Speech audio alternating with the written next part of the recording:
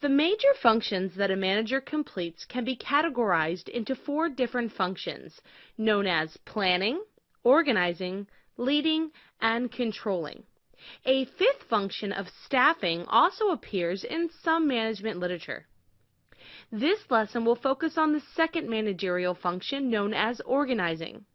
The organizing function is carried out once a plan or an outline for how to achieve some organizational goal is in place.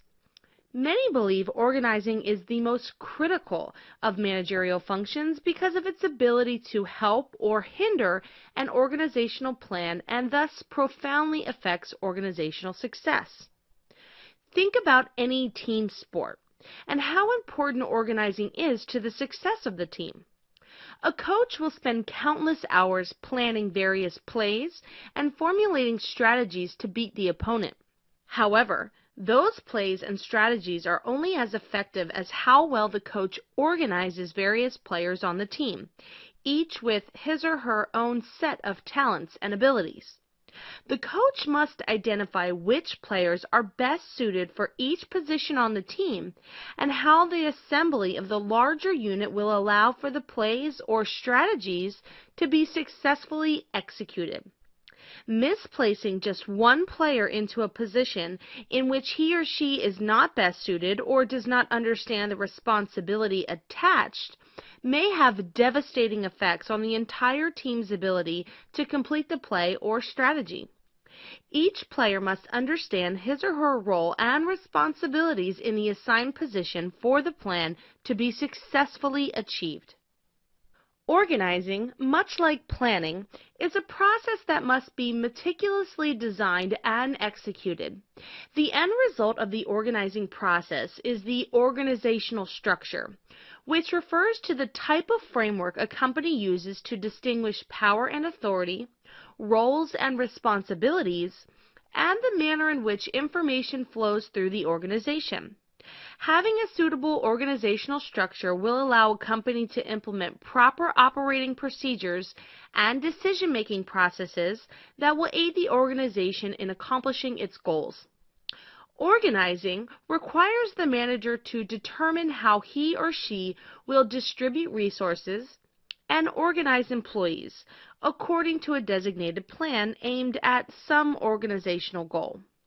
The manager will need to identify different roles and responsibilities, assign work, and coordinate the right amount and mix of employees across departments to carry out the plan.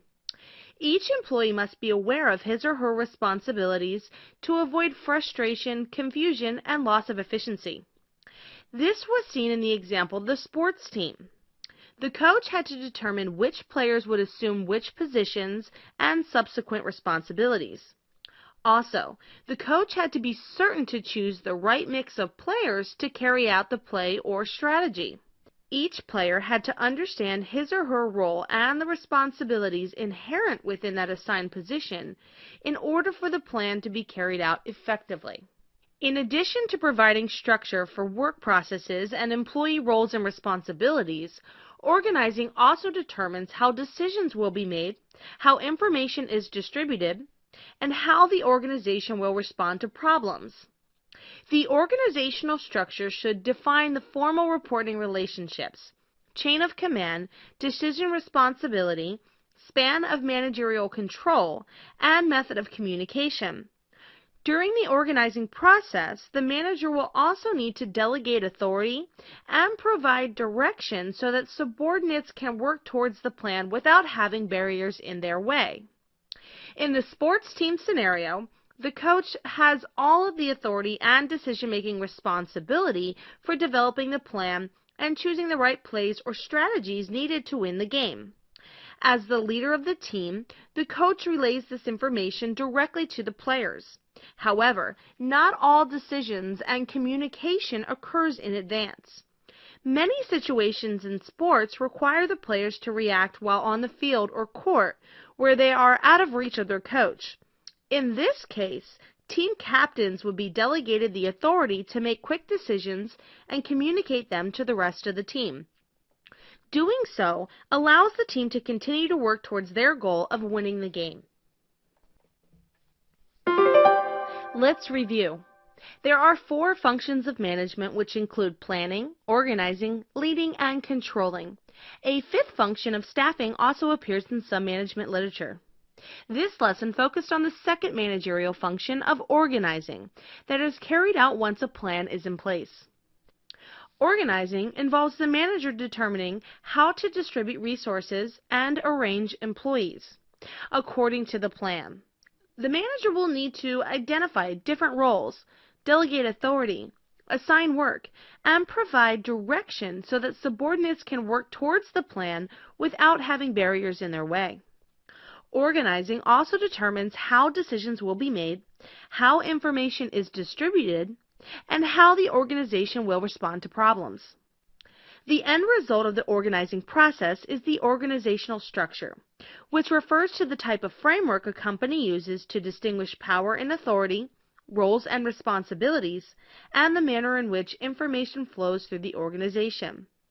Having a suitable organizational structure will allow a company to implement proper operating procedures and decision-making processes that will aid the organization in accomplishing its goals. The organizational structure refers to the type of framework a company uses to distinguish power and authority, roles and responsibilities, and the manner in which information flows through the organization. An organization must choose a structure that is appropriate for its individual needs and allows for the company to react and adapt to uncertainties and changes in the internal and external environments. Having a suitable organizational structure will allow a company to implement proper operating procedures and decision-making processes that will aid the organization in accomplishing its goals. Tom Burns and G.M. Stalker identified 2 basic forms of organizational structure: mechanistic and organic structures. This lesson describes the differences between the 2 types of organizational structures. A mechanistic structure, also known as a bureaucratic structure, describes an organizational structure that is based on a formal centralized network. The mechanistic structure is best suited for companies which operate in a stable and certain environment. In general, a mechanistic structure is easy to maintain and rarely needs to be changed when an organization operates in a stable environment. In mechanistic organizations, authority reflects a well-defined hierarchy, where top-level managers make the majority of the decisions. Because the environment is relatively stable, complex decision-making processes that involve multiple parties are not required. Subordinates are expected to follow the directions of management and not question their rationale. Communication, much like decisions, also flows through hierarchical routes, or from the top down. Individualized job specialization is used to place employees into designated tasks. In mechanistic organizations, it is typical for each person to be assigned one task that is relatively stable and easy to control. As a result of the stability of tasks, there tends to be low integration between functional areas or departments in organizations that use a mechanistic structure. Likewise, this creates a situation where, for the most part, functional areas are not dependent on each other. Think of a mechanistic structure as a well-oiled machine that, once functioning properly, continues to work efficiently with little need for maintenance. Simply envision an organization where management makes most of the decisions, information is communicated based on a chain of command, tasks are highly specialized, departments stand alone and operate as their own entity, and change is, for the most part, uncommon. Examples of mechanistic structures include healthcare, universities, and governmental organizations. Organic structures are used in organizations that face unstable and dynamic environments and need to quickly adapt to change. When an environment changes, an organization must be able to gather, process, and disseminate information very quickly.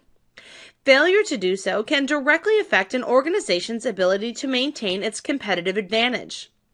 Communication is lateral and rapid in these complex environments. To achieve this, organizations that use an organic structure will integrate functional areas and departments together so that information can flow seamlessly between them. This fast distribution of knowledge results in an increased ability to respond to changes in the internal and external environments. Needs can change quickly in an organic organization, making it necessary to continually redefine tasks that allow each person to be responsible for multiple tasks at a time. Organic organizations also practice joint specialization, whereby employees work together and coordinate tasks of a larger project, often in the form of teams. Having a broad understanding of how multiple tasks work together allows each individual to respond quickly to change. Decision-making in organic structures is decentralized, allowing for more complex decision-making processes involving multiple parties at all levels of the organization. The uncertainty of organic organizations makes it virtually impossible and almost counterproductive to institute standardized processes and procedures. Therefore, power and authority should also be delegated to lower-leveled employees. Think of an organic structure as a living organism that goes through multiple changes throughout its life. All living things are affected by the environment. The same is true of organic organizations. Organic structures are often found in technological and product-based companies. Picture an organization that is flexible, fluid, and change-savvy, uses a shared decision-making process and delegates power and authority to lower-leveled employees, differentiates tasks, uses joint specialization, and relies on teamwork to increase employee awareness and adaptability, integrates functional areas and departments tightly together so that communication can flow in any direction and quickly, and places little value on standardized processes and procedures. Some famous examples include General Motors, the Salvation Army, and the Minnesota Mining and Manufacturing Company, more commonly known as 3M. Let's review. The organizational structure refers to the type of framework a company uses to distinguish power and authority, roles and responsibilities, and the manner in which information flows through the organization. There are two basic forms of organizational structure: mechanistic and organic structures. A mechanistic structure, also known as a bureaucratic structure, describes an organizational structure that is based on a formal, centralized network. The mechanistic structure is best suited for companies which operate in a stable and certain environment. Characteristics of a mechanistic structure includes well-defined hierarchy, top-level managers make the majority of decisions, individualized job specialization, and low integration between functional areas or departments. Organic structures are used in organizations that face unstable and dynamic environments and need to quickly adapt to change. Characteristics of organic structures include lateral communication, highly integrated and dependent functional areas, do not rely on standardized processes or procedures, multiple tasks are differentiated to one person, decision-making is decentralized to allow for complex decision-making processes, and power and authority are awarded to lower-leveled employees.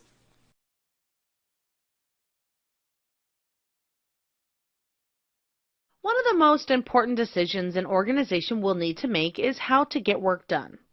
Some organizations prefer a team structure or cross-functional structure, where employees work collaboratively on tasks, often sharing responsibilities and job roles.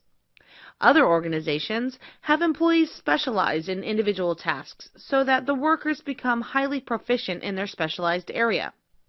Work specialization, sometimes called a division of labor, refers to the degree to which an organization divides individual tasks into separate jobs. This lesson will explain the purpose of work specialization in an organization and how it is used to organize separate jobs.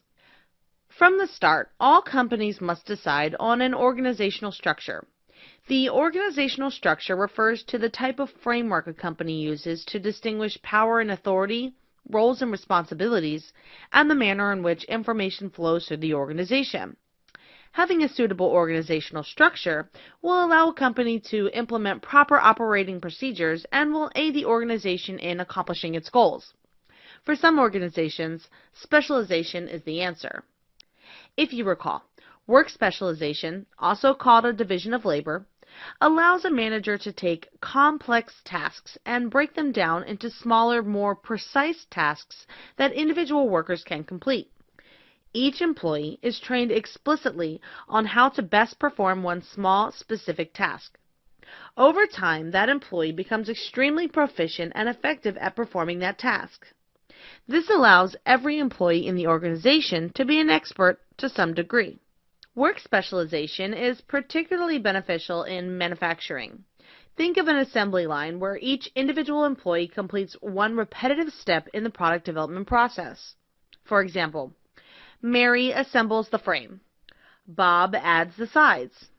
Aaron paints the product. Josh checks that the product is complete. And Jack prepares the product to be shipped.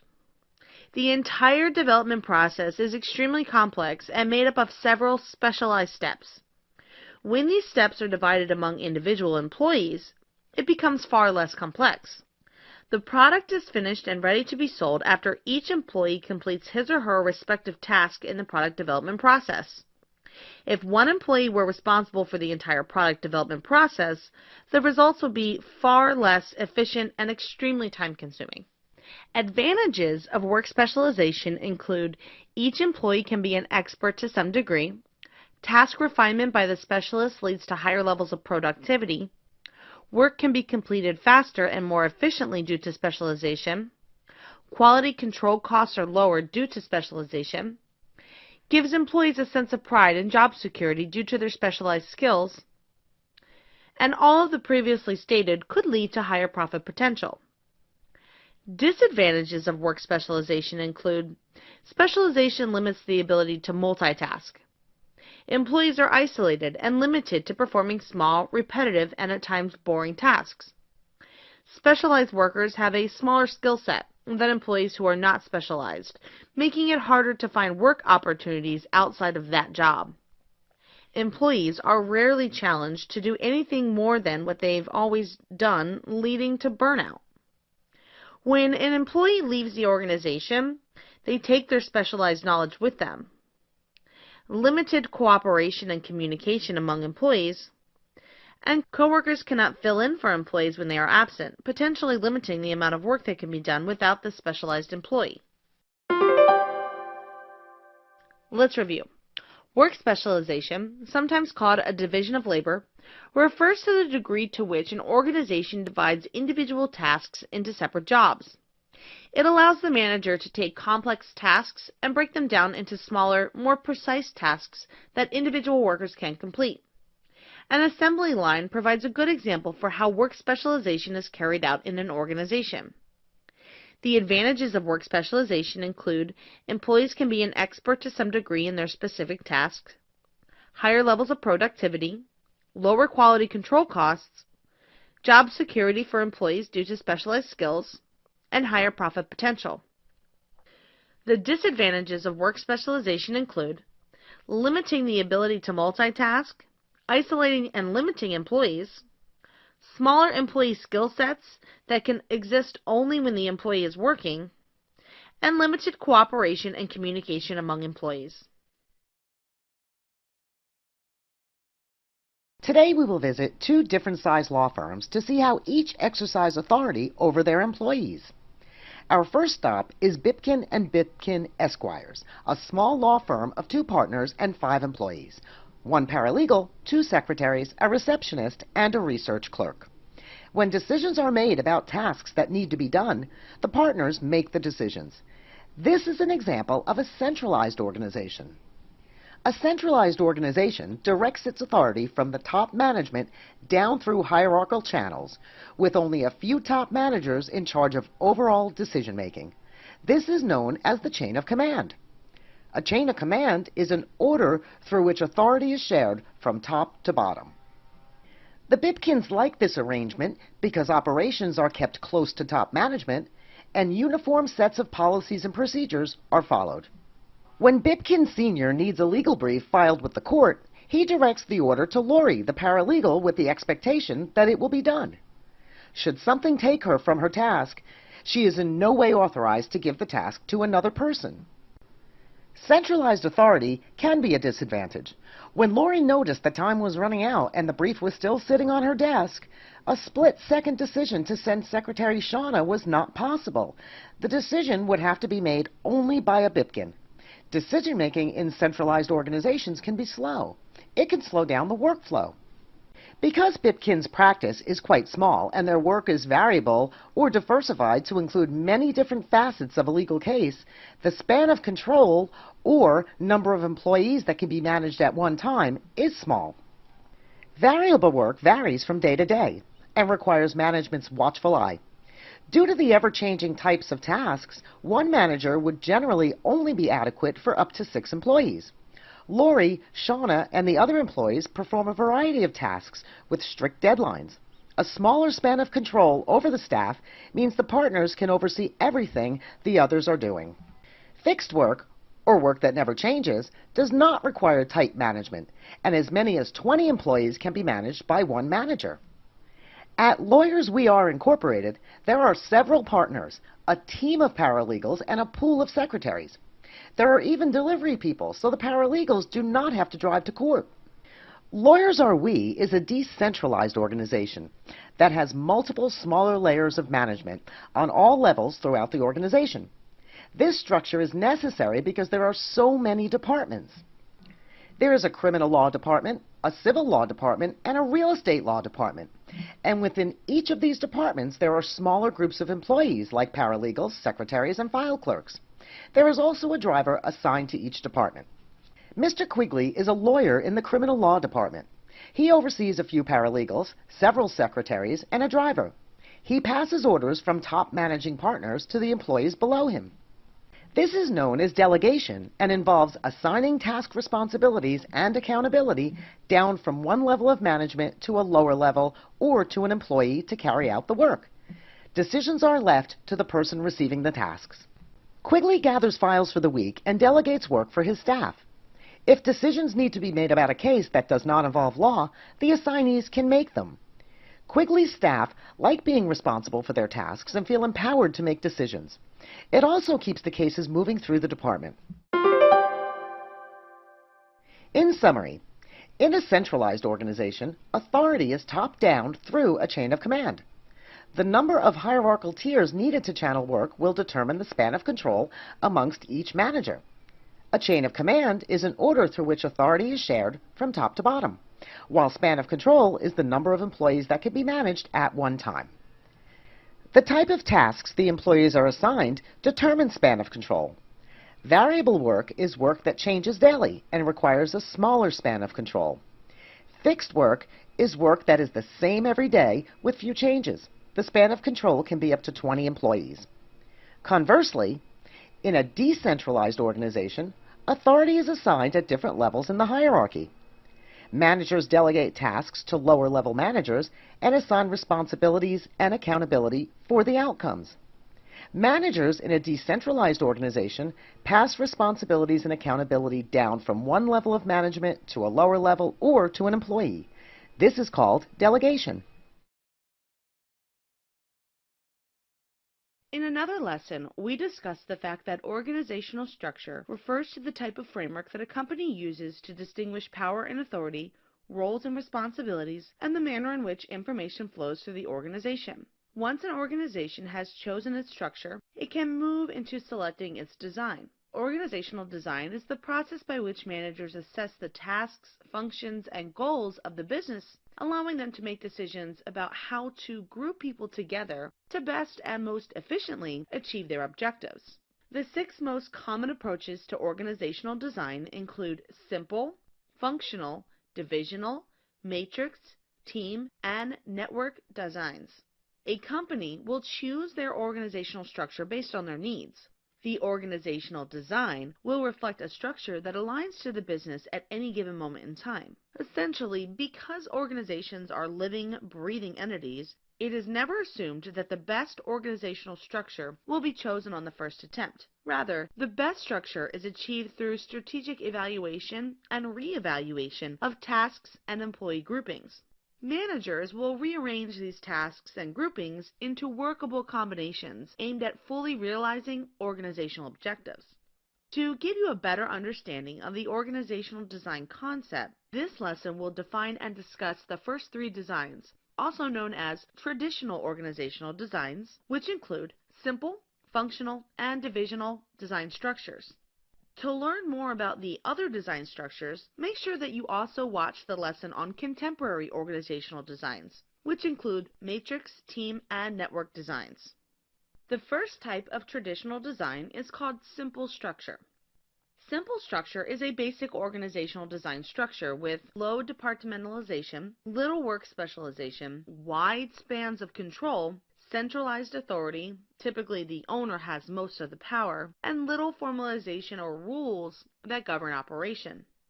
Organizations that use a simple structure are typically flat, in that there are not many hierarchical levels such as what you would see on screen now. This diagram of a simple structure depicts a small startup business in which the simple structure is very common, with few employees and an owner who manages and controls the majority of the business functions. Because there are a limited number of employees in this landscaping company, it is necessary for each employee to perform multiple functions in various areas of the organization, creating little, if any, departmentalization. Policies, procedures, and rules are limited in the simple structure due to the wide span of control and limited work specialization. Of course, once the landscaping company expands, it will more than likely outgrow its simple design structure and move into a more complex structure. The next type of traditional design an organization can utilize is the functional structure. The functional structure focuses on practical specialization, whereby similar or related occupational specialties are grouped together, also referred to as departmentalization. Departmentalization groups workers with similar job roles into work units based on a product or service, activities performed by employees, level of skill or expertise, types of customers or resources.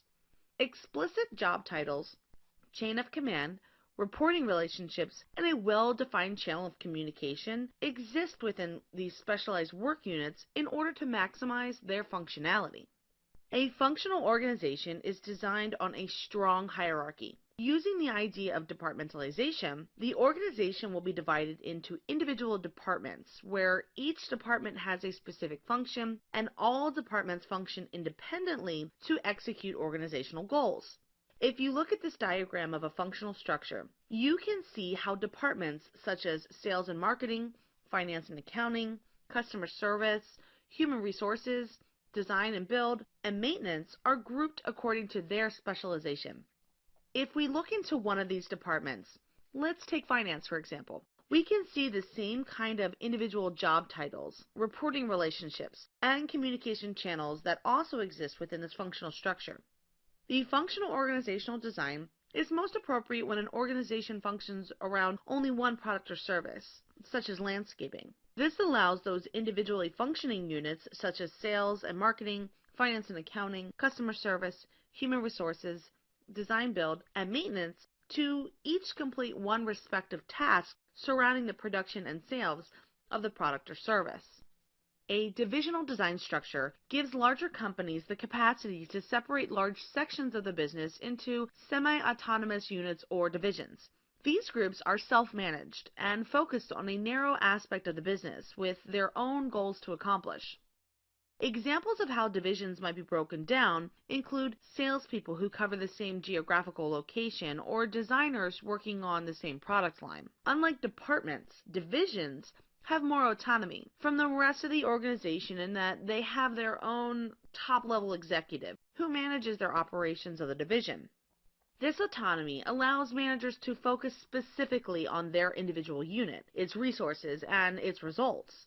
Many believe that having their own top-level executive is what allows divisional structures to be so successful because it ensures that someone who has power, authority, and resources is available at all times. This diagram shows what the landscaping company would look like if they moved into a divisional structure. In this case, the divisional structure was used to separate the eastern and western regions of the organization. Each division has its foreman, who serves as the top-level executive, who also has 3 landscapers underneath him or her. The owner and CEO remains at the top. Let's review. Organizational design is the process by which managers assess the tasks, functions, and goals of the business, allowing them to make decisions about how to group people together to best and most efficiently achieve their objectives. There are several forms of organizational design. This lesson covered traditional designs, including simple, functional, and divisional design structures. Simple structure is a basic organizational design structure with low departmentalization, little work specialization, wide spans of control, centralized authority, typically the owner has the most power, and little formalization or rules that govern operation. Functional structure focuses on practical specialization, whereby similar or related occupational specialties are grouped together, also referred to as departmentalization. Research and development, marketing, manufacturing, human resources, and finance are examples of common groupings within a functional structure. Divisional design structure gives a larger company the capacity to separate large sections of the business into semi-autonomous units or divisions. These groups are self-managed and focused on a narrow aspect of the business with their own goals to accomplish. In some previous lessons, we discussed the fact that organizational structure refers to the type of framework a company uses to distinguish power and authority, roles and responsibilities, and the manner in which information flows through the organization. Once an organization has chosen its structure, it can move on to selecting the design.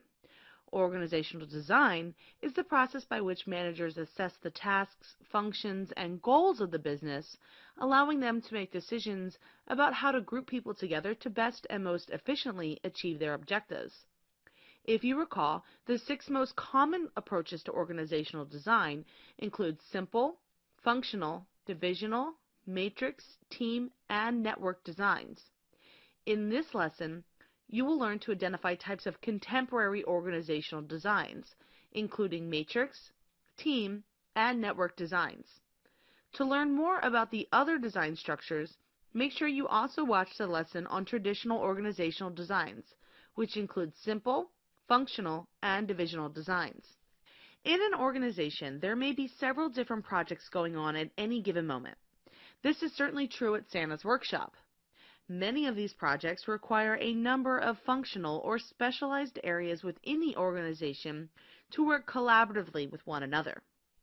In order to make these collaborative efforts successful, the company might use the matrix organizational structure that groups employees by both function and project. The purpose of the matrix structure is to maximize the use of cross-functional teams to get work done. In this diagram, you can see how the matrix organizational structure of Santa's workshop pulls employees from each department to work on various projects. Each employee in a matrix structure will report to 2 different supervisors, their standard manager of the functional department which they work in, and the project manager who is in charge of the particular project.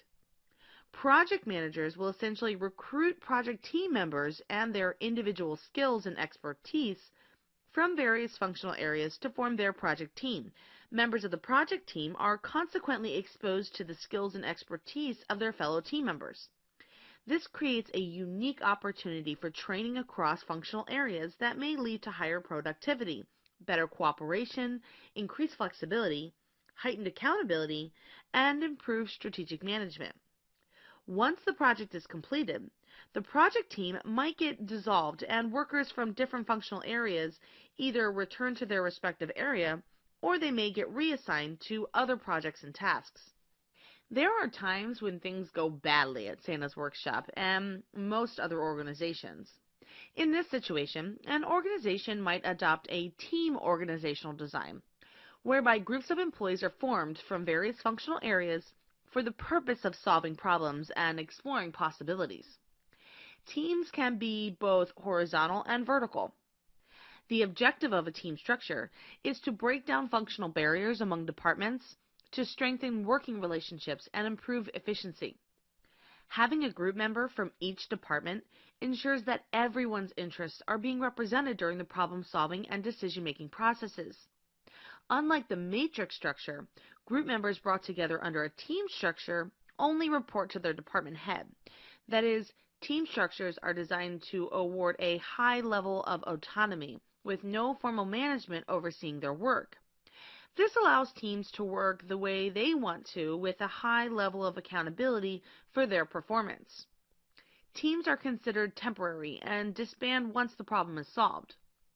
The team is believed to be one of the fastest ways to solve problems among various departments. The team structure represents a very collaborative way for organizations to respond quickly to customer demands without needing multi-level management approval, but still ensure the representation of the best interests of all departments. If we go back to Santa's workshop, we can see how the team structure design can be used. Clearly, each of these departments needs to have a strong working relationship with one another for the smooth execution of Christmas. But let's say for a moment there was a breakdown in communication between the mail and shipping departments. Letters from children were coming in, but the mail department was not inputting the correct information on the shipping labels to ensure that the right toys went to the right children. As you can imagine, this would be a Christmas disaster. By using a team structure as you see now, the breakdown in communication can quickly be discussed and resolved, ensuring that both the mail department and shipping department are able to work collaboratively on a solution. The final contemporary structure is network. The network design structure, also known as the lean structure, keeps the core functions of the business internal but subcontracts or outsources non-core functions to other companies. Depending on the type of business, non-core functions could include things such as manufacturing, sales, distribution, marketing, and other functions. As long as the organization can handle relinquishing some level of control, the network design structure can allow organizations to take advantage of shorter time commitments, lower cost, and greater flexibility. All of these factors, theoretically, would allow an organization to better adapt to customer demands almost immediately. If Santa's workshop was facing an approaching deadline with the likelihood of not being able to produce all of the toys it needed to fill all of the children's wish lists, Santa might choose to outsource some responsibilities to another company. One area Santa might need to help with is distribution. However, Santa feels his personal delivery of gifts is a core function, making it unlikely that Santa will choose to subcontract out that responsibility. Another area that Santa might consider outsourcing is toy building of certain types of toys, electronic ones for example. Santa can easily send toy orders with specific design specifications to an alternative toy builder to get help in meeting the demands for this Christmas season without compromising any core functions of the organization. This diagram illustrates what it would look like if Santa used a network design structure. Let's review. Organizational design is the process by which managers assess the tasks, functions, and goals of the business to make decisions about how to group people together to best and most efficiently achieve those objectives. There are several forms of organizational design. This lesson covered contemporary designs, including matrix, team, and network design structures. The matrix organizational structure groups employees both by function and project. The purpose of the matrix structure is to maximize the use of cross-functional teams to get work done. Project managers recruit project team members and their individual skills and expertise from various functional areas to form their project team. The employee will have two supervisors while working on a project team, the project manager and their standard manager of the functional department they work in. The team organizational design arranges groups of employees from various functional areas for the purpose of solving problems and exploring possibilities. Teams can be both horizontal and vertical. The objective of the team structure is to break down functional barriers among departments to strengthen working relationships and improve efficiency. The network design structure, also known as the lean structure, keeps the core functions of the business internal, but subcontracts or outsources non-core functions to other companies. The network design structure can allow organizations to take advantage of shorter time commitments, lower cost, and greater flexibility. We form relationships with others for a variety of reasons. In the workplace, the relationships that we form are a part of the informal organizational structure, or the naturally forming social network of employees. While the formal organizational structure can be seen in the organizational chart or hierarchy, the informal organization is not explicitly stated. The formal organizational structure provides the much-needed overarching framework, but it is the informal structure that fills in the gaps with connections and relationships that illustrate how employees network with one another to get work done. Essentially, in the formal organization, the emphasis is on organizational positions and formal power, whereas in the informal organization, the focus is on the employees, their relationships, and the informal power that is inherent within those relationships. This lesson will discuss the common elements of the informal organization, including characteristics, informal groups, and the grapevine. Again, an informal organization is the social structure that connects employees and directs how they work with one another in practice.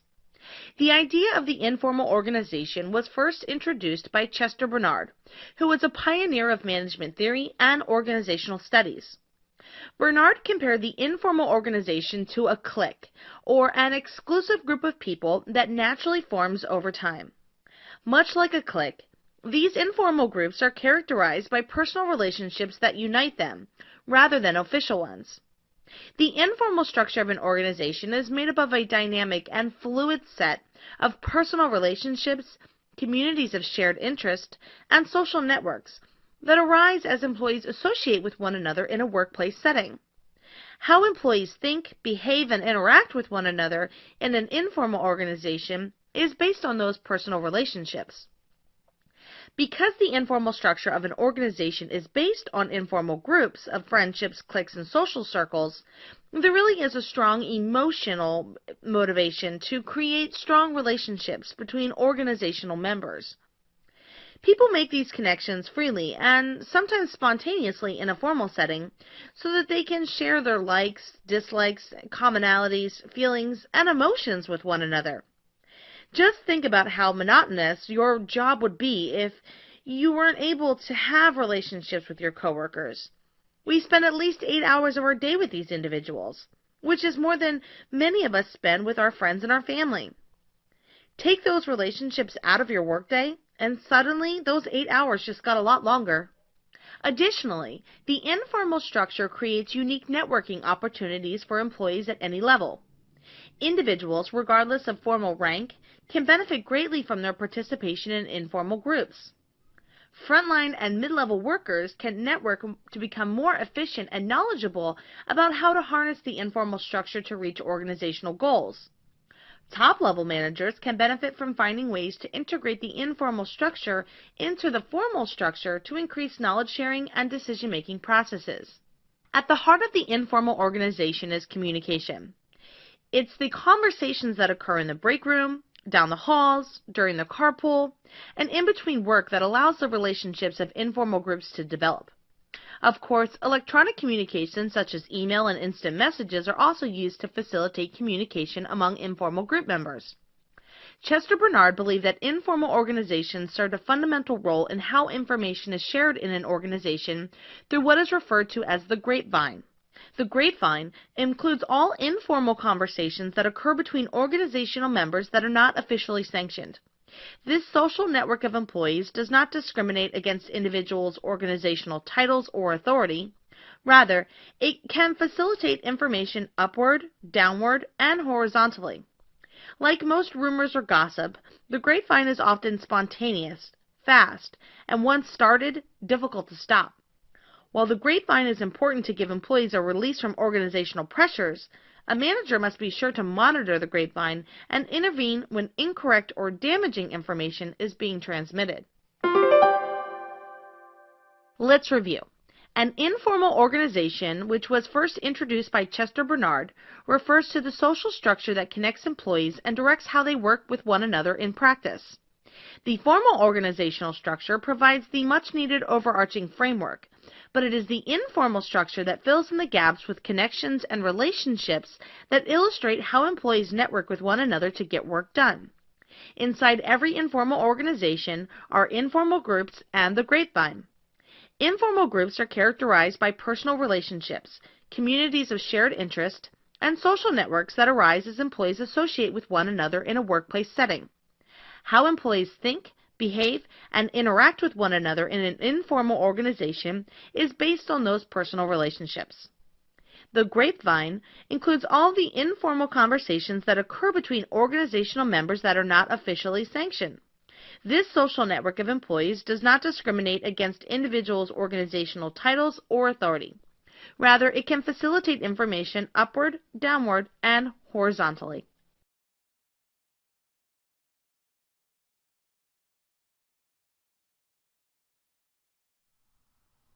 A divisional structure is a manner of designing an organization so that it is split up into semi-autonomous units called divisions. While the divisions have control over their day-to-day operations, they still are answerable to a central authority that provides the overall strategy for the organization and coordinates its implementation among the divisions. Large corporations, especially large multinational corporations, utilize a divisional structure. For example, General Motors was one of the first companies to implement the divisional structure. This type of structure is also referred to as a multidivisional structure, or M-form organization. A divisional structure provides some distinct advantages for large organizations. Each division can specialize and focus its efforts on its particular product, service, or market, and not be distracted by competing interests. For example, if you manufacture automobiles, you may create a car division, a truck division, a minivan division, and an SUV division. Alternatively, you may decide to create different divisions for different geographic markets such as North America, Europe, and Asia. Since each division is semi-autonomous, operational decisions that you need to make are made by employees closest to the specific issues and problems. Not only are these employees closer to the problem, they also tend to have the specialized knowledge and skills best suited to resolve the problem. For example, the engineers at our car company's SUV division are experts at dealing with SUVs and are the best choice to handle problems with them. If the company wasn't divided into divisions, you may not have engineers that specialize in SUVs. The divisional structure also provides a great deal of flexibility for the overall organization. Because each division operates separately and focuses on the most pressing issues facing it, rather than being triaged by a central authority.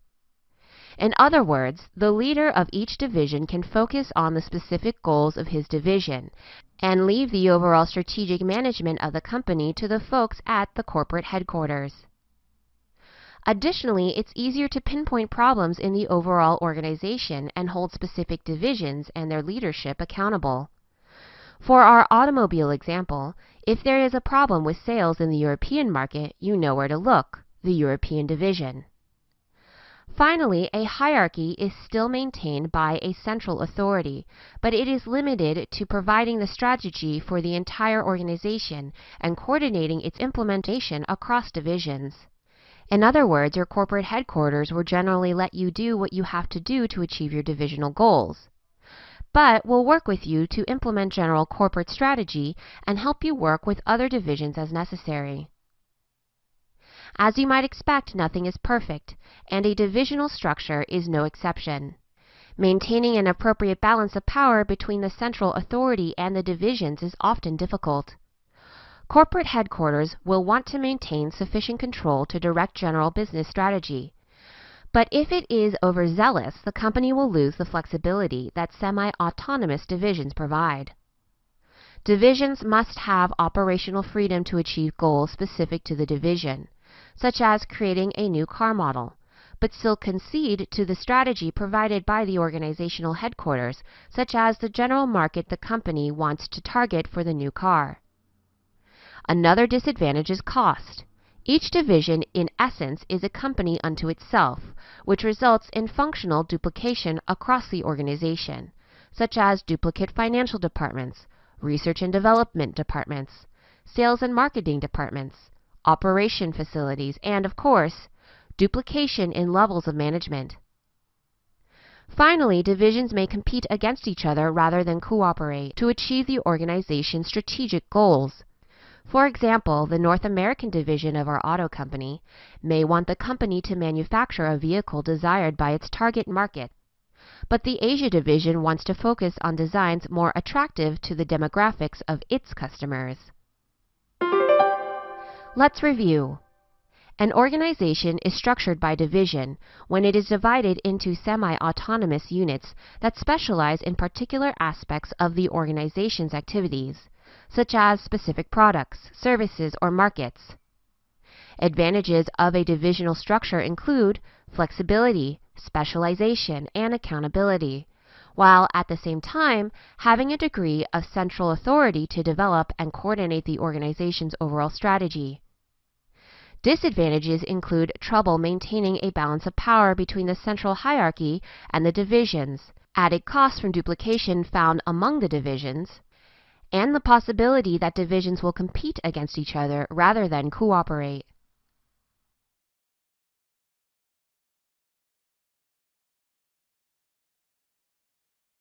A stakeholder is any person, organization, social group, or society at large that has a stake in the business.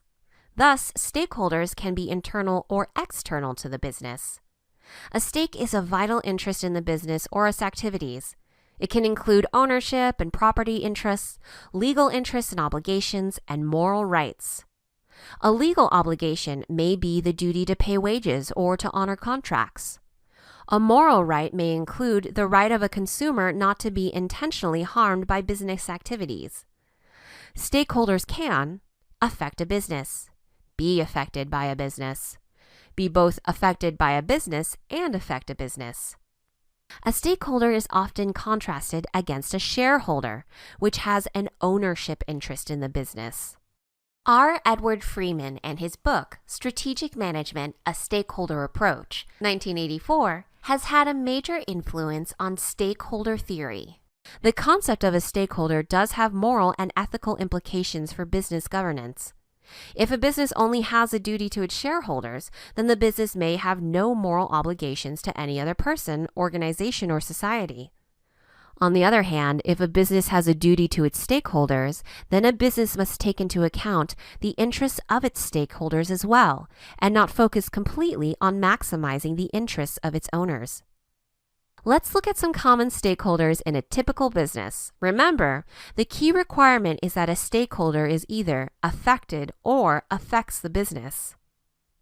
Consequently, the definition of a stakeholder is very broad. Shareholders and owners are probably the most obvious stakeholders. Shareholders and owners contribute capital and sometimes labor to the business. Employees of a company are stakeholders. Employees can make or break the business, and the employees rely upon employers for their livelihood. Customers are stakeholders. Customers are affected by the goods and services provided by the business, and the business cannot survive without providing goods or services to customers. Suppliers are stakeholders. Suppliers provide the necessary goods and services for businesses to complete their tasks and goals. Suppliers rely on other businesses as a means to make profit and support their stakeholders. Governments are stakeholders. Governments rely on business for tax revenue to support public policies and projects. Businesses also provide government goods and services. Businesses rely on governments to provide infrastructure as well as political, social, and legal stability that provide a stable and predictable environment in which to conduct business. Competitors, which may surprise you, are stakeholders. Your business can affect a competitor, and a competitor can certainly affect your business. The easiest example is taking market share away from each other, which will have a chain reaction that affects the other stakeholders, whom we have already discussed. Other organizations, such as charitable organizations and community organizations, are stakeholders. Charities rely on businesses as a source of donations and support. Civic and community organizations often partner with organizations to achieve community goals. Society at large is often a stakeholder. This one shouldn't come as a surprise. A business can't function outside of a society, which is the set of institutions that facilitate useful social interactions, including the establishment of markets where businesses can offer their goods and services. Of course, society is affected by business because it is part of the fabric of society. A stakeholder of a business is any person or organization that is affected by the business or affects the business.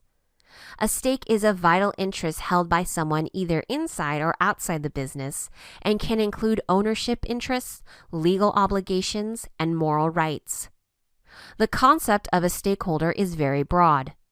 Examples of stakeholders include shareholders, employees, customers, suppliers, governments, other organizations, and society at large. The concept of a stakeholder and a company's obligation to it has broad moral and ethical implications relating to the role of business in modern society.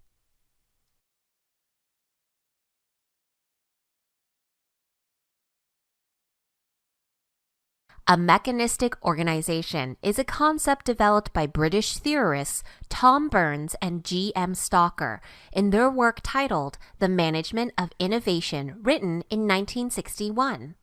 According to them, characteristics of a mechanistic organization include a high degree of organizational complexity, formalization, and centralization.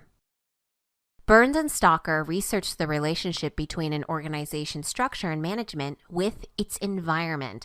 They developed a continuum of organizational structure with an organic organization at one extreme and a mechanistic organization at the other end, with each demonstrating certain advantages in different types of environments. An organic organization does well in a dynamic environment where change needs to occur quickly, while a mechanistic organization functions best in stable and predictable environments. You can break down a mechanistic organization into three general elements. First, its structure is highly complex. The organization uses a hierarchical structure, division of labor, and member task specialization. Second, a mechanistic organization demonstrates a high degree of formalization, where organizational activities and decision-making are governed by a system of organizational rules and procedures. Finally, the organization has a high degree of centralization, which means a hierarchy of authority with a tight chain of command. Decisions are made from the top down, and each lower level is answerable to and takes orders from the level above it. According to scholars, the design of a mechanistic organization has 5 important consequences. First, there is a very narrow information network because information usually only flows vertically within the hierarchy. Second, knowledge is centralized at the top of the organization and is used in the coordination of the tasks of each specialized part of the organization. Third, decision-making and control is centralized by superiors who make the decisions, issue orders, and assess results. Fourth, a mechanistic organization has a long chain of command and a vertical organizational structure. Think about a tall isosceles triangle. Fifth, employees participate very little in decision-making. This type of organization works best in a stable and predictable environment. It does not work that well in dynamic environments because change takes a long time, given its management and organizational structure, and also tends to restrict creativity and innovation. Let's say that you are an employee at a large auto manufacturing company. You have recently been hired to work as a mechanical engineer in the company's production division. You spend a week in orientation where you learn about the company's divisions and offices around the world. You are also given an employee handbook consisting of a couple hundred pages of administrative rules and procedures to which you are subject. You learn that you are to report and receive instructions from your unit supervisor, who reports to her department head. The department head receives orders from and reports to the divisional vice president, who reports to the CEO, who answers to the board of directors. You work in a very mechanistic organization. Let's review. A mechanistic organizational structure is characterized by a high degree of complexity, formalization, and centralization. It sits at one end of a continuum of organizational structure, while an organic organization sits on the other end. A mechanistic organization functions best in a stable and predictable environment, as opposed to a dynamic environment where change is constant.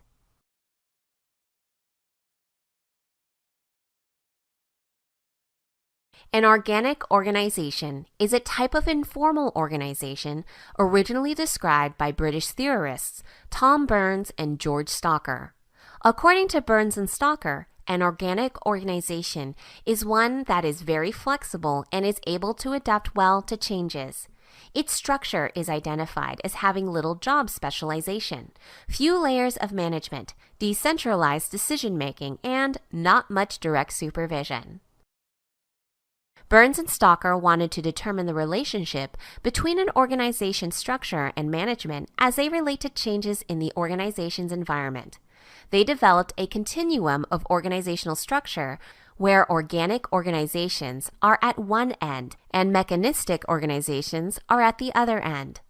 As you might expect, mechanistic organizations demonstrate high complexity, a high degree of formalization, and are highly centralized. Organic and mechanistic types of organizations are defined by three general factors: complexity, formalization, and centralization.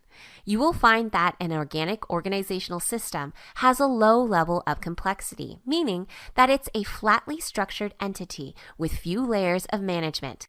Organic organizations have very few rules and procedures with vague member responsibilities and duties, resulting in a low degree of formalization. Finally, you will find that organic organizations have low centralization, which means that the members in the organization share in organizational decision-making and power.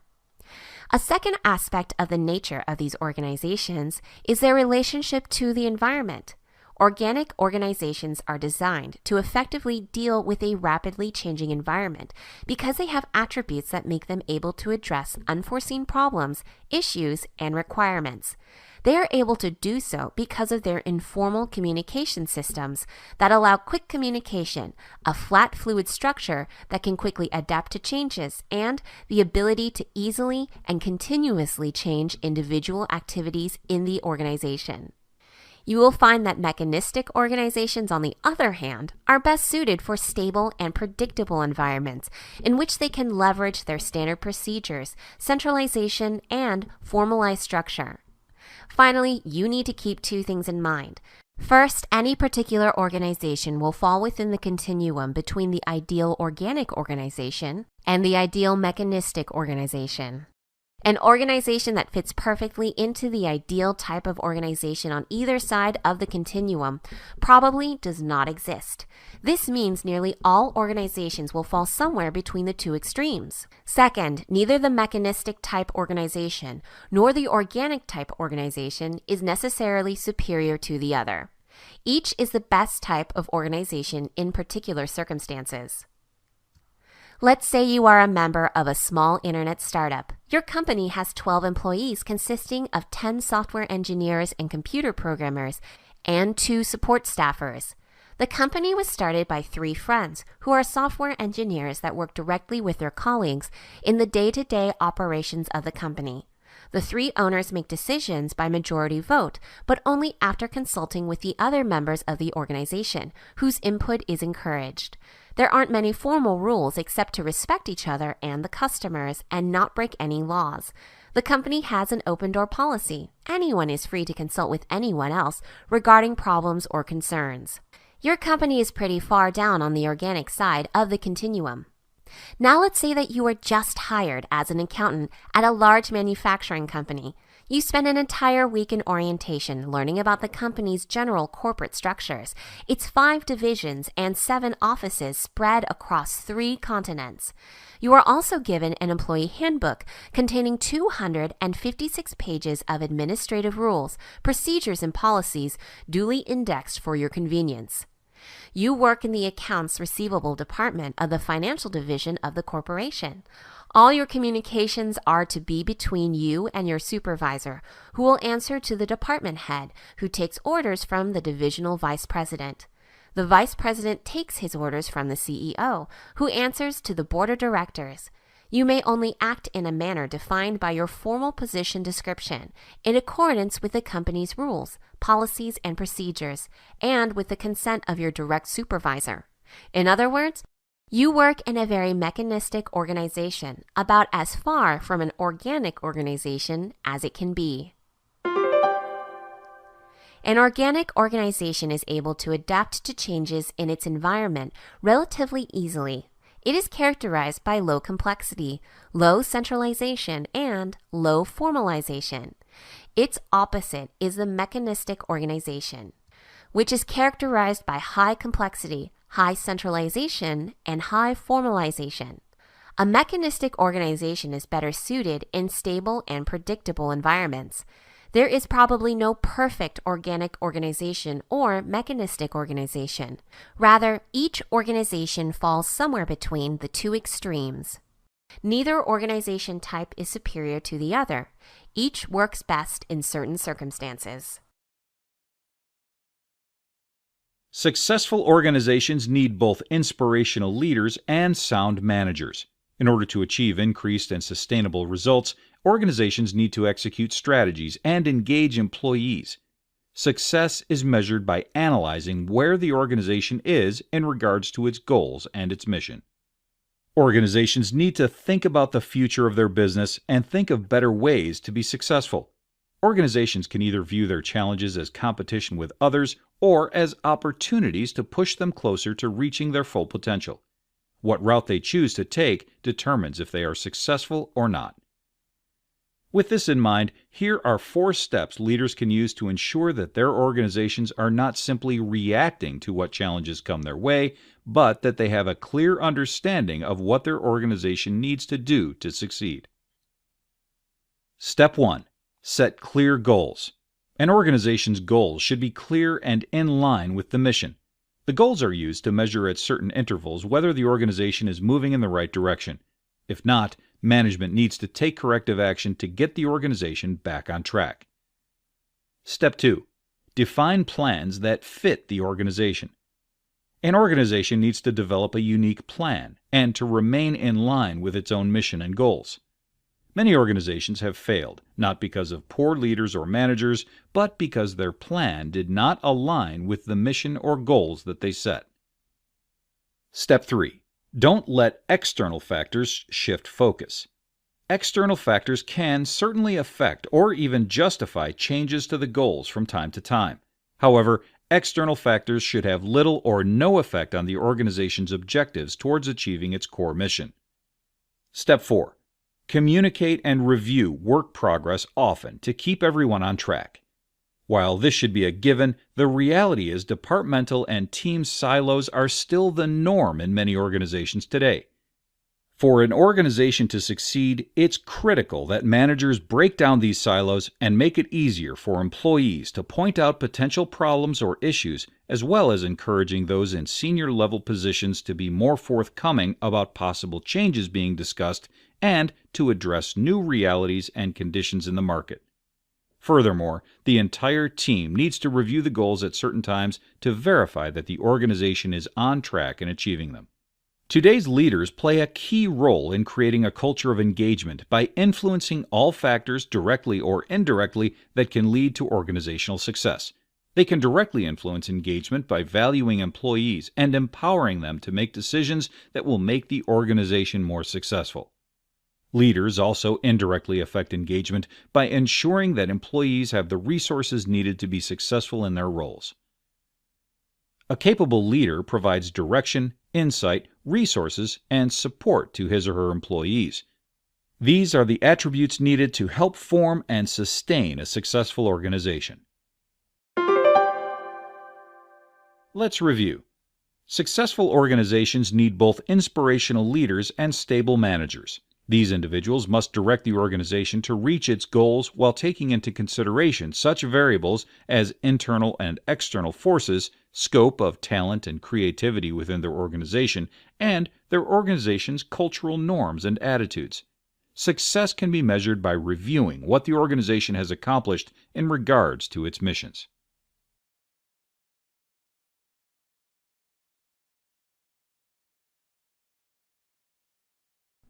As the new project manager at a software company, your first assignment is a simple software development project. The requirements are clearly laid out, the customer base is small, and the customer is unlikely to change the initial requirements. Knowing several different project management models will serve the purpose. How do you choose which one to use? One of the many project management models in use today, the waterfall model is one of the most easily understandable and manageable models. The waterfall model is a project management methodology based on a sequential design process. Much like a waterfall filling lower-level pools, phases in the waterfall model flow from one to another.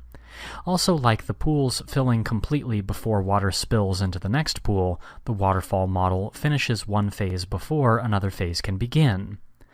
Developed as a software development lifecycle model, waterfall methodology lends itself to projects that are small in size and whose requirements can be definitively determined up front. A simple waterfall model has 6 phases: requirements, design, implementation, verification, deployment, and maintenance. Let's go through each, starting with requirements. Because the waterfall model mandates that requirements be well documented before any other project work can begin, this phase is emphasized, and the project manager is likely to spend more time during this phase than the others. Gathering requirements starts with the concept, or the idea of what the customer wants to do. The project manager will discuss the concept with the customer, with subject matter experts, and with other stakeholders to define very specific business needs the software will address, problems the software will resolve, and functionalities the customer desires. These requirements are captured in the requirements document, and the document is approved, closing the requirements phase before the project team moves to the next phase. With the requirements in mind, the project team designs the software to meet the stated business needs and solve identified problems. The design phase includes the logical design and the physical design. The logical design is an abstract representation of how the software data flows, the inputs and the outputs. It is often shown graphically as a diagram showing data flow. The physical design determines the hardware, such as storage and network hardware, which will make the logical design a reality. Once the design is fully complete, the project team will review and approve the design. Implementation cannot begin until the design phase is formally closed, with the approval of the design document. Once the design is approved, the implementation phase begins. Contrary to its name, the implementation phase is not when the software is implemented into the user environment. Rather, the implementation phase is building the design into actual software. During this phase, the software programmers do the actual coding to build the software according to the design document. As with all phases in the waterfall model, the implementation phase must be complete before the next phase, verification, can begin. Often, software is built in units and integrated into a whole at a later point. This allows for ongoing implementation and verification.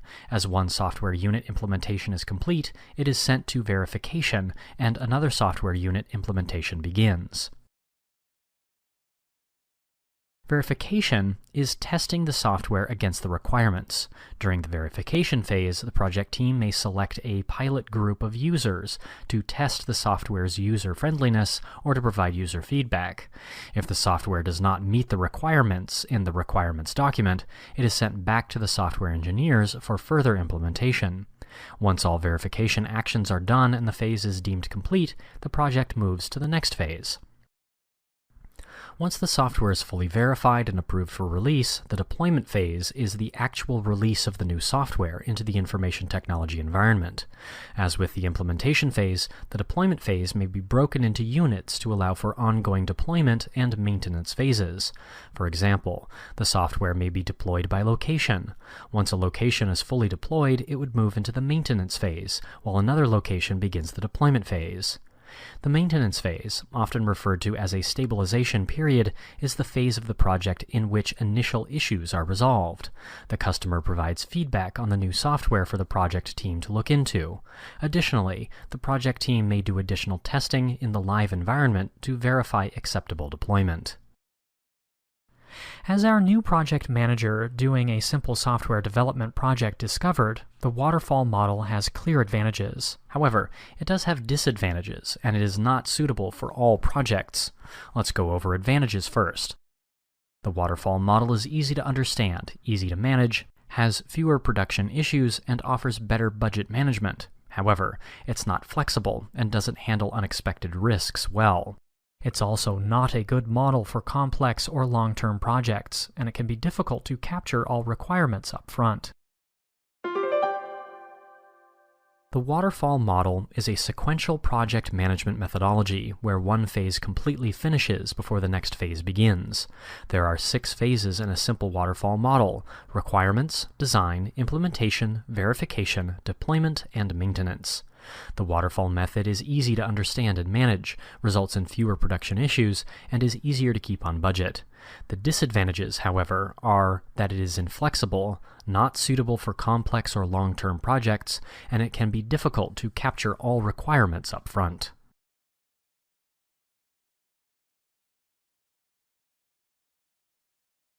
Haper Data Centers is a large IT company that manages customer data centers across the United States. Frequent advances in technology force Haper to upgrade their numerous data centers. The latest upgrade involves opening a brand new data center location in New York, an undertaking that didn't go well last time. As the senior project manager at Haper, you have been assigned to ensure this project goes well, and the new data center opens on time and within budget.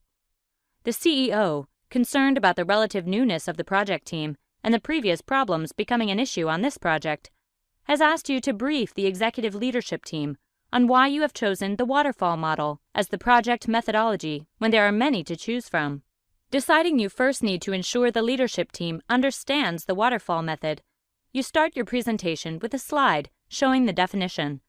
The waterfall model is a sequential design project method that was originally conceived for software development, but is now used for a variety of project types. It generally consists of 6 phases: requirements, design, implementation, verification, deployment, maintenance. The distinctive feature of the waterfall model is the sequential nature of the phases. One phase completely finishes before another phase begins. With a nod from the CEO, you continue to explain why the waterfall model is the best choice for the New York data center project. Moving to the next slide in the presentation, the audience sees the word advantage in bold red letters with a list of advantages to the waterfall model, suitable for simple or smaller projects.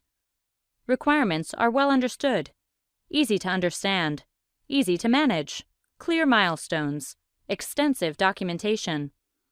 As you flip to the next slide, you begin to explain each of these advantages in detail and how they will help us be successful in our New York data center project.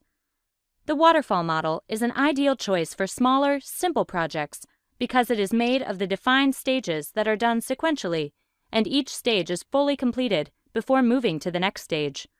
The New York data center, you explain, is a fairly simple project. The data center itself is not very large and will consist of a single technology. Since there is no building construction to be done, the complexity of this project is very minimal. The requirements for our data center are also well understood. There will be no new customers moved to this data center. Only well-established customers with fixed requirements will be relocated. The fixed requirements help manage the defined stages in the waterfall method, you explain, because there is no revisiting previous stages due to missed requirements. With a new slide addressing the CEO's concern regarding a new project team, you explain that the waterfall model was chosen specifically because it is easy for the new team to understand.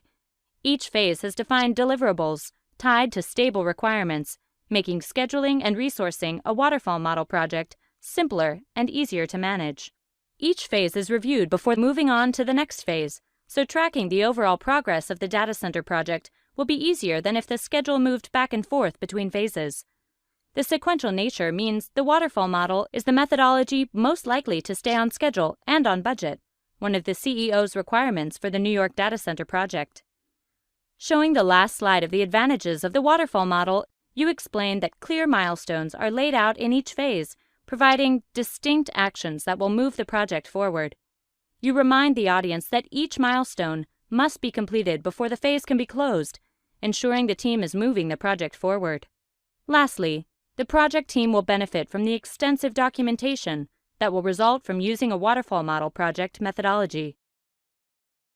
Wanting to ensure the executive leadership team understands that the New York Data Center project will have limitations using the waterfall model, you move to a slide that explains the disadvantages of this project methodology. Does not allow scope changes. Does not allow for requirement changes. No working product until near completion of project. Unable to easily handle unexpected risks. The biggest disadvantage is that the waterfall model does not allow for scope and requirement changes. For the New York Data Center, that means the project team can't move new customers into the new data center or change existing customers' requirements. In fact, the customers that will move into the new data center will be identified during the first phase, and that list can't change. Doing so would require the project to return to the first stage of gathering requirements, throwing off the entire project schedule and budget. The other main disadvantage to using the waterfall model for the new data center project is that there will not be a working environment until near the end of the project. The project must move through the requirements, design, implementation, and verification phases before hardware is deployed and the lights are turned on. Because of this, customers will not be moved to the new data center until near the end of the project. Another disadvantage exists, you continue explaining. A waterfall model project doesn't handle unexpected risk very easily, so it is important to spend the time during the requirements phase to identify and address risks. This may seem like the team isn't making progress on the project during this phase, but work is being done. Seeing the looks of understanding and agreement on the faces in the audience, you show your last slide and quickly summarize your brief for the team. The waterfall model of project management is a sequential design project method that was originally conceived for software development, but is now used for a variety of project types. It consists of 6 phases: requirements, design, implementation, verification, deployment, maintenance. The advantages of the waterfall model are suitable for simple or smaller projects. Requirements are well understood, easy to understand, easy to manage, clear milestones, extensive documentation. The disadvantages of the waterfall model are does not allow scope changes, does not allow for requirement changes, no working product until near completion of project, unable to easily handle unexpected risks. During the course of a project manager may have to schedule tasks, purchase products, address risks, replace project team members, reschedule tasks, and accomplish many, many other things necessary to ensure successful project completion. Keeping track of these tasks can be overwhelming, and knowing how to manage outcomes when different project processes overlap is crucial. Project integration management helps a project manager coordinate differing project activities. Project integration management is one of the 10 project management knowledge areas and is the element that coordinates all aspects of a project. Project integration management touches all 5 phases of a project: initiating, planning, executing, monitoring, and controlling, and closing. When properly performed, project integration management ensures smoothly run and integrated project processes. Like all knowledge areas in project management, project integration has specific processes the project manager will use. Don't confuse knowledge areas with processes. A knowledge area is a group of knowledge, processes, and deliverables required in a certain specialty. Processes are the actions and steps taken to achieve a certain result. As an example, think of a technician fixing a washing machine. The technician is proficient in the knowledge area of appliance repair. The technician uses specific steps or processes to evaluate the machine, such as unplugging it before opening the motor case. In project integration management, there are 5 processes: develop project charter, develop project management plan, direct and manage project work, perform integrated change control, close project or phase. Each of these processes contributes to overall project integration management and project success. Let's take a closer look at each. The project charter formally authorizes the project. It's important that each and every project has a project charter. The project charter is a high-level description of the project goals and the desired deliverables. Additionally, the project charter identifies the project manager and gives him or her authority to request and manage resources for the project. In our simple example of the broken washing machine, the project charter is equivalent to the owner calling the appliance repair shop and setting up an appointment to have the washing machine looked at. The repair shop agrees to send someone out, identifies the technician, and tells the owner any associated fees for the service. This authorizes the repair shop to send someone and provides a high-level description of what will be accomplished. The project management plan is the master plan that includes all planning documents for the project, such as the budget, schedule, resources, and scope statement. The project management plan is a summary and consolidation of the other management plans that provides a quick overview of the entire project. Additionally, it provides project baselines for schedule, cost, and scope. A baseline is the original and approved version of a project plan and is changed only through change management. In our example, the repair shop will generally send an email confirmation of the phone request to send a technician out to look at the broken washing machine.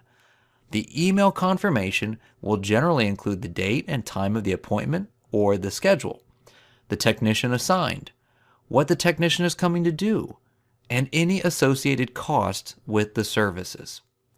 In the project management world, these would be the budget, schedule, resources, and scope statement and baselines.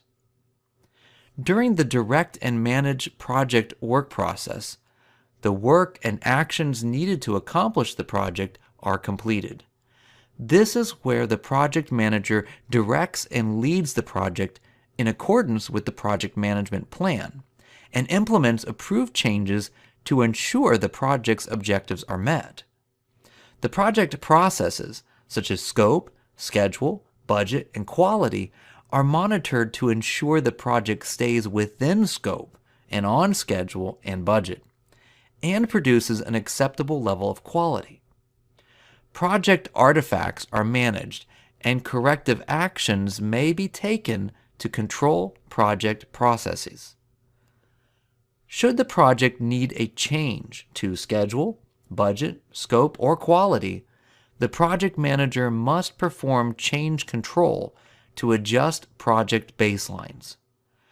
The Perform Integrated Change Control process ensures that each change request is properly received, evaluated, and decided upon according to the organization's established processes. If approved, a change request is integrated into the appropriate baseline and a new baseline is created. The example of a technician coming to look at a broken washing machine provides excellent change control situations. The technician initially came out to simply review the situation with the washing machine and determine why it was broken. Once he figures out the problem, he will talk to the owner and explain what needs to be done to fix it, how long it will take, whether or not he can do it at that time, and how much it will cost. The owner will evaluate all the information and determine if he will agree to allow the technician to fix it. If he does approve the additional work, the owner has effectively approved a change control to the schedule, scope, and cost of the repair. The close project or phase process is the formal closure of a phase or the entire project as applicable.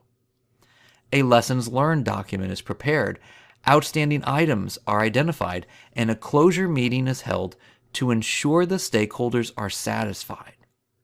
In our washing machine scenario, once the washer is fixed, the technician explains to the owner what the problem was, what was done to correct it, and any preventative actions the owner can take, then presents the owner an invoice for signature and payment. Additionally, the repair shop may send a customer survey for feedback. Our broken washing machine project has been closed. The Project Integration Management Knowledge Area coordinates all aspects and elements of a project to ensure successful completion and stakeholder satisfaction. It is comprised of 5 processes: develop project charter, develop project management plan, direct and manage project work, perform integrated change control, close project or phase.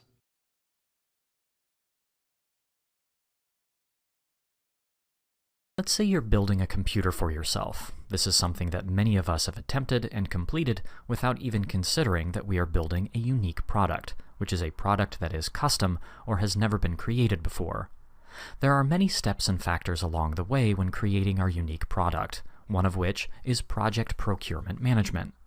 Project procurement management is the process that ensures that components needed for a project arrive on time and within budget and work towards finishing the project. For instance, when building your computer, you will have your own preferred unique features and components, like style of motherboard, processor, case, and monitor.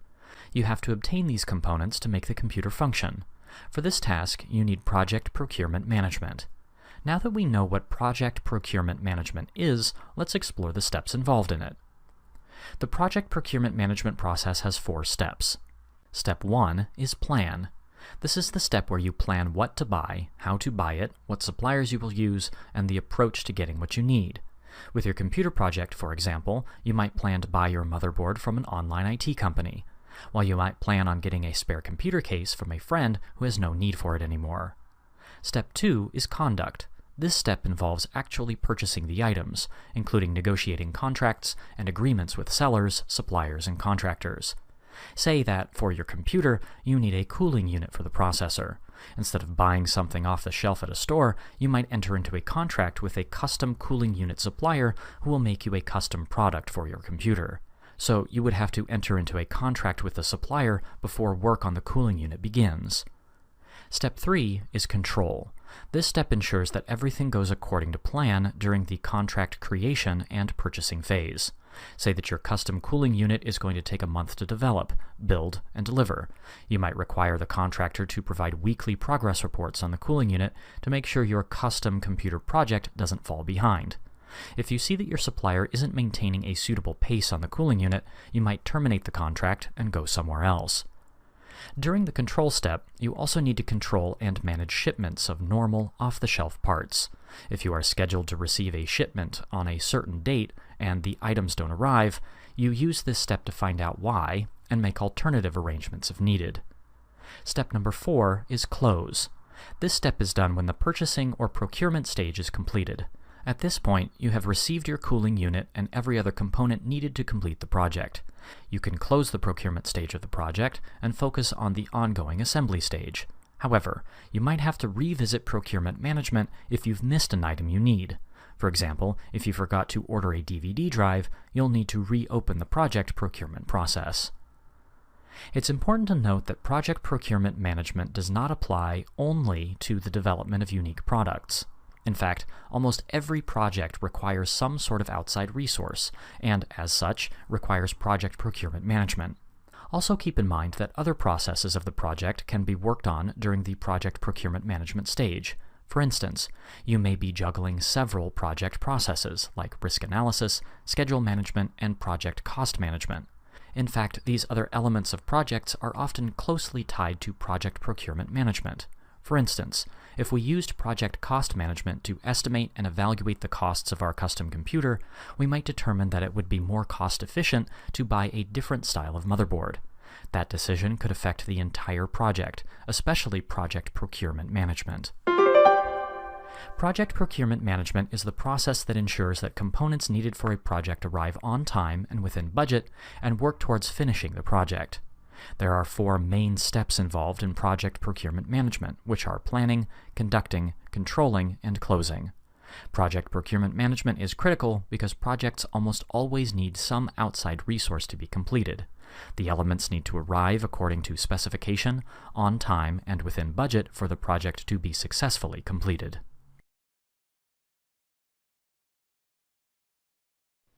As a manager, it is your job to assess, develop, and support cooperative efforts among the individuals you manage.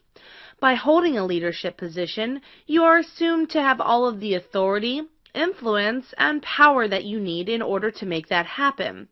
But are you really in charge? If so, then why is the process of creating effective teams so challenging for some managers? The simple answer to this question lies in the complex characteristics of a truly effective work team, many of which can be confusing to the untrained eye. This lesson will discuss the 3 categories of employees of which managers ought to be aware of, including groups, mobs, and teams. A group is a collection of 2 or more people who interact with one another but have no unified purpose. The group is the most common assortment of individuals in an organization. However, without a common purpose and commitment to group success, this group will never become a team. Many people take for granted the cohesion that occurs in teams and assumes factors such as proximity, communication, and social exchanges will inevitably allow an effective team to emerge. To the contrary, for a group to become a team, it must in fact have that common purpose, shared vision, and commitment to group and organizational success.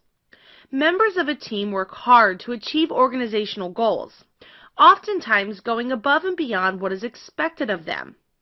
Group members uphold the status quo, but not enough to make a significant difference.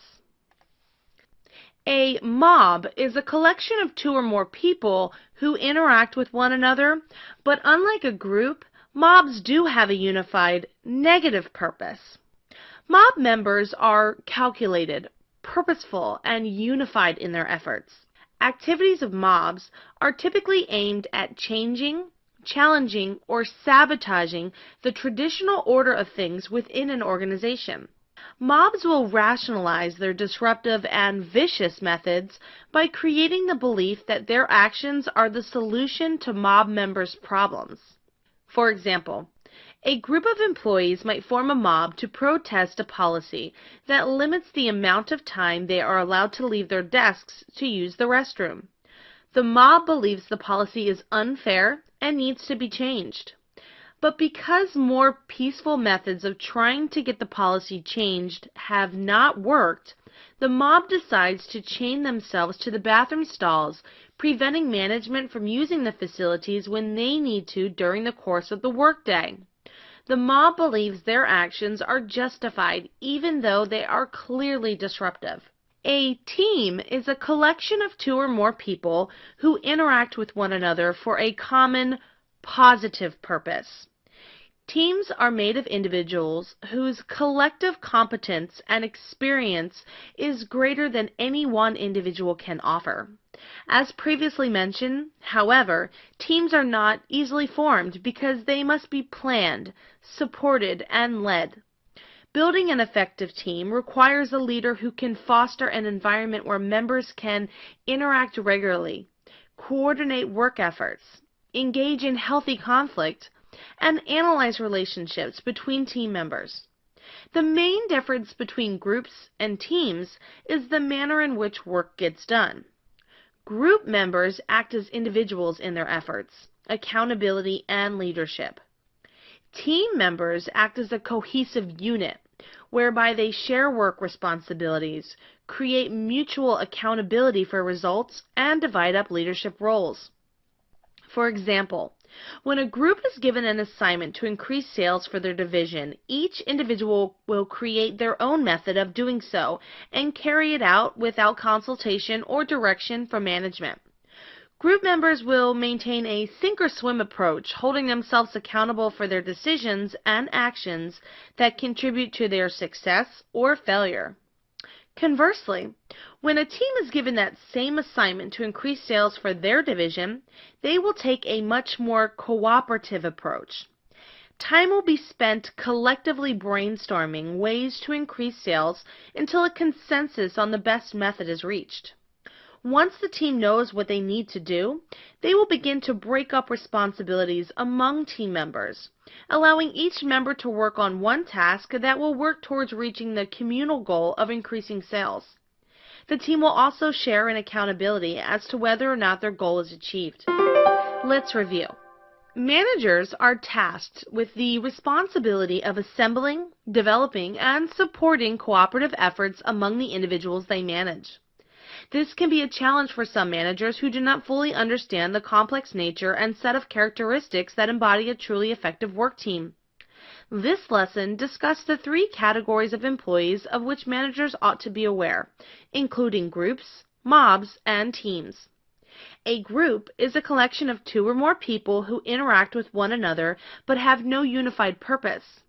The group is the most common assortment of individuals in an organization. However, without a common purpose and commitment to group success, the group will never become a team. Group members uphold the status quo, but not enough to make a significant difference.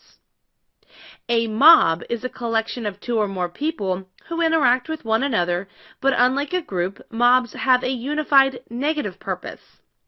Mob members are calculated, purposeful, and unified in their efforts. Activities of mobs are typically aimed at changing, challenging, or sabotaging the traditional order of things within an organization. A team is a collection of 2 or more people who interact with one another for a common, positive purpose. Teams are made of individuals whose collective competence and experience is greater than any one individual can offer. The main difference between groups and teams is the manner in which work gets done. Group members act as individuals, team members act as a cohesive unit.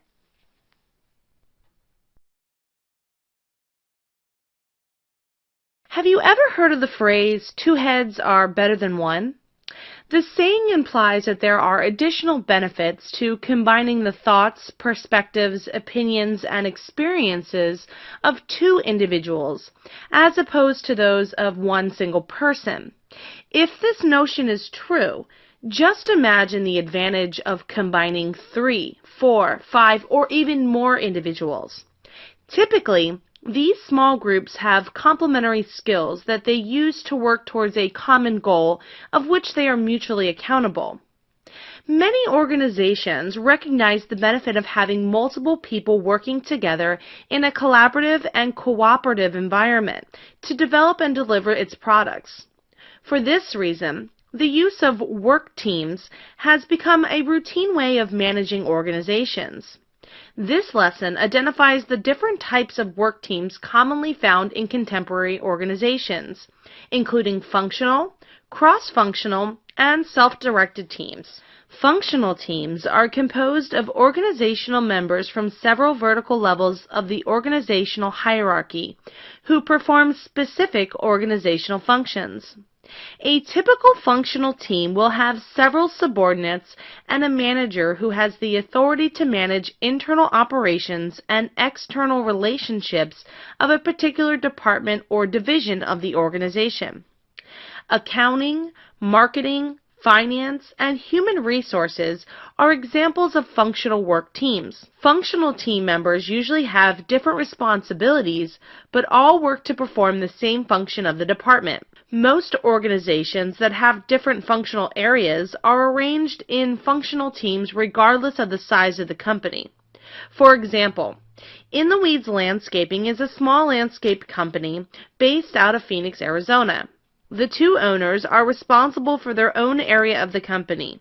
Sean is tasked with the design-build division, and Kurt is responsible for the maintenance department. Both Sean and Kurt manage the functions, responsibilities, and employees of their respective functional area, while the employees perform job-related tasks. Sean's design build team and Kurt's maintenance team are both examples of functional work teams at In the Weeds Landscaping. Sometimes teams need to be formed by compiling multiple functional teams into one. These cross-functional teams are composed of experts from various functional areas and work cooperatively towards some organizational goal.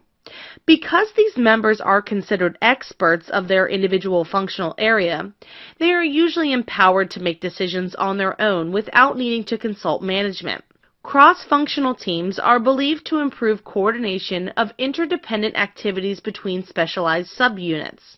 For example, when developing a new marketing campaign for Yeehaw Automotive, a cross-functional team was used. The team consisted of Mary from finance, Rebecca from marketing, Hector from sales, Leroy from parts and services, and Wild Bill, the general manager. Each team member brought a unique perspective to the group due to their functional expertise. The result was a marketing campaign that was truly reflective of what Yeehaw stands for as a car dealer. Not only was the marketing campaign a success, but the process of working interdependently increased cohesion between each of the functional areas. Are you the type of person who prefers to manage yourself? Perhaps you have found yourself thinking that you could do a better job than your boss. While most people who work in organizations will have little opportunity for a high level of autonomy or to steal their boss's job, a practical solution to both of these aspirations can be found in self-directed work teams.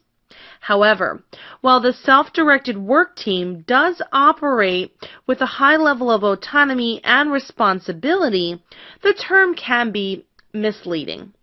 Self-directed does not necessarily mean turning those employees loose to do whatever they want in whichever manner they see fit.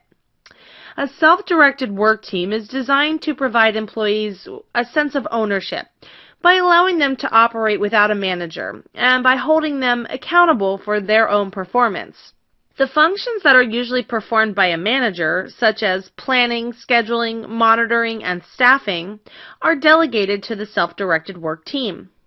For example, at Take and Bake a Cake, the self-directed work team is responsible for the whole product line, including pricing, marketing, inventory, customer ordering, packing the ingredients, shipping, customer service, and website management. Each team member is tasked with an individual segment, but is ultimately responsible for the entire Take and Bake a Cake product line. Members often take turns performing the different tasks for which the team is accountable. This is thought to increase job satisfaction and flexibility for all employees. Let's review. Many organizations recognize the benefit of having multiple people working together in a collaborative and cooperative environment to develop and deliver its products. For this reason, the use of work teams has become a routine way of managing organizations.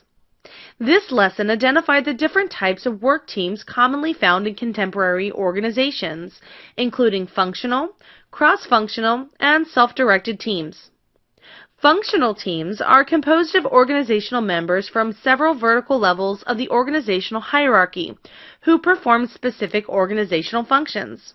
Accounting, marketing, finance, and human resources are examples of functional work teams. Sometimes teams need to be formed by compiling multiple functional teams into one. These cross-functional teams are composed of experts from various functional areas and work cooperatively towards some organizational goal. Cross-functional teams are believed to improve coordination of interdependent activities between specialized subunits. Self-directed work teams are designed to provide employees a sense of ownership by allowing them to operate without a manager while still holding them accountable for their own performance. The functions that are usually performed by a manager, such as planning, scheduling, monitoring, and staffing, are delegated to the self-directed work team. Groups are a common arrangement in today's business environments. Any manager who works with or supervises groups should be familiar with how they develop over time. Perhaps the best-known scheme for a group development was advanced by Bruce Tuckman in 1965. Initially, Tuckman identified 4 stages of group development, which included the stages of forming, storming, norming, and performing. A 5th stage was later added by Tuckman about 10 years later, which is called adjourning. It is believed that these stages are universal to all teams, despite the group members, purpose, goal, culture, location, demographics, and so on. The first stage of group development is known as the forming stage. The forming stage represents a time where the group is just starting to come together and is characterized with anxiety and uncertainty.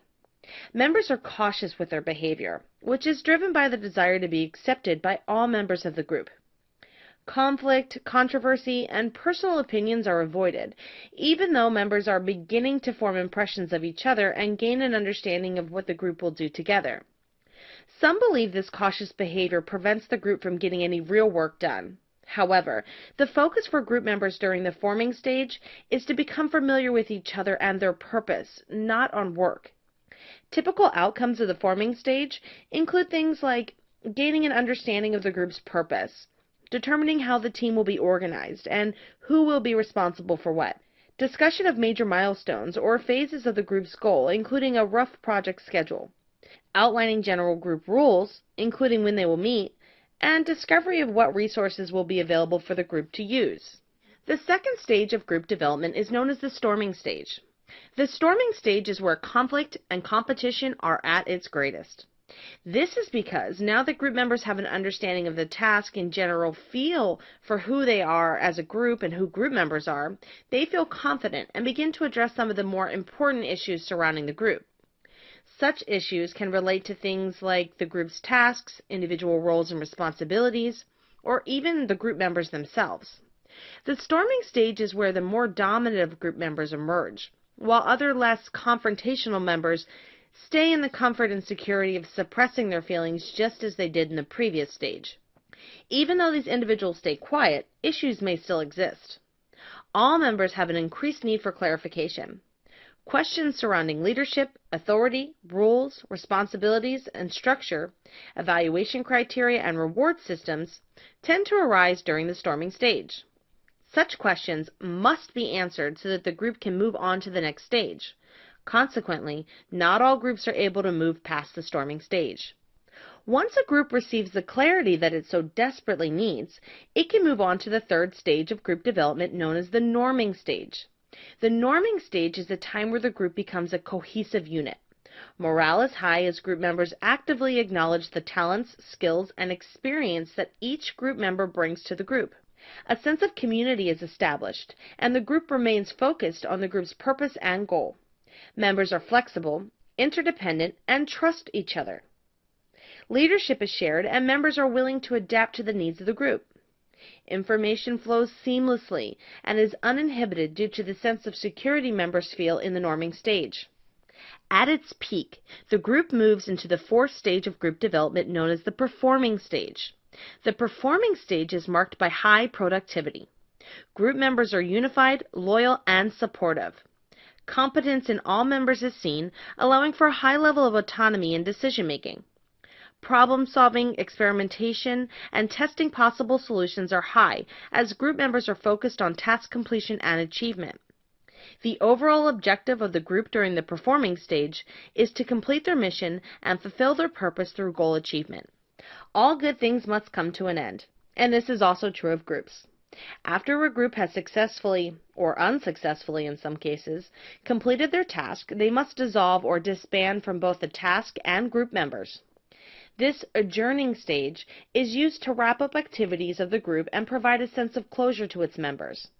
This stage is also a time for reflection and acknowledgement of participation on part of the group members. Some call this stage mourning to symbolize the sense of loss that some group members feel during this regressive stage of group development. The act of recognizing the completion of a goal and consciously moving on can be challenging for some. However, there will certainly be more opportunities to be a part of a group in the future, and members should take what they learn from each group that they are a part of to aid future groups in the progression towards the performing stage. Let's review. The best-known universal scheme for group development was advanced by Bruce Tuckman, which included 4 stages: forming, storming, norming, and performing. A 5th stage was later added called adjourning. The forming stage represents a time where the group is just getting started and coming together, and is characterized with anxiety and uncertainty. Members are cautious with their behavior and avoid conflict, controversy, and personal opinions. The focus for the group members during the forming stage is to become familiar with each other and their purpose. The storming stage is where conflict and competition are at its greatest, because group members feel confident and begin to address some of the more important issues surrounding the group. During the storming phase, all members have an increased need for clarification before they are able to move on to the next stage. The norming stage is a time where group members become a cohesive unit. Morale is high, and group members actively acknowledge the talents, skills, and experience that each member brings to the group. A sense of community is established, and the group remains focused on the purpose of the group and the goal. The performing stage is marked by high productivity. The overall objective of the group during the performing stage is to complete their mission and fulfill the purpose through goal achievement. After a group has completed their task, they must dissolve and disband from both the task and group members. This adjourning stage is used to wrap up activities of the group and provide a sense of closure to its members. This stage can be difficult for some, but members are encouraged to take what they learn from each group they are a part of to aid future groups in the progression towards the performing stage. An orchestra is a large instrumental ensemble that contains sections of brass, string, percussion, and woodwind instruments. While each of these instruments can produce a unique and pleasant sound on their own, it is the orchestra combining the sounds of various instruments together at one time that creates a true musical masterpiece. The same principle applies in groups. To be truly effective, groups must have cohesion, wherein members work together, much like in an orchestra, to create something special. Cohesion is the degree to which group members come together as one unit to reach a common goal. Members of cohesive groups see themselves as one entity rather than a collection of individuals. Group members have a positive regard for one another and get along well. They listen to and trust one another and respect each other's opinion, even if they disagree. It is a feeling of deep loyalty and togetherness, and includes the degree to which each individual has made the group's goal his or her own. The productivity of groups is strongly related to their cohesiveness. In fact, research has shown that cohesive groups perform better than non-cohesive groups in decision-making activities. As a manager, it is critical for you to understand ways to increase cohesiveness in the groups that you lead. One way to improve group cohesion is through team-building activities. Team building requires a sequence of planned activities aimed at improving teamwork to increase group cohesion and effectiveness. Team building works to build better relationships, increase understanding of group goals, and improve communications among members. Many underestimate the importance of team building and think that group cohesion and teamwork occur naturally in groups. Unfortunately, quite the opposite is true. Those things must be continuously supported and nurtured by all group members. Just think about a sports team. At the beginning of a season, the coach has to spend time blending a variety of personalities, talents, and attitudes together. As the season progresses, players may lose focus, get frustrated with a lack of performance, or become complacent. Even world champion teams have losing streaks and are far from immune to the need for continuous team-building activities. When the season draws to a close, it becomes evident which teams worked hard at team building throughout the season and which did not, by seeing which teams made it to the playoffs. Work groups and teams have similar challenges. When a group is newly formed, they must tackle the difficulties of becoming familiar with one another and begin the process of working together. As they progress through the stages of group development, they too may experience problems of inadequate teamwork and lack of cohesion at various points of time. This is why team building is so important to the long-term success of any group or team. When done correctly and at the right times, team building can help a group manage their level of cohesion and teamwork challenges when they happen, or help them prevent such issues from developing at all.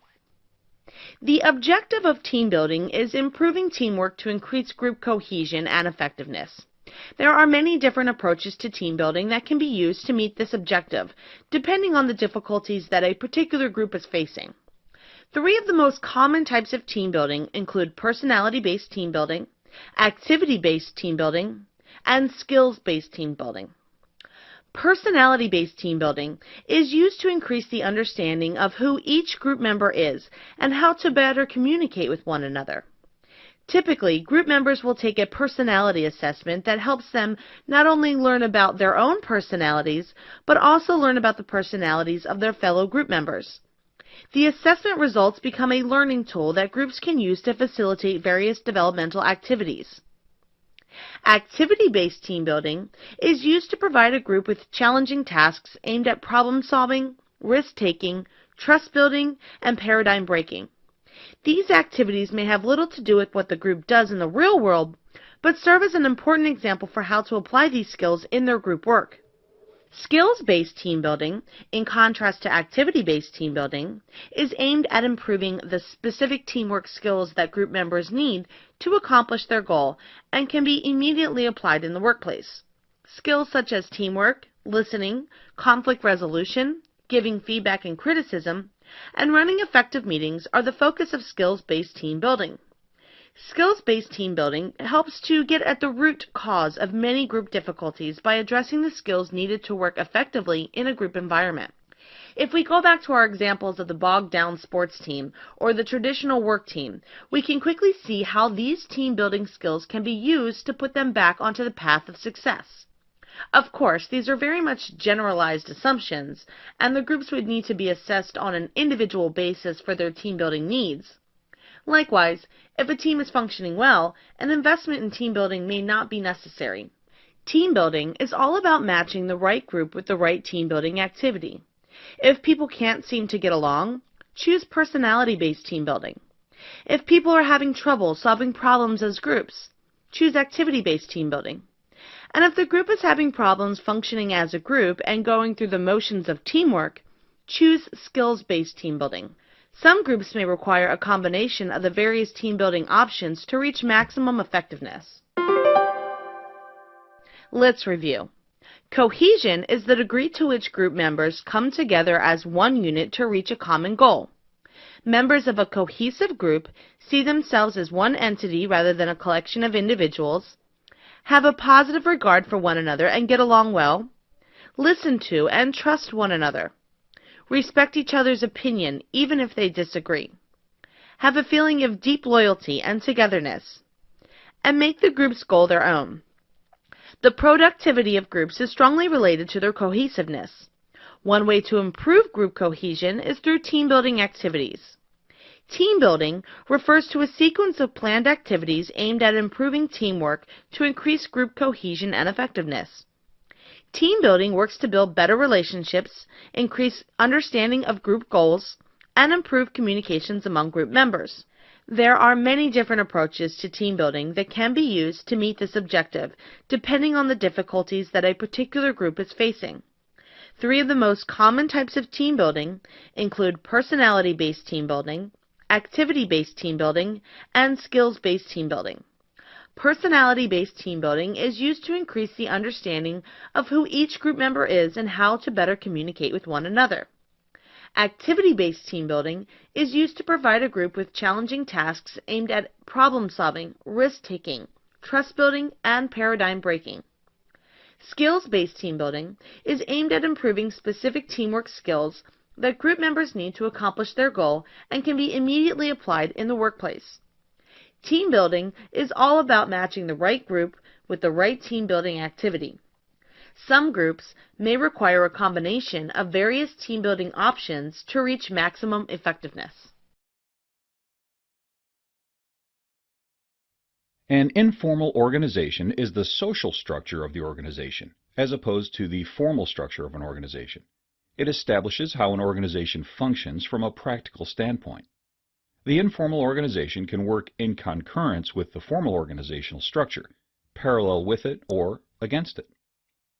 You can best understand the concept of an informal organization by comparing it to a formal organization. Let's look at the formal organization first, since it's a bit easier to understand. The structure and operation of a formal organization is typically set forth in the official documents, rules, and procedures of the organization, like a corporation's articles of incorporation and bylaws.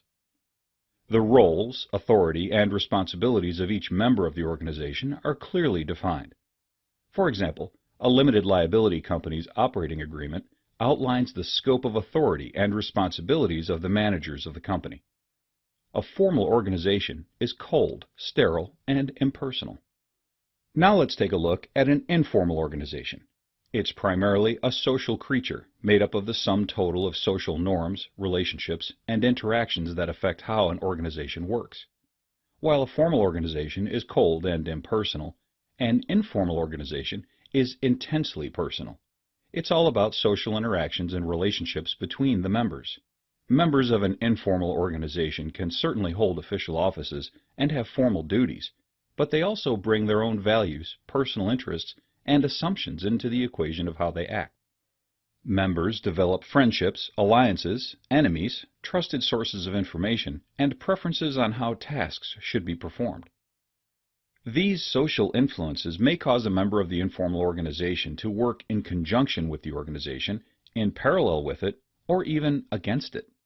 In some respects, you can think of an informal organization as an organization with the formal organization working with it, an organization beside the formal organization working towards the same goals but not necessarily together, or an organization working outside the formal organization and against it. The structure of an informal organization is usually quite different from its formal counterpart. Its structure is usually fluid and rather flat. Decisions are often made collectively rather than unilaterally by one leader. Cohesion is often established through trust and reciprocity between members. An informal organization is also able to be dynamic, responsive, and adaptable to change because formal rules and hierarchy don't pin it down. This example will help you understand an informal organization. Let's say you recently hired an associate attorney fresh out of law school. You were fortunate enough to be hired by one of the top law firms in Washington, D.C. You are one of 26 new associates, making for a total of 467 lawyers in the firm. A formal mentor has been selected for you, and you have access to a common pool of legal secretaries and paralegals to assist you as necessary. Your job duties and responsibilities are clearly outlined in the firm's associate's manual. You quickly learn, however, that this is just half of the story. You spend the next several months figuring out the informal organization of the firm. If you fail to do so, you will never survive to be a senior associate, let alone make partner. You discover that your mentor is not really the best source of information. You find another partner that connects with you much better and takes a personal interest in your professional development. He helps you figure out all the firm rivalries and varying interest groups. You come to form some friendships and try as much as possible to avoid making enemies that could destroy your career at the firm. You also develop some strategic alliances with a group of junior associates. You learn which senior associates can be trusted and which cannot be trusted. You figure out that one of the worst things to do is tick off a secretary, because one clerical mistake could end your career at the firm. You also figure out which of the formal rules and values of the firm really matter and which could be bent and by whom. Just as important, you learn about the informal rules and values that must be followed, or you will risk being ostracized by your colleagues and the partners. Making alliances and enemies, while integral to the informality of the organization, aren't necessarily conducive with the organization's adaptability to change. Within a few months, you begin to get a handle on the firm's informal organization and realize that its interests do not always align with the interests of the formal organization of the law firm. Let's review. An informal organization is basically the social structure of an organization, which focuses on social interaction and relationships between its members. Common characteristics of an informal organization include fluid and flat structures that utilize collective decision-making and are usually dynamic and capable of quickly adapting to change. An informal organization can work concurrently with the formal organization, parallel to it, or even against it.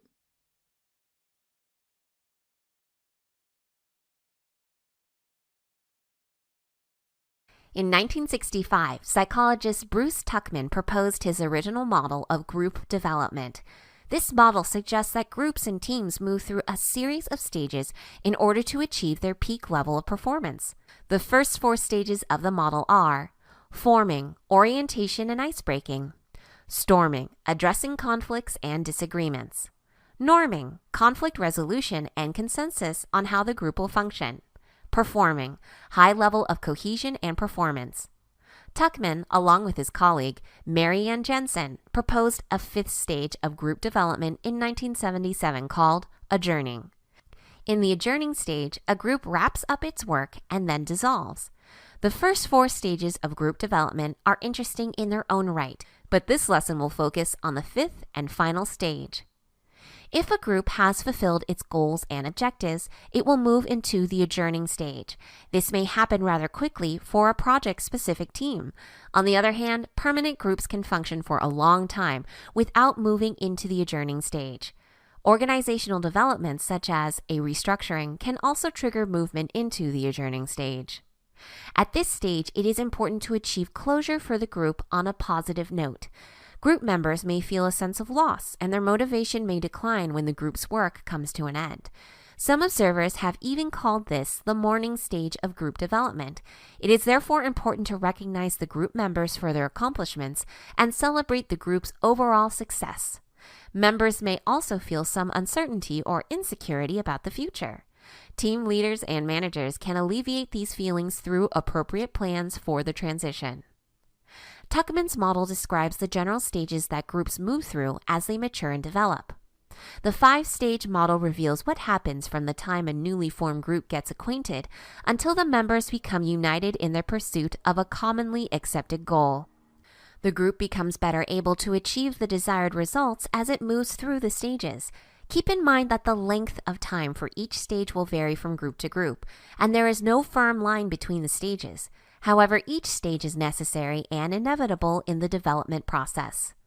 Tuckman's model can be used by leaders and managers to understand teams and coach them through the various challenges they face. The model has endured through nearly 5 decades of research and forms the bias for the work of other scholars who seek to expand and refine Tuckman's conclusions.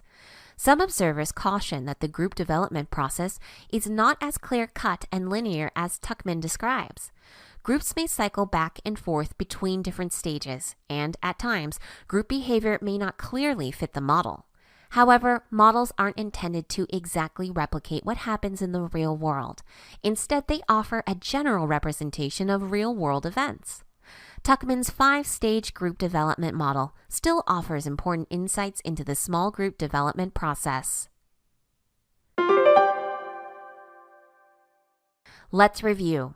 Developed by Bruce Tuckman in 1977, the adjourning stage is the 5th and final stage of group development that occurs when a group wraps up its work and then dissolves.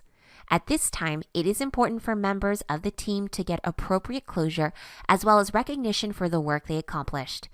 It is also up to team leaders and managers to help alleviate any feelings of uncertainty or insecurity and help the team members transition successfully.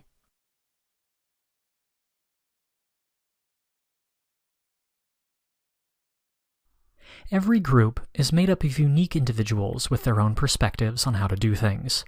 Because of these differences, most groups take time to become successful at what they do. Bruce Tuckman's 5-stage group development model is a useful framework for understanding how groups mature and develop cooperative work relationships over time. As teams and groups move through Tuckman's 5 stages, they fine-tune their ability to achieve their goals and objectives. Each stage plays a key role in the group's growth and development. The 5 stages of Tuckman's model are 1. Forming, 2. Storming, 3. Norming, 4. Performing, 5. Adjourning. As you can tell from the title, we'll be taking a look at the 3rd stage of Tuckman's development model, the norming stage of group development.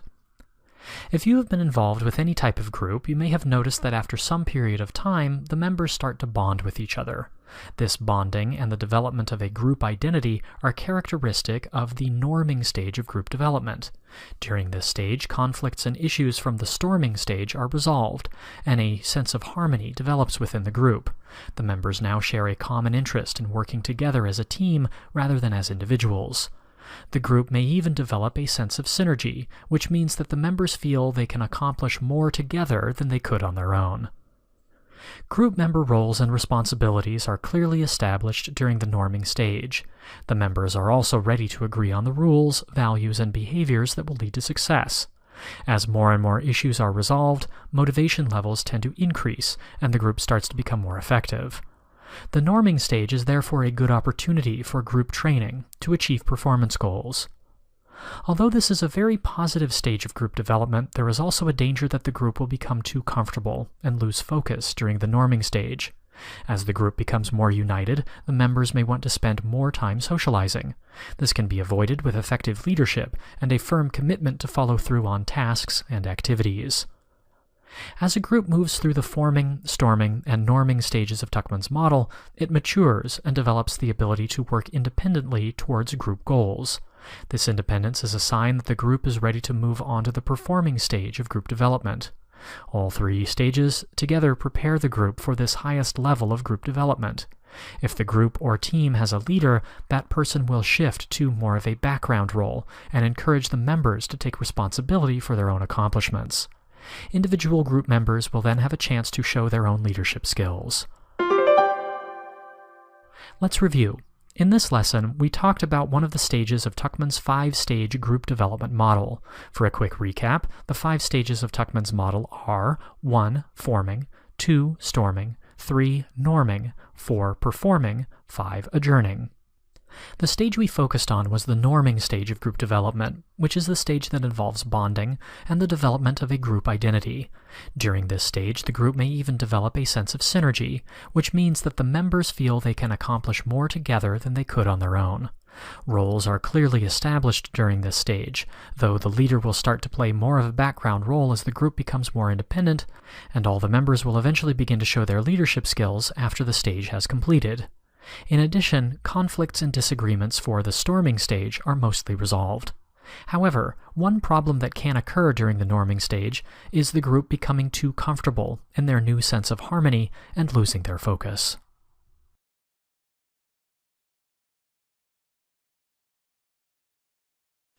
When Odysseus had to go fight the Trojan War, there was no way to Google a long-term care option for his son, Telemachus.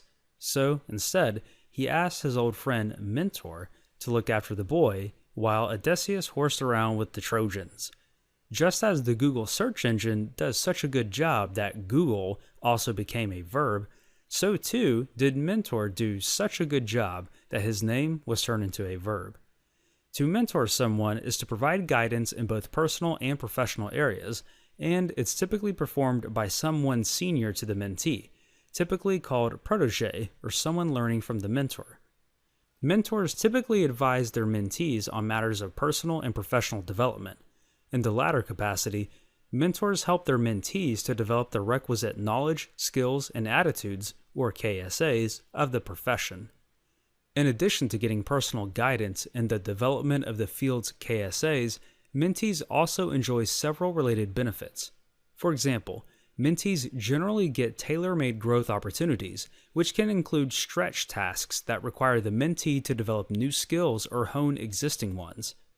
Another example is opportunities to present work before key stakeholders in the company who can further the mentee's career. When a mentor is in the same company, a mentor is also an advocate and helps the mentee through difficult situations and also facilitates opportunities for promotion. Moreover, mentors protect their protégés, French for protected, by the way, from harmful political forces within the company and from gunners who might want the mentee to fail. While many of the primary responsibilities of a mentee seem obvious, the challenge is in the execution. The first and foremost responsibility is respect. While one generally respects a more senior member of an organization, familiarity can erode the esteem in which a mentor is held. It's crucial that, despite the friendly and informal environment that often comes with a good and organic mentoring relationship, the protege maintains and exhibits a deep respect for the mentor. The second responsibility is to be open and honest. A mentor's aim is to help the protege develop, and thus he or she must maintain a level of psychological safety within the relationship. The mentee can help to facilitate this by being honest and open and giving trust when it's earned. While mentees often don't want to talk about mistakes or uncomfortable situations, it's important for the growth of the mentee to review them with a mentor. The third major responsibility is finding time to meet with a mentor. Despite the busy schedules that many people keep, a protege needs to seek out the mentor and take responsibility for making sure that meetings happen. Mentees, typically called proteges, or someone learning from the mentor, have the advantages of having someone who makes their personal and professional growth a priority. A mentor, who is someone, usually a senior employee, who provides guidance in both personal and professional areas, enables and empowers the protege to learn and grow in the workplace, and protects the mentee from any deleterious forces within the organization. Opportunities include learning from their mistakes safely with their mentor's backup, meeting key stakeholders, and learning new skills. Finally, a mentee's responsibilities are to show respect to the mentor, to be open and honest, and to make time to meet with a mentor.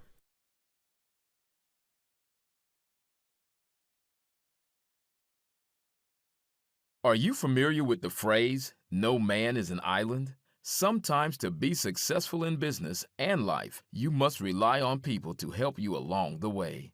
Business professionals today have numerous opportunities to participate in relationships that can further their personal and professional development. One such relationship is a mentoring partnership. A mentor is someone who offers his or her knowledge, wisdom, and advice to someone with less experience. For example, the junior member in the partnership is a mentee.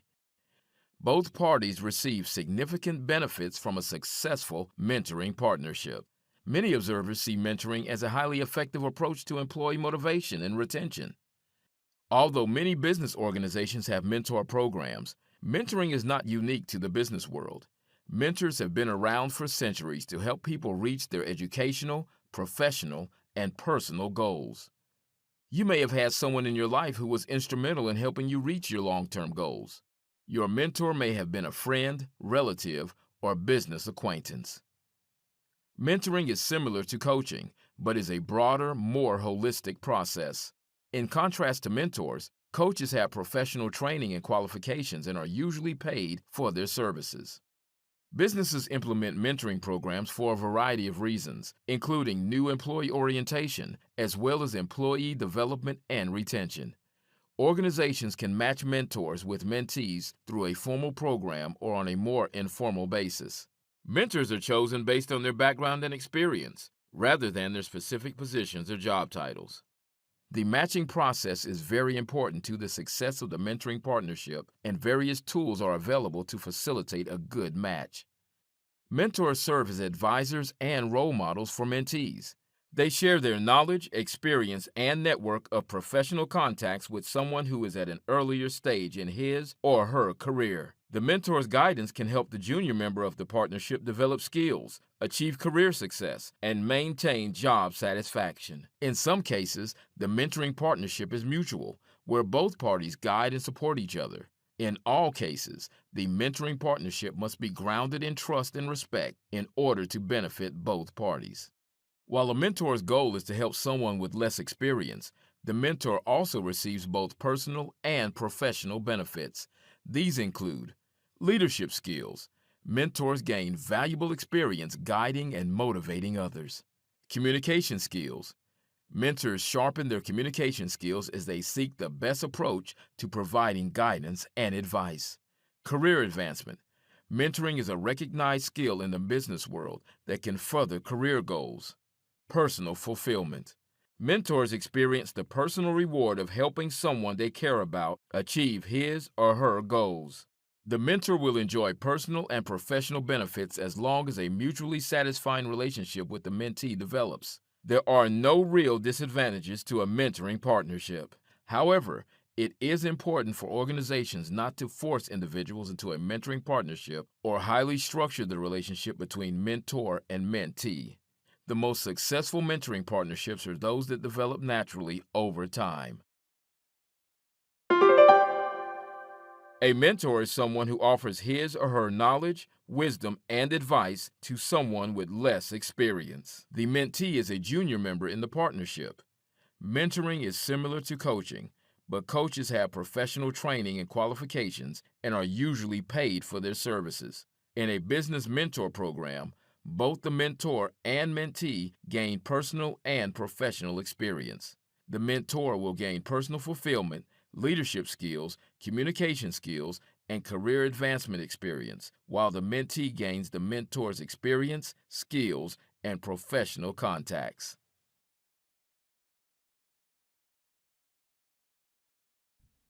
One of the many ways for a business to organize employees is in teams. A team is made up of 2 or more people who work together to achieve a common goal. Teams offer an alternative to a vertical chain of command and are a much more inclusive approach to business organization. Teams are becoming more common in the business world today. Effective teams can lead to increased employee motivation and business productivity. You may wonder how a team is different from an ordinary work group. Work groups are mainly for members to share information and make decisions so that each member can achieve his or her individual work goals. In a team, the members not only share information, but also share responsibility for the team's work. The idea behind teams is synergy. With synergy, members can accomplish more together than they could on their own. Not all teams are successful at what they do. Perhaps you have worked on a team that spent too much time debating decisions or included members who did not take on a fair share of the work. Such teams would be ineffective. Let's look at some of the key characteristics of effective teams. 1. Ideal size and membership. The team should be the minimum size needed to achieve the team's goals and include members from the right mix of skills and talents to get the job done. 2. Clear purpose. Everyone needs to understand and accept the team's goal and their role on the team. 3. Open communication. The team should value diverse points of view and encourage open and honest discussion.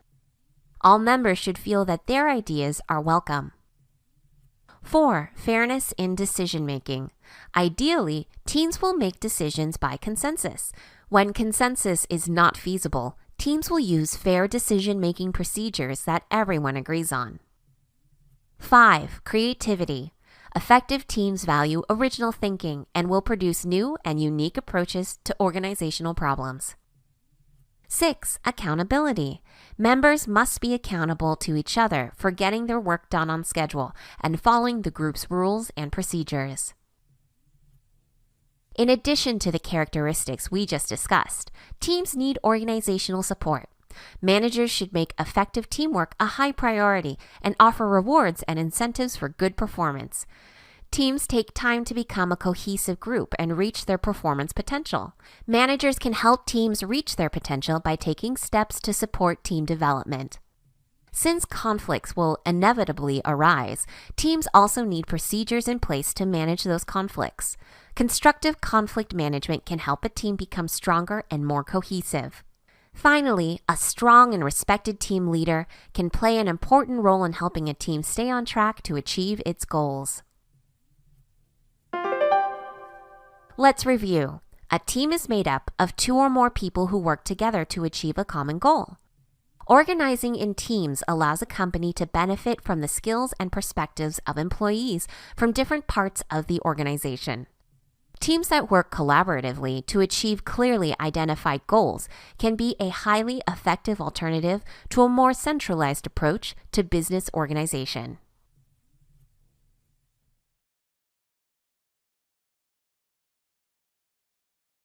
Group cohesion is the sum of all the factors causing members of a group to stay in the group or be attracted to the group.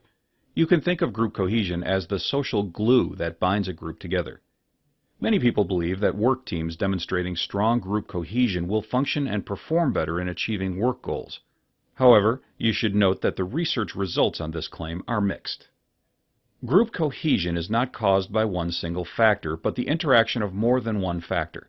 While group cohesion may have an effect on group performance may create or increase group cohesion. This makes sense. Everyone wants to be on a winning team, and no one wants to be on a losing team. However, members of highly cohesive groups may be motivated to accomplish more, which may not necessarily align with the organization's interest in performance. Thus, group cohesion can actually have a negative effect on group task performance. For example, a team of software designers may have a group interest in helping each other develop their skills and place an emphasis on that rather than on their productivity. The most influential factor that will create a positive relationship between group cohesion and group performance is when the group's members' commitment to the organization's performance goals and norms is high. In fact, research findings confirmed a positive relationship between group cohesion and group performance when the group's commitment to the organization's performance goals was high. However, when group commitment to its organization's performance goals was low, group cohesiveness actually had a negative relationship with its performance. The results of this research can apply to management techniques. Building team camaraderie through activities such as group retreats, company picnics, and sports teams perhaps may build group cohesion, but probably will have only a small effect on group performance. It's easier to establish a strong sense of group cohesion if the group is successful. Thus, making efforts to facilitate success may help increase cohesion. Finally, the best method to create a positive relationship between group cohesion and group performance is to do your best to facilitate a strong group commitment to organizational performance goals and norms. Group cohesion can be thought of as a type of social glue that binds members of a group together. Research indicates that group cohesion doesn't necessarily create strong group performance and may actually have a negative effect on group performance in certain circumstances. Group cohesion is based on several different factors, but the most important factor that will create a positive relationship between group cohesion and group performance is a strong group commitment to organizational performance goals and norms.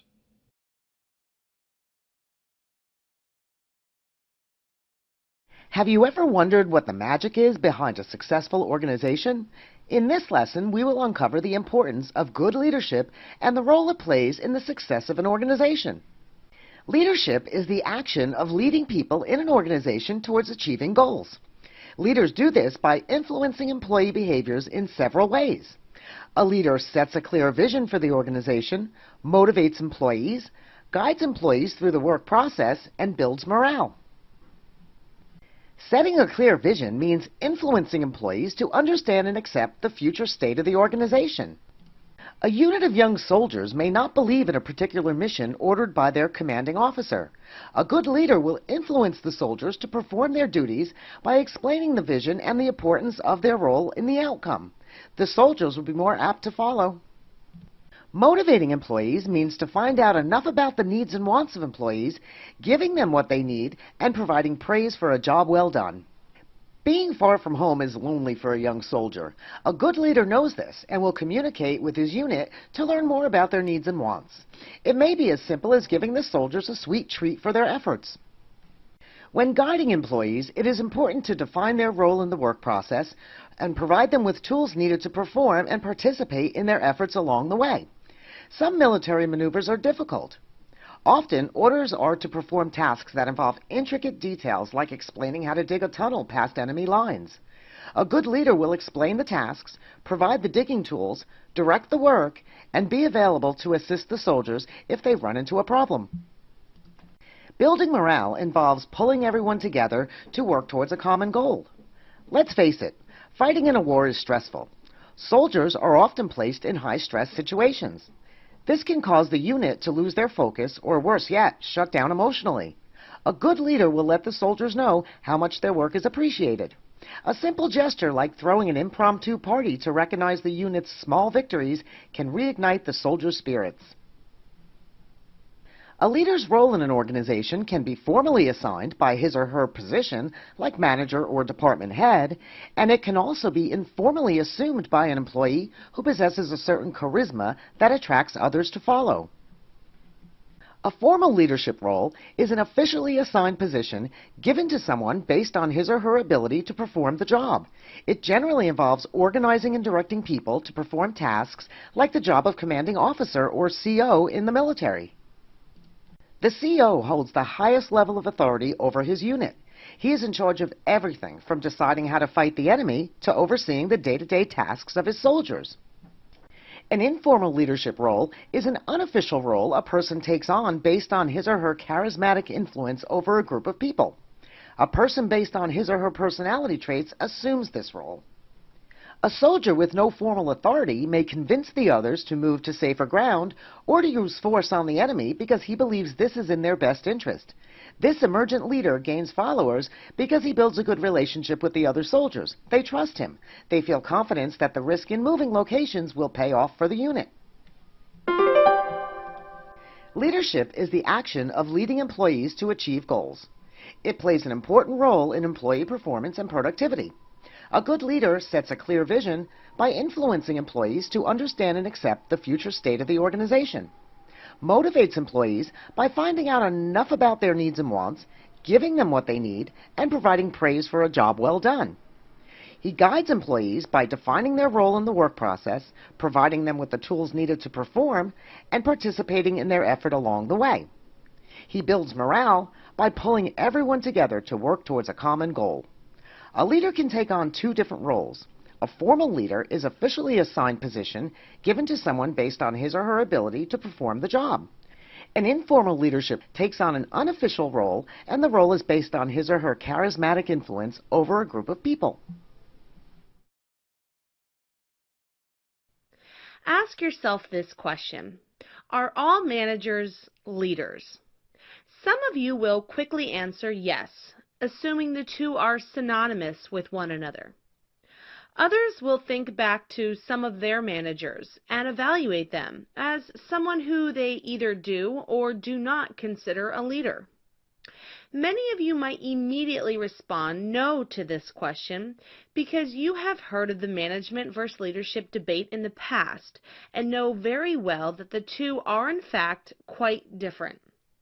Regardless of your initial response to this question, this lesson will present arguments that place a manager and a leader into two separate categories, each with their own defining characteristics. This is not to say that there are not similarities between managers and leaders.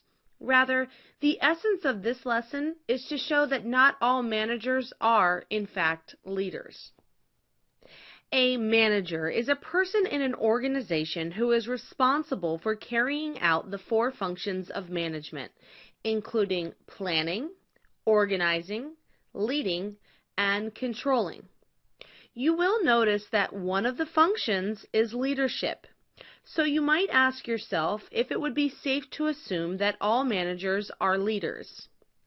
Theoretically, yes, all managers would be leaders if, and this is a big if, they effectively carry out their leadership responsibilities to communicate, motivate, inspire, and encourage employees towards a higher level of productivity. However, not all managers are leaders simply because not all managers can do all of those items just listed. An employee will follow the directions of a manager for how to perform a job because they have to. But an employee will voluntarily follow the directions of a leader because they believe in who they are as a person, what they stand for, and for the manner in which they are inspired by their leader. A manager becomes a manager by virtue of their position, and the subordinates will follow the manager because of his or her job description and title. Because managers are responsible for carrying out the four functions of management, their primary concern is to accomplish organizational goals. Managers get paid to get things done in organizations. As such, the manager is accountable for themselves as well as the behavior and performance of his or her employees. A manager has the authority and power to hire, promote, discipline, and fire employees based on those behaviors and performance. Management is about efficiency and getting results through systems, processes, procedures, controls, and structure. Perhaps the greatest separation between management and leadership is that leaders do not have to hold a management position. That is, a person can become a leader without a formal title. Any individual can become a leader because the basis of leadership is on the personal qualities of the leader. People are willing to follow the leader because of who he or she is and what the leader stands for, not because they have to due to the authority bestowed onto him or her by the organization. The leader will show passion and personal investment in the success of his or her followers reaching their goals, which may be different from organizational goals.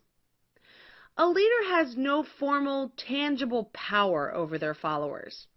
Power is awarded to the leader on a temporary basis and is contingent upon the leader's ability to continue to motivate and inspire followership.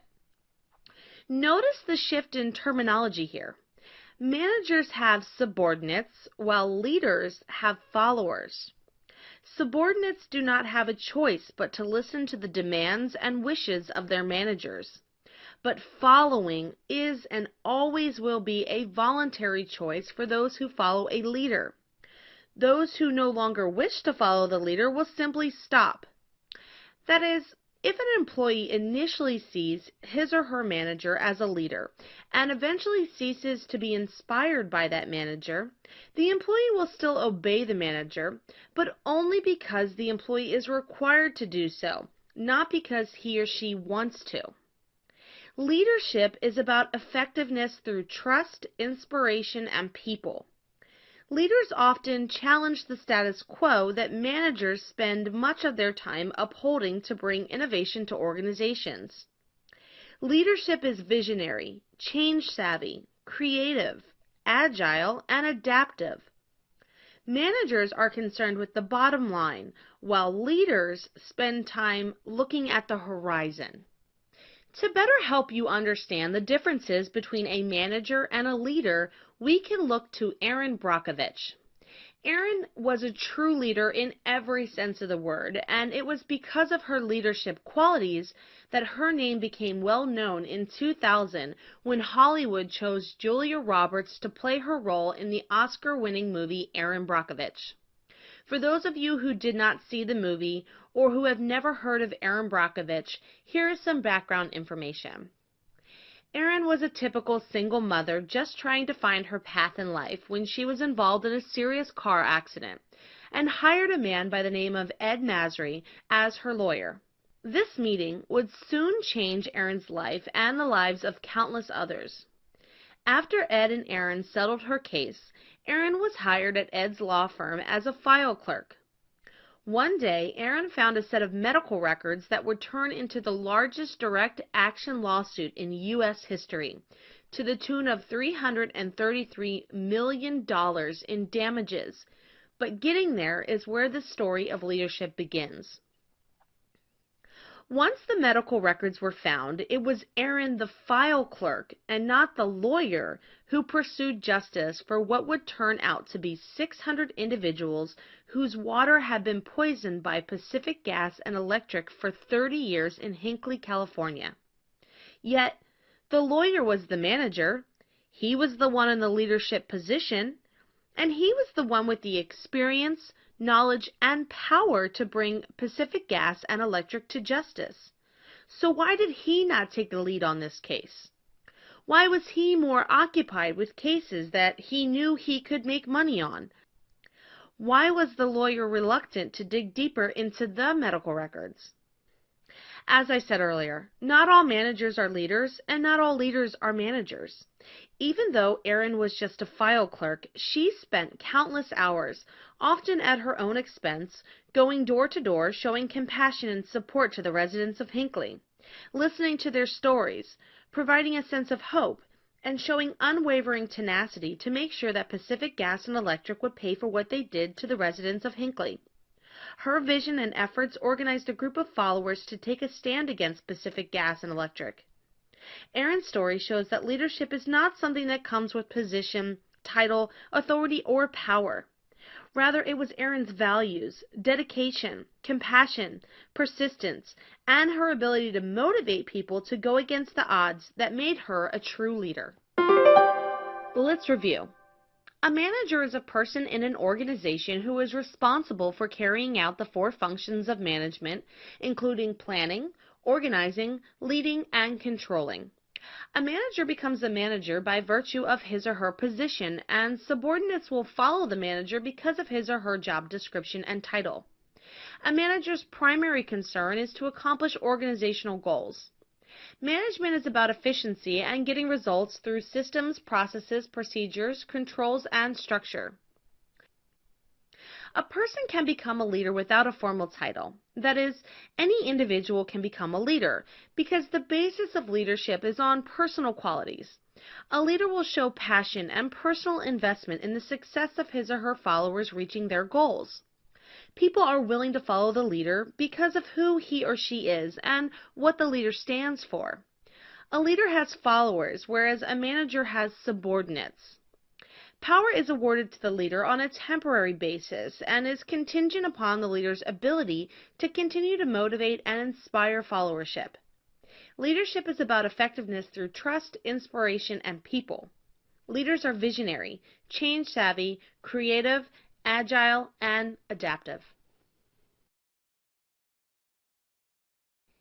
War is a word that can elicit a variety of feelings based on an individual's knowledge, experience, and belief system. Indeed, how a person feels about war will vary greatly from someone who has experienced war firsthand or has lost a loved one to war, to an individual who has only read about war in history books or watched news reports about war. Regardless of your position on war, a great deal can be learned by examining how wartime leadership can shape the war's outcome. Most of these principles can be applied to management, and though I doubt many of you would compare your organization to a war zone, you may, however, find a correlation between great leaders on the battlefield and great leaders in the corporate world. To illustrate this idea, this lesson will identify leadership as a function of management by comparing 2 leaders, Major McCarthy and Manager Mike. It is just after 4 a.m. when Major McCarthy and his 5 troops begin their descent over hostile territory. Rebels have invaded the city of Wanahakalugi and have devastated the town, killing many of the townspeople in the process. Major McCarthy's mission is to parachute in just outside of city limits and retake the city. Unfortunately, McCarthy's 5 troops are fresh out of boot camp, and many of them are uneasy and nervous to even jump out of the plane, let alone to go into a war zone. McCarthy recognizes these fears in his group and knows that he must do something to change those concerns so that they don't have negative effects on the success of the mission. McCarthy begins by telling his troops about his first mission as a recruit and how he too shared similar feelings of fear and nervousness. He assures his team that their feelings are quite normal.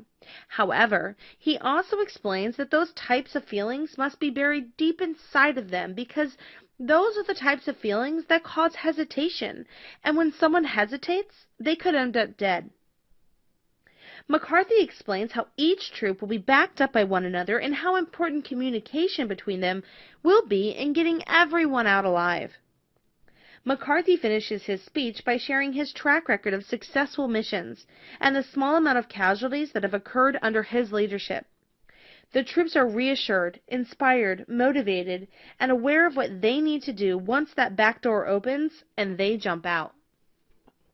While Major McCarthy and his troops were jumping out of an airplane, Manager Mike was in New York tackling a leadership scenario of his own. Mike works at Bullseye Mart, a large retail chain where he manages a team of 6 people. It's 3 weeks until Christmas, and most of Mike's employees have already made plans for how they will spend the holiday with their families.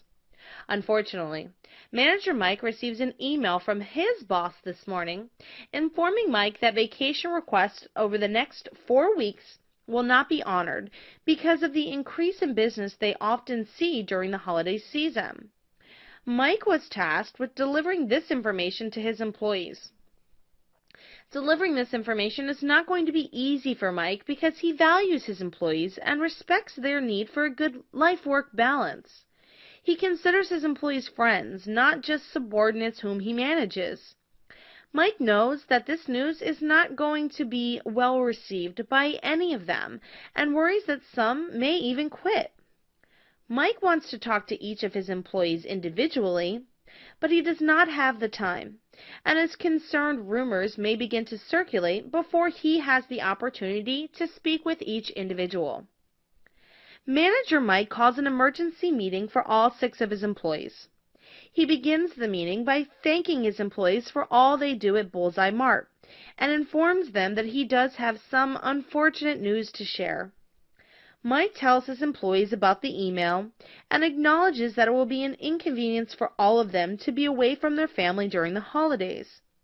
He even vows to be right by their side during these days so that they can see that he understands and genuinely cares about the burden that has been placed on his employees. He can immediately see the sadness come over the faces of his employees. Some of them even begin to cry. He encourages them to share some of their concerns. Mike tells his employees that over the days that they will have to work, he will hold contests so that they can earn special prizes and will have meals catered each day. He will also award their vacation requests once the holidays are over and hold a special event for all of their families. He asks the employees to try to accept the situation for what it is and to spread positive messages between each other. Mike also lets his employees know that he is willing to talk to them and even their families if he needs to. While Major McCarthy and Manager Mike had 2 vastly different leadership scenarios, the similarities between them are quite obvious. If you recall, leading as a function of management involves a manager spending time connecting with his or her employees on an interpersonal level. This goes beyond simply managing tasks. Rather, it involves communicating openly with employees, motivating employees towards a higher level of productivity, inspiring employees to be creative and innovative, and encouraging employees to achieve their goals. Not all managers are leaders. An employee will follow a manager's directions for doing a job because he or she has to, but an employee will voluntarily follow the directions of a leader because he or she believes in who the leader is as a person and what the leader stands for, as well as the manner in which he or she is inspired by the leader. A successful leader inspires followers, increases morale, and encourages effective communication between employees. If we look back to our examples of Major McCarthy and Manager Mike, we can easily see these characteristics in both of them. Major McCarthy did the following: inspired his troops by sharing personal stories of his first time in battle and his rate of successful missions. His followers admire what Major McCarthy has done in the past. Increased morale by acknowledging the troops' fear and nervousness, at which point he told them it was normal, but that such feelings needed to be suppressed for the mission to be successful. Encouraged communication between troops by detailing how each troop would have one another's back and by explaining how important communication between each of them was to the success of the mission. Manager Mike did the following: inspired his employees to accept needing to work through the holidays by working alongside them, as well as by offering various incentives for their inconvenience. Increase morale by again offering those incentives, allowing employees to voice their opinions and asking that positive messages be communicated to one another. And encouraged communication between employees and him by again allowing employees to discuss their feelings and communicate positive messages to one another to avoid breeding negativity around the organization. Even though Major McCarthy and Manager Mike operated in 2 different organizations, both were successful leaders. This is because leading as a function of management involves more than just telling others what to do. Rather, leadership is about effectiveness through trust, inspiration, and people. Each of these scenarios could have ended much differently had the 2 groups of people not been led, but managed. Perhaps lives would have been lost in Wanahakalugi, or the staff would have quit at Bullseye Mart. However, fortunately for all of those involved, they were under the direction of a leader. Let's review. This lesson identified leadership as a function of management by comparing two successful leaders from different organizations, Major McCarthy and Manager Mike. Leading as a function of management involves a manager spending time connecting with his or her employees on an interpersonal level. This goes beyond simply managing tasks. Rather, it involves communicating openly with employees, motivating employees towards higher levels of productivity, inspiring employees to be creative and innovative, and encouraging employees to achieve their goals. A successful leader inspires followers, increases morale, and encourages effective communication between employees. All of these characteristics were seen in both leadership scenarios presented in this video. It is important to note that not all managers are leaders. An employee will follow the manager's directions for how to perform a job because he or she has to. But an employee will voluntarily follow the directions of a leader because he or she believes in who the leader is as a person and in what the leader stands for, as well as the manner in which he or she is inspired by the leader. As part of a company-wide initiative at Don't You Be Talking About My Mama Incorporated, each manager has been asked to develop a team-building activity aimed at increasing communication between departments. As a manager, do you start to break down the tasks that need to be done as part of the project and assign responsibilities to people based on who you think the right person for the job is? Or do you ask your employees what they would like to do as part of the project, checking if anyone has a talent or a preference that they want to explore? Are you someone who starts calling potential venues to see what dates are available and what each facility offers? Or do you begin by sending out a questionnaire to your employees to see what they would like to do for their team building activity? Do you set deadlines based on how long you think it should take? Or do you spend time talking to your employees and asking them personally how much time that they need? Do you review the budget and set aside funds for each area of the team builder how you see fit? Or do you ask staff how they prefer to spend their allotted money? While there are no right or wrong answers to any of these questions, considering what your responses to them might be can tell you a great deal about your leadership orientation. Your leadership orientation specifies whether you are a task-oriented leader or a people-oriented leader. For those of you whose main focus is on simply getting the work done, you would be considered a task-oriented leader. For those of you who also concentrate on getting the work done, but at the same time pleasing your employees, you are considered a people-oriented leader. Let's explore this idea of leadership orientation a bit more by looking at how two different managers tackle this task of developing a team builder. Task-oriented leaders are those leaders who are very much concerned with completing the task at hand. When given an assignment, they immediately jump into it feet first and hit the ground running. Task-oriented leaders believe that if you want something done right, they need to do it themselves. They like being in control of the entire process. And as such, task-oriented leaders will search out the best methods and resources to get the work done, make decisions relating to organizing and assigning work as an individual, and continuously monitor the performance of those with whom the manager assigns the work to. For example, when Tom, the task-oriented leader, learns about the need to create a team-building activity, he immediately starts to map out the project. He begins by listing out all of the responsibilities, determining deadlines, assigning work, and communicating these tasks to his employees. He lets each employee know what their respective role is, when it must be completed by, and at what point he will check in with the employee to see their progress. Tom's employees are not sure what role their coworkers have in the process, but that is not important to Tom. He just wants them to concentrate on their task and nothing else. Tom tells his staff that they are on a needs-to-know basis for information and ensures his employees that he has it all under control. People-oriented leaders are all about the subordinates. They believe the best way to get a job done is through people. People-oriented leaders take a very humanistic approach, by recognizing and accommodating the needs of their employees as part of the work process. In fact, the very idea of having to develop a team-building activity gets to the heart of people-oriented leadership, whereby things such as teamwork, collaboration, group decision-making, trust, and cohesion are all characteristic of a people-oriented manager. For example, when tasked with developing a team-building activity, Patty, the people-oriented leader, begins by first holding a meeting with her staff to share this information with her employees. Patty likes to include her employees as much as possible in the decision-making process and believes that holding a brainstorming session is the natural first step in this task. As a people-oriented leader, Patty shares the details about the project with her team and lets them know that she is there to support their ideas and is anxious to hear what they have in mind for the team-building activity. The team spends time sharing their thoughts with Patty.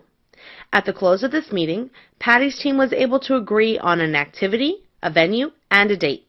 They were also able to assign each team member with a task related to organizing the team builder based on their own preferences and abilities.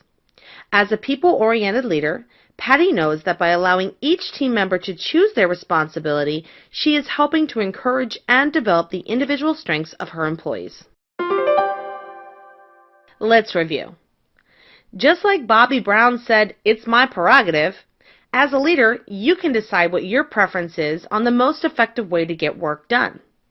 This is known as your leadership orientation. For those of you who believe the best way to get work done is by controlling it yourself, you are a task-oriented leader. Task-oriented leaders will search out the best methods and resources to get the work done, make decisions relating to organizing and assigning work as an individual, and continuously monitor the performance of those with whom the manager assigns the work to.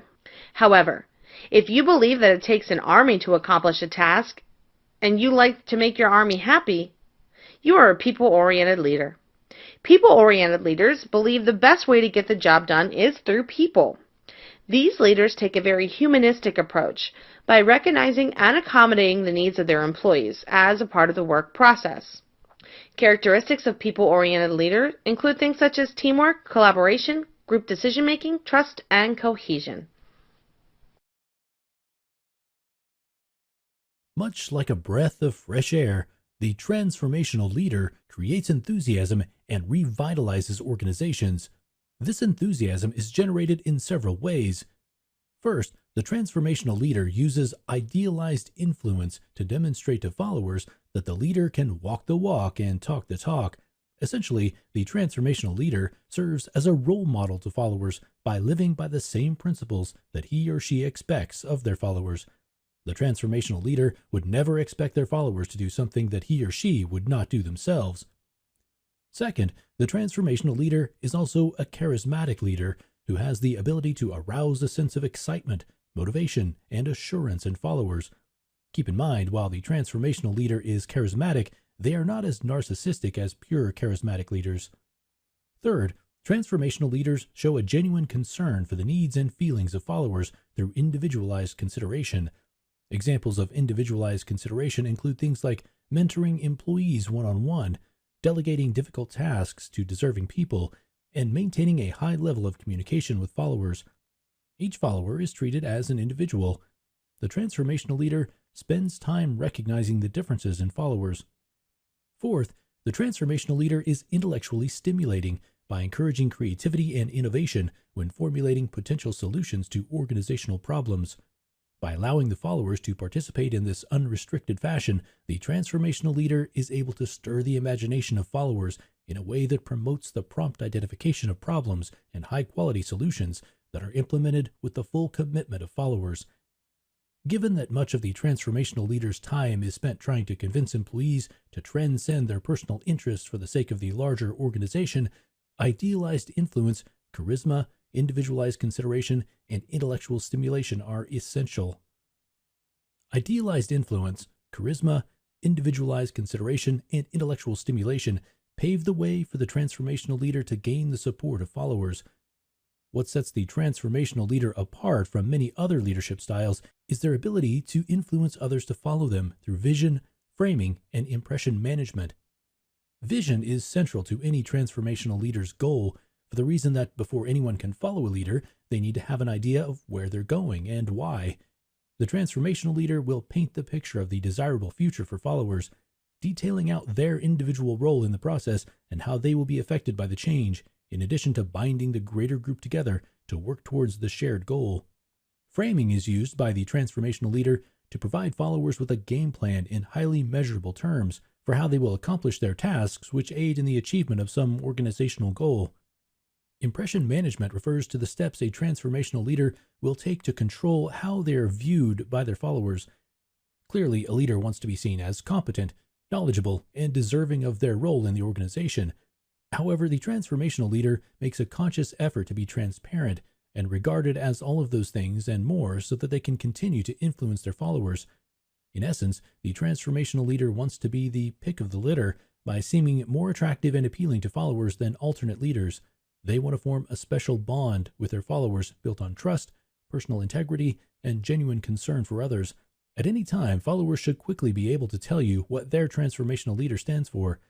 Likewise, the followers should know where their leader stands, which is always right next to them instead of behind them. Once a leader is seen as charismatic, trustworthy, confident, admirable, and committed to the organization, followers are more than willing to identify with the leader and their vision. The transformational leader will use contingent rewards, or rewards based on meeting some established goal, to acknowledge the efforts of followers when they are aligned with the vision. They also practice management by exception, by providing autonomy to followers, intervening only when there is a problem. Followers are converted into leaders by the transformational leader by empowering them to commit to actions that align with the vision. Some examples of transformational leaders include Oprah Winfrey, Reed Hastings, and Peter Drucker. Oprah Winfrey is a media mogul who is best known for her long-running talk show, The Oprah Winfrey Show. Like other transformational leaders, Winfrey is charismatic and able to connect with her audience through authentic communication. She's well known for her ability to inspire and influence others. Her opinions and endorsements can sway public opinion, particularly consumer purchasing choices, and have influenced everything from beef markets to book sales. Reed Hastings, the co-founder of Netflix, is another good example of a transformational leader. Hastings started out renting DVDs, but envisioned another way to deliver movies and TV shows. He introduced streaming and changed the way people accessed entertainment. Hastings also transformed his organization to encourage creativity and innovation. He introduced innovative management practices and drafted an internal culture guide with input from employees. The internal culture guide was eventually made public and used as a pre-employment screening tool to find employees willing to sign on to the company's established game plan. Peter Drucker was a management consultant whose theories contributed to the development of the modern business corporation. He defined leadership as lifting of a man's vision to higher heights, the raising of a man's performance to a higher standard, the building of a man's personality beyond its normal limitations. He believed that the leader's purpose was to inspire others to innovate and achieve change. Drucker also believed in framing and the importance of providing workers with a game plan and enough information to do their job. In today's workplace, transformational leaders are prolific and perhaps the most common leadership style across industries. Transformational leaders are relevant in contemporary business due to their flexible, innovative, inspirational, and change-savvy personas. When it comes to creating and sustaining the competitive advantage, the transformational leadership style is most effective due to the ability to transcend the status quo and bring organizations into their desirable future. Let's review. The transformational leader spends much of their time trying to convince employees to transcend their personal interests for the sake of the larger organization. This is accomplished in several ways, including idealized influence, charisma, individualized consideration, and intellectual stimulation. Idealized influence involves the transformational leader serving as a role model to followers by living by the same principles that he or she expects from their followers. Charisma shows the leader's ability to arouse a sense of excitement, motivation, and assurance in followers. Individualized consideration is used by the transformational leader to show a genuine concern for the needs and feelings of followers. Finally, the transformational leader is intellectually stimulating by encouraging creativity and innovation when formulating potential solutions to organizational problems. What sets the transformational leader apart from many other leadership styles is their ability to influence others to follow them through vision, framing, and impression management. Vision is central to any transformational leader's goal, for the reason that before anyone can follow a leader, they need to have an idea of where they're going and why. Framing is used by the transformational leader to provide followers with a game plan in highly measurable terms for how they will accomplish their tasks, which aid in the achievement of some organizational goal. Impression management refers to the steps a transformational leader will take to control how they are viewed by their followers. Transformational leaders are relevant in contemporary business due to their flexible, innovative, inspirational, and change-savvy personas. When it comes to creating and sustaining the competitive advantage, the transformational leadership style is most effective due to the ability to transcend the status quo and bring organizations into their desirable future.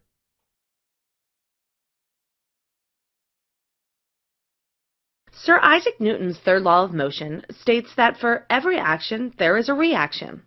And this is quite true when you think about it. For example, when you smile at a stranger on the street, they typically will smile back. When you sneeze, someone will respond by saying, "Bless you." Pressing the gas pedal of your car causes you to accelerate. Cheating on your spouse can end in a divorce. And coming in late to work repeatedly might just get you fired. The list goes on, and I'm sure many of you can think of things that you have done and the consequences that resulted. This action-reaction rule of life is what guides most of our daily behaviors. We wake up each day and shower so that we don't stink. We go to work so that we can pay our bills. We eat food and drink fluids so that we can continue to live. We exercise to stay healthy, spend time with our friends and family to maintain our relationships, and go to sleep at night to ensure that we can do it all over again tomorrow. Much like Newton's third law of motion, transactional leadership runs under the premise of actions and reactions. The transactional leader views management as a sequence of transactions where the actions of subordinates result in either a reward or a punishment. The reward or punishment is contingent upon the performance. The assumption is that employees are motivated by extrinsic rewards, which are things like money, paid time off, and other bonus-type incentives. Using their authority as a manager, the transactional leader gives orders to subordinates and expects that the reaction will be the adherence to those commands. Those individuals who do conform to the request of the transactional leader are rewarded, and anyone who fails to is punished.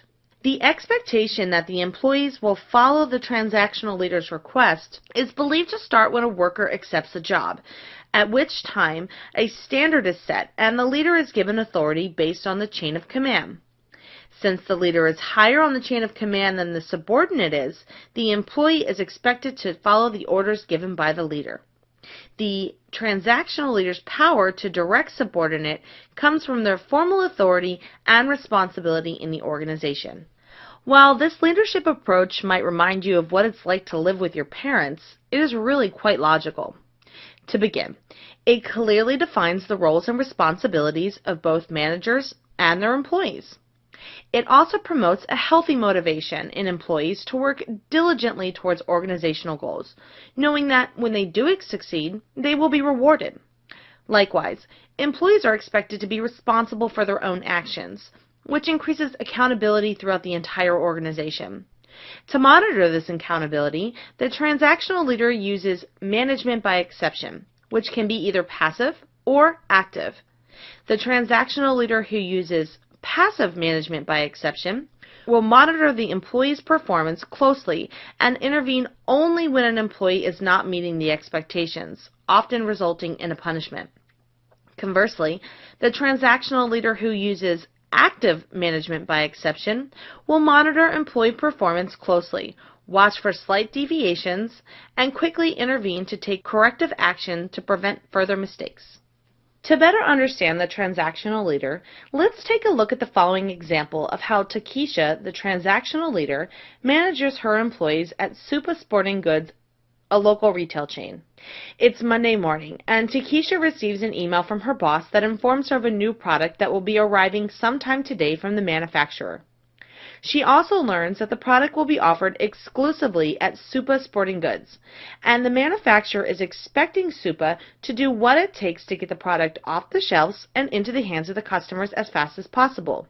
Takesha knows that she must communicate this information to her employees and come up with an action plan for how they will sell the new product to customers. Takesha has high aspirations for her employees because they learn from the moment they were hired that what Takesha wants, Takesha gets. Since she is their manager and higher on the chain of command, the employees willingly do whatever it is that Takesha asks, as long as it does not put them in harm's way. The employees understand their role in the organization is to follow the directions of Takesha due to her formal authority and responsibility in the organization. During the Tuesday morning meeting, Takesha explains the new product to her employees and provides them with a detailed action plan for how they can go about selling the new product to SUPA's customers. As a transactional leader, Takesha is clear on her intentions of her employees doing whatever it takes to sell the new item. To help motivate her staff, Takesha informs them that whoever meets their individual sales goals will receive an extra day of paid vacation. But those who fail to meet their sales goals will be forced to cover the shift of those who earn the extra vacation day. Takesha tells her employees that they are responsible for creating their own promotional activities necessary to make the sales. Any worker who fails to design an effective sales strategy will fail at meeting their sales goals and consequently will be held accountable for that failure. Takesha practices a passive management by exception and informs her employees that she will be monitoring their performance on a weekly basis. Any staff member who does not meet their required sales quota will be asked to clean the store bathrooms that following week. Let's review. Much like Newton's third law of motion, transactional leadership runs under the premise of actions and reactions. The transactional leader views management as a sequence of transactions where the actions of subordinates result in either a reward or punishment. Those individuals who do conform to the requests of the transactional leader are rewarded, and anyone who does not is punished. The authority of the transactional leader is based on the chain of command, where the subordinates are expected to follow the directions of those who hold higher level positions in the organization.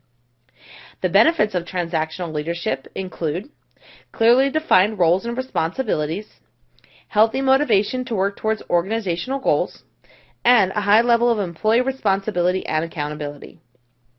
To monitor this accountability, the transactional leader uses management by exception, which can be either passive or active. The transactional leader who uses passive management by exception will monitor employee performance closely and intervene only when an employee is not meeting the expectation, often resulting in a punishment. Conversely, the transactional leader who uses an active management by exception will monitor employee performance closely, watch for slight deviations, and quickly intervene to take corrective action to prevent further mistakes.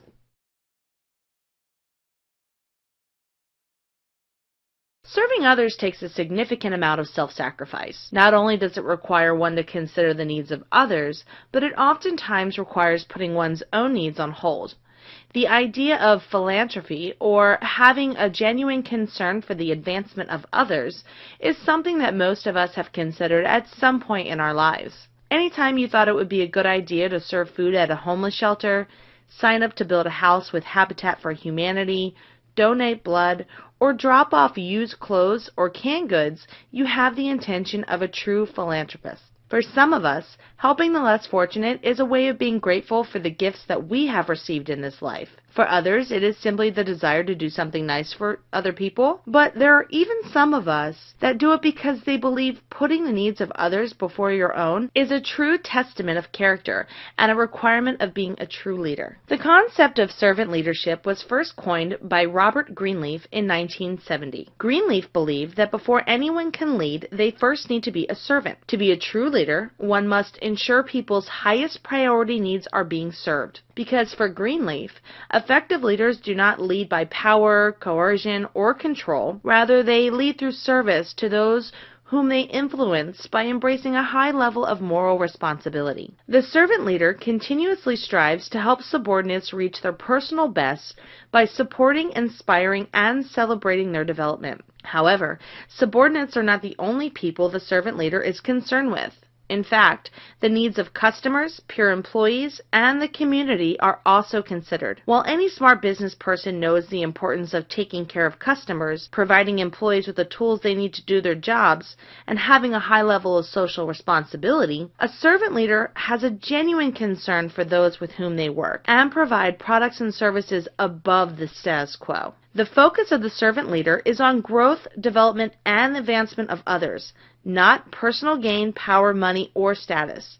The servant leader is like having all of the resources, knowledge, and authority you need to be successful. To many of us, the idea of having a servant leader probably sounds a lot like winning the lottery. Besides, who wouldn't want a boss who cares more about you than themselves? Just imagine for a second what it would be like to be led by someone who spends more time listening than talking, who puts your accomplishments in the spotlight instead of jockeying for attention and boasting about how great they are, who takes the blame when things turn out differently than expected, instead of pointing fingers at the first available person, but who willingly shares credit when things do turn out good, someone who takes the time to get to know your goals and works to inspire you to achieve them by giving you all the resources you need to be successful, and someone who makes decisions for the better good instead of their own selfish motivations. Servant leaders make sure everyone gets a fair shake in life and is open with their communication, decisions, ideas, and problems, no matter how challenging that may be for them. They work hard and push others to do the same. While your boss might have some of these characteristics, a true servant leader is all of these things at all times. Just imagine how nice it would be to have someone like Dr. Martin Luther King Jr., Gandhi, Mother Teresa, or Cesar Chavez as a leader, and you can begin to see what a true servant leader is all about. Let's review. Robert Greenleaf created the concept of servant leadership in 1970. Greenleaf believed that before anyone can lead, they first need to be a servant. According to Greenleaf, to be a true leader, one must ensure the highest priority needs of employees, customers, and the community are being served. As a true philanthropist, the servant leader is focused on the growth, development, and advancement of others and not personal gain, power, money, or status. The servant leader takes the time to listen to others, takes blame for failure, shares credit for success, gets to know the personal goals of others and works to inspire the personal best in others, is open and translucent in their communication, makes decisions for the better good instead of their own selfish motivations, making sure that everybody gets a fair shake in life. Famous examples of servant leaders include Dr. Martin Luther King Jr., Gandhi, Mother Teresa, and Cesar Chavez. French fries, French kiss, French braid, French toast, French door, French dressing, French manicure. While these phrases might be as close to speaking French that you will ever get, one actual French phrase that you should know that relates to management is laissez-faire, or leave it be. French lessons aside, when placed into the context of leadership, the term laissez-faire depicts a leader who allows subordinates to work on their own. The laissez-faire leader is the opposite of autocratic leadership, where people have complete control over their employees, much like a micromanager. Laissez-faire leaders offer their subordinates autonomy, providing them with all of the resources and information they need to do their jobs, and intervene only by request or when there is a problem. This leadership style can be highly intentional, but also terribly accidental at the same time. Essentially, some laissez-faire leaders purposefully work to provide their followers with freedom to manage their own tasks and deadlines, while other laissez-faire leaders fail to provide their employees with adequate leadership and structure, leaving them to fend for themselves. Effective laissez-faire leaders understand that while they can practice a more hands-off approach to leadership, they still have a high level of responsibility to their followers. The effective laissez-faire leader still monitors the performance of their employees and provides them with feedback on a regular basis. They simply refrain from micromanaging them.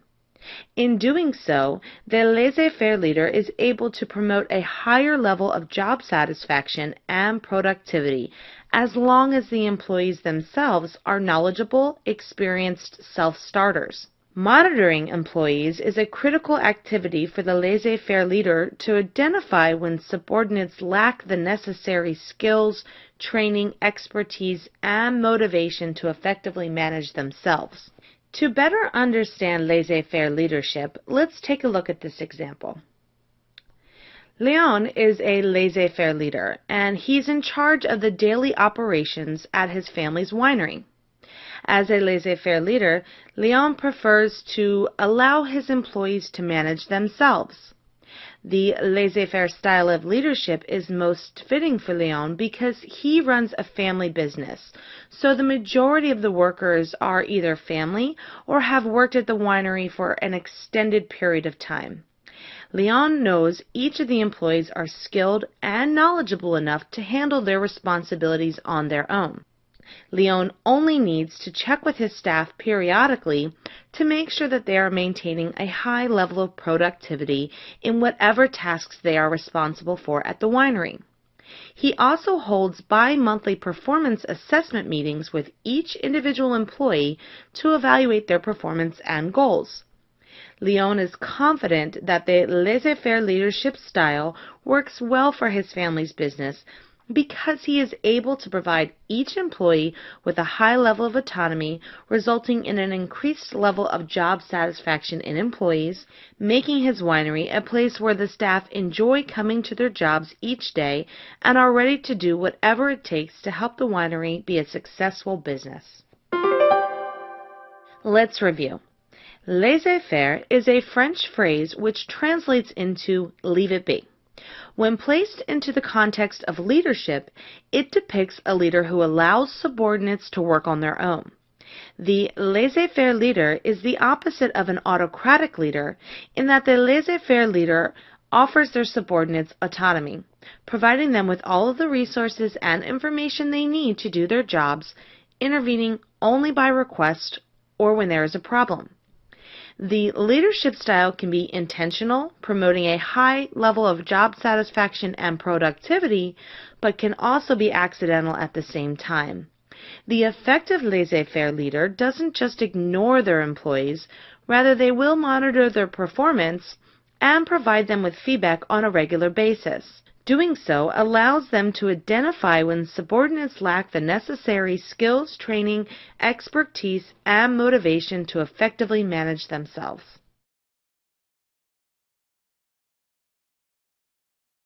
Today it seems like people are sharing. It's a concept that we learned early on when we had to share toys, rooms, food, even secrets with other kids, even though some of us hated it at the time. However, some of us enjoyed the process of sharing with others and still do as adults. I'm referring to managers who share with their subordinates. Those leaders who take the time to share with their employees and encourage their participation in the decision-making process are accordingly referred to as participative leaders, or otherwise known as democratic leaders. The two terms are really one and the same and describe a leader who includes subordinates in the decision-making process by encouraging employees to be creative, innovative, and engaged in projects. Much like how the United States is a democracy where the citizens are encouraged to vote, the democratic leader invites their subordinates to voice their insights and opinions relating to workplace affairs. In doing so, participative leaders believe that they gain a higher degree of understanding by including those people who are directly affected by the decisions being made. In turn, subordinates are more involved and willing to work towards whatever decisions are being made due to the vested interest they have as a result of being a part of the decision-making process. Employees tend to have a higher level of productivity and job satisfaction because they feel valued by their manager and that what they say or feel actually matters. The democratic leader essentially empowers the subordinates by recognizing the valuable contributions they can make during the decision-making process. Employees become less competitive and more cooperative with one another, creating a welcoming organizational culture that people like to be a part of. While there are many benefits of participative leadership, it is not without its drawbacks. Specifically, although it can be argued that two minds are better than one, it also takes more time to come to a decision. Therefore, the decision-making process can be extremely slow at times under the Democratic leader, but inevitably lead to good results. So the question becomes, is it worth the wait? There are certainly times where speed or efficiency is essential, making the Democratic leadership style ineffective. Employees might also resent the participative leader who only listens to their ideas but never implements them. They want to be able to express their ideas and see them put into action. Otherwise, it can lead to low motivation, skepticism, and feelings of betrayal. Even worse, the employees might not have the knowledge, skills, or expertise to provide high-quality input during decision-making. The participative leadership style is best when implemented in a team environment where productivity and efficiency take the backseat to quality. To better understand the participative leadership style, let's take a look at the following example of Pablo, the nightclub manager at Pretty in Pink. As an organization, Pretty in Pink has a very relaxed and team-based culture. The day-to-day operations do not change much. However, once a month, the owner asks Pablo and his team to come up with a way to promote the club and set it apart from the rest of the local clubs in the area. Next month is February, and Pablo wants to decide what promotion or event they will have to promote at the club. As a participative leader, Pablo does not make decisions alone. Instead, Pablo calls a meeting with all of his staff so that they can begin to brainstorm some ideas. Pablo spends time encouraging his employees to be creative, innovative, and engaged in the project. To be sure that everyone feels valued, he asks each team member to share an idea, and once everyone has been heard, they have a vote to determine which idea should be selected. This way, Pablo knows that each team member feels valued and a part of the decision-making process, even if their initial idea was not selected. Once an idea is selected, Pablo asks his team to choose which area they would like to be responsible for and fills in the gaps afterwards to ensure that all the work related to the project is completed on time. Being a participative leader works for Pablo and his team by encouraging the right amount of team member involvement to be successful and promote a high level of job satisfaction. Let's review. The participative or democratic leader describes a leader who includes subordinates in the decision-making process by encouraging employees to be creative, innovative, and engaged in projects. In doing so, participative leaders believe that they gain a higher degree of understanding by including those who are directly affected by the decisions being made. In turn, subordinates are also more involved and willing to work towards whatever decisions are being made due to the vested interest they have as a result of being part of the decision-making process. Employees tend to have a higher level of productivity and job satisfaction because they feel valued by their manager, and what they say and feel actually matters. Employees become less competitive and more cooperative with one another. Some of the drawbacks include delayed decision-making, employees' resentment when their ideas are not implemented, and a lack of employee knowledge, skills, or expertise to provide high-quality input. The participative leadership style is best when implemented in a team environment where productivity and efficiency take the backseat to quality.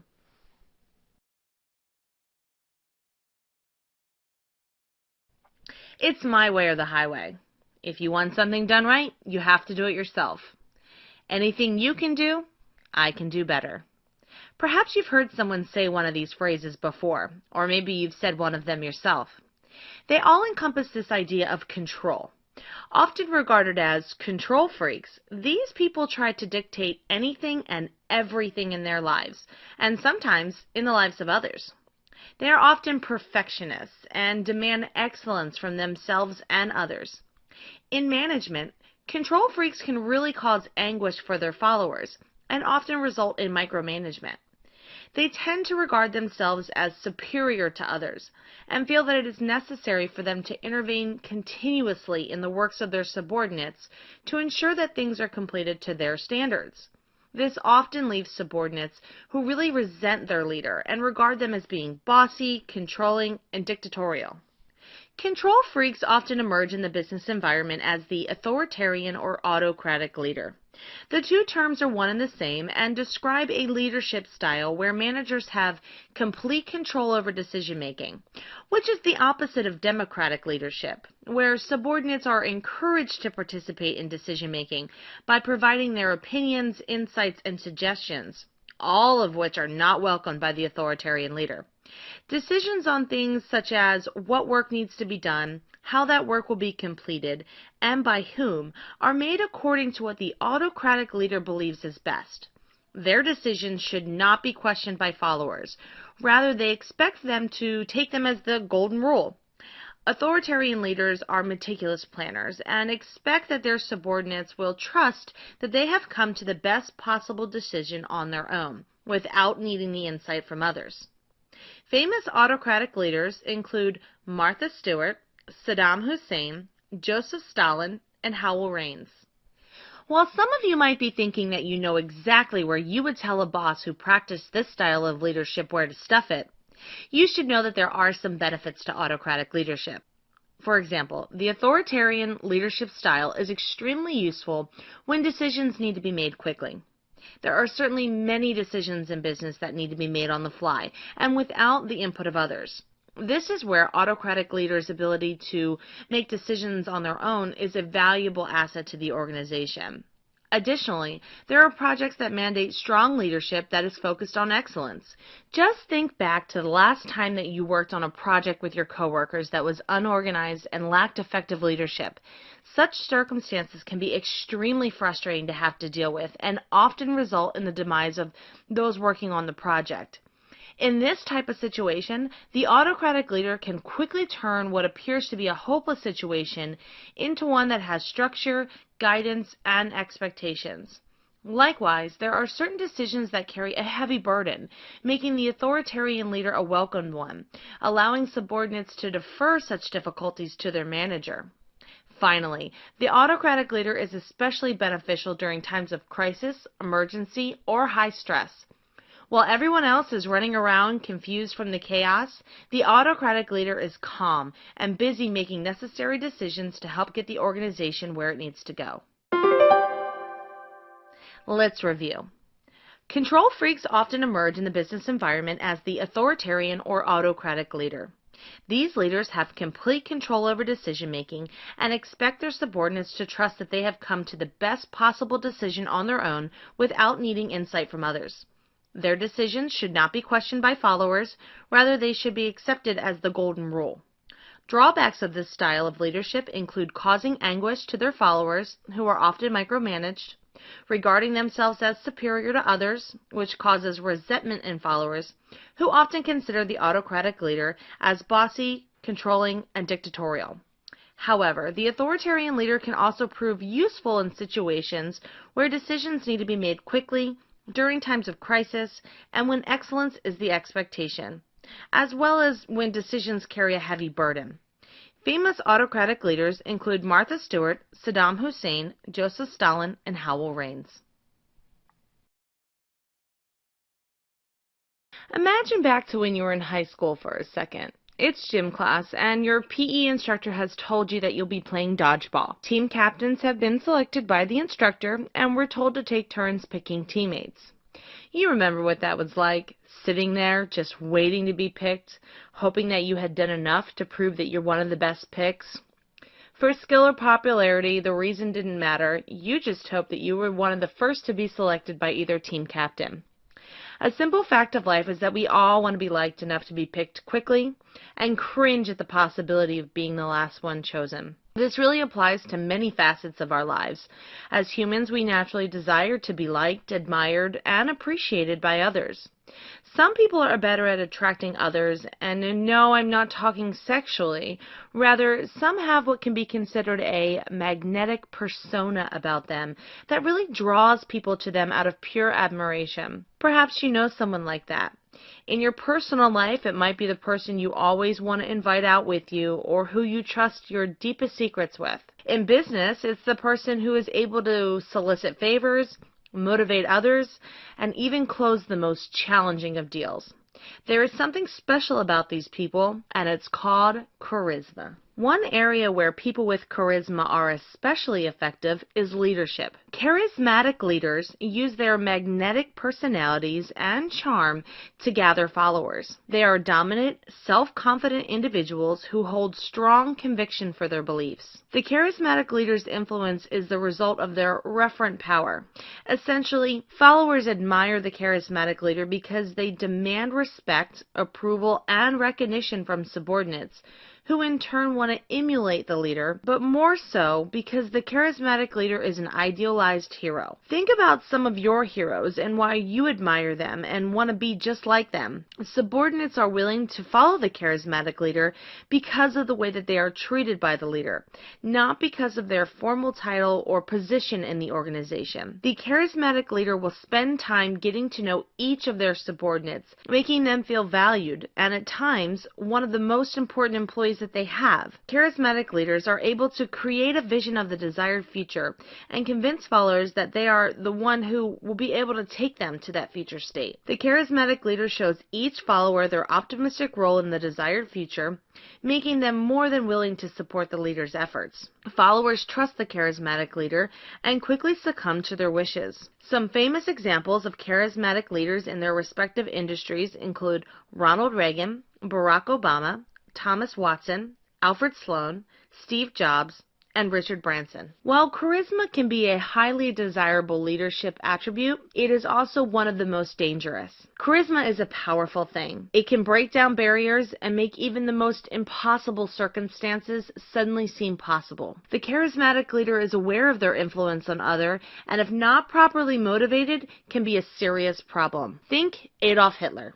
He was an extremely charismatic leader, but had very bad motives. Nevertheless, he was able to create a massive army who carried out his evil plan. In the business environment, the charismatic leader whose focus is on themselves and not on the organization can have disastrous consequences. Because subordinates are so willing to follow the charismatic leader, they can be blindly led into aiding the leader in their own personal pursuits for power, recognition, and achievement long before they realize it. Taking the focus off an organizational goals and putting them towards the charismatic leader's goals can cripple an organization. Accountability is diminished.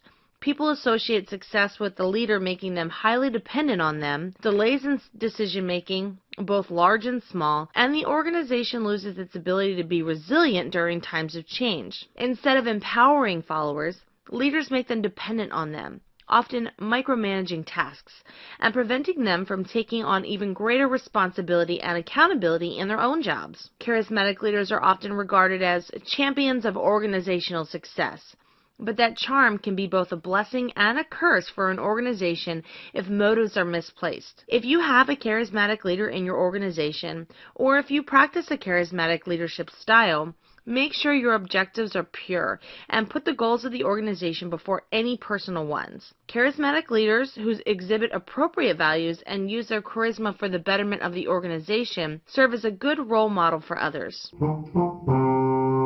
Let's review. Charismatic leaders use their magnetic personalities and charm to gather followers. They are dominant, self-confident individuals who hold strong conviction for their beliefs. The charismatic leader's influence is a result of their referent power. Subordinates are willing to follow the charismatic leader because of the way that they are treated by the leader, not because of their formal title or position in the organization. Charismatic leaders are also able to create a vision of the desired future and convince followers that they are the one who will be able to take them to that future state. Charismatic leaders are often regarded as champions of organizational success, but that charm can be both a blessing and a curse for an organization if motives are misplaced. Subordinates can be led blindly into aiding the leader in their own personal pursuits for power, recognition, and advancement. Taking the focus off of an organizational goal and putting it towards the charismatic leader's goal can cripple an organization. Accountability is diminished. People associate success with the leader, making them highly dependent on them, delays in decision-making, both large and small, and an organization loses the ability to be resilient during times of change. However, charismatic leaders who exhibit appropriate values and use their charisma for the betterment of the organization serve as a good role model for others. You like potato, I like potato. You like tomato, I like tomato. Potato, potato, tomato, tomato. Who's to say which is right? Depending on your preference, I'm sure you could easily argue one is better than the other, but is that always true in every situation? The situational leader would suggest not. The situational leader emerged out of the contingency school of management, which can be summarized as the "it all depends" approach. According to situational theorists, there are no universal behaviors or practices appropriate for all leadership scenarios. They believe effective leader behaviors differ from situation to situation. A manager must choose the appropriate management style based on the leadership situation and the capacity of both the leader and his or her followers. Consequently, before the situational leader can make decisions, they have to first assess these factors. The situational leader will then adjust their style to accommodate any limitations that surround the situation, themselves, and the subordinates. To better understand situational leadership, let's take a look at this example. Sanjay is a head nurse at a small hospital. As a nurse, Sanjay faces high-pressure situations that require him to assess the surrounding circumstances on an individual basis. For example, when faced with a situation where a patient is receiving routine treatment, Sanjay can allow his subordinates to participate in the decision-making and even allow them to make decisions on their own. Because the situation is typical and Sanjay's employees are well trained to handle it, he can be far more laissez-faire or give the least possible guidance to subordinates. However, in a code blue scenario where a patient might be on the verge of dying, Sanjay must maintain a higher degree of control over the situation and decision-making. The situation is high risk, and while Sanjay's subordinates may have the necessary skills to handle the situation on their own, he does not allow room for error. Sanjay knows that he must offer direction based on what he feels is best for the patient. There is no time to discuss, collaborate, or vote on decisions. Sanjay must quickly assess the situation for what needs to be done and who the best people are to do it. Let's review.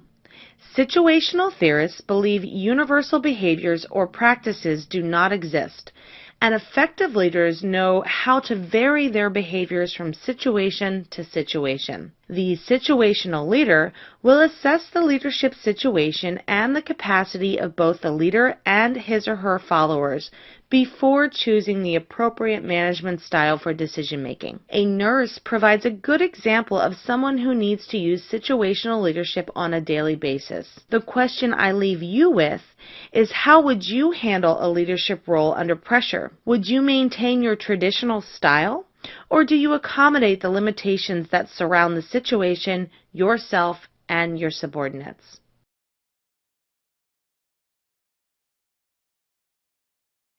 There are certain times that you expect someone to do things by the book.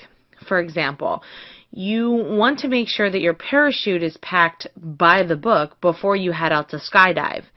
Likewise, you want your tattoo artist to follow your drawing by the book. You might also expect your repairman to fix your problem by the book. Truth is, there are a lot of things that we expect people to do by the book, and for some of us, that means leading others by the book. Someone who follows a by-the-book management philosophy is referred to as a bureaucratic leader, a style that was first developed by Max Weber in 1947. Following rules, policies, and procedures meticulously is what the bureaucratic leader lives for. If for some reason the bureaucratic leader runs into a situation where there are no formal rules, policies, or procedures to consult, he or she will seek the advice from his or her manager. The last thing a bureaucratic leader wants to do is make a decision without knowing that it is the right one for the organization. Consequently, decisions are typically slow-paced and ensure adherence to the principles of the organization by practicing routine methods for problem solving, as there is no room to explore new ways to solve problems. Bureaucratic leaders expect their employees to follow the normative regulations they impose because of their formal role in the organization and the authority bestowed onto them. The employees who conform to the bureaucratic leader are often rewarded. Bureaucratic leadership is useful in organizations where there are serious risks, such as what you would expect at a nuclear power plant, a police station, a bank, or other financial institution that deals with large amount of money, or when working with dangerous machinery. Likewise, bureaucratic leaders are effective in organizations where employees perform routine tasks, like what you would see at a manufacturing plant. Whether safety or efficiency is the focus, bureaucratic leaders provide an apparent and strict leadership style that works to maintain the highest level of compliance in these type of organizations. Where bureaucratic leadership can fail is in organizations that must adapt to change and take risks on a regular basis. Some believe that bureaucratic leaders can stifle creativity, innovation, and flexibility in organizations, preventing the company from reaching its goals. To help you better understand bureaucratic leadership, let's take a look at this example. Bob is the head of a manufacturing company called Bikes for Tykes. He decided early on that quality, efficiency, and safety were at the top of his priorities. To ensure that his employees were on the same page, Bob adopted a bureaucratic leadership style. Bob believes Bikes for Tykes is the perfect place for bureaucratic leadership due to the important safety issues surrounding the assembly of bikes, especially bikes that will be used by children, as well as the routine nature of assembling the bikes.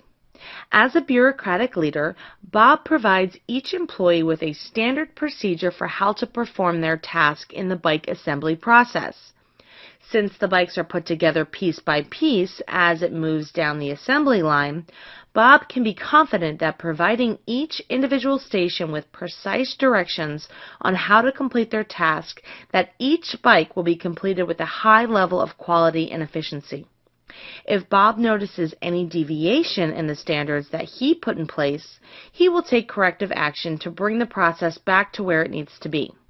Those employees who consistently uphold the standard are rewarded. Let's review. Bureaucratic leadership was first described by Max Weber in 1947. Following rules, policies, and procedures meticulously is the most defining characteristic of the bureaucratic leader. Decisions are typically slow-paced and ensure adherence to the principles of the organization by practicing routine methods for problem solving. Bureaucratic leaders expect their employees to follow the normative regulations they impose because of their formal role in the organization and the authority bestowed onto them. Those employees who conform to the bureaucratic leader are often rewarded. Bureaucratic leadership is useful in organizations where there are serious risks and also when employees perform routine tasks. Where bureaucratic leadership can fail is in organizations that must adapt to change and take risks on a regular basis. Some believe that bureaucratic leaders can stifle creativity, innovation, and flexibility in organizations, preventing the company from reaching its goals. As with all leadership styles, it is up to the leader to adopt the style that is most fitting for the organization in which he or she operates. In this lesson, we will explore the Blake and Mouton Management Grid, an assessment tool used by managers to determine their predominant leadership style. The XY axis on the grid consists of two behavior dimensions, concern for people and concern for production. Concern for people is the degree to which a leader considers the needs of employees when deciding on how tasks or jobs should be done. This can be personal or professional development. This behavior dimension moves along the y-axis vertically from bottom to top of the grid. Concern for production is the degree to which a leader emphasizes objectives and productivity goals when deciding on how tasks or jobs should be done. This can be rules, policies, or performance standards. This behavior dimension moves horizontally along the x-axis from left to right. The grid is divided into 5 possible leadership styles: country club leader, impoverished leader, middle-of-the-road leader, team leader, and produce or perish leader. Let's look at behaviors of several different managers to gain a better understanding of the managerial grid. Dharma manages a few employees at Bookworm's bookstore. She is very concerned about how employees feel. Dharma often covers shifts to cover for later absent employees. She doesn't want to overwork employees.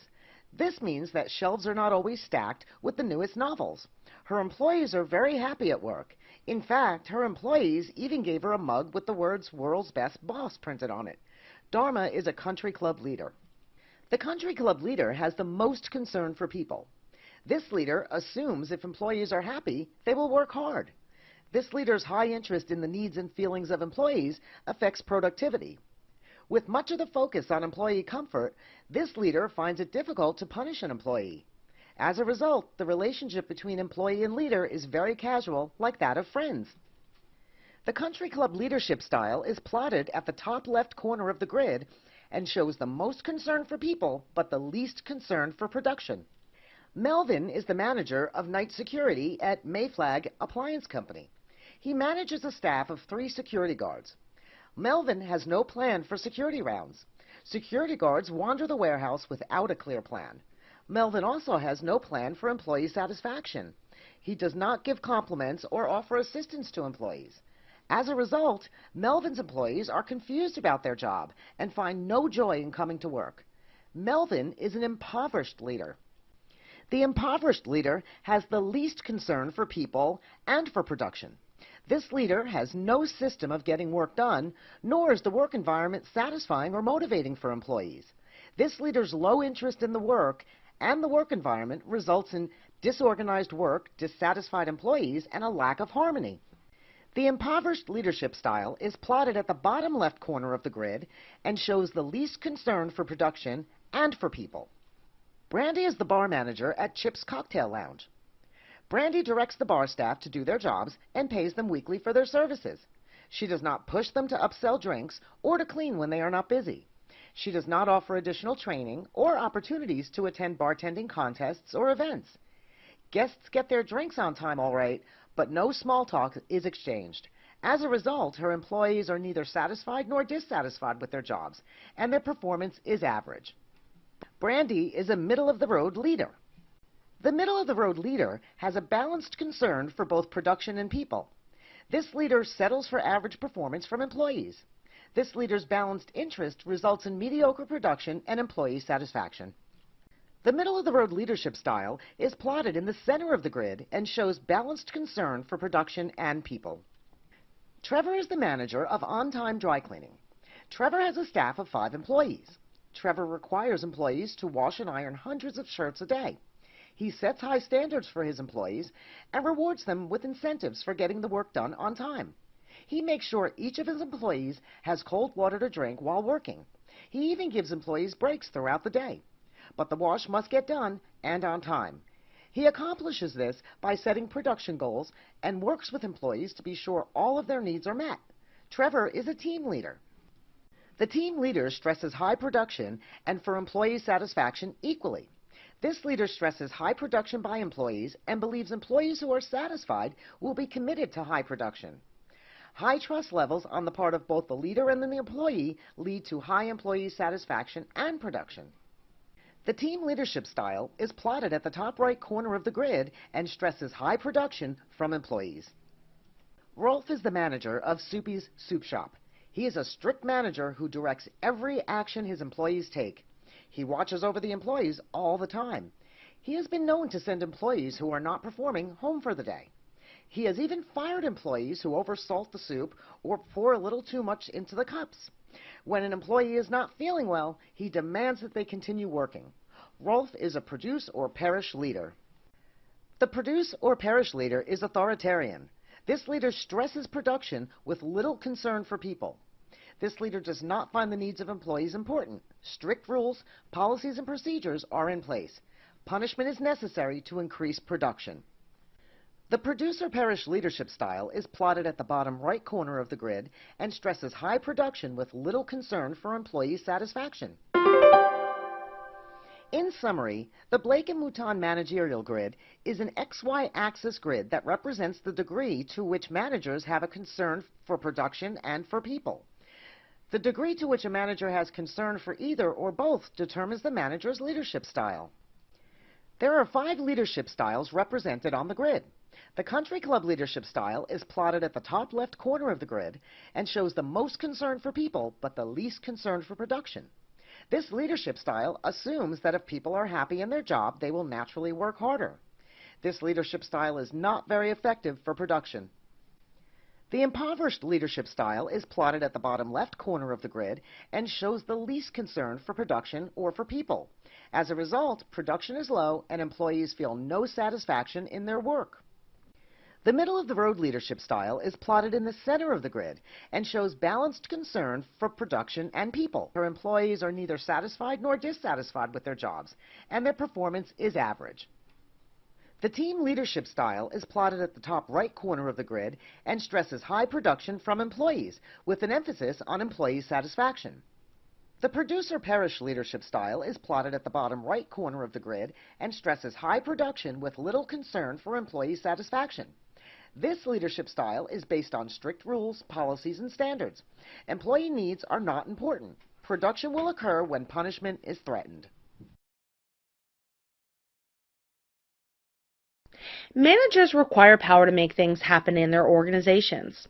Power can be defined as a manager's ability to influence others. Influence is what managers have when they use power in such a way that it results in some behavioral response in others. Effective managers understand how to use their power to influence organizational members to act according to their wishes and to put into place processes and procedures that work towards organizational goals.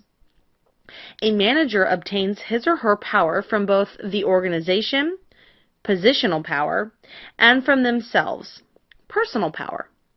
The key to successful management lies in using a combination of positional power and personal power. This lesson will discuss the first of these, positional power. The most commonly recognized form of power that a manager has is positional power. Positional power is a result of a manager's position within the organization. The 3 main bases of positional power include legitimate power, reward power, and coercive power. Legitimate power stems from the manager's position in the organization and the authority that lies in that position. Subordinates acknowledge the legitimate power that comes from being in a leadership position in an organization.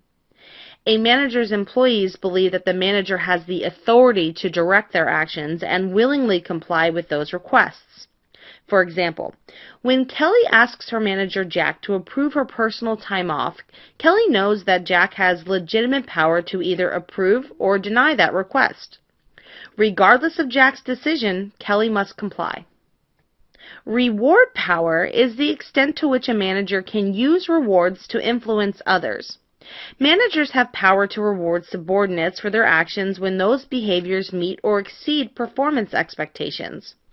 Examples of such rewards include pay increases or bonuses, promotions, more responsibility and autonomy, as well as recognition and praise. For example, when Kelly exceeds her sales quota for the first quarter of the organization's fiscal year, her manager Jack rewards her with a bonus check for $500 and sends out an email to her coworkers acknowledging the good job Kelly has done. Coercive power is the opposite of reward power, and it is used by managers to punish subordinates for not meeting performance expectations or to deter subordinates from making decisions that will negatively affect the organization. Examples of coercive power include things such as reprimanding or criticizing a subordinate, writing up, demoting, or firing an employee, withholding pay increases or lowering an employee's salary, and the denial of a reward. The manager may only have enough coercive power to recommend these sanctions to someone else who has authority to carry them out, but nevertheless, the very threat of punishment is usually enough to influence employee behavior. For example, Jill is a coworker of Kelly who, unlike Kelly, failed to meet her sales quota last quarter. Jack is fed up with Jill's inability to make sales and wants her to be transferred to another team or even fired. However, Jack does not have this authority. but does have the power to recommend Jill's transfer and/or termination to his boss, who does have the authority to carry out the sanction. It is important to note that subordinates respond differently to the three types of positional power. Legitimate power and reward power are thought to be a positive use of power by subordinates, making it more likely to result in a positive response and greater compliance. Coercive power, however, can lead to a high degree of resistance and deliberate disobedience in subordinates who resent the use of coercive power by managers to influence their behavior. Let's review. Managers require power to make things happen in their organizations. Power can be defined as a manager's ability to influence others. A manager obtains his power from both the organization, positional power, and from themselves, personal power.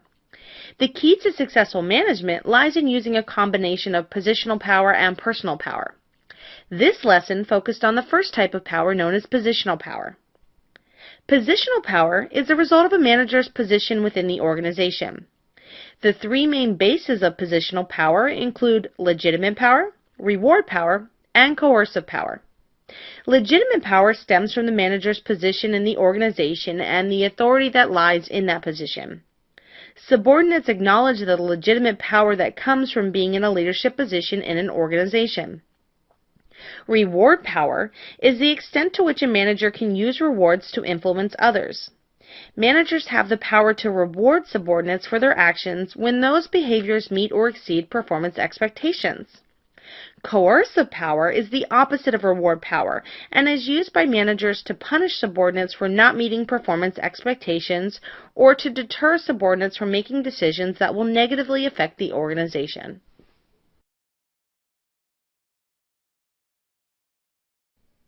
You may recall that power can be defined as a person's ability to influence others. Effective managers know how to use their power to influence the behavior of organizational members. A manager obtains his or her power from both the organization, positional power, and from themselves, personal power. The key to successful management lies in using a combination of positional power and personal power. This lesson focuses on the second type of power, personal power. Personal power is independent from the position a manager holds in an organization and rests solely in the individual. Things such as a manager's personality and special knowledge make personal power a useful resource for managers to use when trying to influence subordinates. Subordinates become committed to their managers that hold personal power. There are two main bases of personal power, which include referent power and expert power. Referent power is the result of subordinate respect and adoration for the manager, and is seen when an employee seeks to identify with the manager they admire. Referent power is commonly seen in charismatic leaders, who are able to invoke a passion for followership due to the leader's magnetic personality. Subordinates are willing to follow their manager's requests simply because of the manner in which they deal with and treat subordinates. For example, Kelly thinks that Jack is a great manager who is easy to talk to and has always done a good job of treating her like an equal. When Jack asks Kelly to work overtime, she agrees without hesitation because she has seen Jack stay late on numerous occasions and she wants to do what she thinks will please Jack. Followership is not based on rewards or punishment.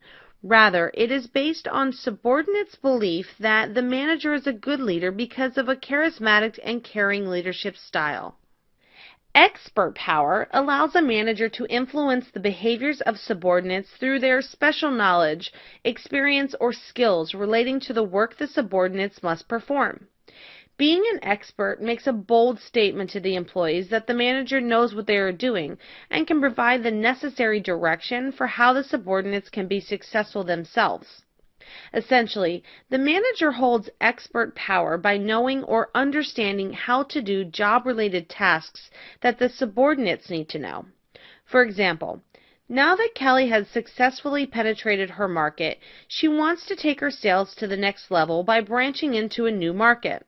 However, Kelly has never worked in this market before and understands that it is vastly different from her usual one. Fortunately for Kelly, this was Jack's market before he was promoted to a manager, and he has some insider knowledge about how to be a successful salesperson in that market. Because of Jack's expert power, Kelly will listen to all of the suggestions that Jack offers her, even those that contradict Kelly's typical sales strategies. Let's review. Managers require power to make things happen in their organizations. Power can be defined as a manager's ability to influence others. A manager obtains his or her power from both the organization, positional power, and from themselves, personal power. The key to successful management lies in using a combination of both positional power and personal power. This lesson discussed the second type of power, personal power. Personal power is independent from the position a manager holds in an organization and rests solely in the individual, in things such as the manager's personality, experience, and special knowledge.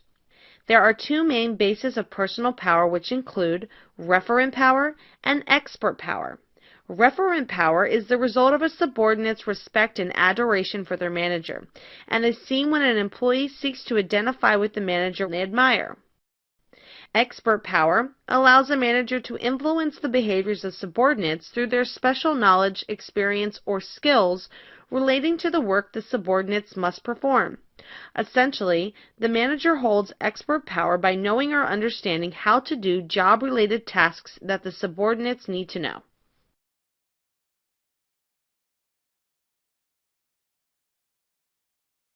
Congratulations, you hear, as you step into the boardroom. We've confirmed your promotion to the senior management team. You straighten your blazer and arrange your face to conceal your ecstatic expression.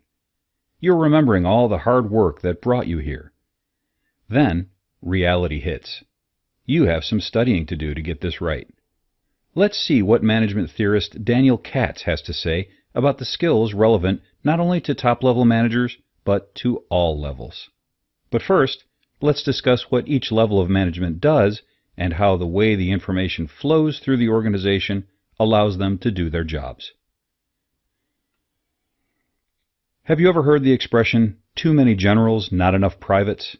That's because the traditional organizational model has a pyramid structure of management, a few top-level managers, more middle-level managers, and the most supervisors, also called low-level managers. Workers aren't on the management pyramid, but you can think of them as the foundation of the structure. Generally, when there are too many top-level managers, or generals, and not enough workers, privates, it's difficult to carry out big-picture plans. It's an expression that demonstrates that each level of management serves a unique purpose. Top-level management is focused on market positioning through long-range strategic planning. Middle-level managers deal with decision-making within their area of responsibility and implement projects that will meet the strategic objectives of the organization. Low-level managers directly manage the workers and take responsibility for the day-to-day operations of the business. They prioritize the tasks necessary to implement the projects determined by middle managers, which are in turn part of a long-range strategic plan. All members of the organization need the right information in order to do their work. Let's look for a moment at the movement of information through the three levels of management. The blue arrows in this image show information flow through the organization. Top-level managers draw in facts, details, and data from the managers below and from outside the organization, then push that information down through the organization. They also report out of the organization, such as to shareholders or boards. Middle-level managers report information up to the top, share information with colleagues in other departments, and push information down to lower-level management. Supervisors get daily reports on the current conditions from the employees and report upward while communicating relevant information to workers. Why does information flow matter to you as a top-level manager? Imagine you are setting a strategy for the organization, but the workers aren't accurately or regularly communicating daily details to their supervisors. So you have only a partial picture of customer needs based on those people who fill out online surveys days after they've been shopping. How can you plan an effective strategy? You might call together the senior management and set improved communication as your first strategic objective. The middle-level managers would figure out different ways to communicate better in their departments, Maybe accounting decides to create a company-wide wiki spreadsheet, or the head of manufacturing decides to redesign the daily reports, making them easier to use. Supervisors might start taking more detailed notes. When your strategic objective has been met, you'll have enough detail to set organization-wide goals. Modern management theorist Daniel Katz posits that all managers, not just those at the top levels, need to have three types of managerial skills: conceptual, human relations, and technical. Conceptual skills require the ability to visualize the organization as a whole and deal with ideas and abstract relationships. Human relations skills are those centered on communication and relationships with others. Technical skills are those processes, practices, tools, and techniques necessary to carry out the functions of the area the supervisor manages. Note that top managers still need enough technical skills to set a reasonable strategy, but they use more human relations skills and rely most heavily on conceptual skills. Middle managers need more human relations skills than the other two layers. They also need conceptual skills more than technical skills in order to meet big-picture goals. However, they are expected to have more technical skill and less conceptual skill than the managers above them because they are closer to the ground. Direct supervisors need significant technical expertise in order to manage the day-to-day operations of the organization. They need some human relations skills in order to manage the workers, but they need less conceptual skill than those further up the hierarchy. There are three levels of management identified in the classical theories of management: top, middle, and low supervisor. Each level of management has a specific function. Top-level managers determine strategy, middle-level managers prioritize and implement organizational goals, and low-level managers, or supervisors, manage the day-to-day tasks of the workers. Information flows through the management layers of the organization based on the data people need to do their work. Managers, regardless of level, use conceptual, human relations, and technical skills, although the mix of skills required varies by level and organization. Conflict management is the practice of being able to identify and handle conflicts sensibly, fairly, and efficiently. Since conflicts in a business are a natural part of the workplace, it is important that there are people who understand conflicts and know how to resolve them. This is important in today's market more than ever. Everyone is striving to show how valuable they are to the company they work for, and at times this can lead to disputes with other members of the team. Conflicts happen. How an employee responds and resolves conflict will limit or enable that employee's success. Here are 5 conflict styles that a manager will follow according to Kenneth W. Thomas and Ralph H. Kilman. An accommodating manager is one who cooperates to a high degree. This may be at the manager's own expense and actually work against that manager's own goals, objectives, and desired outcomes. This approach is effective when the other person is the expert or has a better solution. Avoiding an issue is one way a manager might attempt to resolve conflict. This type of conflict style does not help the other staff members reach their goals, and does not help the manager, who is avoiding the issue and cannot assertively pursue his or her own goals. However, this works well when the issue is trivial or when the manager has no chance of winning. Collaborating managers become partners or pair up with each other to achieve both of their goals in this style. This is how managers break free of the win-lose paradigm and seek the win-win. This can be effective for complex scenarios where managers need to find a novel solution. Competing. This is the win-lose approach. A manager is acting in a very assertive way to achieve his or her own goals without seeking to cooperate with other employees, and it may be at the expense of those other employees. This approach may be appropriate for emergencies when time is of the essence. Compromising. This is the lose-lose scenario where neither person or manager really achieves what they want. This requires a moderate level of assertiveness and cooperation. It may be appropriate for scenarios where you need a temporary solution or where both sides have equally important goals. Conflict happens when two different groups perceive some incompatibility between themselves, which can lead to conflict.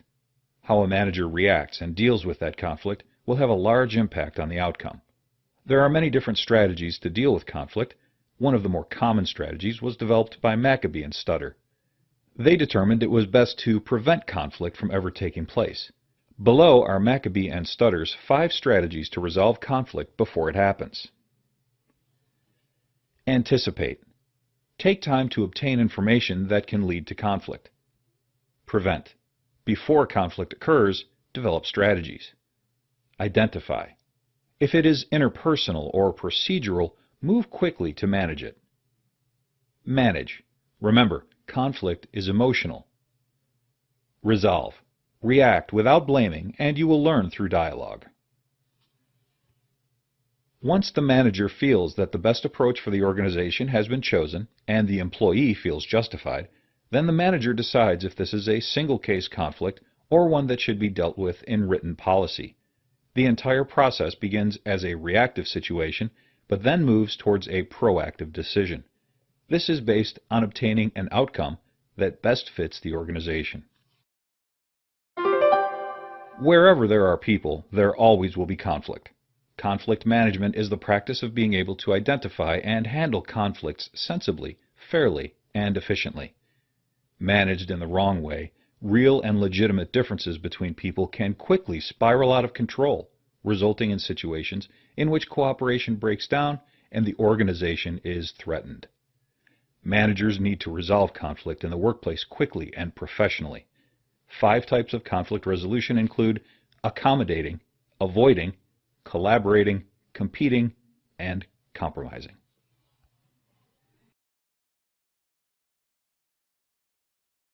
Directive leadership style is one of 4 leadership behaviors characterized by setting clear objectives and rules for your subordinates, and ensuring that your expectations and directions are clearly defined and understood. Identified by the path-goal theory of leadership, directive leadership may be advisable when subordinates are unskilled or inexperienced at a complex task. It may backfire, however, if imposed upon highly skilled and experienced employees who are extremely competent to perform the task. You must have a general understanding of path-goal theory to get a good understanding of directive leadership. Martin G. Evans first developed the theory in 1970, with Robert J. House updating the theory in 1996. Basically, the path-goal theory holds that a manager should set employees' work goals and establishes the path by which they can achieve the goal. The path-goal theory describes several managerial tasks.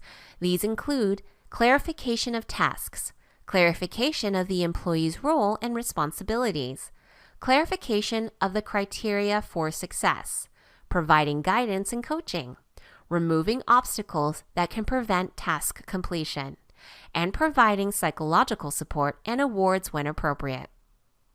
Importantly, the theory also purposes that a manager should use different leadership styles depending upon the circumstances. Leadership styles available to you include support, participative, achievement-oriented, and of course, directive. Directive leadership is just one tool in the box that a manager can use. Let's say that you are a manager on an assembly line at a manufacturing plant, and production orders have outpaced current labor capacity.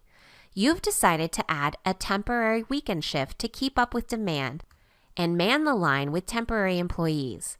Unfortunately, the temps available don't have much production experience and none with your facility. You give each employee very specific instructions on how to perform his task on the line and have regular employees demonstrate the tasks as well. You also set clear and expressed production goals so that employees can gauge their progress and success. You've demonstrated the successful use of directive leadership. Now let's say that you are a manager recently placed in charge of a group of scientists in a research and development department of a biotech company. Your background is in business management, not chemistry, pharmacology, or genetics. You attempt to use directive leadership, and the scientists make you look like a fool by pointing out how your instructions will not work and could be counterproductive. You need to change your leadership style to take into account the knowledge, skills, and needs of those you supervise, since using direct leadership in this case was unsuccessful.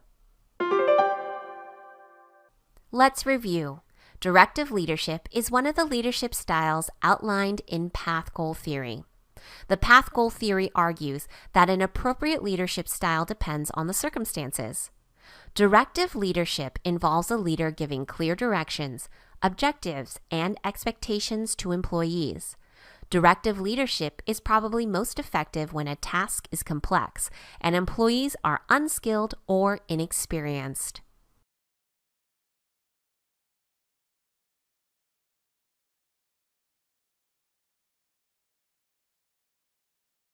Expert power is power based upon employees' perception that a manager or some other member of an organization has a high level of knowledge or a specialized set of skills that other employees or members of the organization do not possess.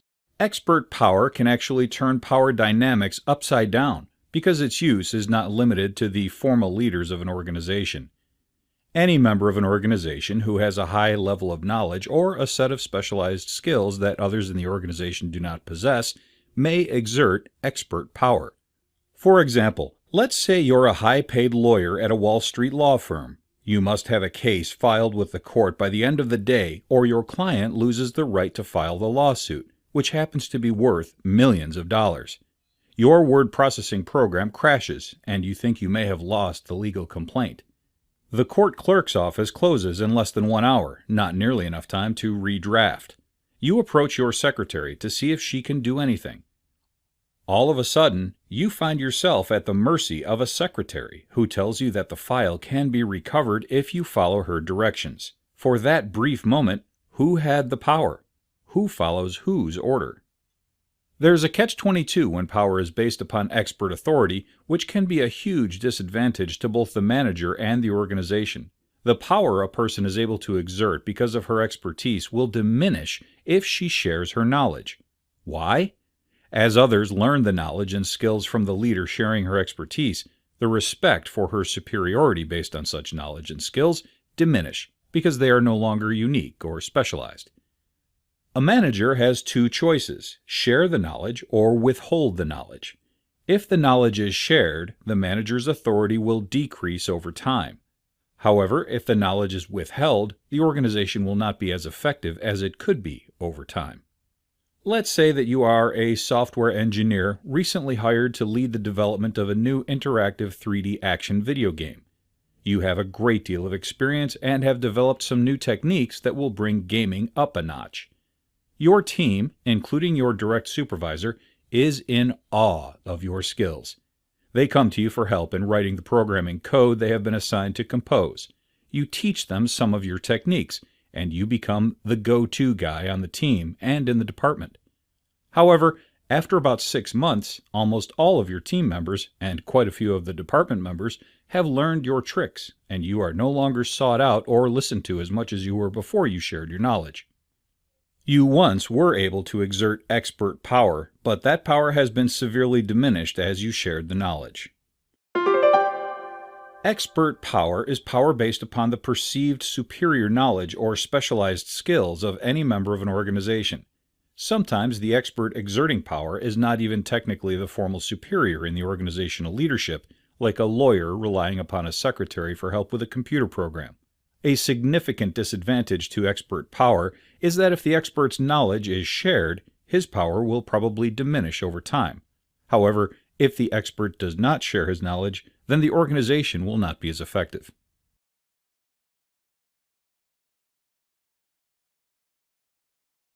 Formal leadership is a person exercising authority conferred upon him by the organization pursuant to the individual's position in the organization. An example of formal leadership is the ability of a company president to exert control over employees, which is based upon his status as president of the company. Formal leadership has 4 key concepts. Let's explore each of these concepts in detail. Formal leaders are appointed. Formal power is based upon a person's position in the organization. Formal leadership is very useful in establishing the legitimacy of a member's authority in the organization because it is expressly sanctioned by the organization. For example, few, if any, employees of a corporation question the president's authority because he was duly appointed to the position by the corporation's board of directors. On the other hand, there may be other types of leaders in an organization whose power and authority is not based upon the formal sanction of the organization. For example, if you are appointed by your team members to be the team leader, you don't have formal leadership because your authority is not sanctioned by the organization. Rules, procedures, and customs define power and limit behavior. So what does this mean? Well, a formal leader's scope of power is defined by the organization's formal rules, procedures, and institutionalized customs. Their behavior is also constrained by these rules, procedures, and customs. For example, the president of a company may be the most powerful employee of an organization, but he is still bound and constrained by the company's anti-discrimination policy. Formal leadership is necessary to interact with outsiders. Individuals and other organizations will not usually enter into certain relationships with an organization unless a formal leader approves of the transaction.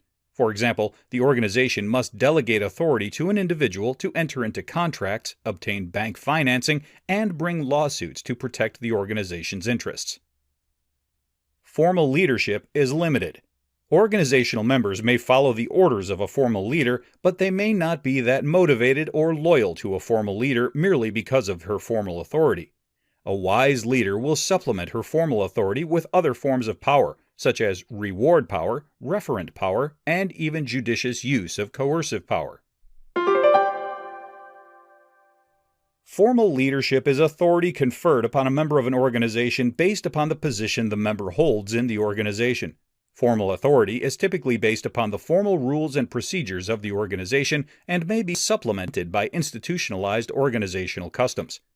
Formal leadership is often essential for an organization to interact with others from the organization's environment. Finally, it's a good idea for a leader with formal leadership to supplement his base of authority with other forms of authority.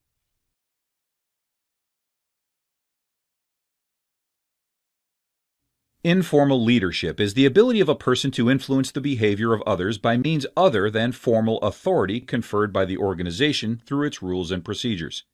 Informal leadership is basically any type of leadership that is not based upon formal authority. Formal leaders are able to exert both informal and formal power, but no informal leader has formal organizational authority to lead. Nevertheless, informal leaders do influence members of an organization and can be even more effective than formal leaders in certain circumstances. Informal leaders have several bases of power. They are able to use referent power. In other words, they lead by example. An informal leader can also use expert power. Others seek them out for knowledge and skills no one else in the organization possesses. They can also use reward power, where they may praise and recognize members of the organization for a job well done. On the other hand, they can't use legitimate or formal power because their authority has not been formally sanctioned by the organization. Moreover, they cannot use coercive power, much because effective use of coercive power tends to require that it be wielded by someone with legitimate authority to carry out the rewards or punishments sanctioned by the organization. One exception to this general rule may be the ability of an informal group leader to apply peer pressure to a misbehaving group member to conform to group norms by the threat of ostracism.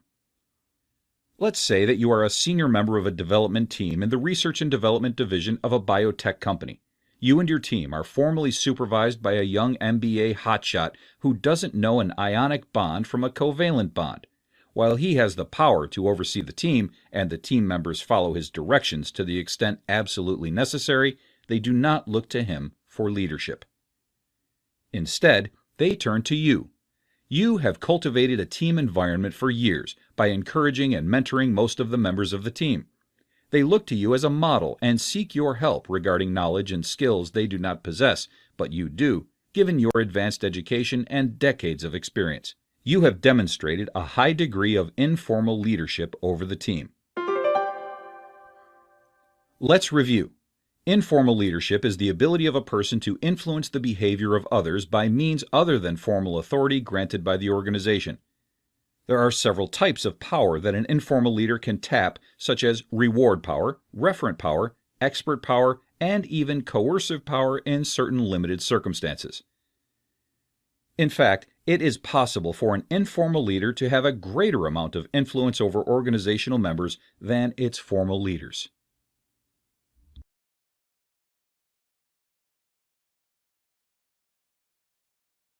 Relationship conflict is a conflict resulting from either personality clashes or negative emotional interactions between two or more people. For example, you may have a conflict with your cube mate because you keep a very tidy workspace and his is always messy. This irritates you and causes tension in the cubicle. Let's take a quick step back for a moment and look at the general idea of conflict so that you can better understand relationship conflict and strategies to resolve it. Two scholars by the name of Barkey and Hartwick tested a conflict model comprised of a behavioral component, a cognitive component, and an affect component, or psychological feelings. The behavioral component involves one person interfering with another person's objective. The cognitive component reflects the disagreement between the two people due to a discrepancy between their interests, needs, and goals. Finally, the affect component is the negative emotions generated from the conflict. The conflict resolution strategies outlined by M. Afzallar Rahim have been given a significant degree of attention, so we'll use his model. He places 5 different styles of conflict resolution onto a continuum where concern for others is at one end and concern for self is at the other end. With this continuum in mind, let's take a look at Rahim's 5 styles of conflict management. Avoiding. This approach to conflict management shows a low concern with self and others. Individuals demonstrating an avoiding approach will refuse to acknowledge the existence of conflict or refuse to commit to resolve it. Obliging. This style displays a low concern for self and a high concern for others. Basically, you sacrifice your concerns and interests to accommodate the concerns and interests of others. Dominating. A person demonstrating this style will have a low concern for others and a high concern for self. You would be very competitive and attempt to assert control and force others into following your position. Integrating. This style demonstrates a high concern for self and others. You attempt to reach a solution that will maximize the interests of all parties to the conflict. The emphasis is on problem solving. Compromising. This approach displays a moderate concern for self and others. If this approach to resolution is successful, both parties will end up giving up some of their interests to resolve the conflict. Relationship conflict is a type of conflict between individuals based upon a clash of personalities or negative emotional interaction between 2 or more people. 3 components of conflict include behavioral, cognitive, and affective. You can generally analyze various conflict management styles in the context of a person's concern for self versus their concern for others. Scholars have outlined 5 conflict management styles, including avoiding, obliging, dominating, integrating, and compromising.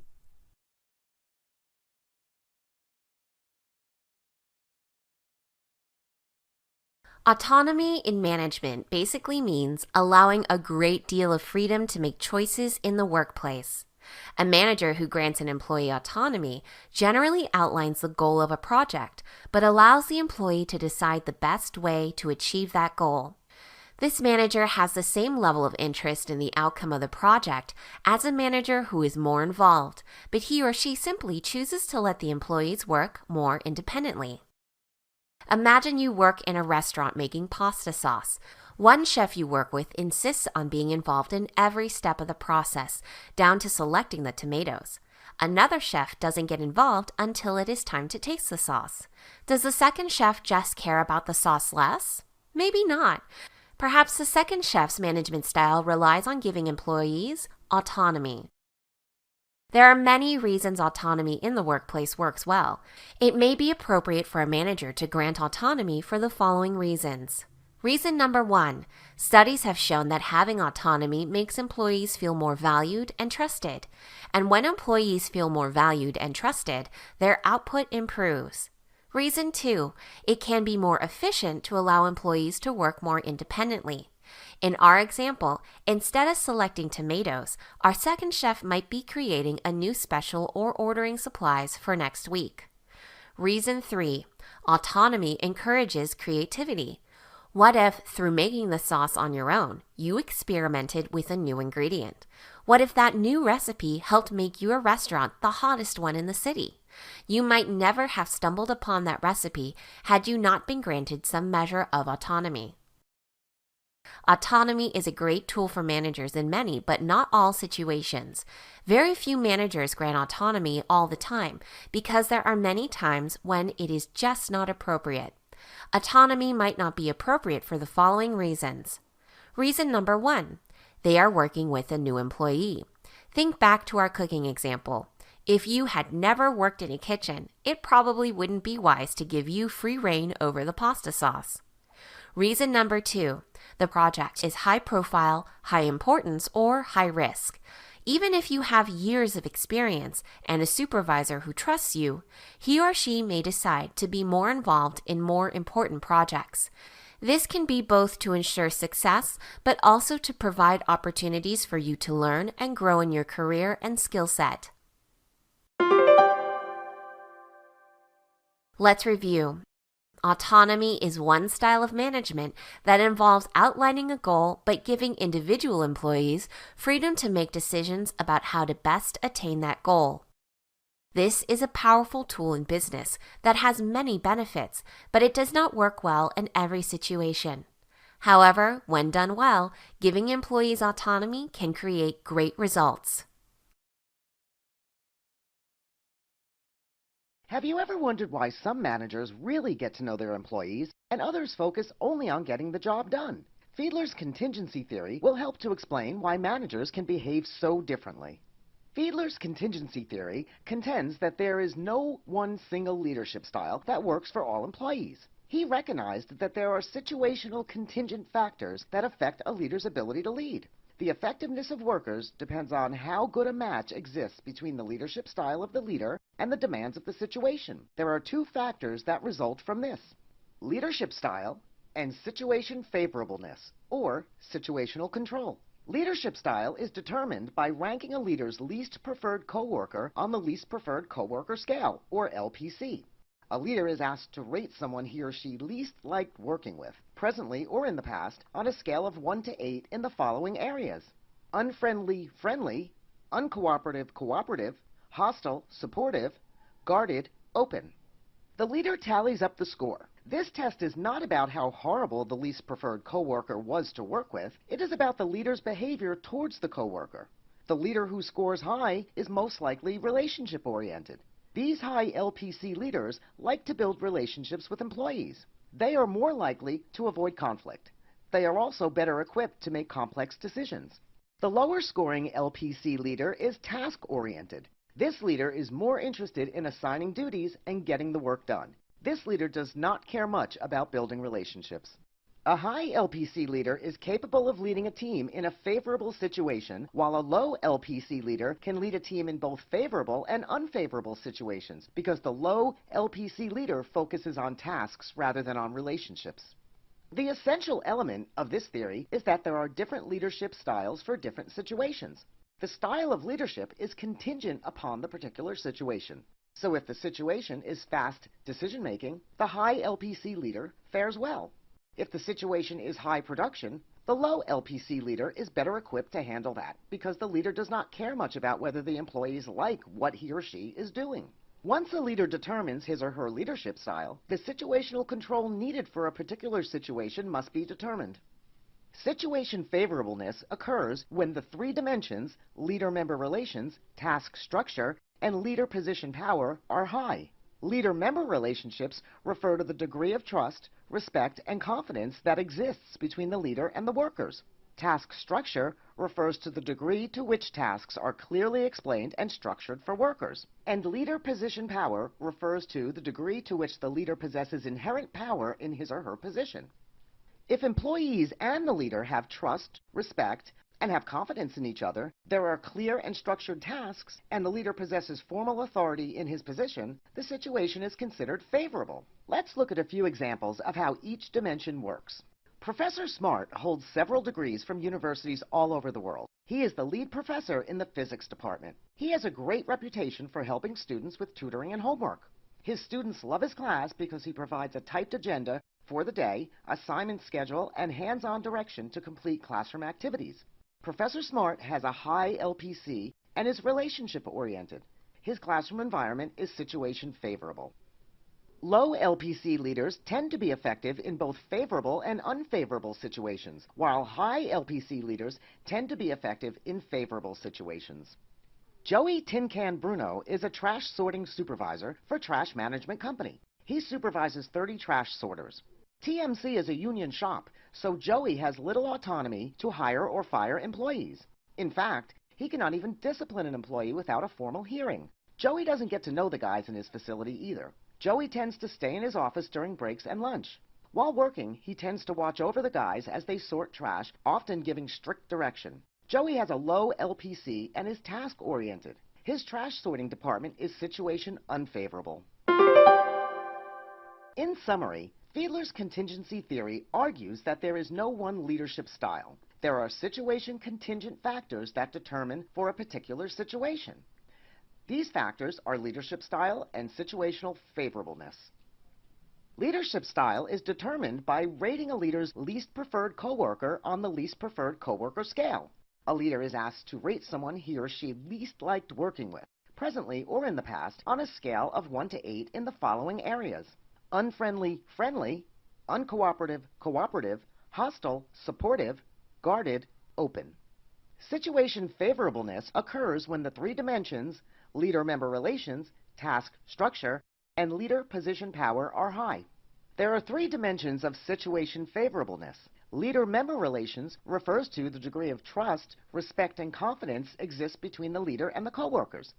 Task structure refers to the degree to which tasks are clearly explained and structured for workers. Leader position power refers to the degree to which the leader possesses inherent power in his or her position. When all three dimensions are high, a leader will be more effective. However, leaders who ranked a low LPC are effective in both favorable and unfavorable situations. Leaders who ranked a high LPC are generally effective only in favorable situations. Hersey Blanchard's situational leadership contends that leaders must adjust their leadership style according to the maturity of their followers or employees. The maturity of the employee directly influences their readiness to work. As we learn about the readiness factors, let's look at how situational leadership works in the sales department of Conglom Financial Services, Incorporated. Conglom Financial is a large investment firm. The sales team is made up of many employees with varying abilities and confidence levels. Some employees have a lot of experience selling investment products like stocks and insurance policies. Others are enthusiastic about selling but lack experience doing the job. And there are some employees in between. Mr. Cash, sales director at Conglom Financial, looks at two factors to determine the maturity level of his followers or employees: follower ability and follower confidence. Follower ability is the degree to which a follower has the skills and ability to perform a task. A follower who possesses experience at a particular skill will need less instruction than one who has little experience. Interns with little experience in the financial world would need far more instruction than a seasoned salesperson.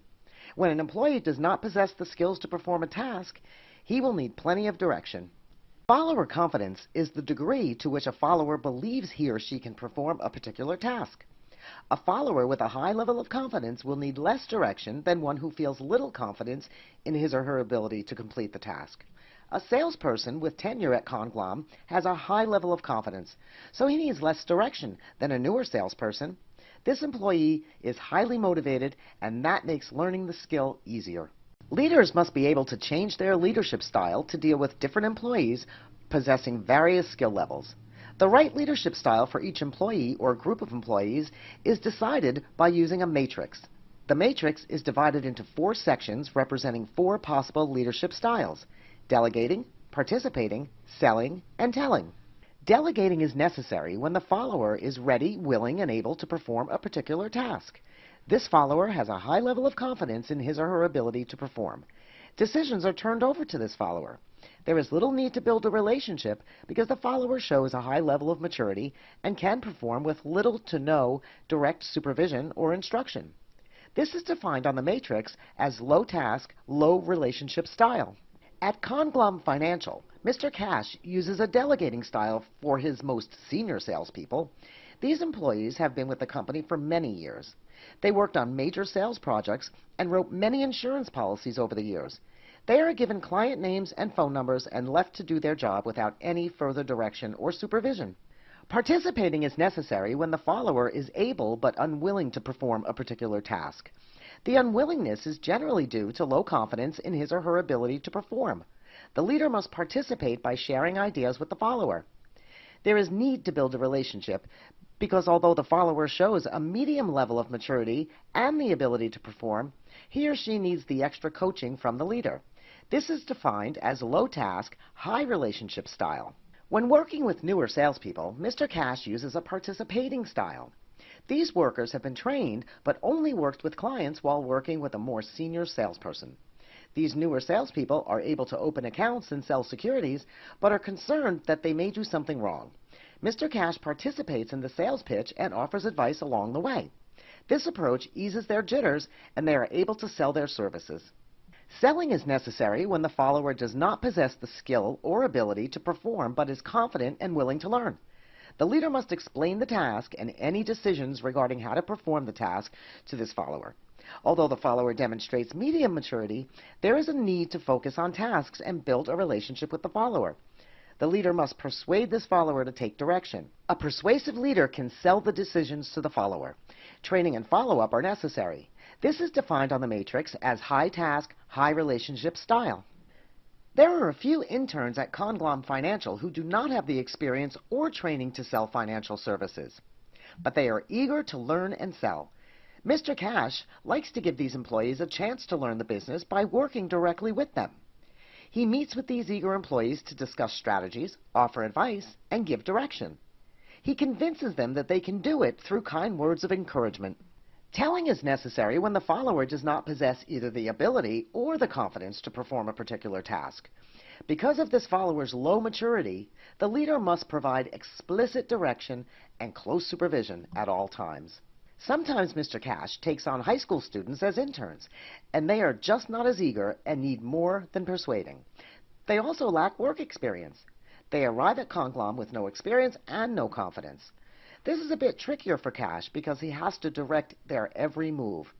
So he tells them exactly what to do and monitors their progress at every step. Hersey Blanchard's model of situational leadership states that leaders should adjust their leadership style based on the maturity of their followers. There are two factors used to determine the maturity level of followers. Follower ability is the degree to which a follower possesses the skills and ability to perform a particular task, and follower confidence is the degree to which a follower believes in his or her ability to perform a particular task. Leaders can use any one of 4 different leadership styles depending on the follower's maturity level. A leader can use a delegating style with followers who possess the skills, ability, and confidence to perform the task. This is a low task, low relationship style.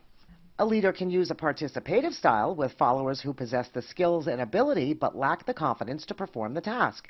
This is a low task, high relationship style. When a follower does not possess the skill or ability but has a high level of confidence, the leader can take a more persuasive leadership approach, selling.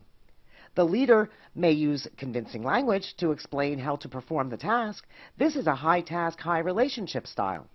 Finally, a follower who has little skills and ability and lacks confidence would benefit from a telling style. The leader must provide clear direction and supervision at all times. Robert J. House, founder of Path Goal Theory, believes that a leader's behavior is contingent to employee satisfaction, employee motivation, and employee performance. Path Goal Theory states that a good leader provides clear direction, sets high goals, gets involved in goal achievement, and supports his employees. The employees, as a result, will be a more satisfied and productive team. It also states that employees will accept a leader's direction if the employee believes that there will be an immediate or future benefit that results from work. Let's apply Path Goal Theory to a football team. The team is made up of many different people, including coaches, players, and supporting members. Each contributes to a different function of the team. Each team member must know the plays, be encouraged to do their best to win games, feel the coach's commitment, and have the support of others in order to perform at their best. There are several different directions a running back can take to get from the 50-yard line to the end zone. Depending on the circumstance, he may run directly to the end zone, serpentine from one sideline to the other, or charge into a group of opposing players. Path goal leadership styles work in similar ways. Just as there are different paths to the end zones, there are different paths to leading a team. There are various leadership styles associated with path goal theory: achievement-oriented leadership, directive leadership, participative leadership, and supportive leadership. In achievement-oriented leadership, challenging goals are set, high performance is expected, and management has a high level of confidence in the employee's ability to achieve the goals. This style of leadership is well suited for quarterbacks to use on other team members. The coordinator or coach gives the quarterback a set of goals and plays. The main goal is to win games, but there are smaller, equally important goals for the execution of plays during a game. The coordinator provides the quarterback with the playbook and a set of expectations for performance, all with a high level of confidence that the quarterback can direct the team to execute the right plays at the right time and win games. The quarterback uses a different leadership style with different players. A quarterback gives directives by assigning specific plays to the team and to individuals. Directive leadership involves giving specific advice or directives, clarifying expectations, and assigning tasks to individuals or a group. During a huddle, the quarterback gives players the directives or plays and manages from the field. An individual player, like a wide receiver, may be directed to be in a certain area of the field to receive the ball.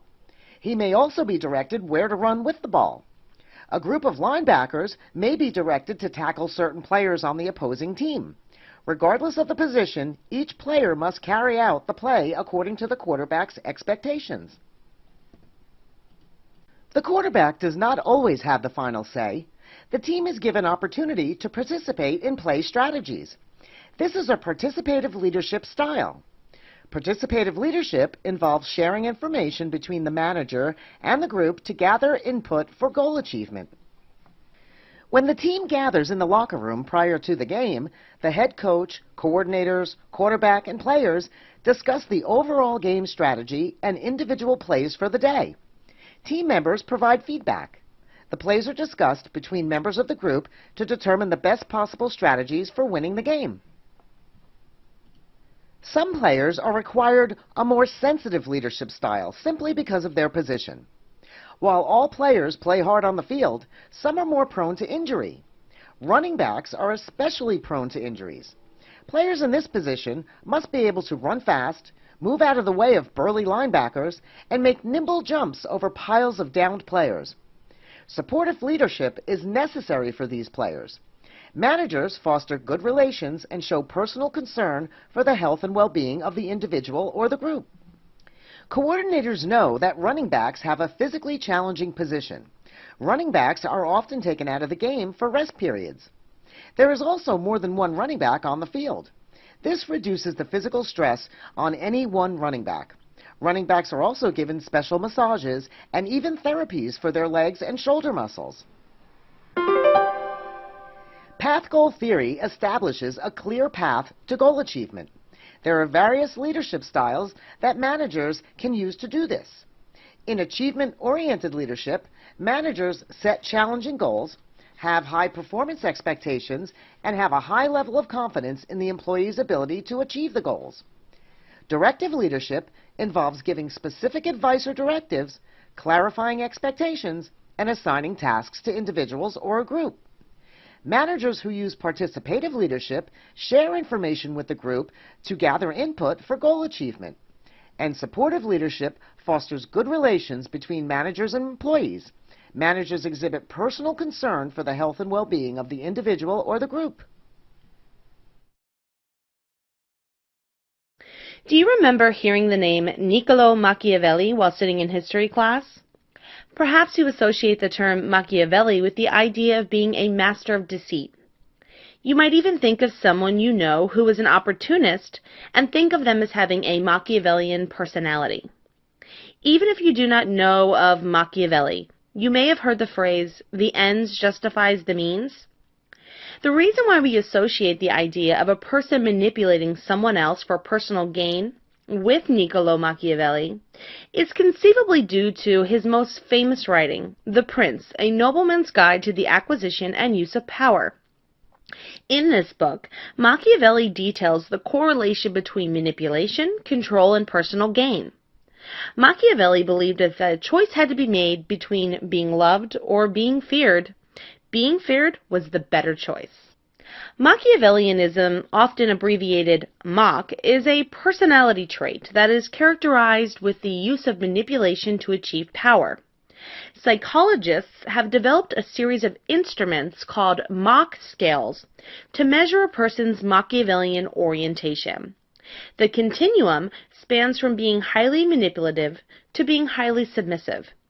High Machs are those who would be considered highly manipulative, not easily persuaded, but persuade more than low Machs, successful in reaching their goals, and tend to win more. People with a high Mach personality tend to be calm, unattached, calculated, and look for ways to exploit loose structures or vulnerability in people. High Machs flourish in face-to-face settings where there are limited rules and structure and when emotions hold little value in goal achievement. Therefore, high Machs are best matched in professions that reward their do-whatever-it-takes attitude, such as sales or jobs that offer commission for results. Low Machs are on the opposite side of the Mach spectrum and are characterized as being highly submissive. Those individuals with a low Mach orientation are willing to accept direction imposed on them and thrive in highly structured situations. Low Machs are less motivated by things such as power, status, money, and competition than high Machs are. Winning is not everything for low Machs. They operate with a much higher set of ethical standards than their high Mach counterpart. Machiavellianism can be both positive and negative in organizations depending on how it is used. When Machiavellianism is used to increase managerial effectiveness by providing necessary direction to subordinates to accomplish organizational goals, it is considered a positive attribute. However, when Machiavellianism is used for personal gain at the expense of subordinate or organizational success, it would be considered highly negative. To better understand Machiavellian orientation, let's take a look at two different people, Maria the High Mach and Martin the Low Mach. Maria is a sales representative at Portable Pet Pods. In this past quarter, Maria has surpassed her sales quota and in many cases outsold her coworkers by 50%. As with most salespeople, what makes Maria successful is how persuasive and convincing she can be when selling products for Portable Pet Pods. As a high Mach, Maria approaches each sale with logic, precision, and assertiveness so that she can increase her chances of selling a product to her customers. She uses manipulation to convince her customers to buy her product line and has even been known to stretch the truth to make a sale. Maria has been referred to as a cutthroat salesperson because she is willing to do whatever it takes to make a sale. She has even been accused of stealing sales leads from her coworkers. Maria makes no apologies for her aggressive tactics she uses to earn her spot as the top-selling representative in the company. The fact that Maria is able to communicate with her customers in a face-to-face setting only further helps Maria in using her Machiavellian style. She comes off as confident and relaxed to her customers, who interpret that as her reassurance in the products she is selling. Martin is also a sales representative at Portable Pet Pods, but unlike Maria, Martin is a low Mach. As a low Mach, Martin is guided by ethical considerations and does not believe that it is necessary to lie or cheat to make sales. Instead, Martin focuses on features that each product offers and works to find ways to match customer needs with particular products. After all, this is the way that he was trained to make sales, and as a low Mach, Martin believes in accepting the direction that was imposed on him. Even when a lead is dropped by one of his coworkers, Martin makes an effort to pass that customer back to the initial representative that contacted the customer because he believes it's the right thing to do and hopes that the favor will be returned someday. Even without all the aggressive sales tactics that his coworker Maria uses, Martin is still able to be an effective sales representative. Let's review. Machiavellianism is a personality trait that is characterized with the use of manipulation to achieve power. Machiavellianism can be both positive and negative in organizations depending on how it is used. Psychologists have developed a series of instruments called Mach scales to measure a person's Machiavellian orientation. The continuum spans from being highly manipulative to being highly submissive. High Machs are those who would be considered highly manipulative, not easily persuaded, but persuade others more than low Machs, successful in reaching their goals, and tend to win more.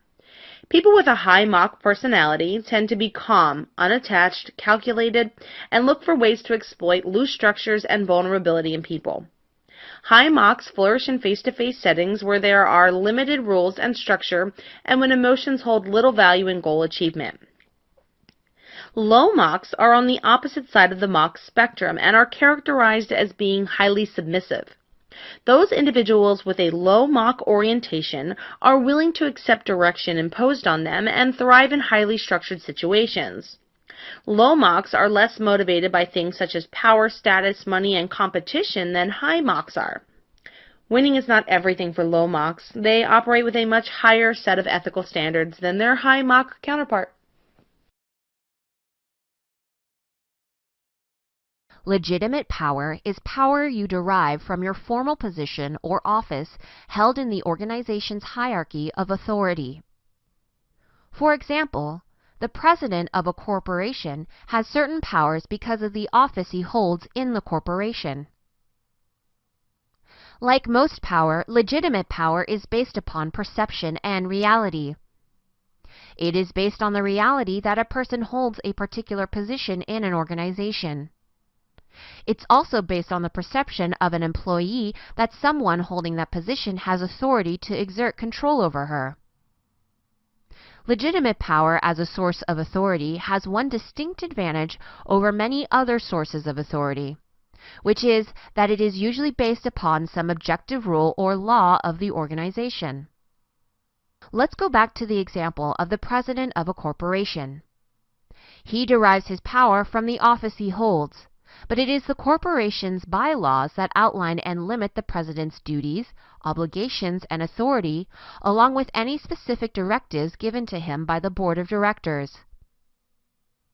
The power of the office is usually not arbitrary and undefined, and the leader is regulated and controlled by organizational rules. This adds to the leader's legitimate authority. Legitimate power is not without a disadvantage. While legitimate power can help ensure employee compliance with managers' orders, it does not necessarily provide a basis for employee loyalty to either the manager or the corporation. A wise manager will seek to supplement his legitimate authority with other forms of power such as referent power, expert power, or charismatic power, which may help build loyalty.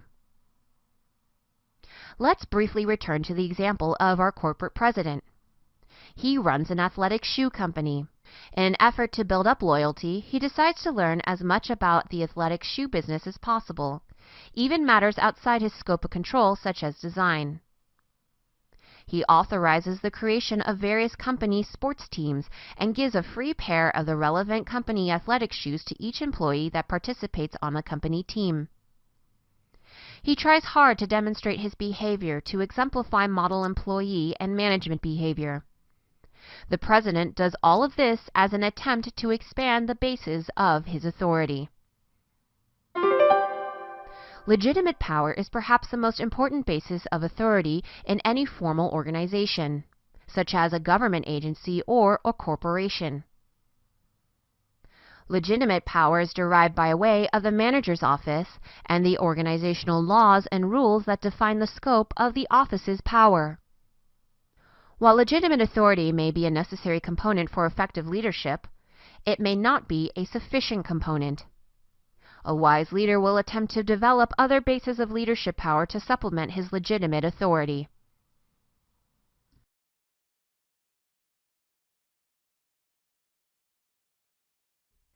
Have you ever had a boss who walks into the room and brings an air of leadership?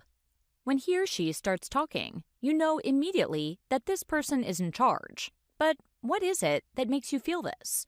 Is it something in this boss's stride or way of speaking? Being a sound leader takes more than simply knowing how to do your job. You must also be able to command a presence of authority and leadership. In this lesson, we will learn all about executive presence and the characteristics associated with it. As you may have expected, this term can be difficult to detect and precisely define. However, many industry professionals say that executive presence is the ability to give off a general sense of poise, confidence, decisiveness, and dignity. The term also encompasses the characteristics of a sound leader. For instance, those with executive presence work well under pressure and are able to communicate clearly and efficiently. And they're able to observe an environment or situation and know exactly how to handle it.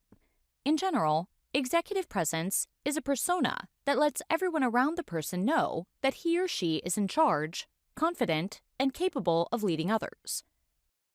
Now that we know that executive presence incorporates characteristics that command leadership, let's look at some of those qualities.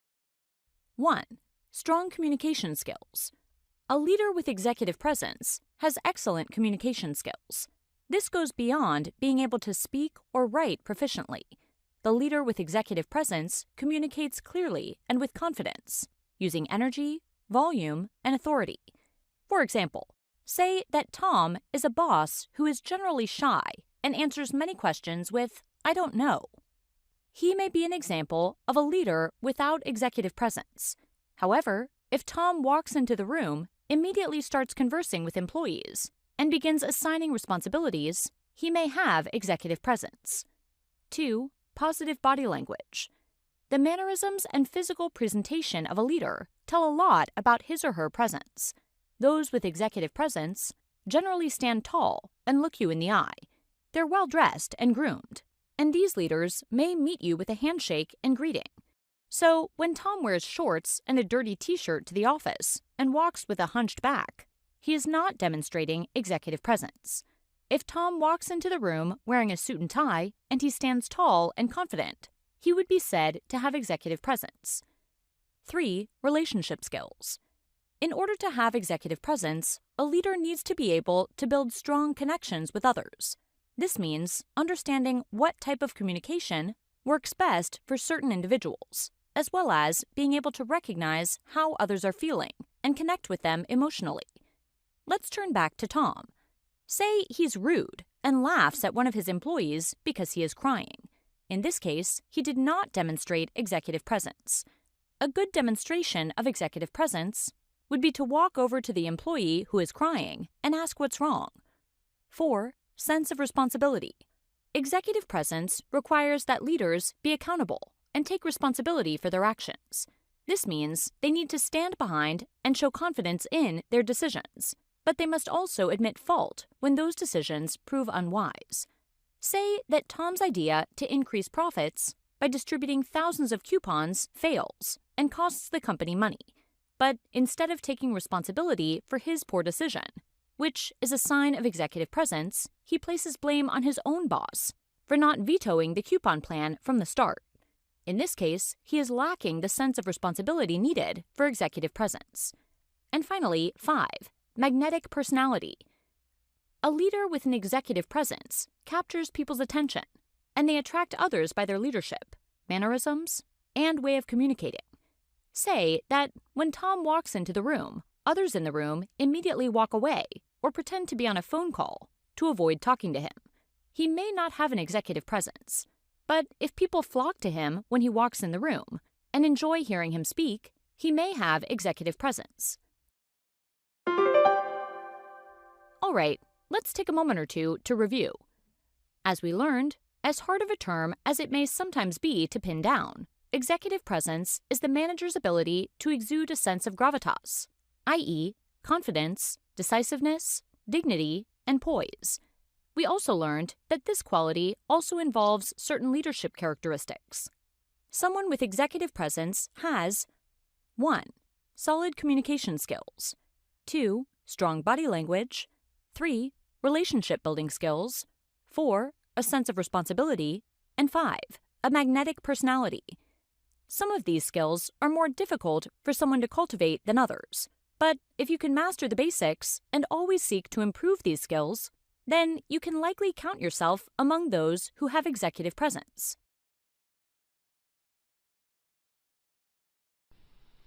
Have you ever worked at a job that was just so demotivating? I bet you called in sick a lot. Maybe you took more than your share of breaks. It could be that your manager didn't understand how motivation to work connects with employee need satisfaction and behavior towards work. Motivation is our drive or willingness to do something. In the workplace, things like achievement, power, social status, growth, and even fear motivate employees to perform. Harpo worked as a stable hand at Happy Corral Horse Farm. There wasn't much about his work that would motivate most people to wake up in the morning. Harpo was responsible for shoveling the stalls, brushing the horses, and walking them to their troughs several times a day. There was not much growth at Happy Corral either. What motivated Harpo to go to work was the horses, but that only took him so far. As he watched the jockeys receive handsome rewards for winning races, he daydreamed about someday being in the winner's circle. The only problem? Harpo never attended jockey school. Harpo wanted to ride the winning horse past the finish line, but his job didn't motivate him to reach his goal. Harpo began calling in sick as often as a few times a week. This didn't sit well with the boss, Jack Horseneck McCoy. Horseneck threatened Harpo with termination all the time. What Horseneck didn't know was that employees are highly productive when their needs are being met, or when they are treated with respect and given opportunities to achieve goals. Needs-based theory of motivation contends that employees have needs and will perform when their primary and secondary needs are met. In the absence of need satisfaction, satisfaction with work will decline and they will no longer be motivated to work. Primary needs are physiological in nature, like food, water, shelter, and sleep. In the workplace, this translates to good working conditions, a safe work environment free from threats, salary, and job security. Harpo had some primary needs met. The stables were clean and safe, but his wages were low, and he had no health insurance. The threats of termination didn't make him feel safe either. Worse yet, none of his secondary needs were being met. Secondary needs are internal states, like desire for power, achievement, and belongingness. In the workplace, this means authority over one's work, participation in decision-making, opportunities for advancement, and good relations with management and coworkers. Harpo left one day and never returned. Horseneck was left to clean up after the horses when, like a kick to the forehead, it occurred to him. Harpo left because he was unhappy with the work environment, not the job itself. There are a few things Horseneck could have done to make things better for the stable hands. Provide a safe working environment and good working conditions, offer a fair wage and benefits, make employees feel secure in their jobs, give employees opportunity for advancement, empower employees to set their own goals, and create professional development programs. When an employee feels his needs are being met, motivation to perform is high. Harpo eventually found another job at Trailblazers Stables, just up the dirt road from Happy Corral. His new boss, Bart Sidesaddle Bigelow, understands behavior. After all, prior to opening Trailblazers, he too was a humble stable hand. What he learned from his experience was that relationship building is important. Sidesaddle spent plenty of time teaching Harpo the ropes. Harpo still had his stable duties to perform, but when he was finished with his tasks, Sidesaddle let Harpo ride the horses around the track. Harpo rarely took a moment of time off, and his dedication was rewarded. There was talk about sending Harpo to jockey school. This made Harpo very happy. Sidesaddle didn't know it, but he was using behavior-based theory of motivation to influence Harpo's behavior toward work. Behavior-based theory of motivation contends that by manipulating certain behaviors in employees, they are more or less likely to perform. In other words, there are things a manager can do to either motivate an employee to perform or do just the opposite. Behavior-based theory states that employees are motivated when tasks are clearly defined, expectations are communicated, Proper tools are provided to get the job done. Goals are set by employee and management. They have an opportunity to do meaningful work, and they receive recognition and reward for performance. SideSaddle provided Harpo with many of the motivators, and this increased Harpo's performance significantly. Because Harpo received reward and recognition for his performance, he strived to do better every day. In a nutshell, motivation is our drive or willingness to do something. When employees are motivated, they tend to perform at higher levels. Motivation can stem from need satisfaction or behavioral forces. Needs-based theory of motivation involves employees' need for things like job security, safe working conditions, room for advancement, and good relationships with management and coworkers. There are two basic types of needs: primary needs and secondary needs. Primary needs in the workplace are job security, a fair wage and benefits, and safe working conditions. Secondary needs are higher and include desire for power, achievement, and belongingness. When needs are satisfied, employees feel motivated to perform. Behavior-based theory of motivation influences motivation when tasks are clearly defined, expectations are communicated, tools are available to get the job done, opportunities for meaningful work are available, and there is reward and recognition for performance.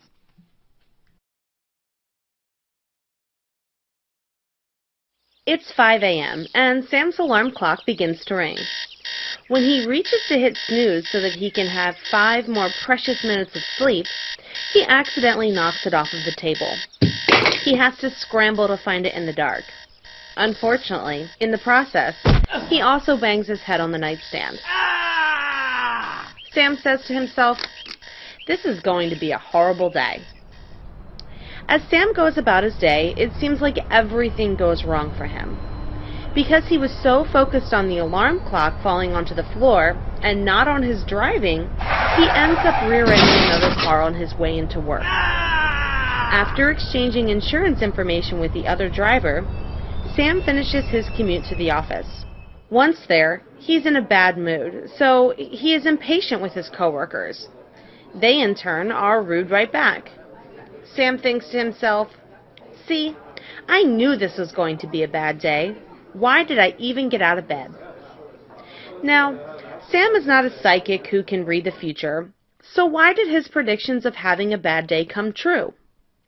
The answer can be found in the expectation that he set for himself the moment that he said, "Today is going to be a horrible day." The idea that most people will adapt their behavior to meet an expectation is known as the Pygmalion effect. A more common term used to describe this phenomenon is called the self-fulfilling prophecy. Both terms are used to describe how a person will consciously or unconsciously learn of an expectation and act in a way that is consistent with that expectation. However, it does not make the expectations come full circle when you just have an expectation and then it happens. Instead, the expectation has to be the cause or reason why something happens. For example, let's say you walked outside this morning and thought that it was going to rain, and later it did. This would not be a result of the Pygmalion effect or the self-fulfilling prophecy, because it would have rained even if you had not predicted it. So, while your expectation of rain did come true, it did not come true because you expected it to. Again, the expectation itself has to cause some change in behavior to make the expectation come true. There are 4 main principles to the Pygmalion effect. We form or learn the expectation is communicated, behavior is adapted to meet the expectation, and the expectation then becomes true. Meeting the expectations that others set for us is something that we do from early on in our lives. In school, we work hard to learn new concepts and perform well on tests to meet the expectations of our parents and teachers. In sports, we push ourselves physically to meet the expectations of our coaches, teammates, and fans. In relationships, we adapt our behavior to meet the expectations of our partner.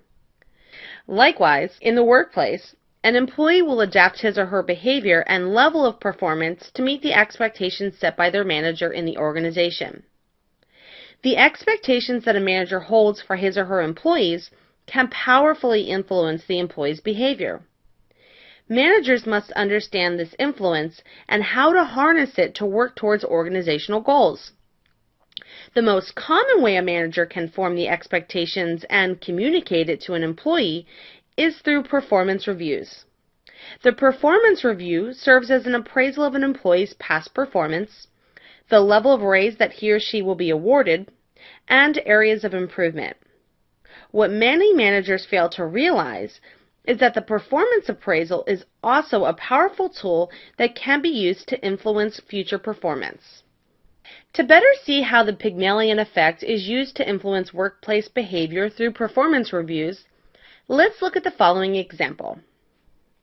Marcus is a customer service representative at Furniture Mania. He is great with people and does his best to sympathize with customers when they receive furniture that was slightly damaged during delivery. However, he has also been known to be sarcastic and condescending to customers who are rude to him and who take out the issues they have with the furniture on him directly. On the other hand, Marcus has also saved several accounts from needing to be fully refunded due to his tact and charm. When filling out Marcus's performance review, his manager must take all of these behaviors into consideration. His strengths would mandate his manager to give him an excellent or above average rating, whereas his weaknesses will be placed in a poor or below average category. When it is all said and done, Marcus's overall score would be average.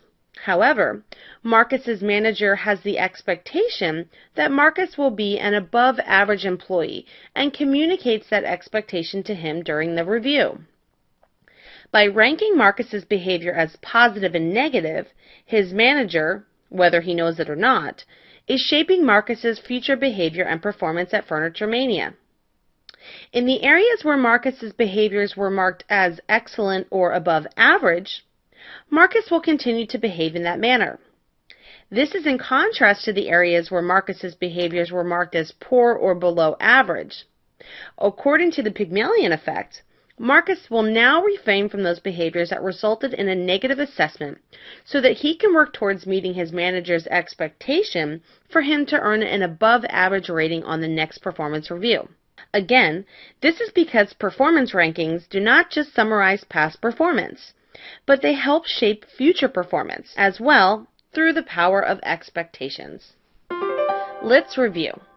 The Pygmalion effect, also known as the self-fulfilling prophecy, describes a phenomenon of how an expectation can be used to shape a person's behavior to act in accordance with the expectation. There are four main principles to the Pygmalion effect. We form or learn of an expectation. The expectation is communicated. Behavior is adapted to meet the expectation. And the expectation then becomes true. However, it does not make the expectation come full circle when you just have an expectation and then it happens. Instead, the expectation has to be the cause or reason why something occurs. In the workplace, an employee will adapt his or her behavior and level of performance to meet the expectations set by their manager and the organization. The most common way a manager can form an expectation and communicate it to an employee is through performance reviews. Performance reviews do not just summarize past performance, they also help shape future performance through the power of expectations. When the expectation is set by a manager for an employee to earn an above-average performance review, the employee must be shown how his or her positive behaviors need to outweigh his or her negative ones. Performance behaviors that receive a favorable ranking will likely be repeated, and those which earn a poor ranking will likely be discontinued.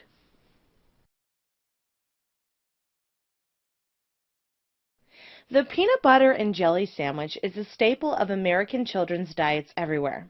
If you have ever made one or had the pleasure of eating one, you know it is all about finding the right balance between the peanut butter and the jelly.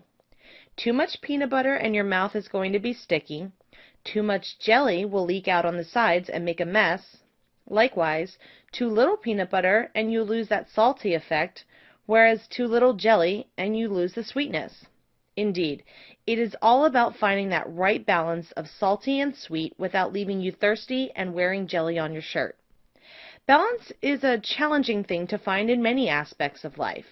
This is also true of employee satisfaction and motivation. One person who was interested in helping managers find out how to offer that balance for their employees was Frederick Hertzberg. Frederick Hertzberg was a psychologist interested in the correlation between employee attitude and workplace motivation. He wanted to find out what made people feel satisfied and unsatisfied when it came to the workplace. After spending countless hours interviewing employees about what made them feel both good and bad about their jobs, Hertzberg developed a theory of workplace motivation called the two-factor theory. The two-factor theory is based on the assumption that there are two sets of factors that influence motivation in the workplace by either enhancing employee satisfaction or hindering it. The first of the two are called hygiene factors. And no, I'm not talking about the personal hygiene of your coworkers, though that can certainly be questionable at times. Rather, Hertzberg used the term hygiene to describe factors that cause dissatisfaction in the workplace, are extrinsic or independent of the work itself, and are linked to things such as compensation, job security, organizational politics, working conditions, quality of leadership, and relationships between supervisors, subordinates, and peers. According to Hertzberg, these factors do not motivate employees. However, when they are missing or inadequate, hygiene factors can cause serious dissatisfaction. Just think about how unhappy you would be in a job where you were underpaid, in fear of losing your job, was riddled with gossip, lacked effective leadership, and was filled with employees with whom you despised. Hygiene factors are all about making an employee feel comfortable, secure, and happy. When hygiene factors are not fulfilled, it feels like something is missing or not quite right. Kind of like how you would feel if you couldn't shower, brush your teeth, or wash your hands after using the bathroom. The second factor is motivators or satisfiers. These are linked to employees' motivation and arise from intrinsic or dependent conditions of the job itself. Factors for satisfaction include responsibility, job satisfaction, recognition, achievement, opportunities for growth, and advancement. One would think that an easy way to improve employee motivation would be to decrease things that cause dissatisfaction and increase those things that cause satisfaction. However, it is not that simple. Hertzberg argued that remedying the causes of dissatisfaction does not lead to satisfaction, nor will adding satisfiers eliminate dissatisfaction. That is because the opposite of satisfaction is no satisfaction, and the opposite of dissatisfaction is no dissatisfaction. While I understand Hertzberg did not put this into the simplest of terms, a clear explanation of this idea can be seen in this scenario. You work in an office where the roof is constantly leaking, the computers are always shorting out, and you never seem to be able to catch up on your work because of it. Suddenly, you are informed that you'll be receiving an award for meeting last month's sales quota. The award, which is a satisfier, would not eliminate your dissatisfaction with the inadequate working conditions. While you might be happy for a short moment when you receive your award, once you return to your office and realize that the roof is still leaking, your computer doesn't work properly, and you're still behind, you will quickly remember how unhappy you were. A manager must be sure to provide sufficient hygiene factors while at the same time building in satisfiers or motivators into employees' jobs. In essence, hygiene factors are necessary to be sure a subordinate is not dissatisfied, and satisfiers are needed to motivate an employee to work towards a higher level of performance. Much like making your peanut butter and jelly sandwich, it's all about finding the right balance. To begin eliminating things that are causing employee dissatisfaction, the manager needs to fix the problems related to things such as ineffective policies, non-competitive wages, and job insecurity. Then, a manager should begin to foster a supportive culture, provide meaningful and challenging work, and offer effective leadership, showing respect and dignity for subordinates. Each of these activities helps the manager to reduce job dissatisfaction and make the first step towards motivation. To create satisfaction, a manager needs to provide job enrichment by addressing what motivates employees to do their job, then finding out how to make it better and more satisfying for the employee. This is accomplished by designing the jobs to be challenging and rewarding. Employees should be given the opportunity for growth, provided professional development activities to ensure achievement, be given more responsibility, and acknowledged for their contributions to the organization and team. Essentially, the employees should be given the opportunity to excel at what they do best. As a manager, you should be sure to take the time to get to know your employees, find out why they are happy and why they are dissatisfied. Offer your employees the opportunity to take on additional challenges and reward them accordingly. In essence, make sure you give your employees their wings. Let's review. Frederick Hertzberg studied the connection between workplace motivation and employee attitude. His research led him to develop the two-factor theory, which is based on the assumption that there are two sets of factors that influence motivation in the workplace by either enhancing employee satisfaction or hindering it. The first of the two are called hygiene factors, which cause dissatisfaction in the workplace, are extrinsic to the work itself, and are linked to things such as compensation, job security, organizational politics, working conditions, quality of leadership, and relationships between supervisors, subordinates, and peers. The second factor is motivation or satisfiers. These are linked to employee motivation and arise from intrinsic conditions of the job itself. Factors for satisfaction include responsibility, job satisfaction, recognition, achievement, opportunities for growth and advancement. Hertzberg argued that remedying the causes of dissatisfaction does not lead to satisfaction, nor will adding satisfiers eliminate dissatisfaction. This is because the opposite of satisfaction is no satisfaction, and the opposite of dissatisfaction is no dissatisfaction. A manager must be sure to provide sufficient hygiene factors while at the same time building in satisfiers or motivators into the employee's jobs. In essence, hygiene factors are necessary to be sure a subordinate is not dissatisfied, and satisfiers are necessary to motivate an employee to work towards a higher level of performance. Out of work for some time now, Jesse was offered a position as a copy assistant at a local website, the Pressing News Online. Jesse had been the senior editor for the Pelican, a major publication, for many years when it went under. Desperate for work, Jesse took the P&O position with the hope of being quickly promoted to editor. When Jesse accepted the position of copy assistant, what she was really doing was fulfilling Alderfer's existence need. The paycheck satisfied her physiologically. It paid for basic necessities like food, water, and shelter. Alderfer's ERG theory contends there are three basic needs an employee seeks to fulfill. As each need is fulfilled, it serves as motivation to fulfill a different need. ERG stands for existence, relatedness, and growth, and these are defined as existence is the need for basic material existence, like physiological, health, and safety. Relatedness is the need for interpersonal connections, social status, and recognition. And growth is the need for personal development, including creative and meaningful work. As each need is met, another need could be satisfied. In fact, at any point, several could be satisfied. Similarly, Maslow believed that there are 5 basic human needs: physiological needs, safety needs, belongingness needs, status needs, and the need for self-actualization. The difference is that Maslow believed that only one need could be satisfied at any given time.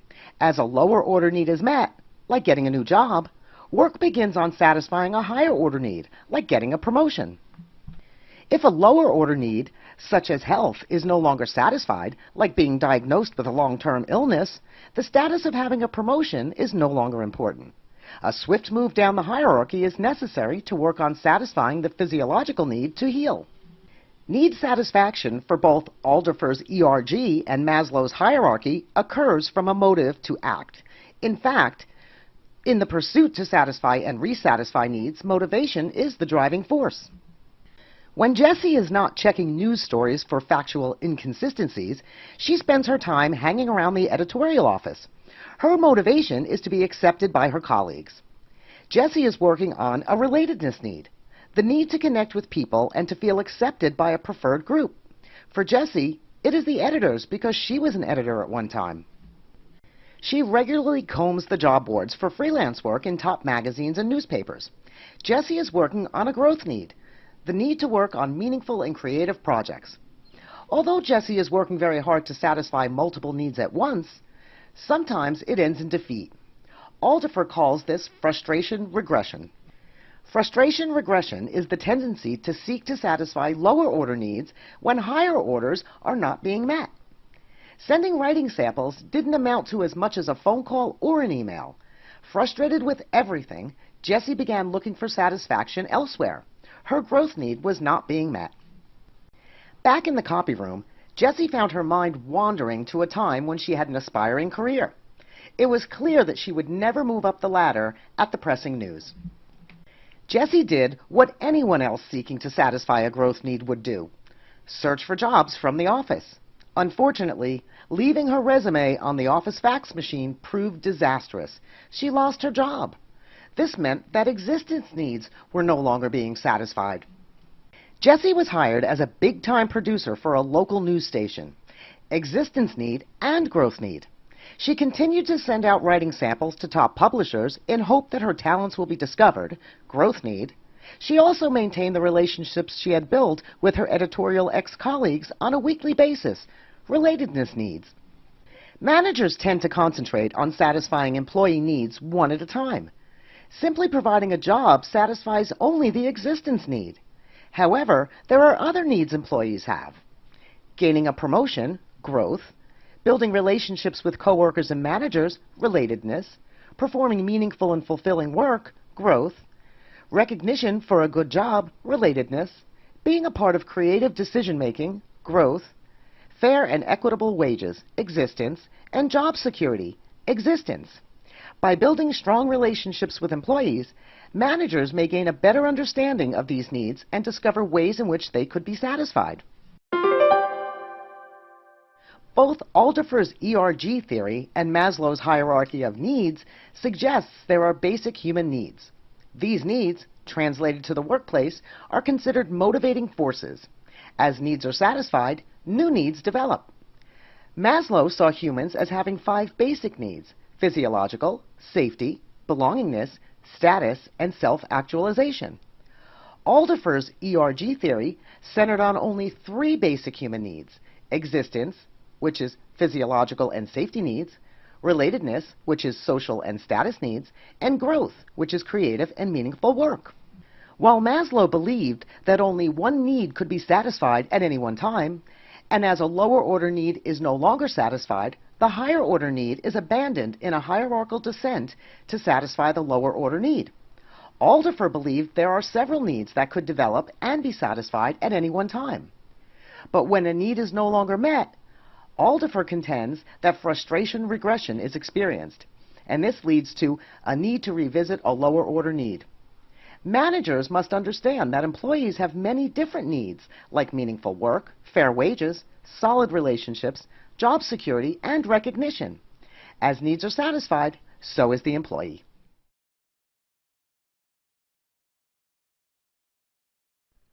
David McClellan proposed that one's needs are acquired over time as a result of their experiences, a notion that soon turned into what is now known as the acquired needs theory. As McClellan studied the needs of various individuals, he was able to classify them as either being achievement, power, or affiliation-based. That is, that every person holds an aspiration for achievement, power, or affiliation. Interestingly, each person has a tendency to be motivated by one of these needs more so than by the other 2.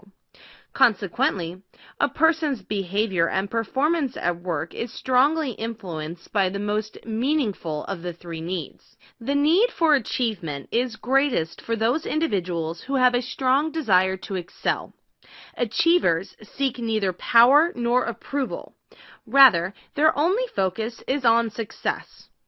Achievers prefer work that has a moderate chance for success, about 50-50, and tend to avoid situations that are low risk and those that are high risk. Low-risk situations are avoided because of the presumed ease of accomplishment related to low-risk activities, and the belief that things which come easy are not a true measure of success.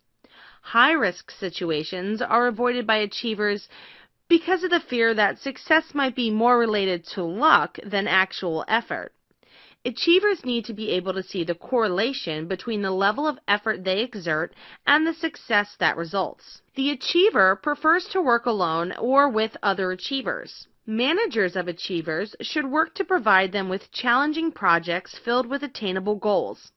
For example, because Maria has a high need for achievement, her manager, Sam, might ask her to work independently on projects that allow for her to use her knowledge and skills in a way that challenges her, but at the same time provides her with a clear path for how she can successfully accomplish her task. Additionally, achievers appreciate managers who provide frequent recognition of how well they are doing so that they can monitor their progress, making feedback extremely important to achievers. Those with a high need for power seek agreement and compliance. Approval and recognition are not of their concern. Managers of power seekers should provide them with an opportunity to manage others. However, they must pay special attention to the type of power seeker they are. Power seekers who are after personal power have a strong desire to control others or cause them to behave in a way that is consistent with the power seeker's wishes. For example, Sean has a high need for personal power and often manipulates his employees to do his work for him. He later takes credit for it. On the other hand, those power seekers who need institutional or social power work to use their power to help mobilize efforts aimed at organizational goals. For example, Marco has a high need for institutional power and is regarded as a person who is capable of bringing necessary changes to the organization due to his charisma and ability to assemble and motivate employees to work towards some organizational goal in the matter of minutes. As you might have guessed, because Marco is a manager with a high need of institutional power, he is far more effective as a manager than Sean, who has a high need for personal power.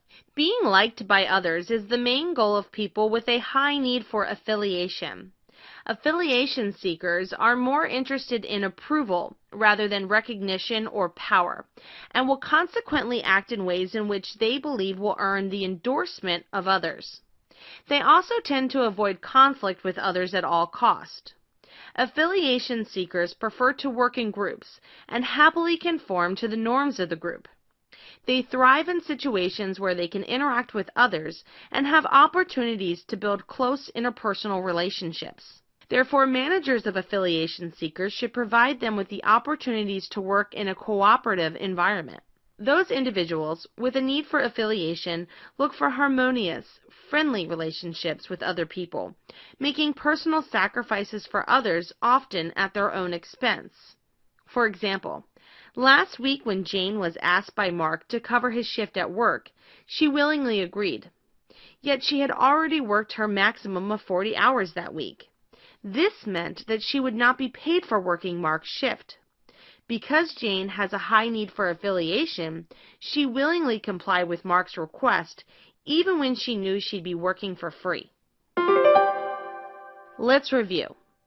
David McClellan proposed that one's needs are acquired over time as a result of their experiences, a notion that soon turned into what is now known as acquired needs theory. As McClellan studied the needs of various individuals, he was able to classify them as being either achievement, power, or affiliation-based. The need for achievement is greatest for those individuals who have a strong desire to excel. Achievers prefer work that has a moderate chance for success, about 50-50, and tend to avoid situations that are low risk and those that are high risk. Achievers also like to work alone or with other achievers. Managers of achievers should work to provide them with challenging projects filled with attainable goals. Those with a high need for power seek agreement and compliance. Managers of power seekers should provide them with the opportunity to manage others. However, they should pay special attention to the type of power seeker they are. Power seekers who are after personal power have a strong desire to control others. On the other hand, those power seekers who need institutional or social power use their power to help mobilize efforts aimed at organizational goals. Being liked by others is the main goal of people with a high need for affiliation. Affiliation seekers prefer to work in groups and happily conform to the norms of the group. They thrive in situations where they can interact with others and have opportunities to build close, harmonious interpersonal relationships. Affiliation seekers often make personal sacrifices for others, often at their own expense. Therefore, managers of affiliation seekers should provide them with opportunities to work in a cooperative environment.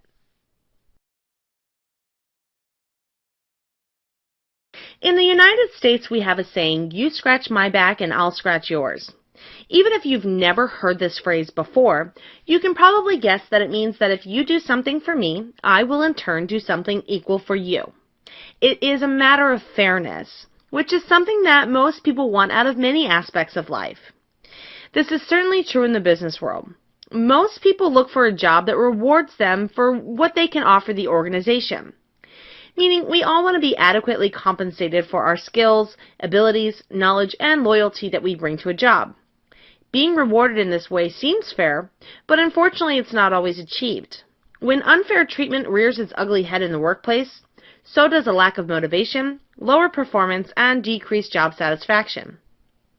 A very simplistic yet logical theory of workplace motivation was developed by John Stacey Adams, a workplace behavioral psychologist in 1963. Equity theory is based on the premise that employees will put forth a particular level of effort that they feel compares to the reward potential. It comes down to a straightforward formula of inputs must equal outputs. Inputs refer to things like effort and enthusiasm, skills and abilities, flexibility and adaptability, and loyalty and commitment to the organization.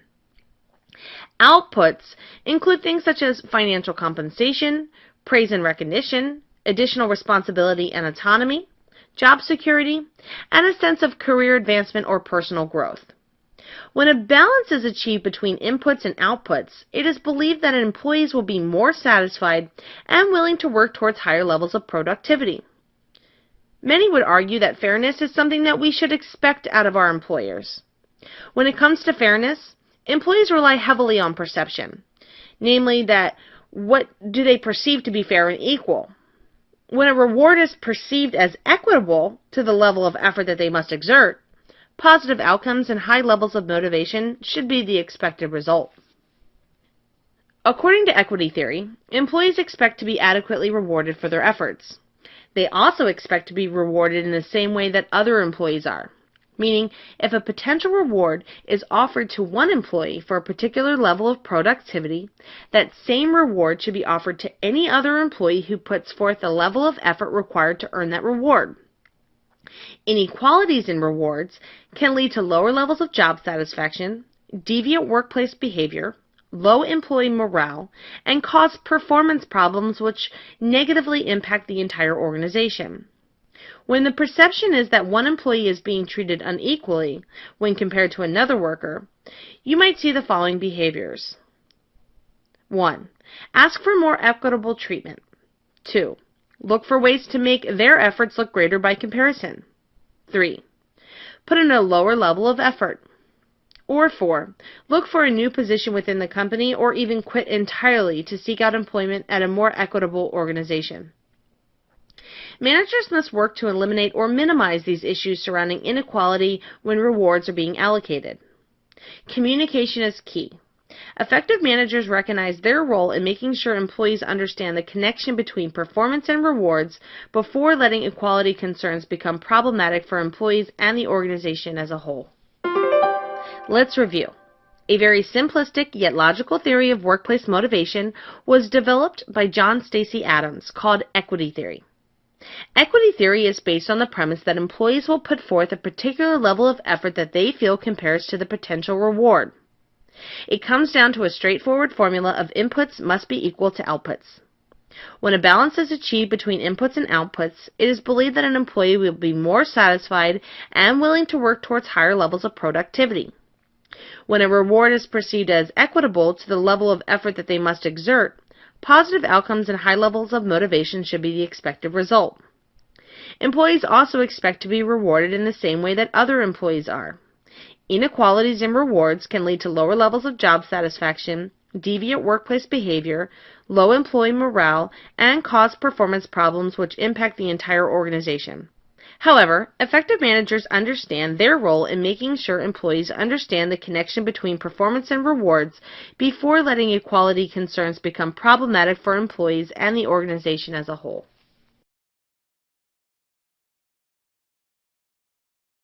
Bob Burton works at a local home improvement store. He's what some might consider a model employee. Bob is always the first one there and the last one to leave. While at work, he puts forth an effort that goes above and beyond his manager's expectations. He's always willing to take on extra projects and as well help his fellow coworkers with their jobs.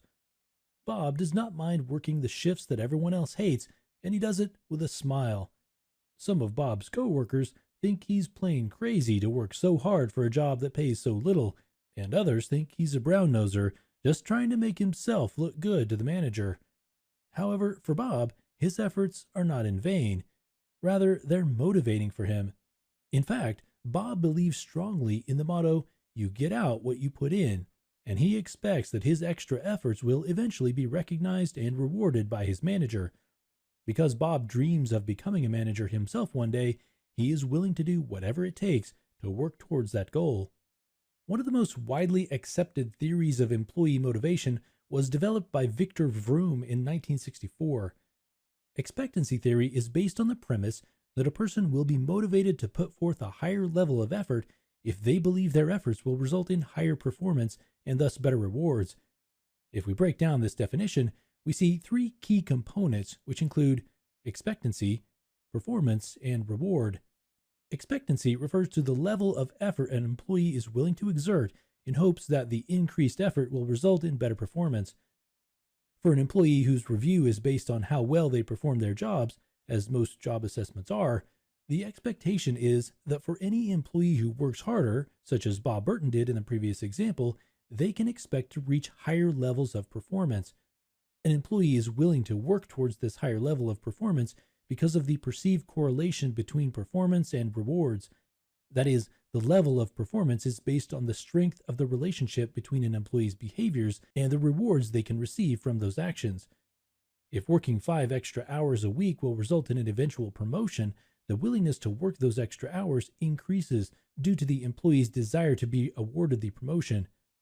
Finally, an assessment must also be made as to how valuable the employee finds the rewards to be. The reward, therefore, has to be something the employee finds value in, making the efforts worth the perceived worth of the reward.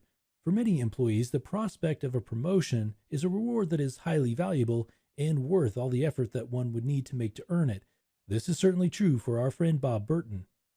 While the theory is not all-inclusive of all individual employee motivational needs, expectancy theory can help managers create motivational programs in the workplace. The key to understanding the process behind expectancy theory is determining the relationship between effort and performance, between performance and reward, and between rewards and employee satisfaction. An employee who has a high level of expectancy for a valuable reward also tends to have the motivation to increase performance. For managers to take advantage of expectancy theory, they must show their employees the connection between their efforts and expectations of performance, then further demonstrate how meeting or exceeding those performance expectations will result in rewards the employee will find desirable. If we go back to the example of Bob Burton and pretend to be his manager, you can use expectancy theory to continue to motivate him to work at a high level. As Bob's manager, one would first need to find out what rewards motivate Bob to work harder. If you recall, Bob was hoping for a promotion someday. As Bob's manager, you would want to be sure that reward is something that can be offered to Bob. Once confirmed, You can meet with Bob to discuss your performance expectations with him and what he needs to do to reach his reward of a promotion. You will also want to confirm with Bob that he finds the reward valuable. By aligning performance expectations with rewards, Bob can quickly see what actions he needs to take to meet or exceed those expectations with the anticipation of being promoted someday. Bob's desire to satisfy the need to be promoted is strong enough to make the effort worthwhile. Thus, he is motivated to perform at high levels. Let's review. One of the most widely accepted theories of motivation was developed by Victor Vroom in 1964, known as expectancy theory, which is based on the premise that a person will be motivated to put forth a higher level of effort if they believe their efforts will result in higher performance and thus better rewards. Expectancy theory is broken down into three components: expectancy, performance, and reward. Expectancy refers to the level of effort an employee is willing to exert in hopes that the increased effort will result in better performance. The level of performance is based on the strength of the relationship between an employee's behaviors and the rewards they can receive from those actions. Finally, an assessment must also be made as to how valuable the employee finds the rewards to be. The reward, therefore, has to be something the employee finds value in, making the efforts worth the perceived worth of the reward. While the theory is not all-inclusive of all individual employee motivational needs, expectancy theory can help managers to create motivational programs in the workplace. The key to understanding the process behind expectancy theory is determining the relationship between effort and performance, between performance and reward, and between rewards and employee satisfaction. An employee who has a high level of expectancy for a valuable reward also tends to have the motivation to increase performance.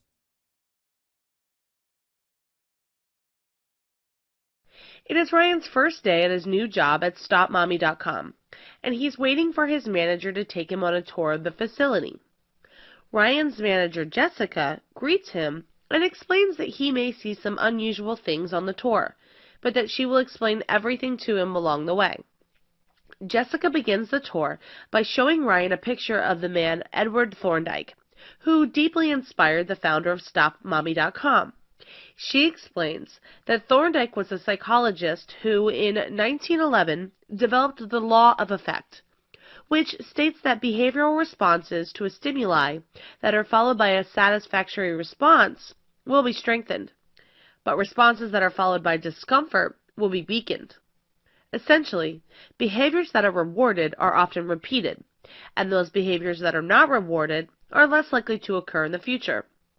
This law of effect was later translated into a theory of employee motivation known as reinforcement theory, which Jessica clarifies as a theory that looks at the relationship between behavior and its consequences. The defining factor of reinforcement theory is, of course, reinforcement, which can be either positive or negative. Positive reinforcement uses favorable consequences that reinforce the desired behavior as the correct behavior. For example, when a sales representative meets a sales quota, a desired behavior, she is rewarded with a pay bonus, positive reinforcement, making it more likely for the sales representative to want to repeat that same behavior that resulted in the positive reinforcement. Negative reinforcement, also referred to as avoidance, rewards a behavior by removing negative or undesirable consequences, which strengthens the probability that the behavior being repeated. For example, if the sales representative does particularly well in one region behavior, she is rewarded by not being asked to work in a more challenging regions where sales have been difficult to achieve. Negative reinforcement. The sales representative will continue to work hard in the region she is currently assigned so that she is not forced to work in a less favorable one. It is important to note that reinforcement has nothing to do with good or bad behavior. In fact, many people make the mistake of confusing negative reinforcement with punishment. A person is punished in an attempt to decrease the probability of a behavior being repeated, whereas negative reinforcement is used to increase the probability of a behavior being repeated. Both positive and negative reinforcement have the ability to increase the likelihood of a desired behavior being repeated. Because positive and negative reinforcement do not always work, There are two other reinforcement strategies that can be used, which include punishment and extinction. To better help you understand how all four of these reinforcement strategies are used to influence behavior through consequences, let's continue along with Ryan and Jessica on their tour. After explaining reinforcement theory, Jessica begins introducing Ryan to some of his coworkers and showing him where his new desk will be located. Jessica then leads Ryan down a long hallway and points to a door with the words "positive reinforcement" written on it. Jessica asks Ryan to open the door, which made Ryan a bit nervous. However, what was on the other side of the door quickly brought a smile to Ryan's face. On the other side of the door lay the mother of all break rooms. There were some employees getting a massage, plush pillow-top beds to take a nap on, a full-service bar, a chef who would cook any dish you wanted. There was coffee that brewed every 5 minutes to ensure maximum freshness, and there was even a unicorn that you could ride. Jessica explained to Ryan that this was the room of positive reinforcement, and any time he does something that she believes is desirable, he can enter the room of positive reinforcement. Positive reinforcement is used to reward desired behavior with the intent of increasing the likelihood that the pleasing behavior will be repeated. Examples of positive reinforcement include pay raises, bonuses, promotions, awards, public recognition, and in this case, a lavish employee break room. In the workplace, managers can use positive reinforcement to increase productivity and improve employee and department morale. Jessica closed the door to the room of positive reinforcement and then points Ryan to another door marked negative reinforcement and avoidance. Ryan opens this door and lets out a scream. Unlike the room of positive reinforcement, this room was unpleasant, smelled of fish, was full of trash, had only a vending machine. The coffee looked as if it were 5 days old. There were no tables or chairs, and in place of the unicorn was a broken-down kiddie ride in the shape of a horse.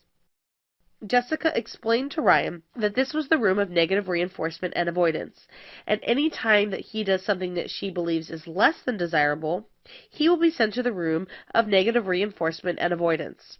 She explains that this is not a punishment, but rather a reminder to him to always strive to exert desirable behaviors, or he will not be allowed into the room of positive reinforcement. When someone cannot enter the room of positive reinforcement, but needs to use the break room, they will have to settle for the room of negative reinforcement and avoidance. Negative reinforcement or avoidance is used by managers to show an employee what the consequences of unacceptable behavior will be.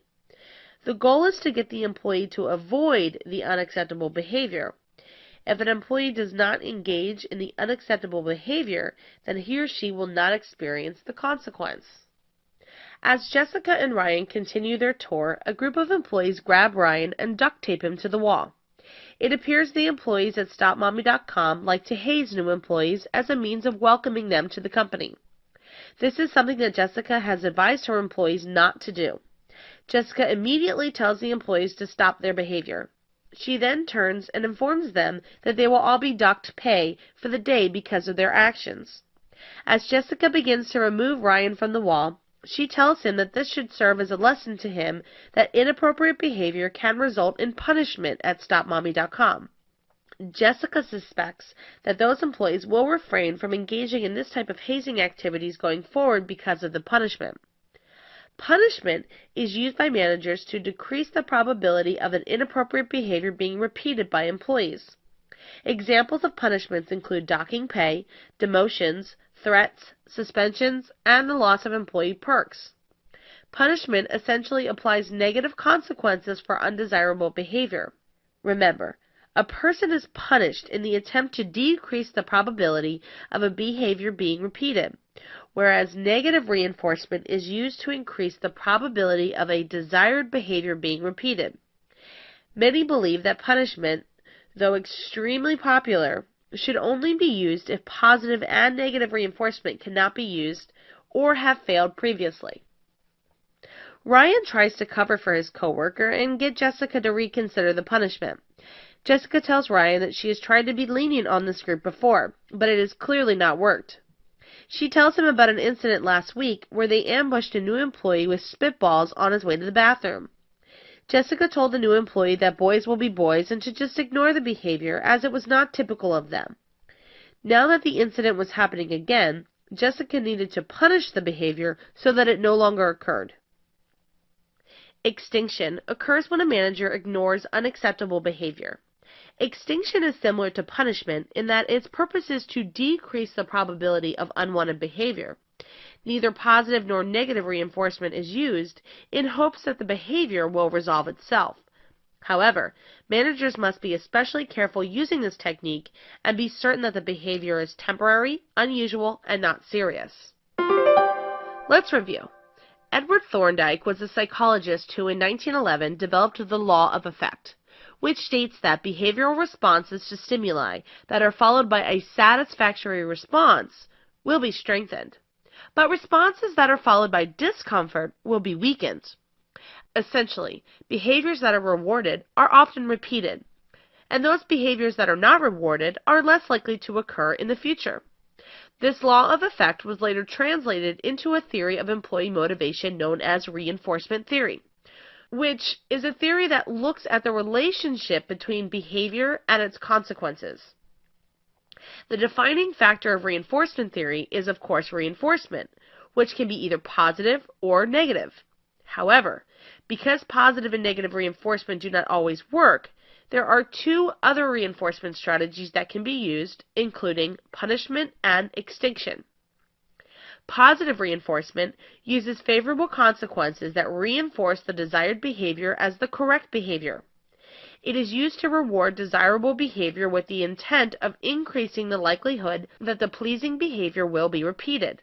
Examples of positive reinforcement include pay raises, bonuses, promotions, awards, and public recognition. In the workplace, managers can use positive reinforcement to increase productivity and improve the employee or department morale. Negative reinforcement, or avoidance, is used by managers to show an employee what the consequence of unacceptable behavior will be. The goal is to get the employee to avoid the unacceptable behavior. If the employee does not engage in the unacceptable behavior, then he or she will not experience the consequence. Punishment is used by managers to decrease the probability of an inappropriate behavior being repeated by employees. Examples of punishments include docking pay, demotions, threats, suspensions, and a loss of employee perks. Punishment essentially applies negative consequences for undesirable behavior. Remember, a person is punished in the attempt to decrease the probability of a behavior being repeated, whereas negative reinforcement is used to increase the probability of a desired behavior being repeated. Extinction occurs when a manager ignores unacceptable behavior. Extinction is similar to punishment in that its purpose is to decrease the probability of unwanted behavior. Neither positive nor negative reinforcement is used in hopes that the behavior will resolve itself. However, managers must be especially careful using this technique and be certain the behavior is temporary, unusual, and not serious. Why does it feel so good to accomplish a really challenging goal? The answer is simple. Locke's goal-setting theory says that when challenging goals are set for an employee, the proper tools are provided to accomplish those goals, and positive feedback is given, the employee feels satisfaction with the performance and the reward. This makes the employee want to strive to accomplish an even more challenging goal. Chef Alfredo had a dream of decorating cakes for the rich and famous. As he sautéed and fricasseed at House of Pasta, his mind would drift to faraway places like Hollywood and Paris, where he would present the most beautiful cakes and pastries to the most discriminating palates. One day, Alfredo's boss Romero frantically called a team meeting. A few French dignitaries had made a reservation for a private party at the restaurant. Romero put Alfredo on cakes and pastries. His dream came true. Employee motivation in goal setting is actually very simple.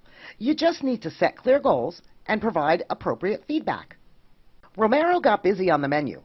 Chef Alfredo was tasked to make a 3-tier chocolate cake, several types of cookies, and the artisan breads for the evening. Not knowing much about baking, Alfredo relied heavily on Romero to give direction. Romero told Alfredo to try his best and do a good job. This left Alfredo flat. He did not know what it meant to do his best. He thought long and hard about where to begin. What Romero did wrong was to give Alfredo vague information about the level of performance expected. Locke's theory states that there is a relationship between how difficult and specific a goal is and the performance needed to complete the task. In other words, Romero had to be clear about his expectations and be sure the challenge was somewhat difficult. After all, he wanted Alfredo to feel motivated to really push himself. In goal setting, goals should have clarity, pose a challenge, gain employee commitment, provide management feedback, and involve task complexity. Alfredo began asking questions.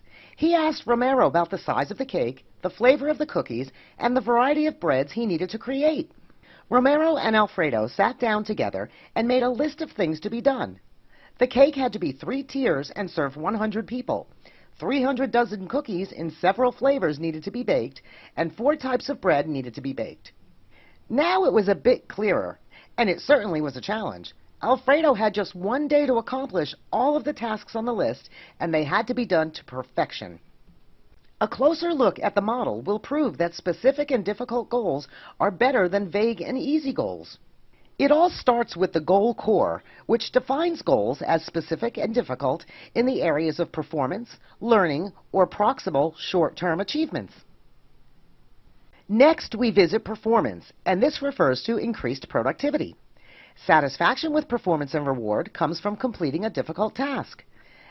And this satisfaction creates a willingness to commit to a new, more difficult task. As tasks are completed, moderators like goal commitment, feedback, and task complexity are evaluated. Goal commitment occurs when goals are made public and are self-set, and employees view the goals as important, such as learning a new task to increase one's knowledge base or performing a new task to avoid negative feedback.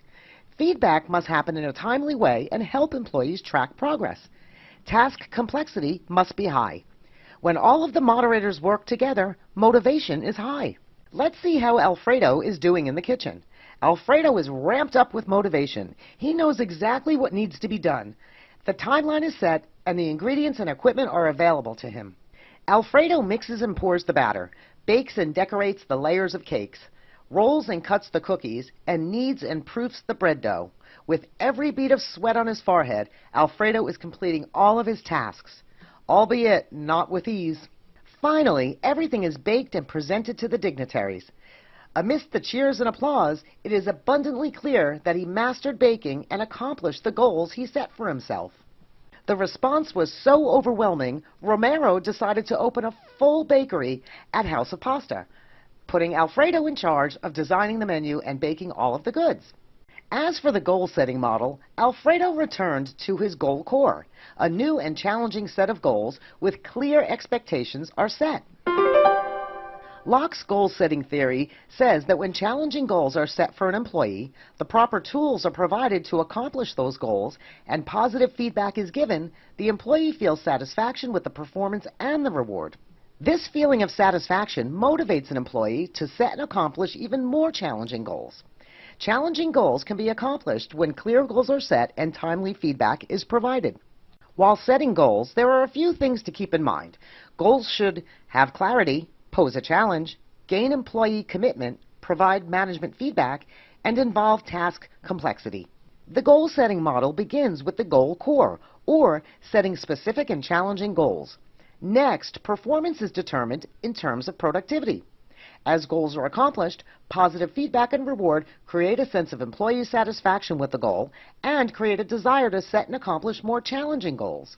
Moderators like ability, goal commitment, feedback, and task complexity are important for goal accomplishment because when all are met, employee motivation is high.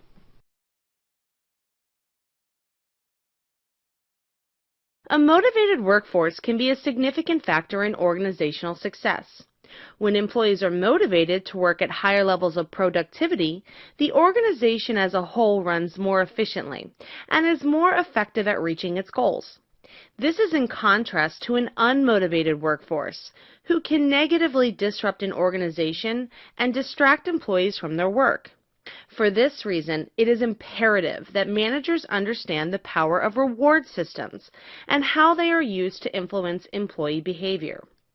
Rewards are positive outcomes that are earned as a result of an employee's performance. These rewards are aligned with organizational goals. When an employee helps an organization in the achievement of one of its goals, a reward often follows. There are two general types of rewards that motivate people: intrinsic and extrinsic.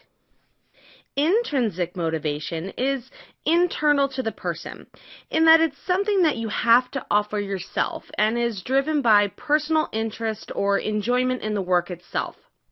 Because intrinsic motivation exists within the individual, achieving it does not depend on others.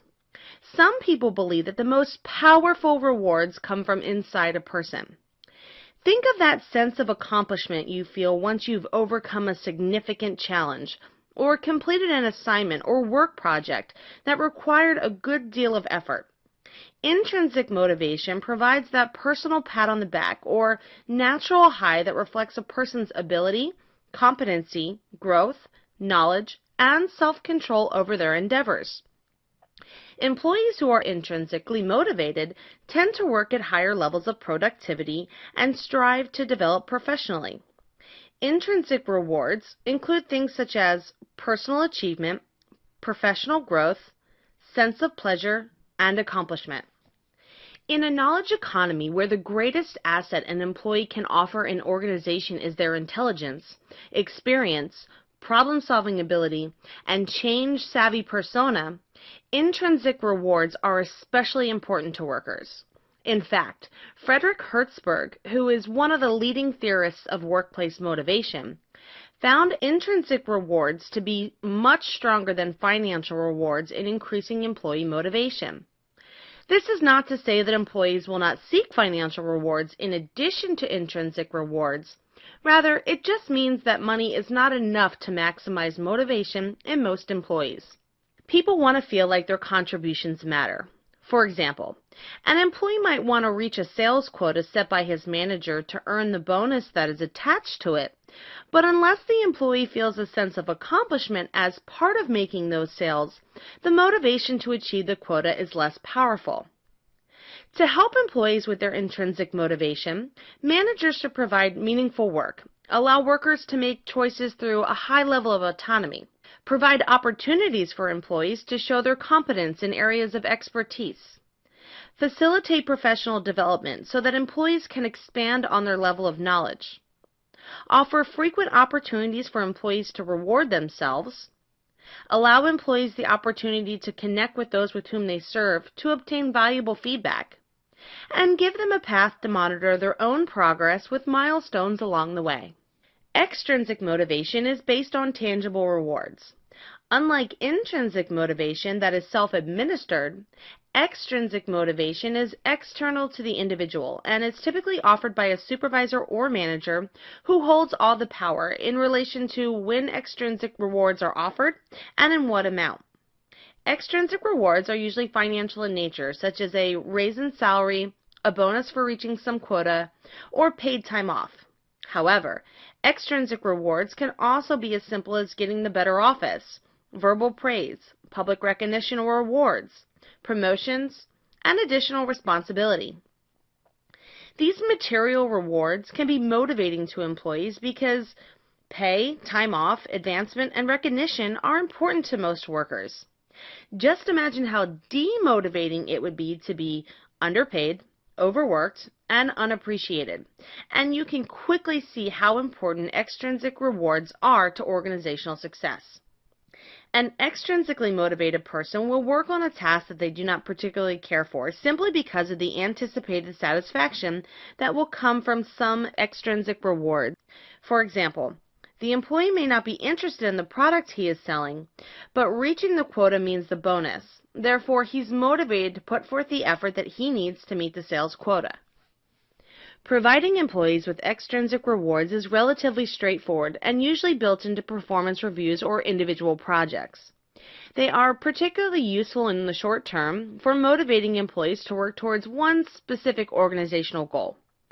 Meeting the sales quota for a bonus is an example of offering an intrinsic reward for a short-term goal. While holding the proverbial carrot in front of the employee's face is certainly a common method of motivating employees, it comes with some important considerations for managers. Managers must be sure to assess employee intent, making certain the increased performance is not only to retain the reward, meaning that it will decline once earned. Effective managers find ways to combine extrinsic rewards with intrinsic ones. Another area that managers must pay special attention to is the long-term feasibility and sustainability of extrinsic rewards. If an extrinsic reward is offered, it must be fulfilled when the employee completes whatever was required to earn the reward in the first place. Budgets change, and if the extrinsic reward is financial in nature, make sure that it can be offered beyond the anticipated distribution date. Let's review. Rewards are positive outcomes that are earned as a result of an employee's performance. There are two general types of rewards that motivate people: intrinsic and extrinsic. Intrinsic motivation is internal to the person and is driven by personal interest or enjoyment in the work itself. Because intrinsic motivation exists within the individual, achieving it does not depend on others. Employees who are intrinsically motivated tend to work at a higher level of productivity and strive to develop professionally. Intrinsic rewards include things such as personal achievement, professional growth, sense of pleasure, and accomplishment. Extrinsic motivation is based on tangible rewards and is external to the individual, and it's typically offered by a supervisor or manager. Extrinsic rewards are usually financial in nature, such as a raise in salary, a bonus for reaching some quota, or paid time off. However, extrinsic rewards can also be as simple as getting the better office, verbal praise, public recognition and awards, promotion, and additional responsibility. An extrinsically motivated person will work on a task that they do not particularly care for simply because of the anticipated satisfaction that will come from the extrinsic reward. Frederick Hertzberg found intrinsic rewards to be much stronger than financial rewards in increasing employee motivation. This is not to say that employees will not seek extrinsic rewards in addition to intrinsic rewards. Rather, it just means that money is not enough to maximize motivation in most employees. Effective managers find ways to combine extrinsic rewards with intrinsic ones. When you do the same job day in and day out, it can become mundane or boring. It may seem like you show up to work, go through the motions, and come back the next day to do it all over again. Sometimes it's not the type of work that needs a makeover, but the tasks, responsibilities, and roles that do. Job redesign looks specifically at ways to expand an employee's job by redesigning certain aspects relating to the scope and depth of what it is that an employee does and is responsible for at the organization.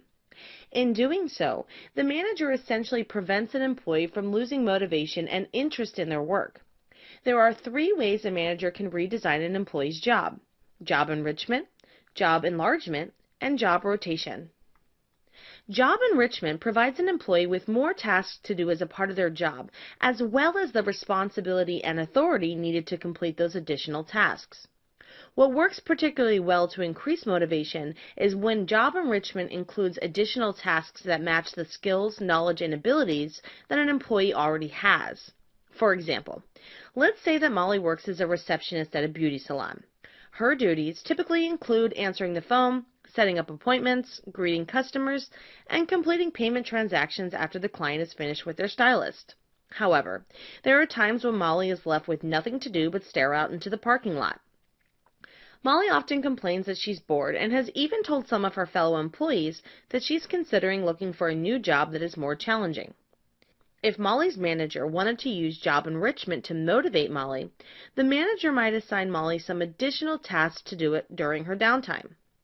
Such tasks might include researching and developing new promotional campaigns each month to increase the amount of clients that come into the salon.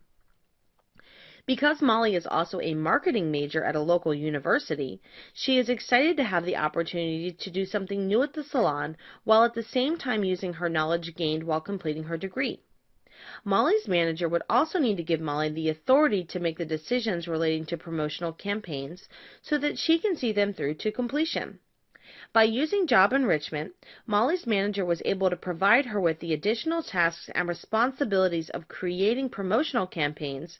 She was also awarded the authority to complete those tasks related to the new responsibility of developing and carrying out her ideas. Job enlargement is a job redesign strategy that increases only the tasks of a particular job. While job enlargement is limited in that it does not provide the additional responsibilities or authority that job enrichment does, it is useful in reducing some of the monotony associated with doing the same thing day in and day out. The belief is that once boredom is reduced, motivation to perform at a higher level of productivity increases. For example, Jeff works as a trash man for the city. His boss might switch the routes that Jeff has to cover or may ask him to pick up the recycling routes in addition to his routine trash routes. Even though Jeff is not given any extra authority or challenge by taking these additional routes, it does provide Jeff with new tasks that can lessen the repetitiveness of his usual trash route. Job rotation is the final job redesign strategy that assigns workers to an alternate job on a temporary basis. Job rotation is useful and motivating in several ways. First, it provides employees with something new to do and learn, beyond what their normal job does. Second, it provides employees with a broader perspective on how the organization operates as a whole. Third, it increases the employee's understanding of what it is that their coworkers do, which leads to a higher degree of respect for what others do. Finally, it offers an employee a chance to gain additional skills, which increases their value to the organization. Essentially, job rotation is great at adding variety and encouraging respect among peers, while sparking new interest in the organization. For example, Jane and Bob both work at a furniture store. Jane is in customer service and Bob is in delivery. To help motivate Jane and Bob, as well as to expose them to the dependence that their individual jobs have on each other, their managers decide to have Jane switch jobs with Bob for the week. After just a few hours, the two quickly realize that the other person's job is not as easy as they used to think that it was. They learn about the tasks and responsibilities the other person has to account for in their jobs. This newfound knowledge creates a new interest and enthusiasm for both Jane and Bob. Let's review. Job redesign looks specifically at ways to expand an employee's job by redesigning certain aspects relating to the scope and depth of what it is that an employee does and is responsible for at the organization. There are 3 ways a manager can redesign an employee's job: job enrichment, job enlargement, and job rotation. Job enrichment provides an employee with more tasks to do as part of their job, as well as the responsibility and authority needed to complete those additional tasks. What works particularly well to increase motivation is when job enrichment includes additional tasks that match the skills, knowledge, and abilities that the employee already has. Job enlargement is a job redesign strategy that increases only the task of a particular job. While job enlargement is limited in that it does not provide the additional responsibility or authority that job enrichment does, it is useful in reducing some of the monotony associated with doing the same thing day in and day out. The belief is that once boredom is reduced, motivation to perform at a higher level of productivity increases. Job rotation is the final job redesign strategy that assigns workers to an alternate job on a temporary basis. Job rotation is great at adding variety and encouraging respect among peers, while sparking new interest in the organization. From the time that we're born, we're on this path to self-sufficiency. We want to be able to do things on our own with little help along the way when we need it. Indeed, a key ingredient in self-sufficiency is a solid support system. However, supporting is not the same as doing. A good support system is there to provide the foundation for someone else to achieve greatness, not to do it for them. For example, a mother does not do her child's homework for them simply because they're struggling with some of the concepts, but does provide guidance and encouragement as a support to her child. She essentially empowers her child to do the homework on their own. What is important to grasp here is that empowerment is not something that a person can do for another. Rather, it is something that someone has to give to someone else so that they can in turn do whatever it is that they are now empowered to do. This is also true of organizations. While most people think that empowerment is something that a manager does for their subordinates, what really happens is that the manager empowers the employee to do things on their own. Empowerment comes from the individual, not the manager. Empowerment occurs when an employee is given the freedom, power, trust, autonomy, and encouragement to carry out job-related tasks. When used as a motivational strategy, empowerment can provide an employee with a sense of pride and ownership over their work. People want to feel in control of their destiny, especially in the workplace. Essentially, empowerment provides a worker with intrinsic or self-induced rewards by allowing them to make decisions on their own and see the success that follows. Employees associate their success with their own abilities, motivating them to continue to strive for higher levels of productivity in future tasks. Managers can promote organizational success by inviting employees to be innovative in their ideas, solutions, and decisions, while at the same time giving them authority to see them through to implementation. Empowerment enables subordinates to work independently as they control their own jobs by using their own knowledge, skill sets, abilities, and decision-making skills to achieve personal and organizational success. While employee empowerment comes in many forms, it can vary in degree and scope. The result is often one of increased motivation and job satisfaction. Therefore, effective managers continually look for ways to empower their staff to reach those personal and organizational successes that I just mentioned. To begin, a manager should spend time showing their employees that they value them as members of the organization. This should be a genuine demonstration by management, which clearly communicates to the employee that the manager appreciates each employee for their unique contributions that they make to the organization. Asking employees to share in the leader's vision for organizational success and inviting them to participate in the decision-making processes that are needed to see that vision become a reality are two ways that a manager can demonstrate their appreciation. A large part of that dynamic is a sense of trust, meaning the manager has to be able to trust the employee to be capable of making effective decisions on their own. Again, empowerment means providing a solid support, making it necessary for the manager to supply an empowered employee with expectations and resources necessary to be successful. As with most expectations, a manager should be monitoring the employee's behavior and provide feedback as needed to continue to empower the employee to keep working independently. Maintaining open and clear communication between managers and empowered employees allows subordinates the opportunity to receive guidance when they need it. Likewise, employees should be encouraged to offer suggestions for improvement to managers. Finally, this open communication should be used to praise the empowered employee for their efforts, again, recognizing the value that the employee brings to the organization. Let's review. Empowerment occurs when an employee is given the freedom, power, trust, autonomy, and encouragement to carry out job-related tasks. When used as a motivational strategy, empowerment can provide an employee with a sense of pride and ownership of their work. Employees associate their success with their own abilities, motivating them to continue to strive for higher levels of productivity in future tasks. While employee empowerment comes in many forms and can vary in degree and scope, the result is often one of increased motivation and job satisfaction. Therefore, effective managers continuously look for ways to empower their staff to reach personal and organizational success. This is accomplished by valuing employees for their unique contributions, sharing the leadership vision, and encouraging employee participation in decision-making processes related to that vision, fostering trust, open communication, and feedback, and finally, acting as a support system and offering praise to recognize the value the employee brings to the organization.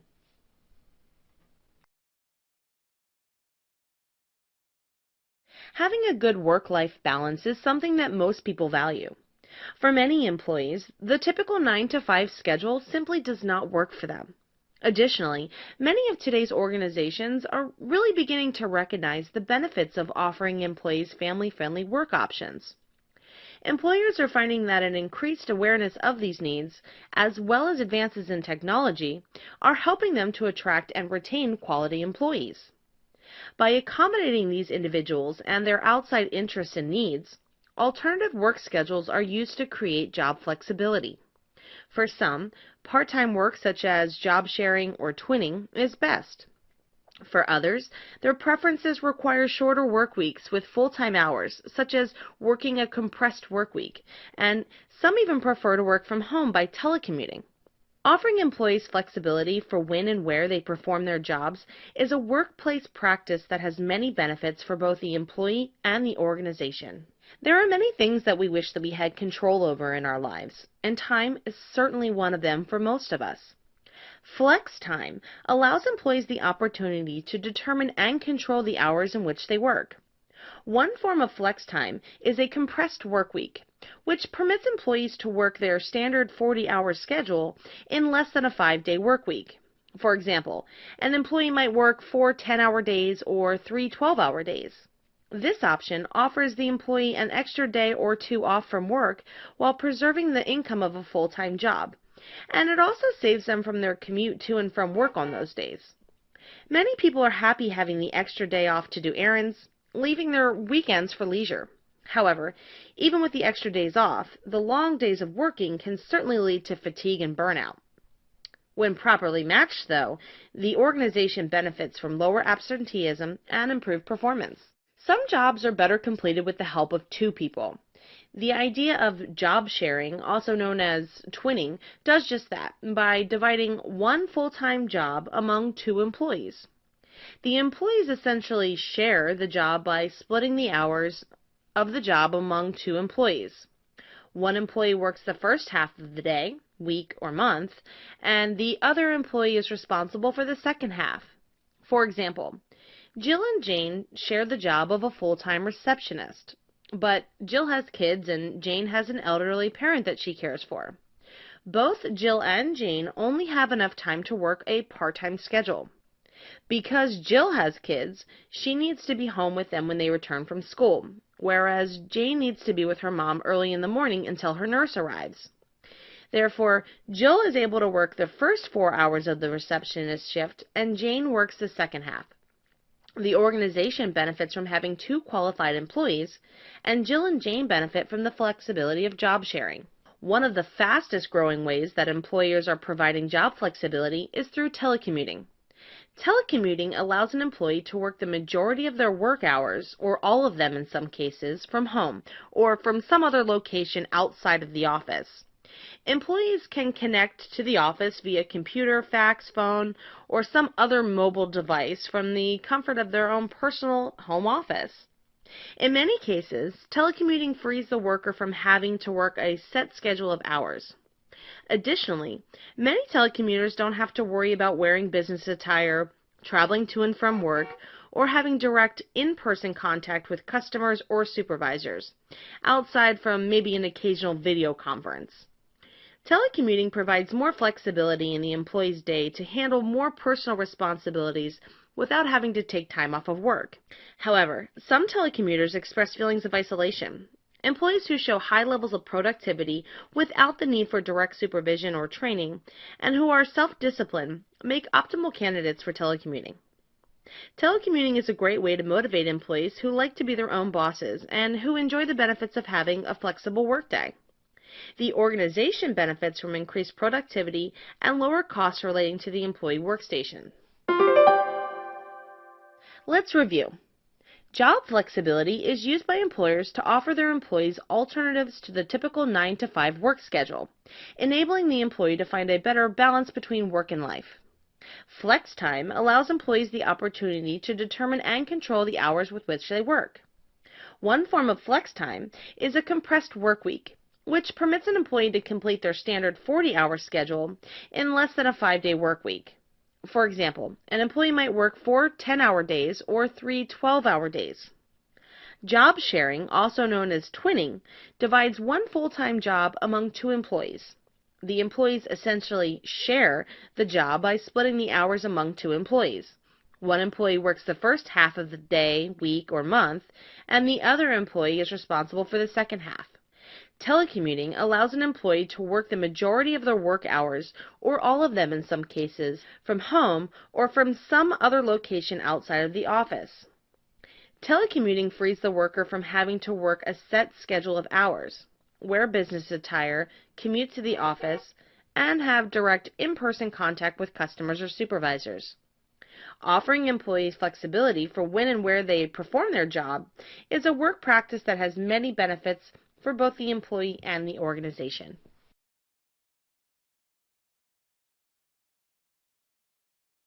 In 1963, John Stacey Adams introduced the idea that fairness and equity are key components of a motivated individual.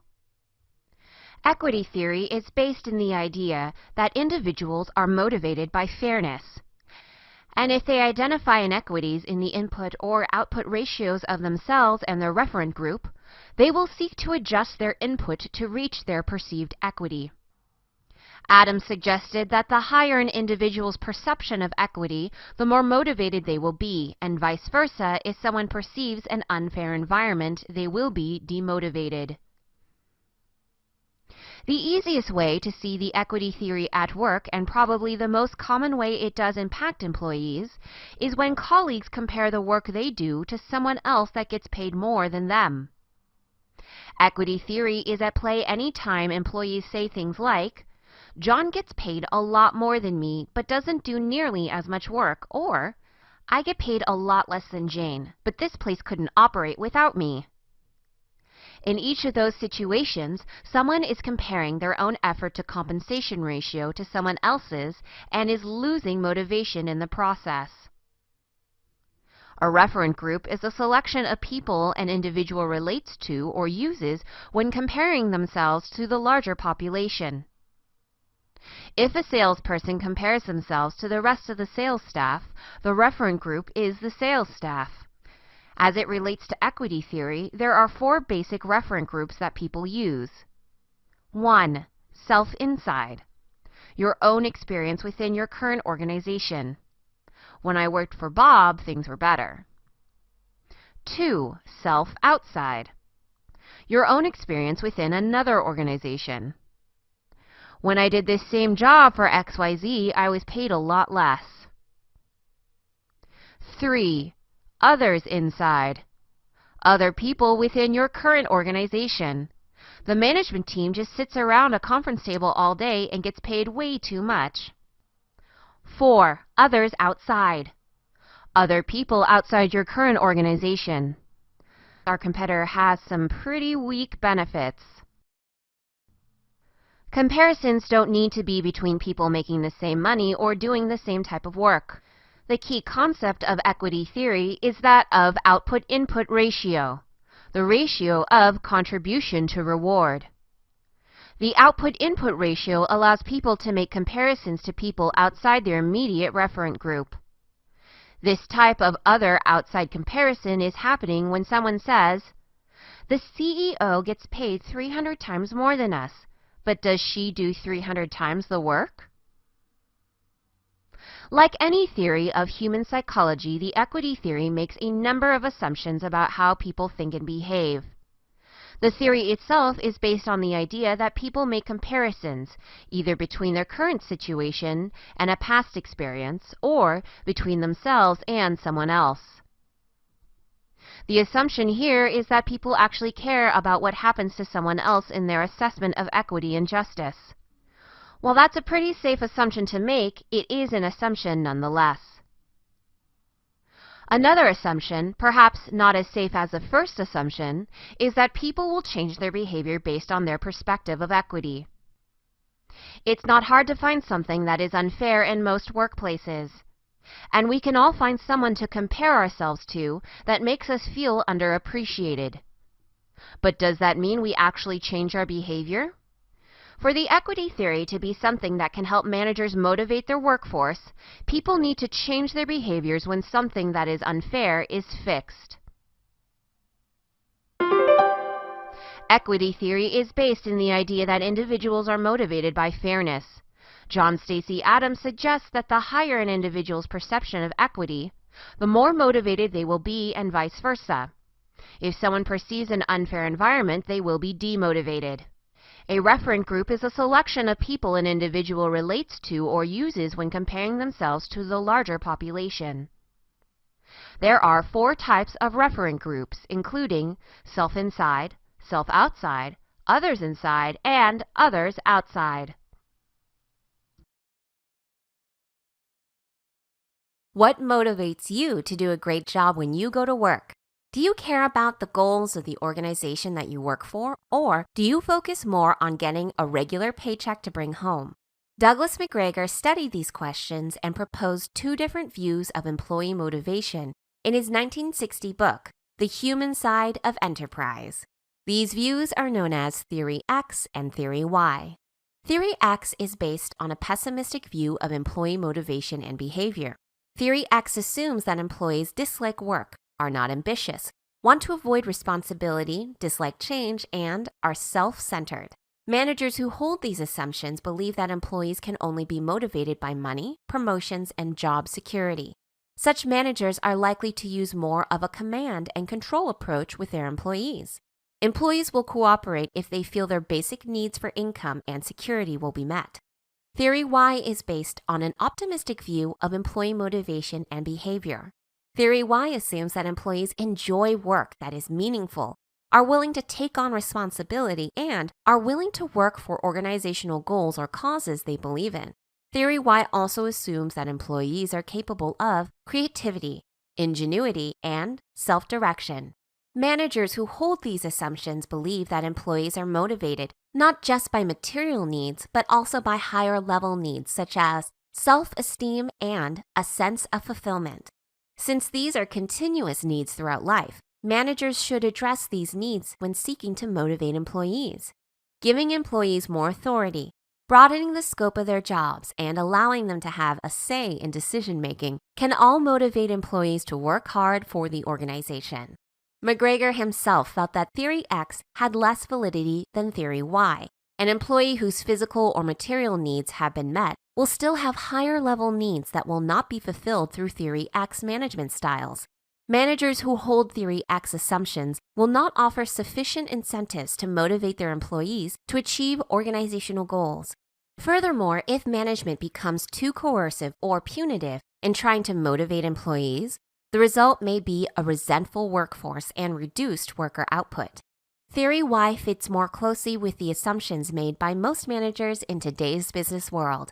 Giving employees a larger role in an organization makes it more likely that their individual needs will align with the organization's needs. Such employees will be more motivated to work for the good of the organization. Theory Y, therefore, offers a more successful and more positive approach to employee motivation than Theory X. Douglas McGregor's work builds on the work of other behavioral scientists who showed a link between human behavior, motivation, and productivity. McGregor's Theory X and Theory Y offer 2 contrasting models of employee motivation. Theory X is based on a pessimistic view of employee motivation and behavior, while Theory Y is based on an optimistic view of employee motivation and behavior. Theory X managers believe employees are self-centered, dislike work, are unambitious, avoid responsibility, and dislike change. In contrast, Theory Y managers assume employees are self-directed, enjoy responsibility and meaningful work, and are willing to work for organizational goals or causes they believe in. According to McGregor, Theory Y offers a more successful and more positive approach to employee motivation than Theory X, since an employee whose physical or material needs have been met will still have higher-level needs that will not be fulfilled through Theory X management styles.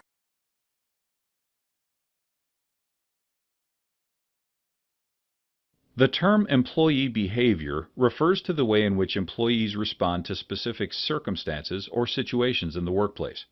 While many elements determine an individual's behavior in the workplace, employees are shaped by their culture and by the organization's culture. Personal and corporate culture affect the way employees communicate and interact with one another and with management. Additionally, an employee's beliefs affect his or her ethics and sense of ethical responsibility. Companies rely on employees to produce and deliver high-quality products and services. Employee behavior is impacted by a variety of forces, both internal and external, as they attempt to perform their job duties.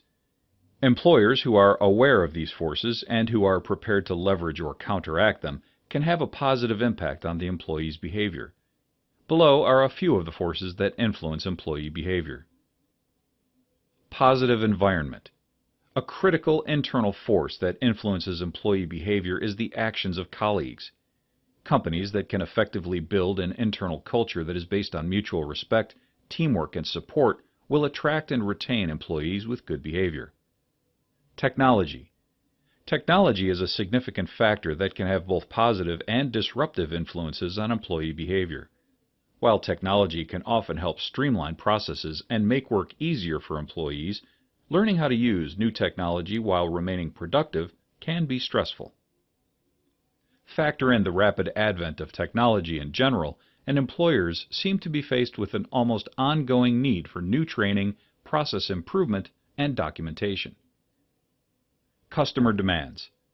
Customer demands can be an external force that exerts pressure on organizations to continually stay ahead of the competitive curve. Employees must adapt to the changing needs of customers, the growing shrewdness of customers, and the heightened expectations that customers put on employee behavior. One of the largest expenses to any organization is the cost of labor. Good managers work hard to set the expectations for each employee. This is done through in-service meetings, monthly staff meetings, annual reviews, and overall culture of an organization. Most employers expect their employees to work towards accomplishing the organization's goals and ultimately its mission. Let's look at a few examples of how a manager can set the right expectation of his or her employees. Connect. Leaders must show that they value their employees. Employee engagement is a direct reflection of how employees feel about their relationship with the boss. This connection can help set the right expectation for the employees. Contribute. Employees want to know that their input matters and that they are contributing to the organization's success in a meaningful way. When they are allowed to contribute, their behavior about the organization becomes positive. Collaborate. Great leaders are team builders. They create an environment that fosters trust and collaboration. A continuous challenge for leaders is to rally individuals to collaborate on organizational, departmental, and group goals. In turn, this builds the expectation of good behavior. Poor employee behavior can be destructive to an organization. Negative behavior can spread quickly and lower morale, even in the best of teams. If left unchecked, this type of employee behavior can be devastating to an organization. Managers need to move quickly and responsibly to remove such threats. By addressing behavioral issues with employees, managers can help to modify their responses to certain situations. If the behavior is destructive, there may be consequences for the employee. These might include letter of reprimand, suspension from work without pay, or termination. Employees are shaped by their culture and by the organization's culture. These influences affect the way employees communicate and interact with one another and with management.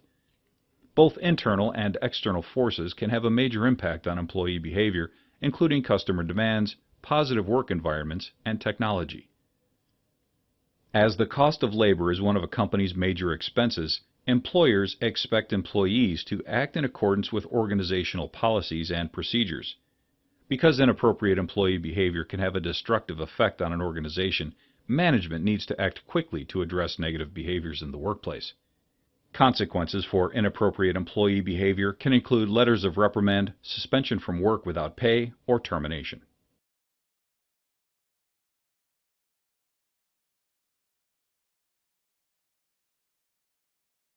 A growth need is part of Abraham Maslow's hierarchy of needs, which are called self-actualization needs. Abraham Maslow, who lived from 1908 to 1970, was an American psychologist and a key figure in the transpersonal psychology school of thought. He's most noted for the development of a 5-step hierarchy of needs. Maslow's hierarchy of needs fall into 5 categories that can be broadly divided into deficiency needs and growth needs. Deficiency needs are basic needs arising from being deprived of something. Growth needs arise as a desire to grow as an individual. According to Maslow's original theory, a person has to fulfill deficiency needs before moving on to fulfilling growth needs. Deficiency needs include physiological needs, safety needs, social needs, and esteem needs. Growth needs are self-actualization needs, which is the highest level need. Our focus in this lesson is on growth needs, so we'll dig down a little deeper into self-actualization. The highest needs an individual seeks to obtain are self-actualization needs. In Motivation and Personality, Maslow explained self-actualization as the desire to become more and more of what one is, to become everything one is capable of becoming. For example, an artist that has satisfied all of his lower-level needs will feel the need to do whatever it takes to reach his fullest potential as an artist. The implication for the workplace is clear. If an employee has all of his other needs met, he will seek to reach his fullest potential in what he does. This can manifest itself in things like increased productivity, positive workplace attitude, and generally performing above and beyond management's expectations.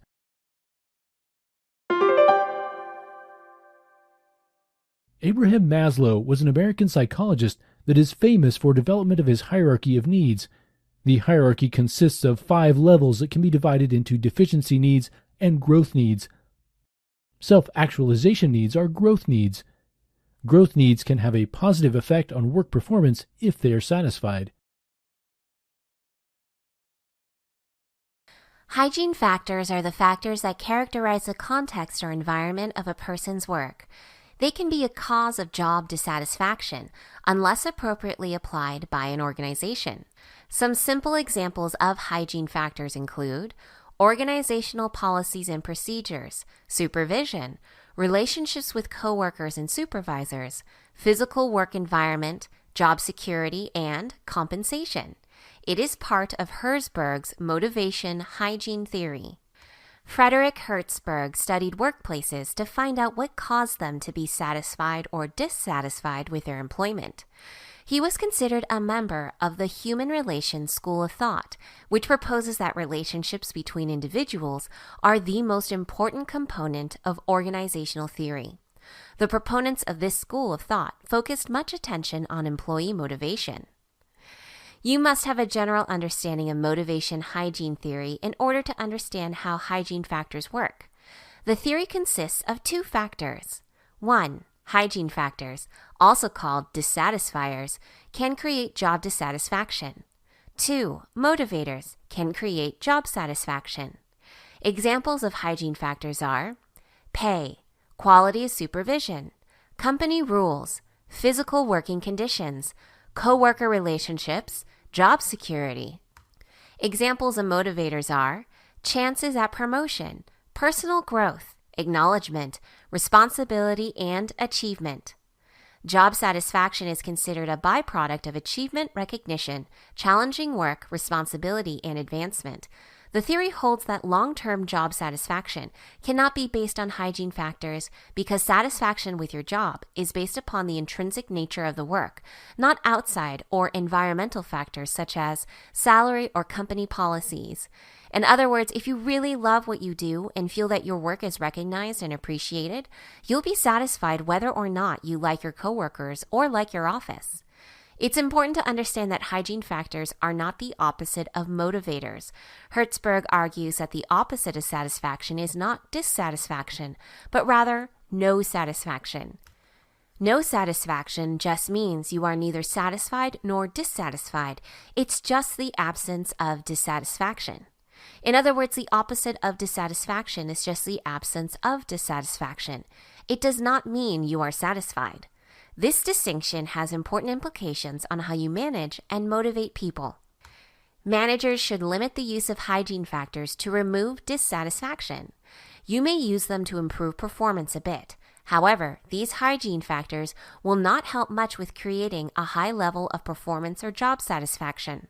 Remember that the opposite of dissatisfaction is not satisfaction, but merely the absence of dissatisfaction. Basically, you should try to use hygiene factors so that they create no dissatisfaction, even though they may not create any satisfaction. In other words, you try to neutralize any harmful effects of the hygiene factors. Let's say you want to increase your employee satisfaction, so you put in a new fancy break room for them to use with a fridge and microwave and nice tables. You may witness some short-term increases in motivation and performance. However, employees will become desensitized to this and other hygiene factors, become less sensitive or indifferent to their effects. Thus, if you rely on hygiene factors to motivate, you will be constantly modifying them to create fresh motivation. This is not only inefficient, but doesn't provide a real long-term solution to motivation and performance. Instead, you should try to shift to an emphasis on motivators rather than hygiene factors. Let's say you offer one employee a new project to manage, giving him or her more responsibility. And when they complete the project, give them a token of appreciation like a certificate at a work party or a positive mention in a review. Inserting ways to facilitate motivators into a job will create better long-term results for motivation and performance because they create job satisfaction. Hertzberg calls this process job enrichment. Hygiene factors are one of two factors affecting motivation. Hygiene factors characterize the environmental context of your work, such as your company's policies, your coworkers, your supervision, pay, and benefits. Hygiene factors may create job dissatisfaction, and the role of management should be to neutralize the negative effects. While manipulation of hygiene factors can create some short-term benefits in motivation and performance, they will not ensure motivation and performance in the long run. Rather, managers should attempt to find ways to facilitate the motivators of achievement, recognition, challenging work, responsibility, and advancement into the job as practicable. This process is called job enrichment. If it is done well, it should lead to job satisfaction, thereby increasing motivation and performance.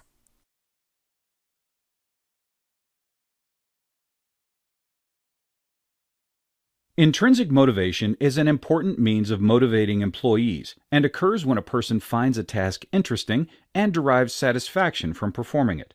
The motivation comes from within you rather than being imposed upon you by external forces. It's often more effective than extrinsic motivation, which is often based upon rewards and punishments. Knowing how to effectively use intrinsic motivation will help make your employees more effective and increase their job satisfaction at the same time. Psychologists argue you can only be completely effective if you feel autonomous and competent. In other words, you'll only be intrinsically motivated if you feel you are competent at the task and have autonomy or control over it. A third component necessary for intrinsic motivation is having satisfying relationships with others at work. Researchers have found the following techniques can help establish intrinsic motivation: acknowledging employee perspectives, offering choices, encouraging initiative, and giving meaningful feedback. Let's look at an example of intrinsic motivation in action. Say you are an office manager at a law firm who supervises all administrative assistants and legal secretaries at the firm. The managing partner of the firm has told you that the partnership has decided to take all of its files completely digital and places you in charge of the transition. You pick members of the staff that you know have an interest in technology and will be interested in the project and learning new skills. You meet with your team and ask the team members for their perspectives on how to best accomplish the transition. Some of the ideas are good, and you acknowledge the insights and adopt the suggestions. The team develops a timeline and a set of distinct tasks to perform. You then provide the teammates an opportunity to select who will perform each task. You hold daily meetings with your team to provide positive feedback on project progression and to provide them with any new information from the law partners. You have effectively increased the likelihood of intrinsic motivation by developing an environment of autonomy, competence, and good team relations. Let's review.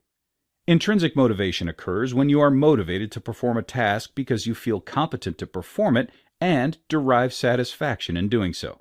In order to facilitate intrinsic motivation, you should develop a work environment where employees feel they have control or autonomy over their work, feel competent in performing the task, and are able to engage in satisfying work relationships. Tools available to you include acknowledging employee perspectives, offering employees choices, and encouraging initiative.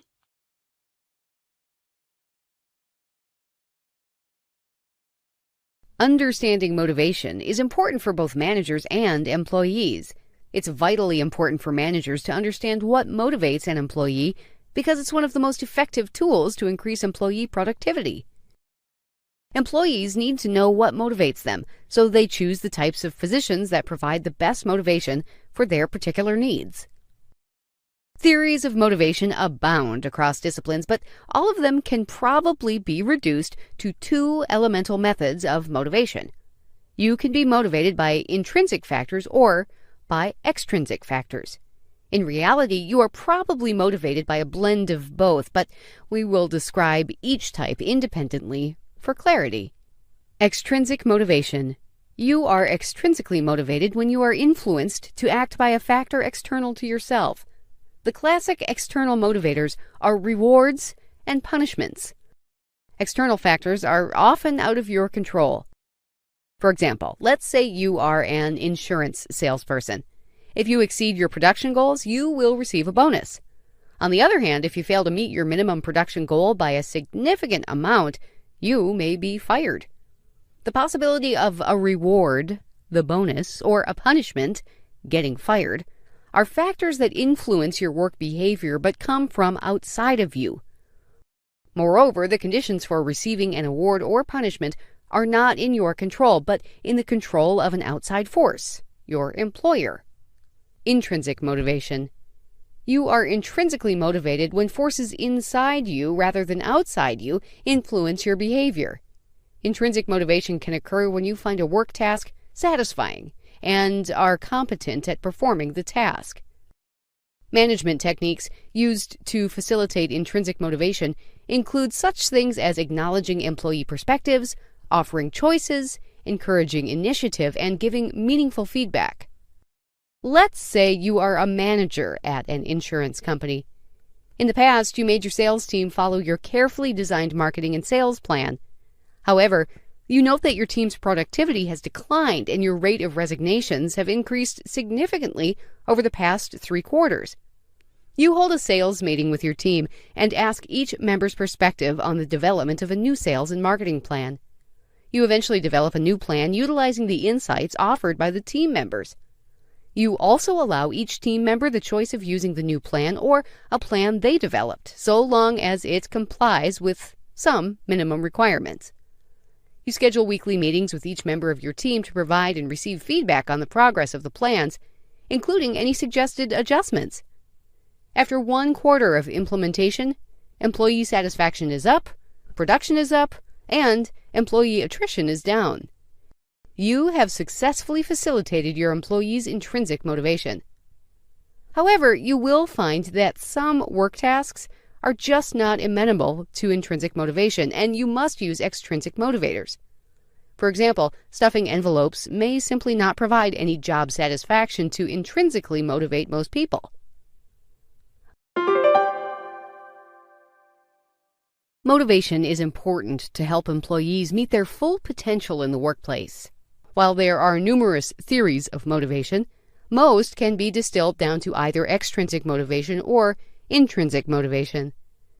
Extrinsic motivation is when your behavior is influenced by outside factors, such as rewards and punishments, while intrinsic motivation is when you are influenced by factors inside of you, such as the feeling of job satisfaction and competency. Intrinsic motivation may not work for some tasks. The Pygmalion effect is a type of self-fulfilling prophecy where if you think something will happen, you may unconsciously make it happen through your actions or inaction. It occurs in the workplace when a manager raises his or her expectations for the performance of workers, and this actually results in an increase in worker performance. Research has clearly established that employees have a greater level of success when their managers expect more of them. If you believe your employees are high producers and treat them as high producers, they tend to become high producers. This is because your belief in your employees tends to boost their self-efficacy.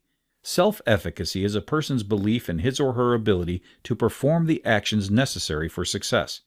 The Pygmalion at Work model suggests that having high expectations of your employees makes you behave towards them in a way that enhances their self-efficacy, which will motivate them to expend more effort, resulting in increased performance. Managers must keep in mind that self-fulfilling prophecies can cut both ways. If you have low expectations for your employees, you may be inadvertently hurting their performance by negatively impacting their self-efficacy. This is known as the golem effect. Let's say that you are a sales manager at an insurance company. You manage a team of 10 salespeople, and you carefully hand-selected each member of your sales team, believing them to be highly qualified, with expert product knowledge, and gifted with natural salesmanship. You make sure that they know they are the best sales team in the company and provide positive feedback and encouragement to each individual and as a team. Each member of the team starts to believe they are part of the best team of producers in the company and strive harder than the other teams to meet their production goals, which they eventually exceed. Your expectation of your team's ability and performance has become a reality. The Pygmalion effect is a type of self-fulfilling prophecy where a manager's expectation of his employees will have an effect on the employee's performance. When you have high expectations of your employees and treat your employees in accordance with those expectations, you will increase your employees' self-efficacy, which in turn will motivate them to work harder, resulting in higher performance and fulfillment of your expectations. You need to be cautious to avoid the golem effect, where having poor expectations of employee performance will result in poor performance, because you will harm your employees' self-efficacy and not motivate them towards success. Reinforcement theory proposes that you can change someone's behavior by using reinforcement, punishment, and extinction. Rewards are used to reinforce the behavior you want, and punishments are used to prevent the behavior you do not want.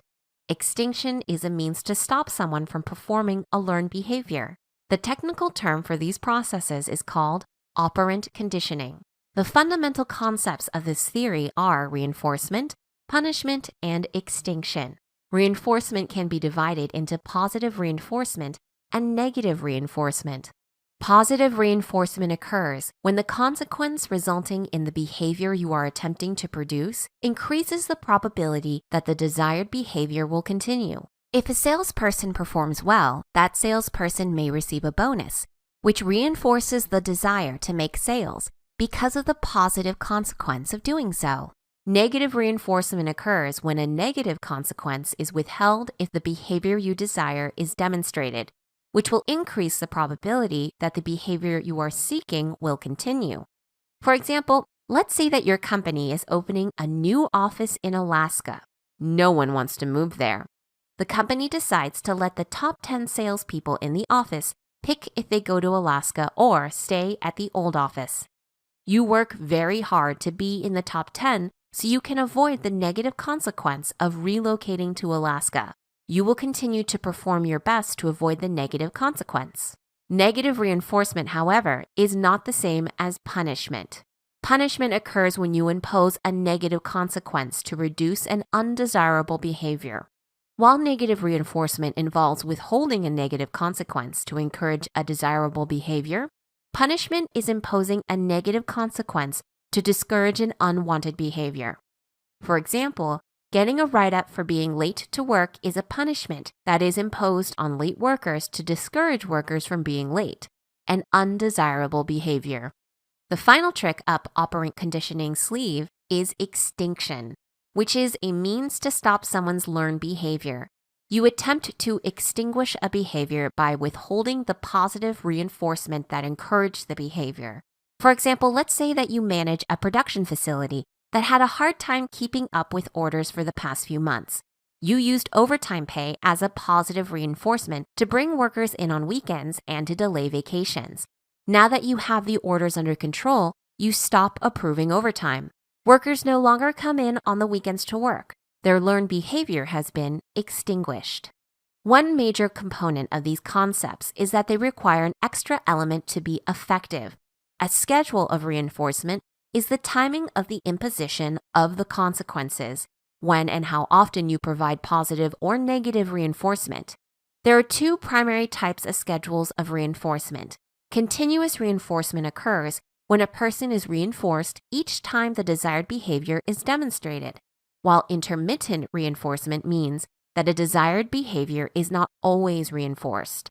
Since it is pretty much impractical, if not impossible, for an organization to always provide reinforcement, intermittent reinforcement is usually employed. Intermittent reinforcement comes in three varieties.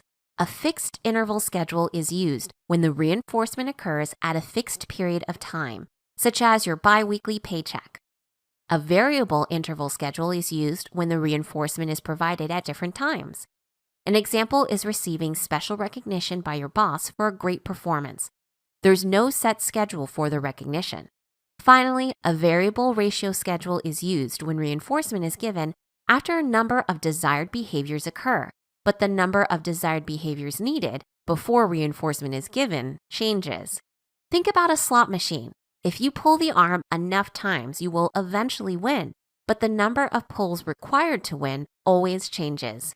Use of bonuses or awards can be readily adapted to a variable ratio interval schedule. Let's review. Reinforcement theory proposes that you can change a person's behavior through use of positive reinforcement, negative reinforcement, punishment, and extinction. Positive reinforcement involves rewarding desired behavior with positive consequences. Negative reinforcement involves withholding negative consequences when desired behavior is demonstrated. Punishment is imposing negative consequences to stop undesirable behavior. And extinction is withholding of positive consequences to get rid of learned behavior. Reinforcements are given on schedules, which can be continuous or intermittent. There are three types of intermittent schedules, including a fixed rate schedule, a variable interval schedule, and a variable ratio schedule. Just as vital as your brain, heart, lungs, kidney, liver, pancreas, and spleen are to sustaining human life, communication is vital to management. Through the process of communication, organizational members will exchange information with one another in an effort to influence each other's thoughts, behaviors, or attitudes and understandings.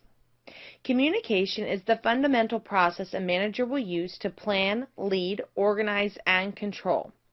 Without communication, a manager would be unable to convey organizational needs, agendas, values, goals, authority, relationships, and any other related organizational factor.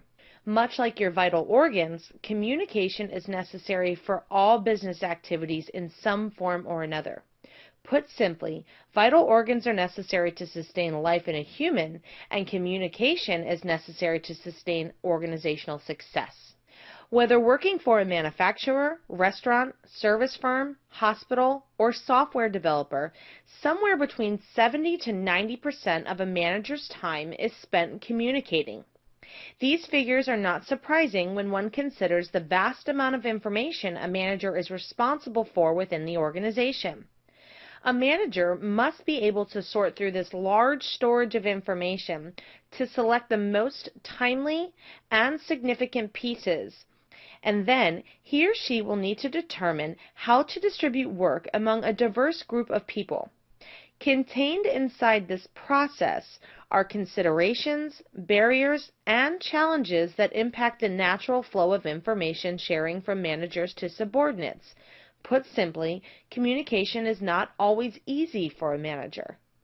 Organizational decisions are highly dependent on quality and quantity of information being exchanged. Poor or incomplete information can negatively impact a manager's ability to successfully make decisions. A subordinate will be unable to perform their jobs without accurate information relating to the work that needs to be completed, who is involved in the process, and when the deadline is.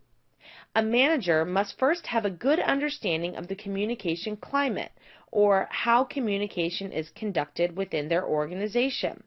A communication climate that is open and clear tends to promote a higher level of productivity and job satisfaction, as opposed to a closed and ambiguous climate that typically results in low morale, productivity, and job satisfaction.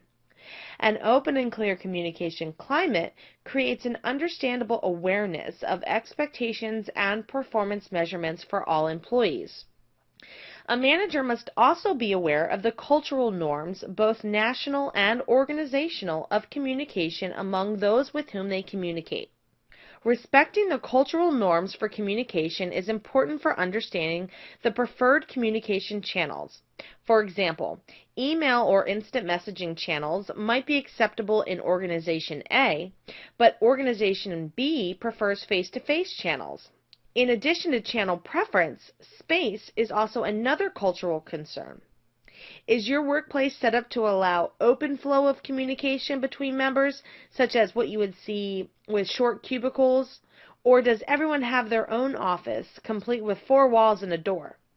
The sheer arrangement of employees will determine the acceptable level of casual communication among organizational members. Once a manager understands the communication climate and culture, the next area a manager must recognize is the sender, receiver, and the purpose of the communication. The purpose of a manager's communication can be to present information, to gain information, to persuade, or for pleasure. Despite the purpose, as a sender, the manager must realize that their messages will always be filtered through the receiver's own perception and message interpretation, which can make it difficult to reach a shared understanding.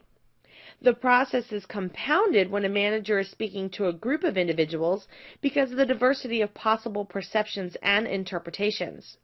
To master these issues, effective communication must be applied to the managerial functions of planning, leading, organizing, and controlling.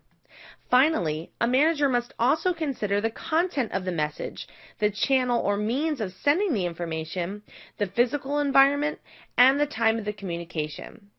As with the previous considerations to communication, the importance of these factors cannot be underestimated.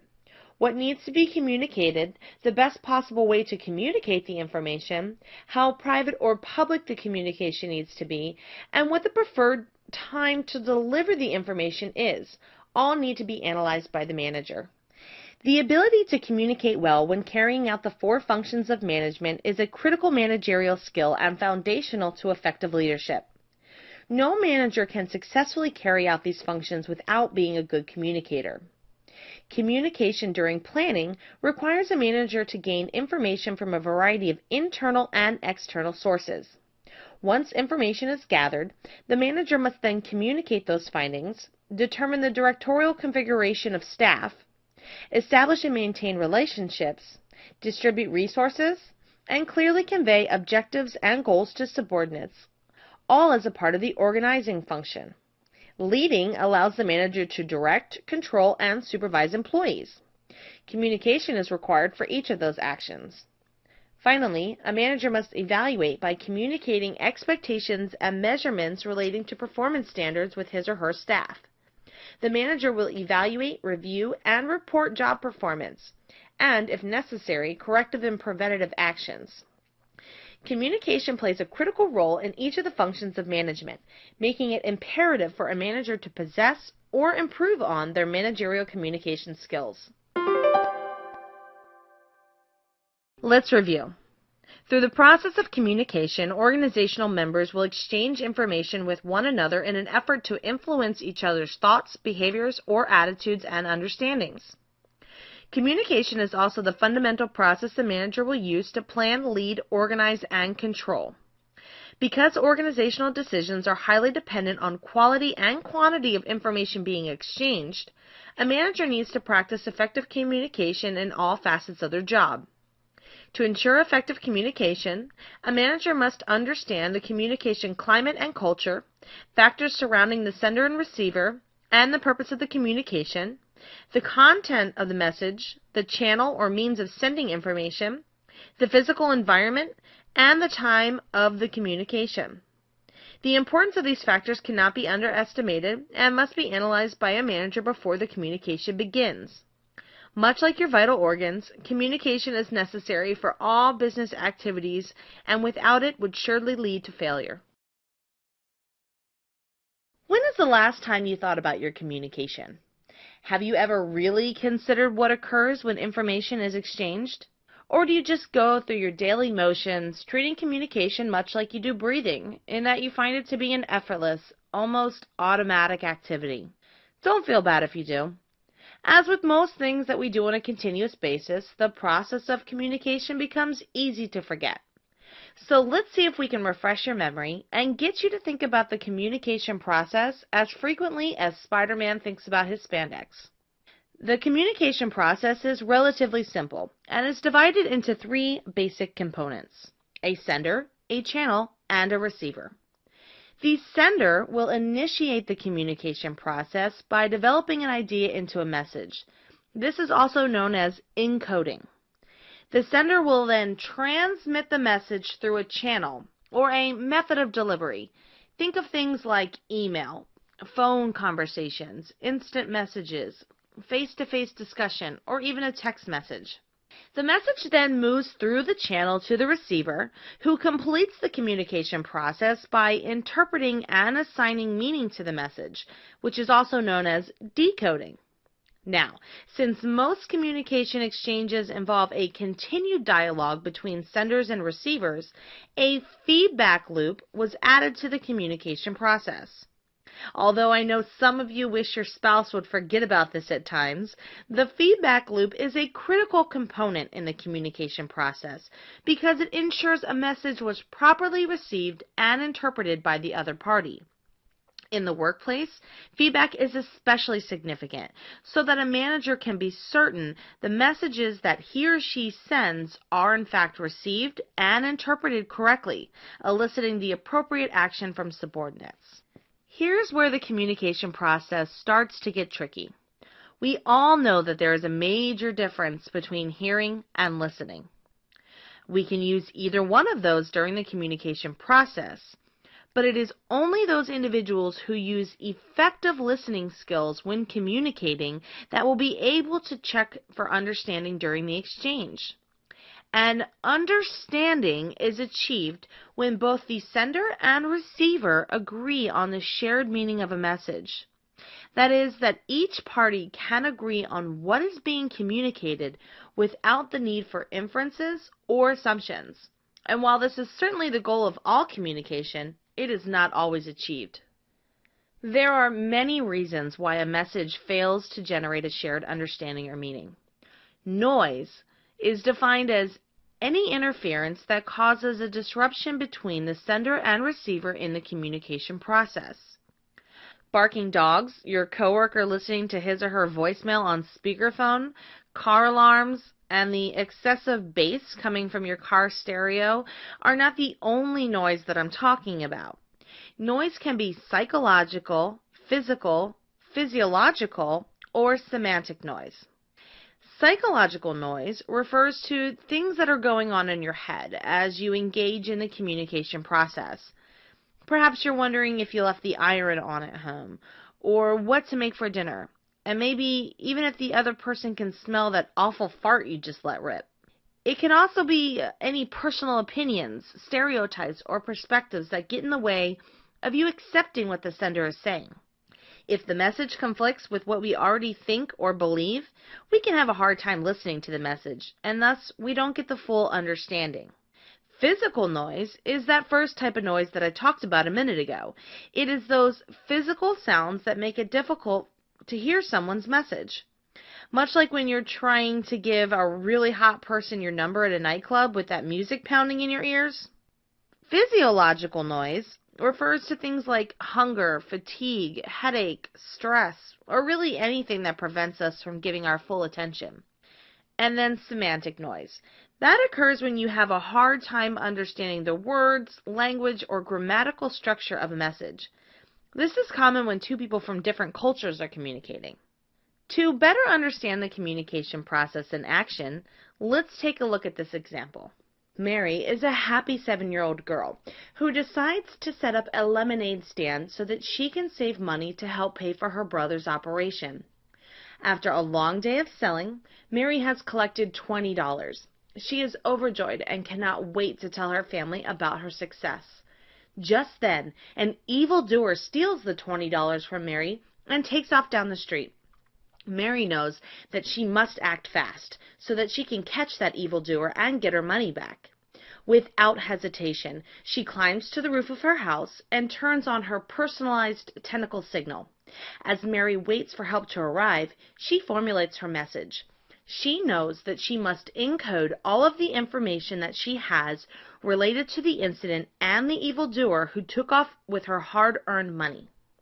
When Octopus Man arrives on scene, she begins to convey her message to him verbally, which is also known as the channel.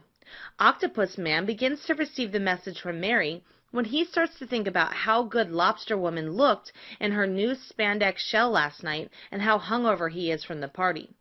Octopus Man knows that he needs to ignore this noise so that he can effectively listen to Mary's message and get the information that he needs to catch the evildoer.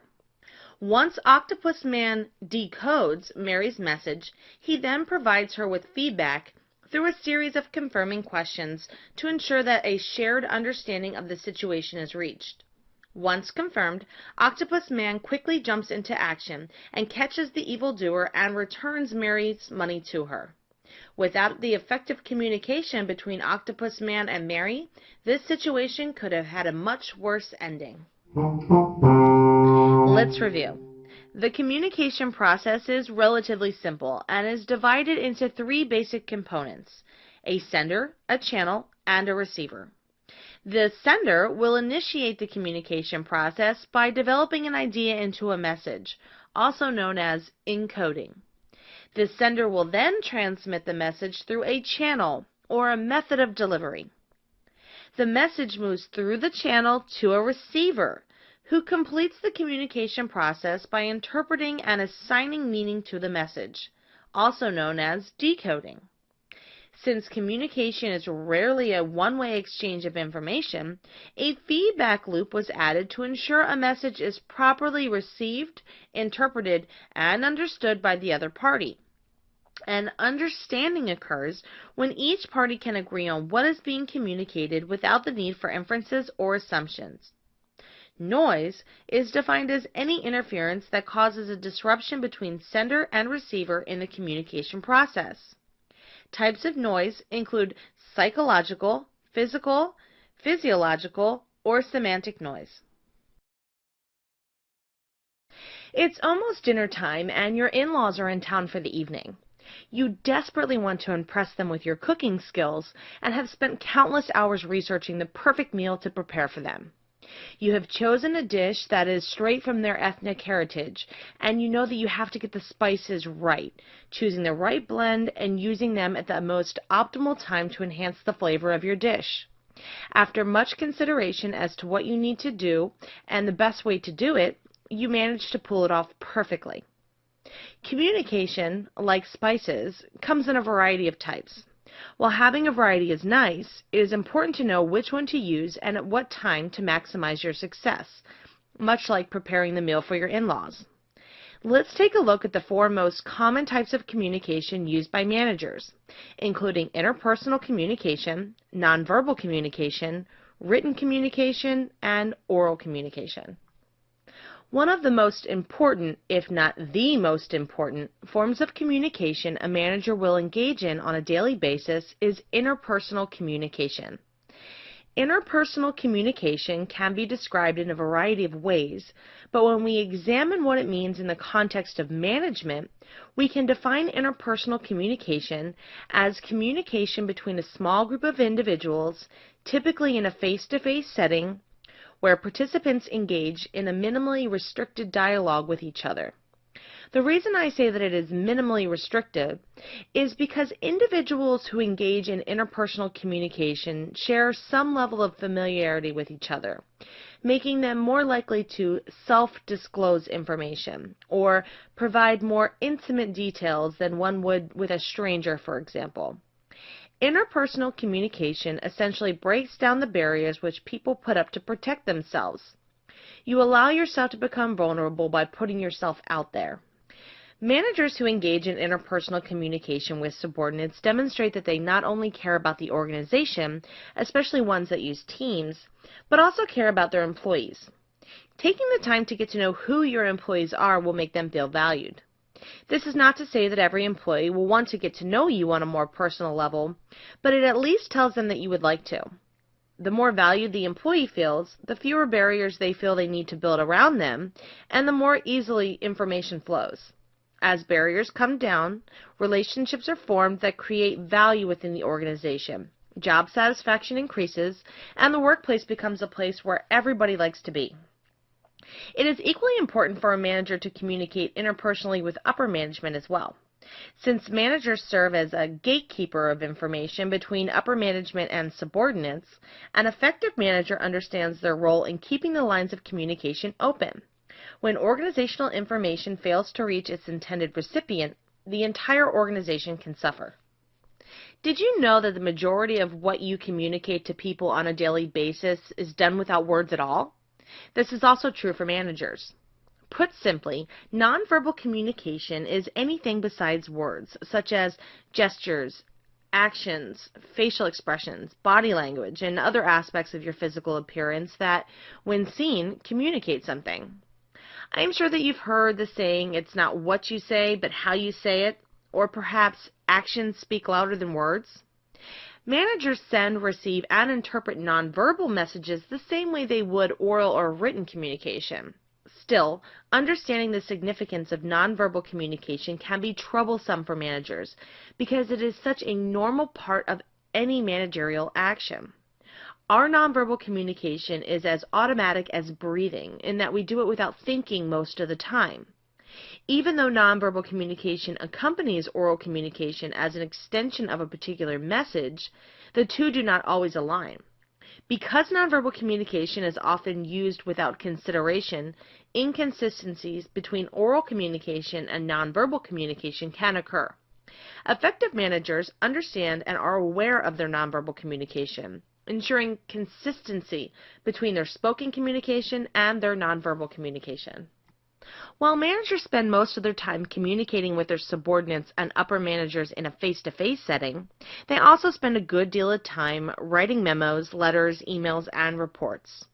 Written communication refers to messages that are transmitted to receivers in writing. Advantages of written communication include 1.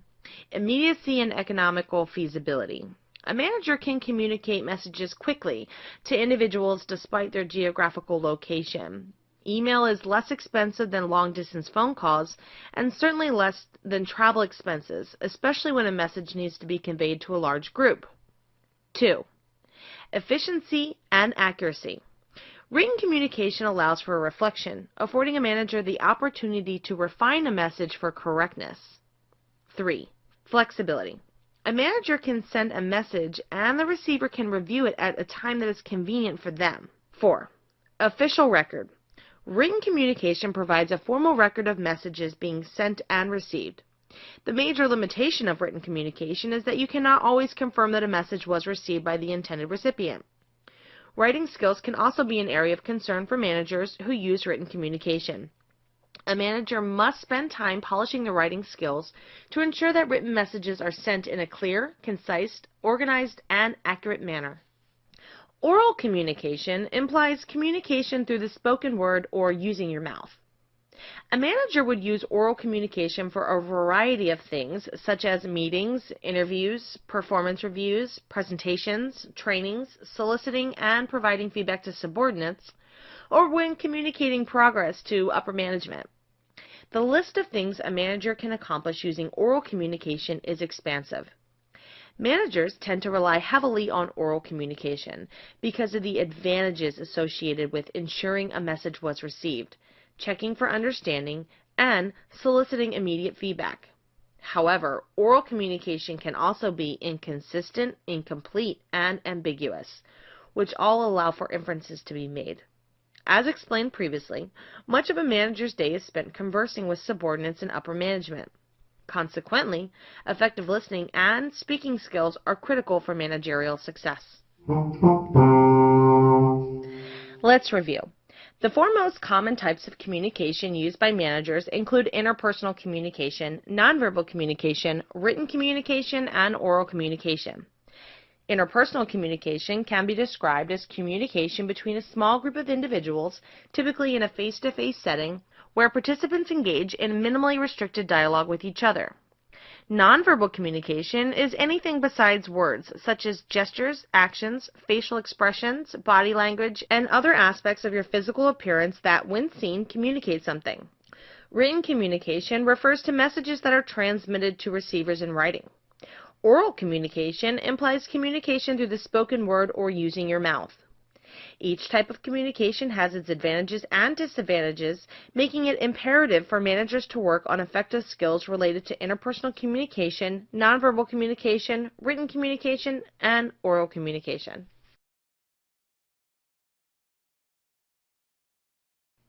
Have you ever tried to eat soup without a spoon, tried to drive a car without gas, or tried to build a house without nails? If these questions sound ridiculous to you, they should, because each of these items I mentioned are necessary to facilitate the corresponding action. The same is true of organizational communication. Without it, any organization would fail to meet its objectives. Organizational communication, or the sharing of organizational information, remains a vital and critical tool when trying to create and maintain a competitive advantage. Without organizational communication, it would be extremely difficult to know what an organization stands for, why it exists, who its customers are, how work is completed, who has authority over others, and so on. Organizational communication serves as the glue that holds everything together, while at the same time acts as a magnifying glass by making things more clear. There are two types of communication businesses are concerned with: internal and external. External communication includes those communications between organizational members and external parties, such as customers, manufacturers, shareholders, investors, and the general public. Internal organizational communication facilitates the flow of information among members of the organization. The flow can be upward, horizontal, or downward, depending on the organization's structure, chain of command, and culture. Upward communication is all about feedback, namely subordinates providing feedback to their managers. For example, if Johnny was unhappy with a particular process related to his job, he could report this to his manager and make suggestions for how to improve the process. Complaints are just one example. Upward feedback can also include things related to requests for help or training and employee performance. Upward communication allows for increased employee involvement, shared decision-making, and positive working relationships between managers and their employees. Downward communication includes communication that goes from top to bottom, or from manager to subordinate. Things such as performance feedback, training, delegation, policy statements, directions, or orders, all are examples of downward communication. Horizontal communication occurs between organizational members who are on the same level of the managerial hierarchy of the organization.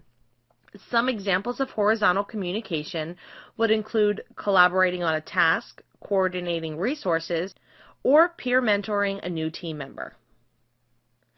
Not all information that is communicated in an organization is formal. The grapevine includes all the informal conversations that occur between organizational members that are not officially sanctioned.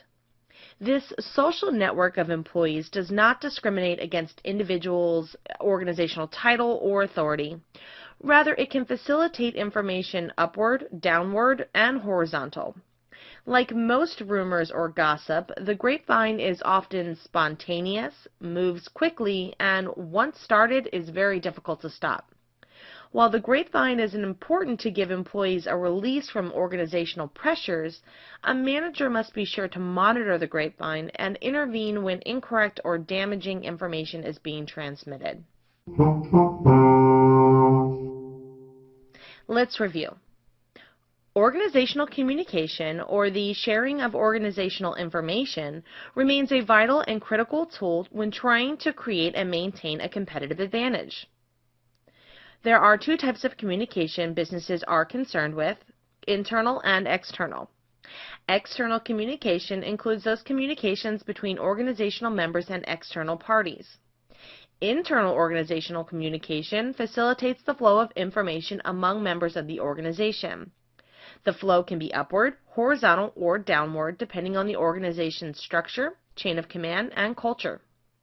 Upward communication is all about feedback, namely subordinates providing feedback to their managers. Downward communication includes the communication that goes from top to bottom, or from manager to subordinate.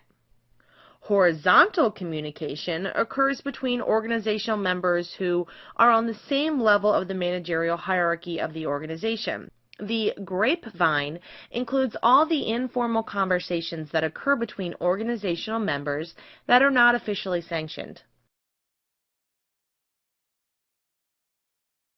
Rub-A-Dub Soap Company is getting ready to launch their new organic product line of soaps, Au Naturel.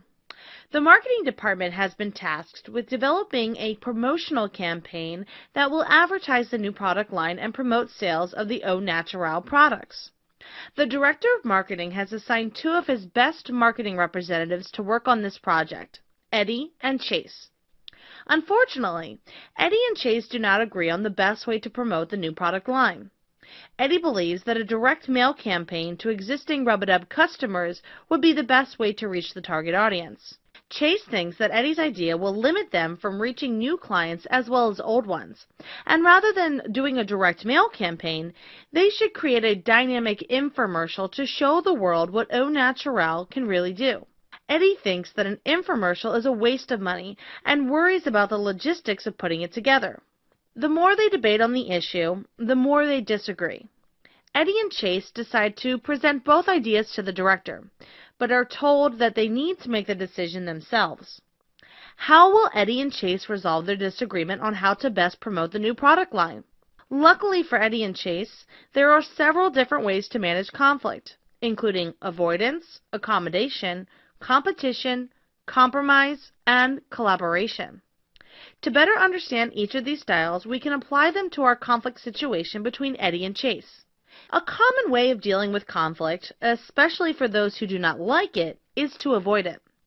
If the parties in our conflict scenario choose the avoidance conflict management style, they will simply attempt to ignore the disagreement.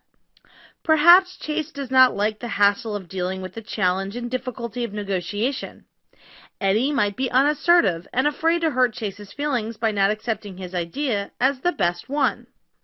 Unfortunately for Eddie and Chase, they must make a decision on which idea to use for the promotional campaign, making the avoidance conflict management style ineffective in this scenario. Avoiding conflict can signal to the other party that you simply do not care enough about them to work through the issue. It can also allow for emotions to fester, making conflict worse. Of course, there are times where people need to cool off and take some time to think about the issue more, making it advantageous to temporarily use an avoidance conflict management style. Another option for solving this conflict would be for Chase and Eddie to use an accommodation conflict management style, whereby one party tries to end the conflict by giving in to the wishes of others. Eddie could decide to accommodate Chase because he has little interest in which promotional campaign they eventually implement. Perhaps Eddie is new to the marketing department and does not want to appear like he is not a team player in Chase's eyes. Those with a high need for approval tend to accommodate more. Beyond seeking approval, it also says to the other party that you are a reasonable person and willing to bend on your position. Perhaps you realize that you are wrong, and rather than clinging on stubbornly to your position, you show humility and admit your faults. Accommodation also has its disadvantages. Giving in too early can lead to bad decision-making because the issues go, for the most part, unexamined. Many conflicts require time to discuss several possible solutions before choosing which one best solves the issue. Accommodating is often done with little to no discussion of all potential solutions. One conflict management style that can be especially damaging is competition, which occurs when the objective is to win and to make the other lose, no matter the expense. If Eddie or Chase has little concern for the other party, they may compete. Competition is mostly about power or the ability to influence the other party to accept their point of view as the best position. While both parties in this scenario are looking to see their idea implemented, only one of them can walk away satisfied if a competition style is used. Competition can create a hostile and defensive environment, making it difficult to reach an agreement. This could also negatively affect Eddie and Chase's working relationship going forward. Because Eddie and Chase both care about the end result of this conflict, a compromise may be needed. A compromise conflict management style attempts to resolve a conflict by finding a middle ground. The compromise is considered a lose-lose strategy because for each party to get something they want, they have to sacrifice something that they would prefer not to give up. Compromise is about a give and take where you win and lose simultaneously. For the parties in our scenario, a compromise would involve Eddie and Chase meeting halfway on which promotional campaign to choose, possibly splitting the total funds allotted for the campaign so that both a direct mail and infomercial can be used, but on a smaller scale. A compromise might be the fastest way to solve this conflict so that Eddie and Chase can continue their working relationship in a cooperative and supportive manner. However, if splitting the funds will not be enough to support both campaigns, a compromise will be unlikely. Collaboration is the win-win conflict management style, where each party has a genuine concern for both themselves and others. To compromise is to win and to lose something, whereas to collaborate is to take the time to find a solution which both parties are comfortable. Power, supremacy, and winning are not as important when collaborating as finding a solution that both parties are satisfied with without feeling a sense of sacrifice. When using a collaborative conflict management style, personal grievances must be left behind so that the problems can be addressed without passing judgment or evaluating the individual. Both parties must be open to the opinions and ideas of the other side and willing to put forth the effort needed to truly collaborate. Naturally, effort and time commitment are significant when collaborating, which is the main disadvantage of collaborating to solve conflict. Collaboration requires a good deal of patience, which is something that is difficult to find in time-sensitive situations. If Eddie and Chase were to use a collaborative conflict management style, they may need to scratch their individual ideas of using either a direct mail or infomercial and work on an entirely new way to promote the new product line together. While this would be time-consuming, it would allow for both Eddie and Chase to develop a campaign idea that they are both satisfied with. Let's review. When trying to solve conflict, there are several conflict management styles to choose from, including avoidance, accommodation, competition, compromise, and collaboration. The avoidance conflict management style attempts to ignore the disagreement altogether, but is useful when people need time to cool off and think about the issue. The accommodation conflict management style is used when one party tries to end the conflict by giving in to the wishes of others. Accommodation is typically used by people who seek the approval of others or when the conflict is of little importance to the person accommodating. The competition conflict management style occurs when the objective is to win and to make the other lose, no matter the expense. Competition is mostly about power, or the ability to influence the other party to accept their point of view as the best position. The compromise conflict management style attempts to resolve a conflict by finding a middle ground.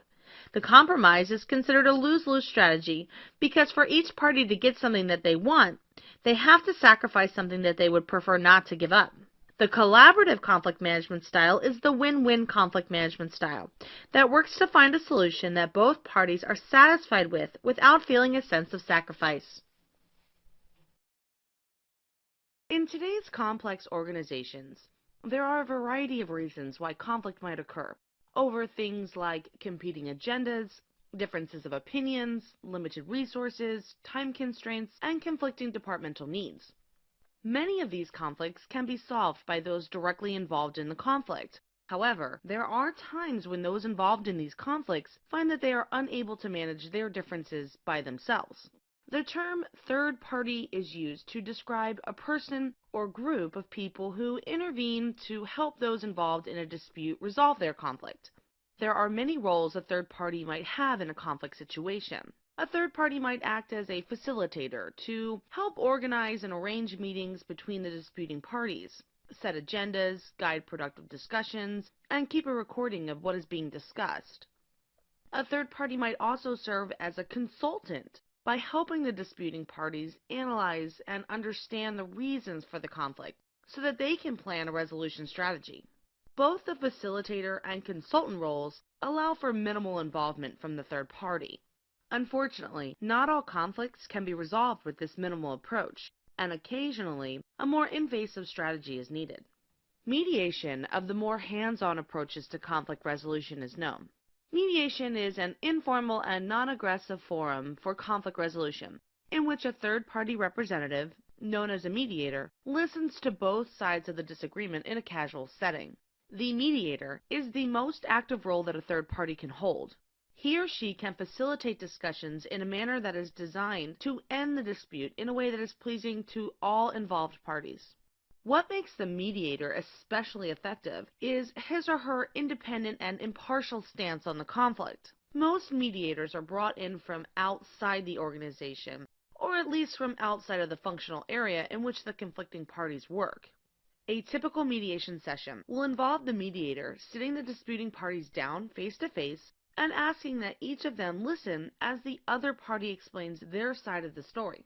No record is kept. It is the mediator's job to keep the conflicting parties focused on the root of the issue and not on superficial details or initial arguments. By keeping the root issue as the focus of the mediation session, the mediator can help the conflicting parties develop a shared understanding of the dispute so that they can agree on a plausible solution that satisfies the interests of both parties.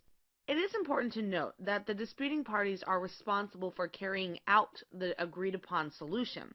The mediator does not have the authority to impose the solution. At best, he or she can make a suggestion on how to resolve the conflict, but it will be up to the conflicting parties to decide whether or not to accept it. When a mediator is unable to persuade the disputants to reach a solution on their own, arbitration may become necessary. Arbitration is a more aggressive third-party intervention wherein an arbitrator or panel of arbitrators listen to all sides of the issue and make a firm decision on how to end the conflict. Typically, a transcript is kept so that the arbitrator can carefully review all evidence and testimony of the disputants before determining who is right or wrong and how the conflict must be settled. The decision on how the conflict is to be resolved is binding and cannot be changed.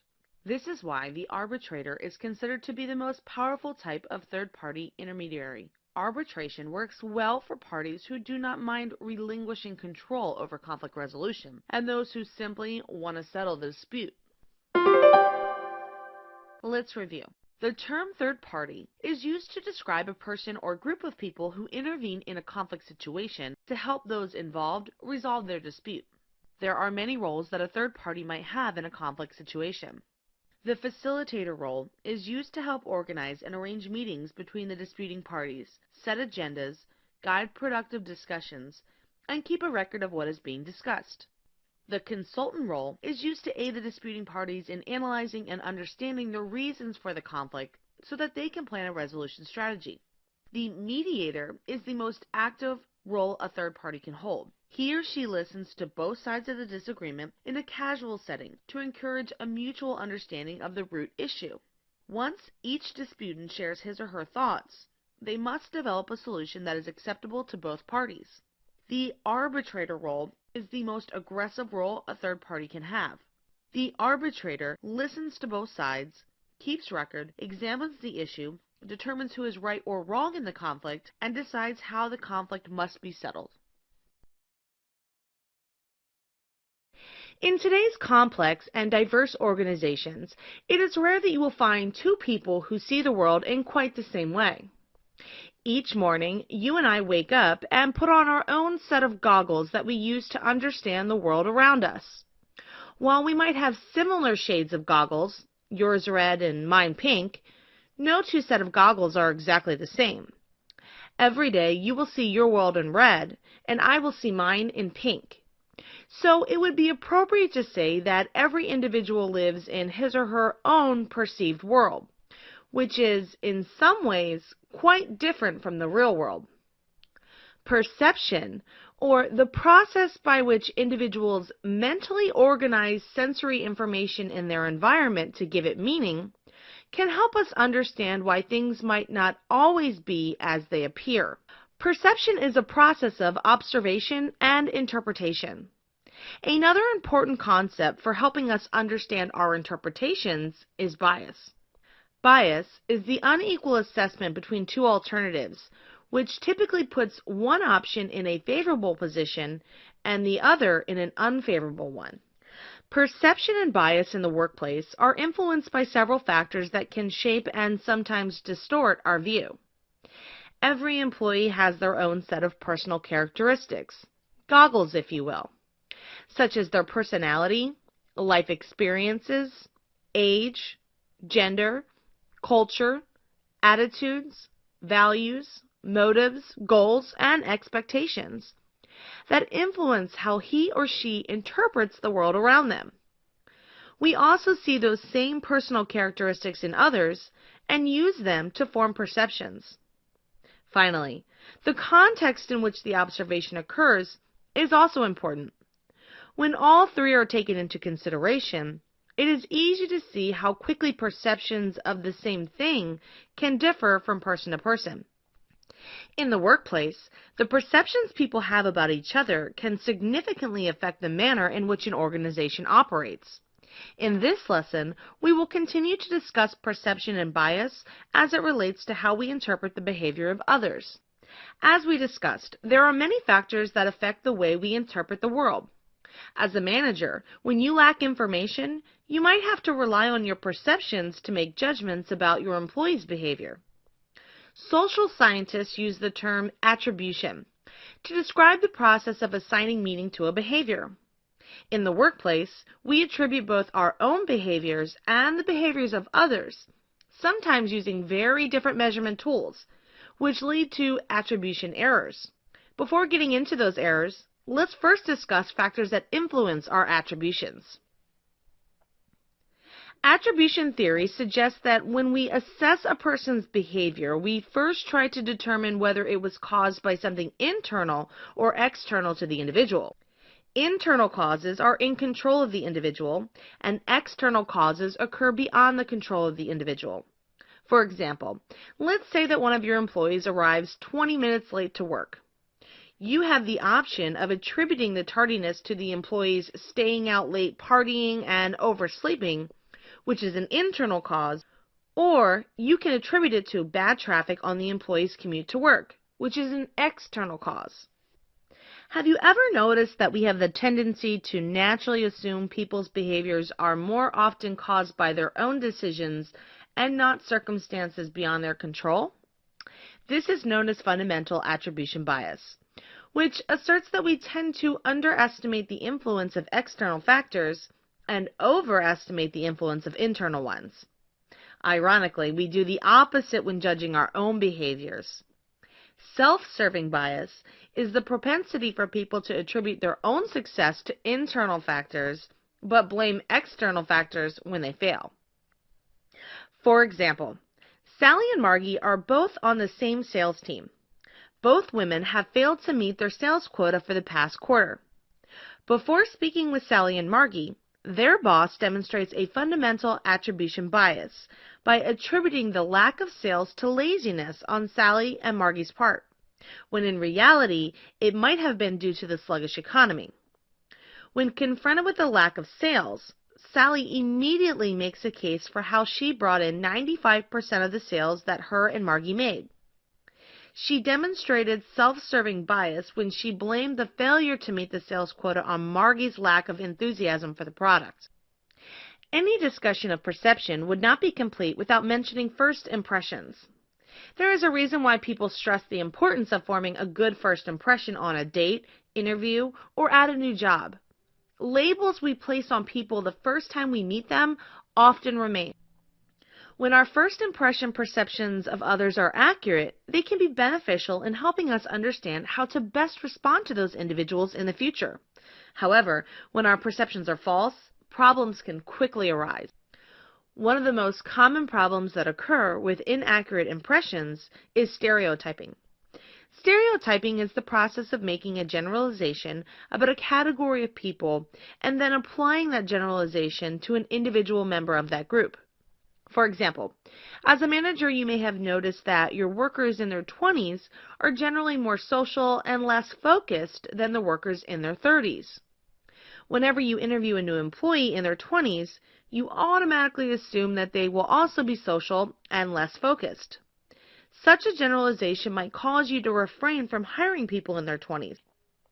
Of course, there are plenty individuals in their 20s who are less social and have a good deal of focus when it comes to their jobs. However, as long as you rely on stereotypes to drive your decision making, you will never know any different. The next problem that can arise from inaccurate impressions is what social scientists refer to as the halo effect. The halo effect refers to the tendency for people to form an overall positive impression of a person solely on the basis of one positive characteristic. Most frequently, there is a bias to attribute positive qualities to physically attractive people. In other words, when we see someone who looks good, we tend to think that they are good, and vice versa.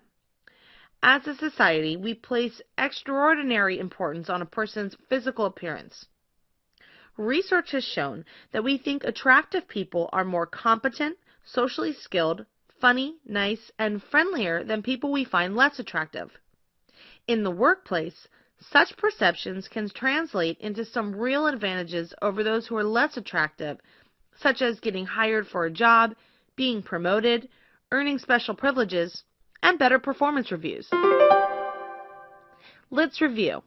In today's complex and diverse organizations, it is rare that you will find two people who see the world in quite the same way. Perception, or the process by which individuals mentally organize sensory information in their environment to give it meaning, can help us understand why two people might view the world differently. Another important concept for helping us understand our interpretations is bias, which refers to the unequal assessment between two alternatives, which typically puts one option in a favorable position and the other in an unfavorable one. Perception and bias in the workplace are influenced by several factors that can shape and sometimes distort our view, including individual characteristics of ourselves, of others, and the context in which the observation occurs. As a manager, when you lack information, you might have to rely on your perceptions to make judgments about employees' behavior. Social scientists use the term attribution to describe the process of assigning meaning to behavior. When assessing a person's behavior, we attempt to discern if it was internally or externally caused.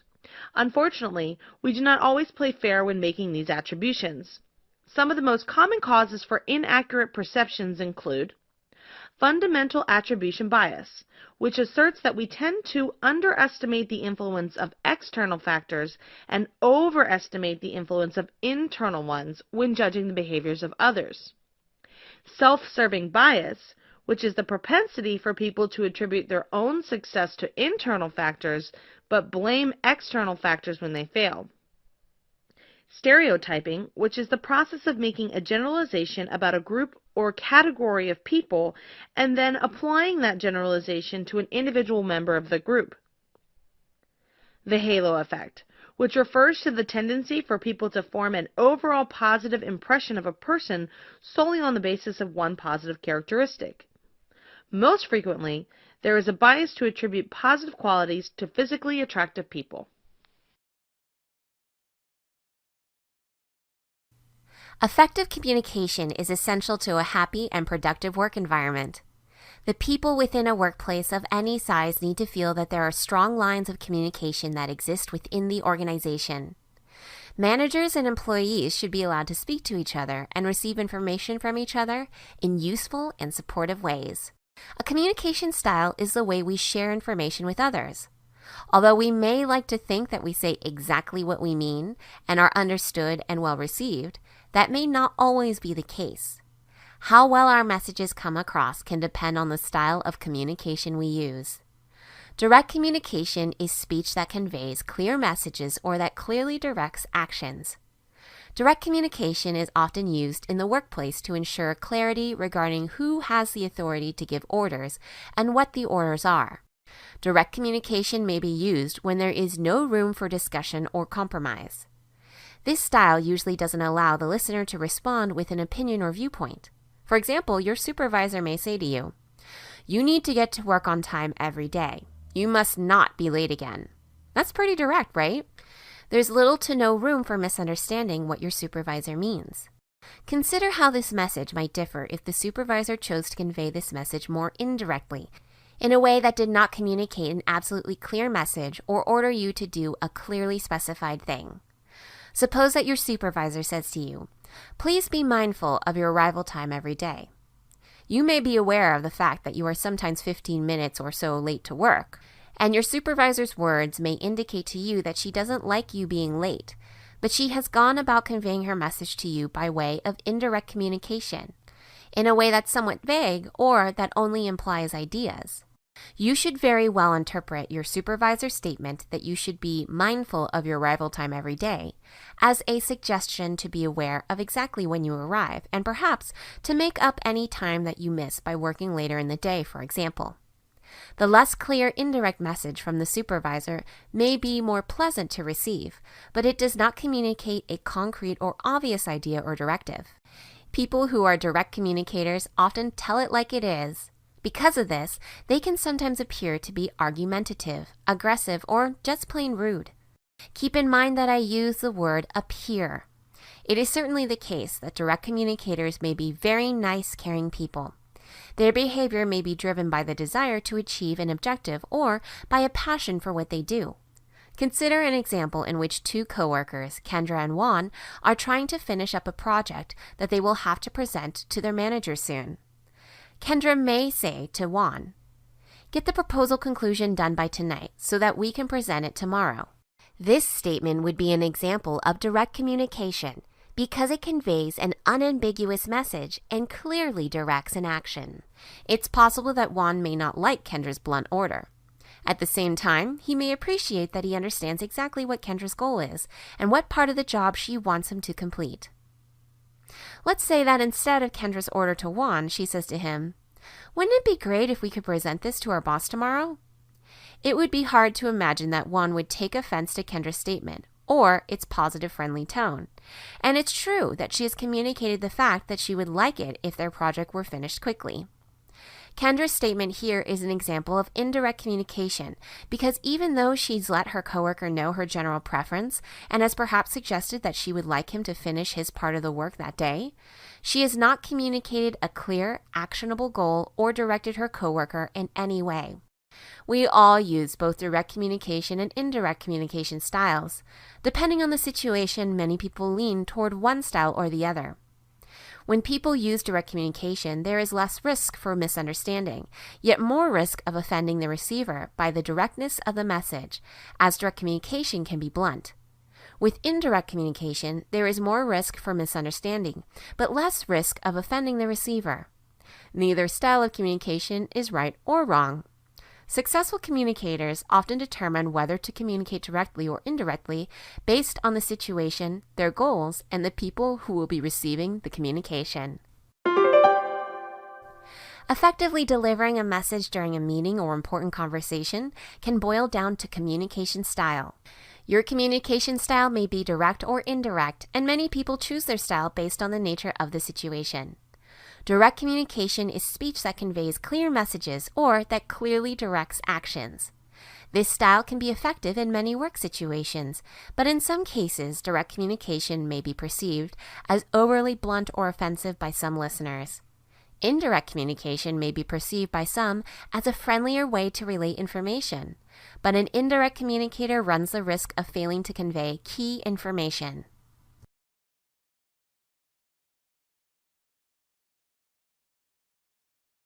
Immediacy in communication is the way we signal closeness, willingness to communicate, and positive feelings to another person.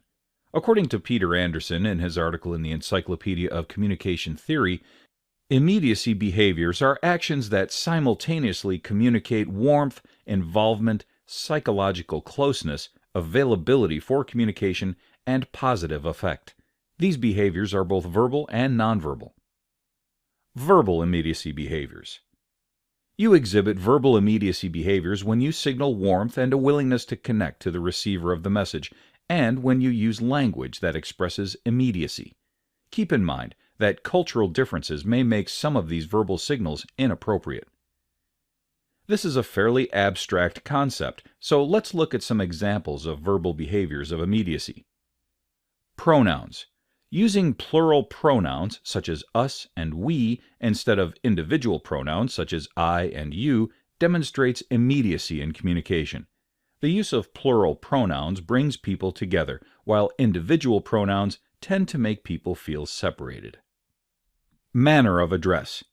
Using informal means of addressing one another also signals immediacy in communication. For example, you address the receiver of your message by her first name or nickname rather than use a title such as Mrs., Doctor, or Professor along with the person's last name. Again, informality tends to bring the communicators closer together and makes communications easier. Keep in mind cultural differences here. Informality may be viewed as disrespectful in some cultures. Openness. Being open in communication and being willing to disclose information are also immediacy behaviors. Compliments. You can gain a lot of traction through complimenting the other person because it will help encourage positive communication and signals immediacy in communication. Nonverbal immediacy behaviors. Some researchers believe that nonverbal behaviors are actually more effective at communicating immediacy than verbal behaviors. Nonverbal immediacy is usually communicated through a set of interrelated nonverbal cues involving touch, eye contact, closer distances, smiling, and verbal tone. It often takes place unconsciously. Sometimes, however, nonverbal cues can backfire and be counterproductive. Context and culture are relevant to the effectiveness of the cues. Being warm and friendly in a social environment may be acceptable and encouraged, but may be considered completely inappropriate in some professional or non-intimate contexts, such as a meeting with a high-level member of management. Additionally, some cultures may be offended by some nonverbal cues. Let's take a look at some examples. Touch. Just think about the politician who shakes your hand, hugs you, and kisses your baby. Distance. According to communication theorists, the further you are away from the other person, the less immediate your behavior is, because distance signals unavailability. Face-to-face signals the highest degree of immediacy, while back-to-back signals the least. Addressing each other on the same relative vertical distance indicates immediacy in communication, but if you ever experienced a parent or boss hovering over you, you know that it doesn't create a positive communication environment. Eye contact. If you look the other person in the eyes, then you are signaling the other person to communicate with you. In fact, people will make an effort to avoid eye contact in public places in order to avoid conversations. Body language. Body gesticulation can indicate excitement, enthusiasm, interest, calmness, and warmth. For instance, experts claim that mirroring the body movements of the other person signals immediacy. On the other hand, body language can indicate negative emotions, such as anger, fear, tension, and dominance. A classic example of negative body language is finger wagging or crossed arms. Vocal tone. The manner in which you project your voice makes a difference. Warm tones, enthusiastic tones, and verbal responses such as yes or uh-huh create immediacy. An angry or annoyed tone will have the opposite effect. Chronemic channel. This is just a fancy phrase for time as a nonverbal means of communication. Being on time and focused on the other person is a characteristic of immediacy, while being late and distracted is not. Let's review. Immediacy in communication involves demonstrating behaviors that exhibit warmth and a positive openness to communication. Immediacy consists of both verbal and nonverbal behaviors. Examples of verbal immediacy behaviors include use of plural pronouns, use of informal manner of address, displaying openness, and use of compliments. Examples of nonverbal immediacy cues include touch, distance, eye contact, body language, and vocal tone. Culture and environmental context must be considered when you engage in these behaviors. Ever hear the expression, men are from Mars and women are from Venus? Victor is a business owner, and he believes that's true. He thinks that women communicate differently from men and isn't always sure how to talk to his female employees.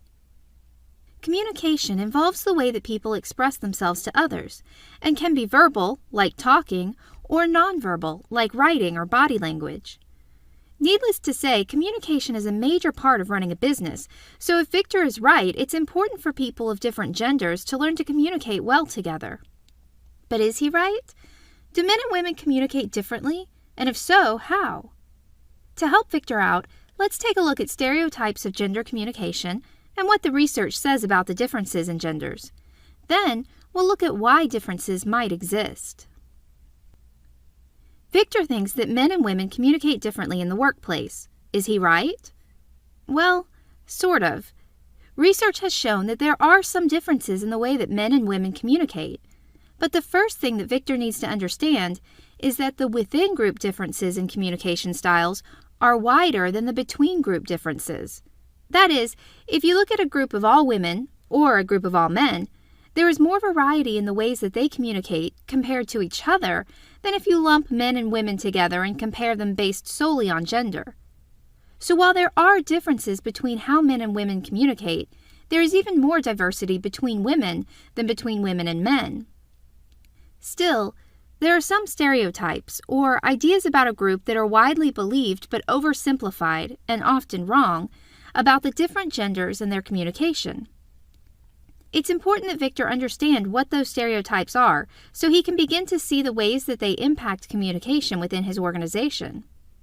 Specifically, stereotypes say that women are passive, quiet, nurturing, group-oriented, and intuitive. In contrast, male stereotypes include assertive, competitive, and logical thinking and communication. So are these stereotypes true?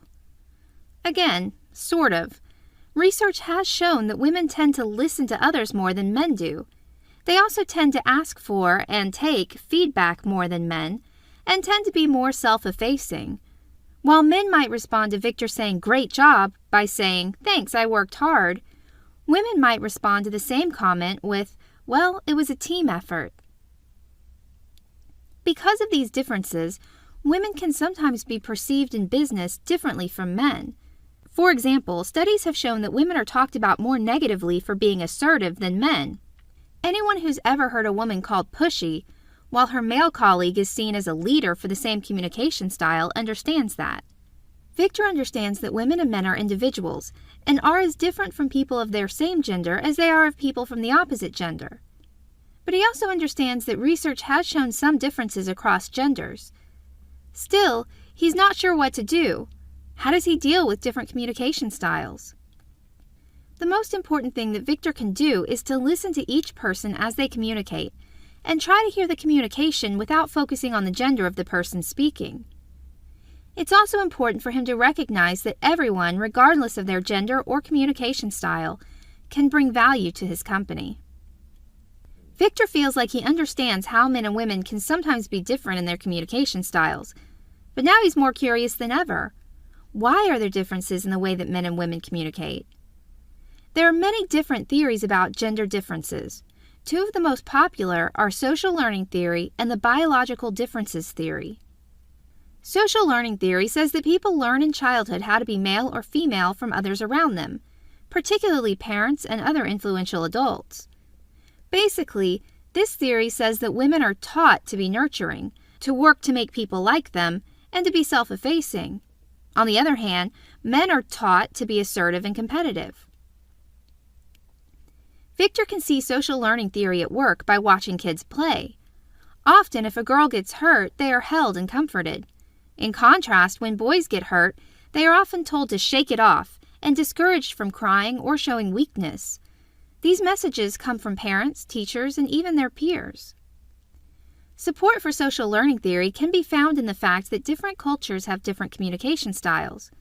For example, in America and most Western countries, men in business communicate in an assertive and competitive style, as we've already seen. But in Asian countries, businessmen communicate in a more self-effacing manner. This is because those cultures do not value assertiveness and independence as much as American culture does. As a result, boys are taught to communicate and behave differently than they are here.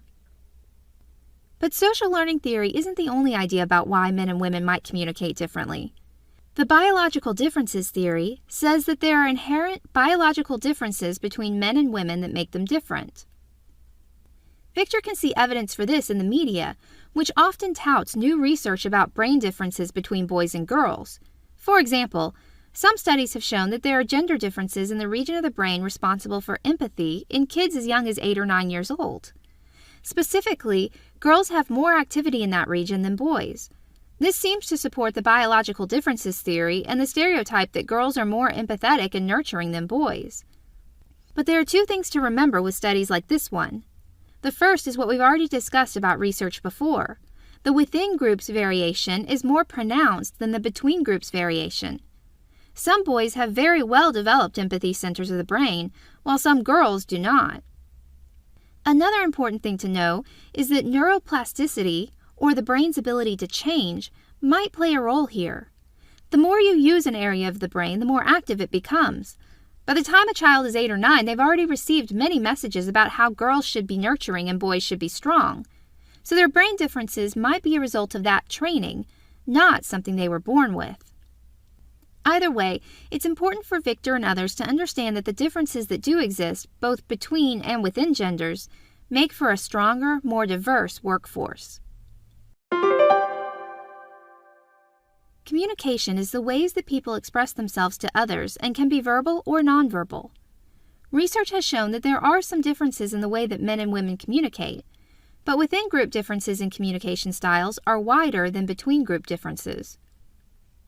Stereotypes, or ideas about a group that are widely believed but often oversimplified, about the different genders and their communication, include that women are passive, quiet, nurturing, group-oriented, and intuitive. In contrast, male stereotypes include assertiveness, competitiveness, and logical thinking and communication.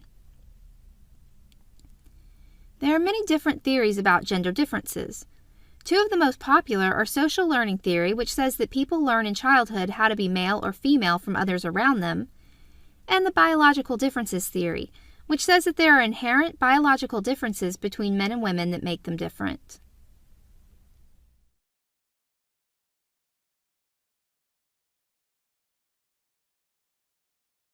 Arbitration is a popular form of alternative dispute resolution that is used by many individuals and businesses to resolve disagreements in place of pursuing a lawsuit. Knowing the role an arbitrator plays will help you understand the process and be more effective if you participate in arbitrations. An arbitrator reviews testimony and evidence presented by the disputed parties at a hearing and resolves the dispute by issuing a decision that may include an award of money. You can think of an arbitrator as a private judge hired by the disputing parties to resolve their dispute. If the arbitration is binding, the parties cannot seek a reversal of the decision in court, except under very limited circumstances. However, the successful party can seek help from a court in enforcing the arbitrator's decision. An arbitrator serves as the decision maker and referee in an arbitration proceeding, much like a judge during court litigation. The arbitrator is bound by the rules outlined in the parties' arbitration agreement. If he is a member of a special arbitration organization, such as the American Arbitration Association, he will be bound by the rules of that organization as well, including a set of ethical rules.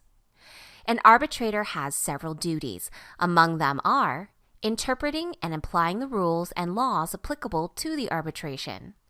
The applicable rules should be outlined in the arbitration agreement. The parties may also designate a particular state's law to govern the dispute in the arbitration agreement. Managing the scope of discovery that can be undertaken by both parties. Discovery is a formal process of investigation to determine facts relevant to the dispute. The investigation can include taking witness statements and reviewing documents required to be disclosed by the other disputing party. Conducting the arbitration hearing, in which both sides of the dispute may submit testimony, other evidence such as documents, and arguments.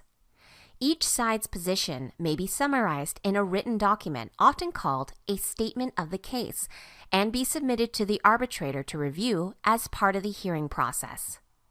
Making a decision resolving the dispute based on the testimony, evidence, and arguments submitted by both sides of the dispute. A decision may include granting an award of money. Let's say you hired a general contractor to renovate your kitchen. You signed a contract which included the expected cost of the renovation and the time for completion. The project is completed 3 weeks late, was over budget by about 11%, and you believe the work was shoddy. Upon review of the contract, you see you agreed to mandatory binding arbitration using an arbitrator from the Better Business Bureau. At the hearing, you meet with an arbitrator at his office. You present the arbitrator a statement of your case, which includes the facts you believe are relevant and your argument.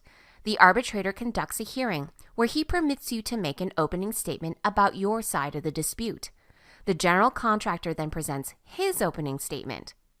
You and the general contractor present evidence such as the contract, pictures of the finished kitchen, and testimony from subcontractors.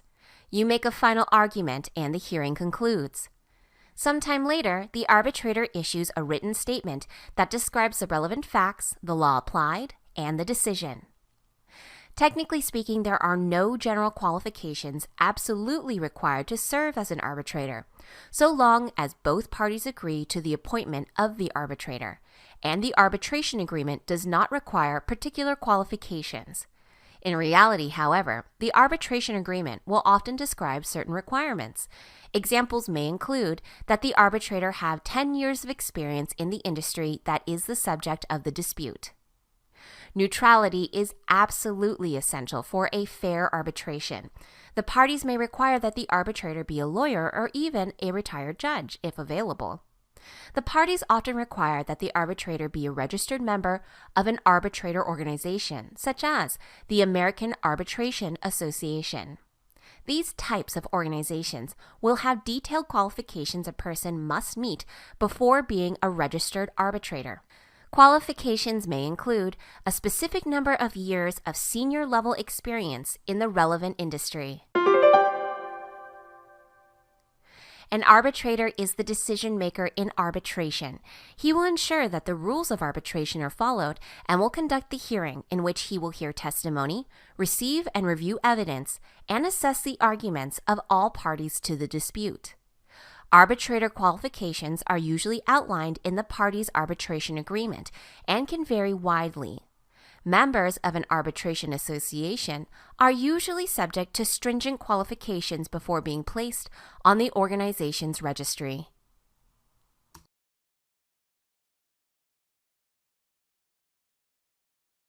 Mediation is a form of dispute resolution where the disputing parties utilize a neutral mediator who helps to guide them to a solution. The mediator does not have any power to force a resolution or to enforce an agreement, but rather helps facilitate negotiations between the parties and provides an objective viewpoint that may help parties reach an agreement. Mediation in the workplace can be a fairly informal affair where coworkers are used as a mediator, or more formal where an outside professional mediator is brought in. The approach used will depend on the nature of the conflict, the parties to the conflict, and the potential damage the conflict can cause to the organization. A dispute between two supervisors regarding the scheduling of mandatory weekend shifts can almost certainly be handled informally. On the other hand, a dispute between the two owners of a small business about operations may be so damaging to the business that the expense of a professional mediator is warranted. The process of mediation is basically the same whether a coworker serves as the mediator or a professional mediator is brought in. The only real difference may be a heightened level of formality and a structured mediation process. Informal mediation through the use of coworkers may use some, all, or none of the formal structure, though it should be noted that the formal structure exists because it works. For mediation to work successfully, there are many steps that need to be taken. First, there is a first-party contact where a professional mediator will start the mediation process by contacting one of the parties, usually the party that initiated the request for mediation. The mediator will listen to the party's description of the dispute, the primary issues, and the options that the party feels may resolve the dispute. Sometimes a mediator may determine mediation is not appropriate and will refer the party to an alternative form of dispute resolution. If the mediator is a coworker, for example, she may refer her coworker to her supervisor to resolve the dispute. Then there is the second party contact, where the mediator will contact the second party and address the same issues. If both parties agree to mediate, then the mediator will go to the next step. Lastly, there is scheduling a face-to-face meeting, where the meeting is held in person. After these steps, mediation procedures begin. In mediator's opening statement, the mediator will explain the roles and responsibilities of each party. The mediator will also explain any rules that will apply to the mediation, such as time limits and the requirement of confidentiality. With the opening statements of the disputing parties, each party will have a chance to explain their side of the story, the reason for the dispute, and their initial conditions for settlement. The complaining party usually goes first. With joint discussion, the mediator may ask the parties to clarify their facts and positions. Mediation usually moves to a joint discussion between all parties to the dispute, including the mediator. The mediator should also maintain a controlled environment, attempting to diffuse unproductive tension and emotions. Any disputing party or the mediator may call for a caucus where the mediator and one party moves to a private room to discuss issues in confidence. The mediator is not permitted to reveal matters discussed in caucus without the consent of the party participating in the caucus. A caucus gives the parties a chance to refocus their efforts and refocus on the core issues. It also gives parties a chance to discuss settlement options or to discuss sensitive information with the mediator that the party may not be willing to reveal to the other party but might be important for the resolution of the dispute. Closure ends the mediation. It does not necessarily mean a settlement has been reached. There may come a time when the mediator or either of the parties determines that settlement just isn't going to happen. If a settlement is reached, it may be reduced to a written agreement.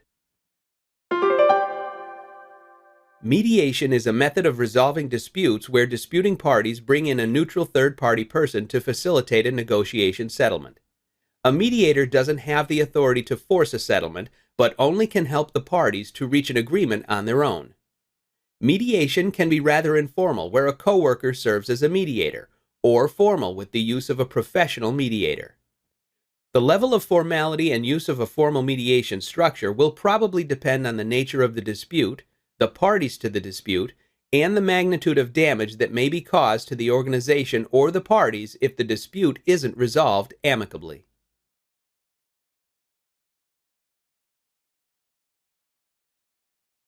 Third-party conflict resolution involves the use of a neutral third party to either help in the resolution of a dispute or to resolve the dispute. Disputes within organizations can be resolved by the use of a third party in 3 different ways. Each approach has certain advantages and disadvantages, and the best choice for you to use will depend on the particular circumstances of the dispute. Mediation is the use of a neutral third party to help the disputing parties resolve the dispute on their own. A mediator will not resolve the dispute for you, but she will help facilitate a discussion between you and the person with whom you are having a problem, in hopes that you and the other person can find a solution together. Mediation is often the best first choice when you decide you need the help of someone else. Mediation is a private affair. Most people and organizations don't want their dirty laundry aired out for all to see. Additionally, a mediator will not make a decision for you, which allows you and the other person to remain in control in resolving your dispute. A resolution that is voluntarily agreed to by the disputing parties is usually the best type of resolution because everybody leaves the resolution with something, even if it's not everything they wanted. This is especially helpful if the disputing parties will have to work with each other in the future. Finally, mediation is not a dead end. If it fails, you can move to other options that we will discuss. Arbitration is a process where a neutral third party is brought in to arbitrate or resolve your dispute. Parties that fail to resolve their disputes in mediation will often seek arbitration. Unlike in mediation, the arbitrator makes a decision resolving the dispute. Unlike mediation, arbitration will always bring an end to the dispute so long as it is binding, meaning that both parties are required to comply with the decision. However, unlike mediation, many arbitrations end up with winners and losers. It's great if you're a winner, but not so much if you are the loser. Consequently, arbitration is a riskier approach unless you are willing to live with completely losing. If not, you should really attempt to succeed at mediation where both sides can win. Finally, like mediation, arbitration can be done in private, away from the prying eyes of the public. Litigation is the final third-party resolution process we will discuss in this lesson. Litigation is probably the most familiar form of dispute resolution. It involves filing a lawsuit and having your dispute resolved either by a judge or a jury. Like arbitration, litigation will resolve the dispute and there will generally be a winner and a loser. You may have some extra protections in court because of certain rules of evidence and procedures to protect the rights of disputing parties. Additionally, judges are very well trained in trying cases and applying legal principles to facts. Of course, you will usually have a lawyer represent you in court. While a lawyer can represent you in mediation and arbitration, a lawyer is particularly effective in his home turf, the courtroom. The biggest downside to litigation is it is extremely expensive and often a very public affair. Consequently, you probably only want to seek resolution in court if there is a lot of money at stake or the damage to the organization due to the dispute could be immense, such as a dispute regarding control of a company between the only two owners. Sometimes you simply cannot resolve disputes without the help of another person. 3 types of third-party conflict resolution include mediation, arbitration, and litigation. Mediation is often the best first choice because it can be done privately, and the resolution is brought about by the agreement of the disputing parties with the help of the mediator. Arbitration is another choice available to you and may be a good option if you need someone to resolve the dispute for you and still want to keep it out of the public's eye. Finally, litigation is probably the choice of last resort when you can't resolve a dispute. Litigation is undertaken in public and is expensive.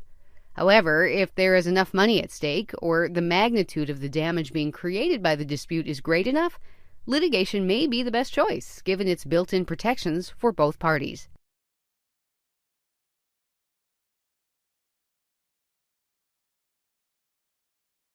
A policy is a set of principles and related guidelines that a company establishes to define its long-term goals, direct and limit the scope of its actions in pursuit of long-term goals, and to protect its interests. A procedure is a fixed manner of completing a task that consists of a sequence of steps that must be followed in order for the task to be completed properly. You may wonder why policies and procedures are important. Company policies and procedures work together in service of the company. Company policies are important because they define organizational goals and the scope of organizational action, as well as help protect an organization's interest. Company procedures are important because they provide the means by which organizational members satisfy and fulfill company policies. Company policies can be divided into 2 general categories. Policies can be announced to advance the company's organizational goals and to protect the company's interests. Other policies are created due to a legal requirement. Compliance policies are policies created to satisfy legal or regulatory requirements. As we mentioned earlier, procedures are the means by which organizational members advance company policies. Just like policies, procedures can be implemented to advance the company's goals or to protect the company's interests. Compliance procedures are procedures that are implemented to satisfy legal and regulatory requirements. It is important to note that goal-oriented policies and procedures and compliance-oriented policies and procedures are not necessarily mutually exclusive. For example, the company may announce a policy preventing discrimination in employment because that is a corporate value and goal, even though it also serves to ensure the company's compliance with the law. Moreover, some parts of a policy may speak towards goal achievement, while other parts towards compliance. For example, research and development policies are generally goal-oriented policies, but will often have compliance components, such as company research protocols designed to comply with the Food and Drug Administration regulations regarding pharmaceutical research. Some examples of various company policies and procedures are strategic plan and procedures implementing it, human resource policies and procedure related to candidate selection, discipline, and termination, research and development policies and procedures, marketing policies and procedures, customer service policies and procedures, company ethical guidelines and procedures related to violation of company ethics, compliance policies and procedures regarding securities filings with the SEC, anti-discrimination employment policies and procedures, financial auditing policies and procedures for tax reporting, overtime policies and procedures, occupational health and safety policies and procedures, and work policies and procedures regarding assembly line operation. Let's review. Company policies and procedures work together to advance the company's goals and protect its interests. Policies and procedures can be divided into two broad categories. Some policies and procedures are goal-oriented or implemented to protect a company's interests. Other policies and procedures are implemented to comply with legal requirements. It's also important to realize that there may be overlap between goal-oriented and compliance-oriented policies and procedures.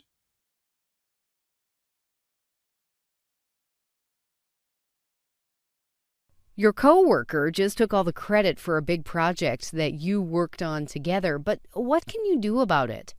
Let's look at how 4 different people might handle this tricky situation. First, we have Pam, who exhibits a passive communication style. Pam is very upset, but she doesn't want to cause a big scene. No one ever recognizes Pam's hard work at the office, but she's not surprised. That's just life, right? Next, we have Al, who exhibits an aggressive style. Al storms over to the coworker. He's going to demand that he get credit for his work. Al is tired of that lazy guy and is going to tell him exactly what he thinks of him. Pete, on the other hand, is passive-aggressive. Pete is mad, but he's not going to say anything. Instead, he gives his coworker dirty looks during meetings and forgets to work on the next project. Finally, we have assertive Alice. Alice takes a different approach. She talks with her coworker privately and shares that she was upset not to get proper credit. She firmly but politely asks her coworker to correct the record about her work on the project. Her coworker apologizes and agrees. Assertive communication skills, like the ones Alice has, encourage open, productive communication. Assertive communication behaviors allow you to express your point of view clearly without attacking other people or ignoring your own needs. Let's look at several key skills of assertive communication. I statements. The main building block of assertive communication skills is something called an I statement. When you use an I statement, you simply state how you feel about something that happened. Keeping it based on your personal experience reduces the listener's defensiveness. An I statement is often used in this type of formula. I feel X when you do X. This shares your perspective without blaming or insulting the other person. Alice might have put it like this: I feel angry when I work hard all weekend too, and you don't mention that. Active listening. It might seem strange that listening is so important when you want to get your point across, but people are more likely to take your concerns seriously if you've heard their point of view. When people don't feel understood, they often continue to repeat themselves and can't move towards a solution.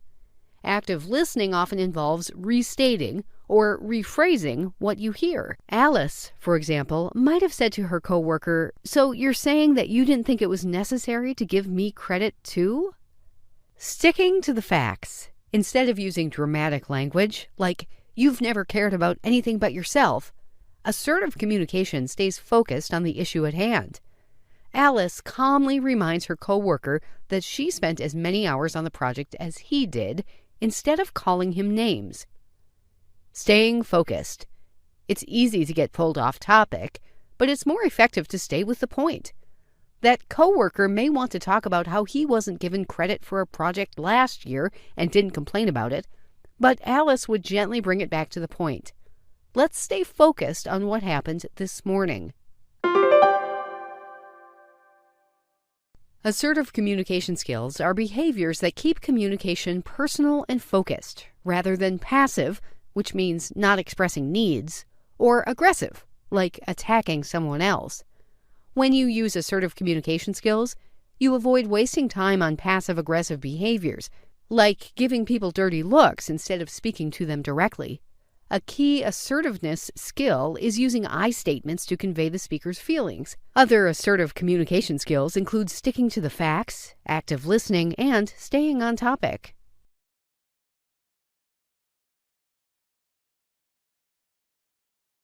Have you ever been to a lecture where the speaker droned on and on until you thought you would fall asleep? Or heard a person talk so fast you weren't able to keep up? How a person sounds can affect the way a listener hears the content. An audience may not retain anything at all or misunderstand the message if intonation, rate, or pitch are off. Vocal variety in speech is a way to communicate by changing the sound of your voice using different speeds and tones while speaking. Good vocal variety helps keep the audience engaged and clues them in on your meaning, feelings, or emphasis. Vocal variety can be practiced and improved upon. You can master it. Chris has a presentation at work next week, and he's a bit nervous because upper management will be there. He has received remarks in the past that he speaks too quickly and in a monotone voice. He decides to hire Stacy, an experienced public speaking consultant, to help him sound powerful, clear, and keep the audience engaged. After watching Chris's presentation, Stacy found that he needed help in many vocal areas, including directing the audience with pauses. For example, Chris should have paused at an important part to give stress to what he was saying and gain a reaction from the audience. Without pausing, the audience won't be signaled when he moves on to another topic. Using different tones of voice. One tone of voice for a long time made Stacy a little bored. Not using filler words, ums and uhs, made Chris seem a little unprepared or unprofessional.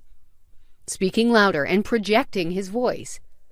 Chris's voice was a bit low at times, which might make him hard to hear and seem unsure of himself. Speaking louder would make him seem more powerful. Slowing his speech down. Fast speaking could make people confused, distracted, or not able to listen.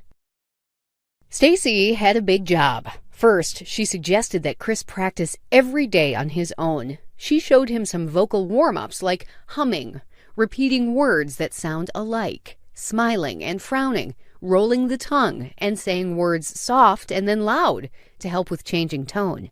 She also recommended loosening up his body first by stretching. When Chris was writing the presentation, she recommended highlighting points of vocal variety. He could add a note where he should do a quick pause to add stress and gain a reaction from the audience, a longer pause to change to the next topic. She recommended getting to know his topic and practicing the presentation as many times as possible. She encouraged him not to have any notes, as they can negatively affect posture, volume, and even concentration, as well as making him seem less knowledgeable. As she worked with Chris, she reminded him not to rush. She helped him to keep good posture, which allowed him to speak from his diaphragm and therefore be louder and sound more confident. She suggested places he could speed up or slow down, and when to change his tone of voice to help communicate the message, like raising his intonation to show excitement or to ask the audience a question.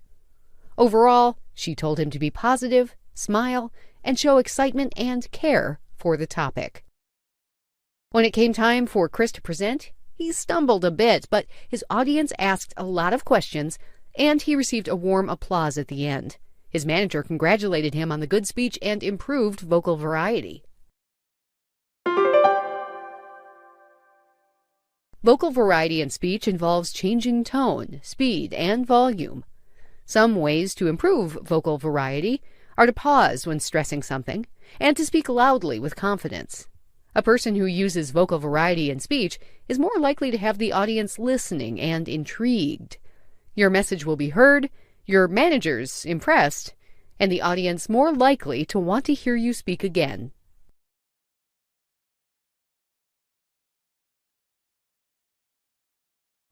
Imagine that you're on vacation in Italy and you've gotten lost. When you stop someone to ask for directions, you're dismayed to find that they don't speak much English and you don't speak much Italian. You manage to communicate that you're looking for your hotel, and they nod their head emphatically and say, "Yes, hotel." They point down the street and tell you 2 miles, and then make a sweeping gesture with their hand to the left. After thanking them, you walk 2 miles, turn left, and find your hotel. This is a somewhat dramatic example, but it highlights the way that body language aids in our communications with others. Body language is the gestures, facial expressions, and positions that we use to communicate with others. Sometimes our body language says it all without having to speak a word. An eye roll, for example, tells the other person that we think something is ridiculous or frustrating. There are other times, however, when our body language can accentuate and complement our verbal communication, making us more effective communicators.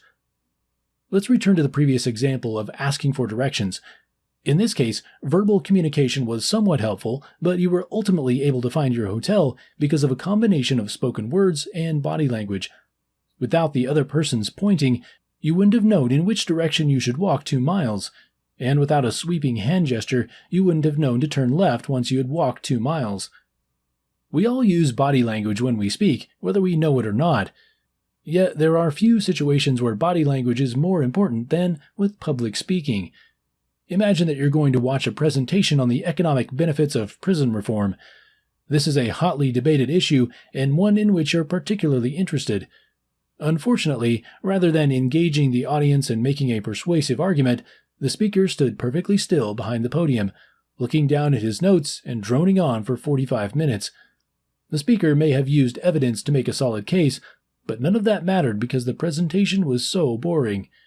In this case, the speaker did a few things poorly. First, by looking down at his notes the whole time, he failed to make eye contact with the audience.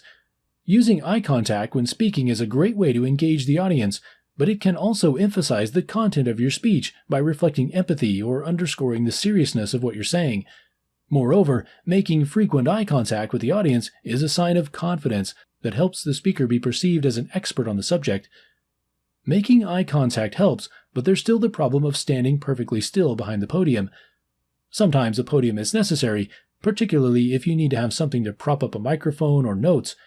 Nevertheless, like a person crossing their arms, it puts a barrier between the speaker and the audience and can easily become something to hide behind. A better option would be to move around the space, using hand gestures and body position to emphasize or draw attention to certain points or questions. Moving around the space would also help to improve the problem of a flat, droning tone. All physical movements affect a person's vocal expression, which includes the tone, pitch, and range of the voice. When movement and vocal expression are combined, the body language takes a boring speech and turns it into an engaging and memorable performance that will be much more effective. One of the more interesting things about body language is that while it can complement our verbal communication, it can also be an indicator of things that we try to hide. For example, shielding yourself with an arm across your stomach or chest is usually a sign of discomfort. You're literally attempting to cover something up or put a barrier between yourself and the other person. The trick to using body language in a complementary fashion is to use body language that matches your words and intent.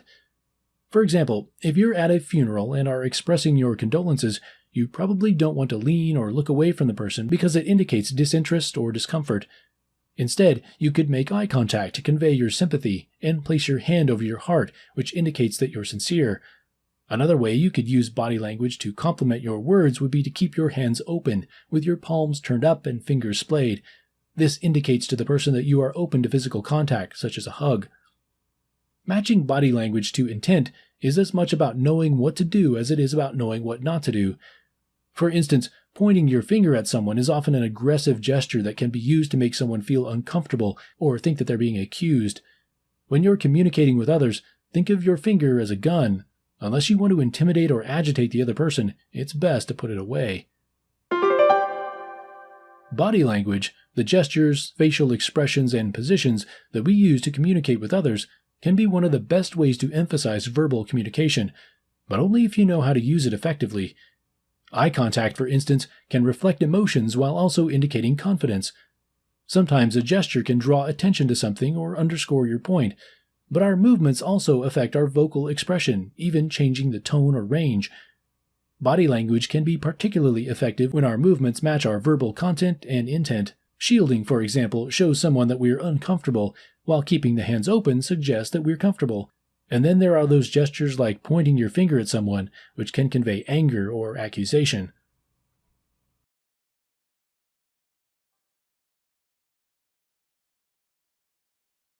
In this lesson, we will explore the role of controlling as a function of management and its use of various control mechanisms to reach organizational goals. Controlling is the fourth step in the management process. Let's review the process as a whole to better understand how controlling fits. The first step, planning, involves developing short and long-term goals for the organization. This includes setting goals and planning for the necessary resources needed to attain the set goals. Goals can be short-term, like a sales blitz, or long-term, like developing a new marketing plan. Either way, managers begin by first planning for the goals. The next step, organizing, involves performing all of the tasks needed to get the job done. This means gathering all of the resources, like people, capital, and information, so that everything is ready when needed. The next step, directing, involves actually executing the plan, putting all of the resources to work to achieve the short and long-term goals set forth in the planning stage. The final step, and the main focus of our lesson, is controlling. It involves comparing actual performance to expected performance. The controlling process involves establishing standards to measure performance, measuring actual performance, comparing performance with the standard, and taking corrective action. The controlling process is simply a set of steps a manager uses to determine whether organizational goals have been met. Let's explore each step of the process and apply examples to demonstrate its function for management. Let's use the example of TQM Auto Repair Shop to understand the controlling process. Establishing standards to measure performance. This involves making decisions about the goals an organization wants to focus on during a period of time. These can be financial, customer satisfaction, production, or employee performance-related goals. Measuring actual performance. This involves creating measuring tools to collect data. The tools should be able to report on performance as it relates to the standards set, or measures developed in the first step of the controlling process. These tools can be a balance sheet, a sales report, data collected from a customer satisfaction survey, or even an employee performance appraisal. Comparing performance with the standard. This involves comparing actual performance to performance standards based on data collected in the second step of the controlling process. Using the measuring tools created in the second step, managers are able to compare current performance and productivity to the standards set. A manager may want to compare sales performance from last year to this year by comparing the actual sales from the previous year to the sales of the current year. This comparison tells a manager whether the sales team is below, meeting, or exceeding goals. These are called variances, or differences between what was expected and what actually occurred. Taking corrective action. This involves determining whether changes need to be made, what changes need to be made, and devising a plan for making changes. Managers will use comparisons to determine what needs to be investigated. If sales are lower than expected, managers will look at various things. Perhaps the salespeople are not making as many client calls as they did last year. In this case, corrective action may be taken against the employees for non-performance. A manager may look at the work itself. Maybe there are too many clients and not enough staff. In this case, a manager may have to hire more staff. The price of the product or service may be too high, and it may affect demand. In this case, a manager may have to look at ways to add value to a product or service, or lower prices. Let's look at examples of the controlling process in action. Sam, the manager of TQM Auto Repair Shop, recently set goals for his business. First, Sam must establish standards, or a set of requirements for his business. Sam is working on the first step, establishing standards to measure performance. Sam wants to make $100,000 more this year than he did last year so he can replace older equipment in the repair shop. Raising the price of repairs can do this. This is a financial goal. It is important not to take customers for granted. A goal to increase customer satisfaction from 84% last year to 90% this year is set. Customer service satisfaction must increase by 6% this year. This is a customer service-related goal. Sam sets a goal to increase the quota or a goal set for production. for the amount of cars each mechanic must repair each week. This is a production goal. With all of the new goals Sam set for the repair shop over the past week, employees may not be able to keep up with the workload. To ensure the goals are met, Sam must devise a way to measure the productivity and performance of his employees. This measurement is compared with the goals he set above, or the preset standards. Once he evaluates the information, Sam can provide feedback to each employee. This will help them make improvements to their work. This is an employee performance appraisal. Sam developed the standard for what he would like to accomplish in the above step. Now, he needs to develop a way of determining whether the goals are being met. Sam creates a new pricing guide, a customer satisfaction survey, a sales quota system, and an employee evaluation system. Sam is working on the second step, measuring actual performance. Sam will present the new pricing guide to employees. He explains his plan for raising much-needed revenue to each employee so the employee understands the reason for the price increase. It is important to include employees in setting goals. If Sam's employees understand the reason for the price increase, they will be more likely to buy into the goal. Sam also introduces the customer satisfaction survey to his customers. Each customer will fill out a survey in where they will rate their experience based on many factors, like timeliness of repairs, quality of work, price, friendliness of mechanics, and ease of payment. Sam also has to develop a way to measure how many cars are being repaired by each mechanic on a weekly basis to be sure that the amount of repairs done weekly, monthly, and in a year add up to the desired goal of increasing revenue by $100,000 set forth above. He introduces the mechanics to a repair quota system. Each mechanic must fix 10 engines, patch 5 tires, and replace 15 windshield wipers each week. That means that each mechanic must bring in about $280 in revenue each week to reach the goal. Once broken down for the mechanics, the goal is realistic and attainable. The toughest challenge for Sam will be to introduce the employee appraisal system. He uses a system that involves the employees setting goals for themselves and Sam setting goals for the employees. After chatting with each employee, Sam is able to determine the criteria for acceptable performance. He will include sales quota system from above, dependability, reliability, motivation, and absenteeism in the appraisal. He will sit down with each employee to explain the process. If employees have input in setting goals for themselves, they are much more likely to achieve the goals. As time goes by, Sam needs to monitor the process to be sure it is working. Sam is comparing performance with the standard. Sam reviews his repair receipts and income statements each month to be sure he is on target for his financial goal of increasing revenue by $100,000. Sam also reviews the customer satisfaction surveys each week. He documents the percentages in a spreadsheet. He compares each survey percentage change with that of the previous year to determine whether there are positive changes in customer satisfaction. Sam reviews the daily and weekly receipts to determine whether the mechanics are meeting their quota set above. He documents the various work done by each mechanic on a spreadsheet. He compares this to the standard he set in the first step. Finally, Sam needs to be sure that employees are meeting their goals set in the employee appraisal. While this cannot be done as frequently, like counting receipts or crunching numbers, it can be done every 6 months to a year. When the time comes, Sam will sit down with each employee on an individual basis to discuss progress towards the goals they set together. He will compare the actual progress towards the standard set for each employee. There is no doubt that some of the actual performances will fall short of the standards set in the first step.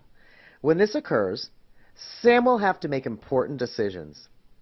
He will make changes in the way things are being done. In other words, he will be taking corrective action. For instance, if Sam determines that the price increases are causing customer satisfaction percentages to plummet, he will need to restructure pricing or change the level of service. Maybe it is simple as providing customers with a free lunch while they wait. It could be that Sam will have to decrease prices to retain customers. He may even have to look for new customers. Sam may determine that employees just cannot keep up with the quotas. Sam will have to revisit the quotas.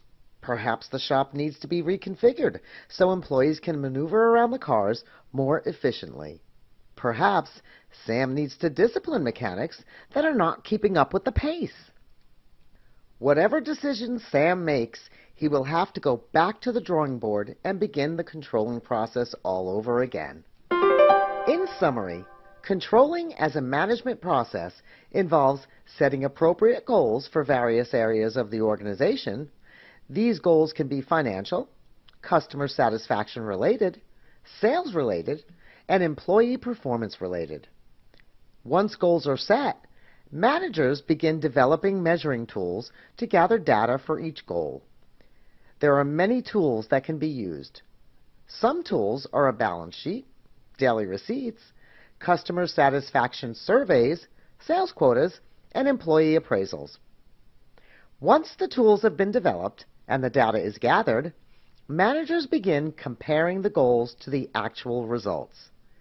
Almost in a side-by-side fashion, goals and actuals will be evaluated. Managers will look for variances in numbers, amounts, percentages, performances, and productivity.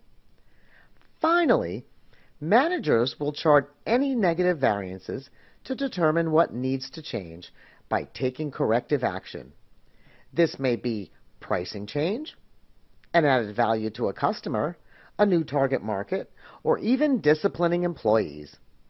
The controlling function of the management process does not end here. The management process as a whole is continually revisited at different intervals. It is an evolving process that is repeated until all of the organizational goals have been met.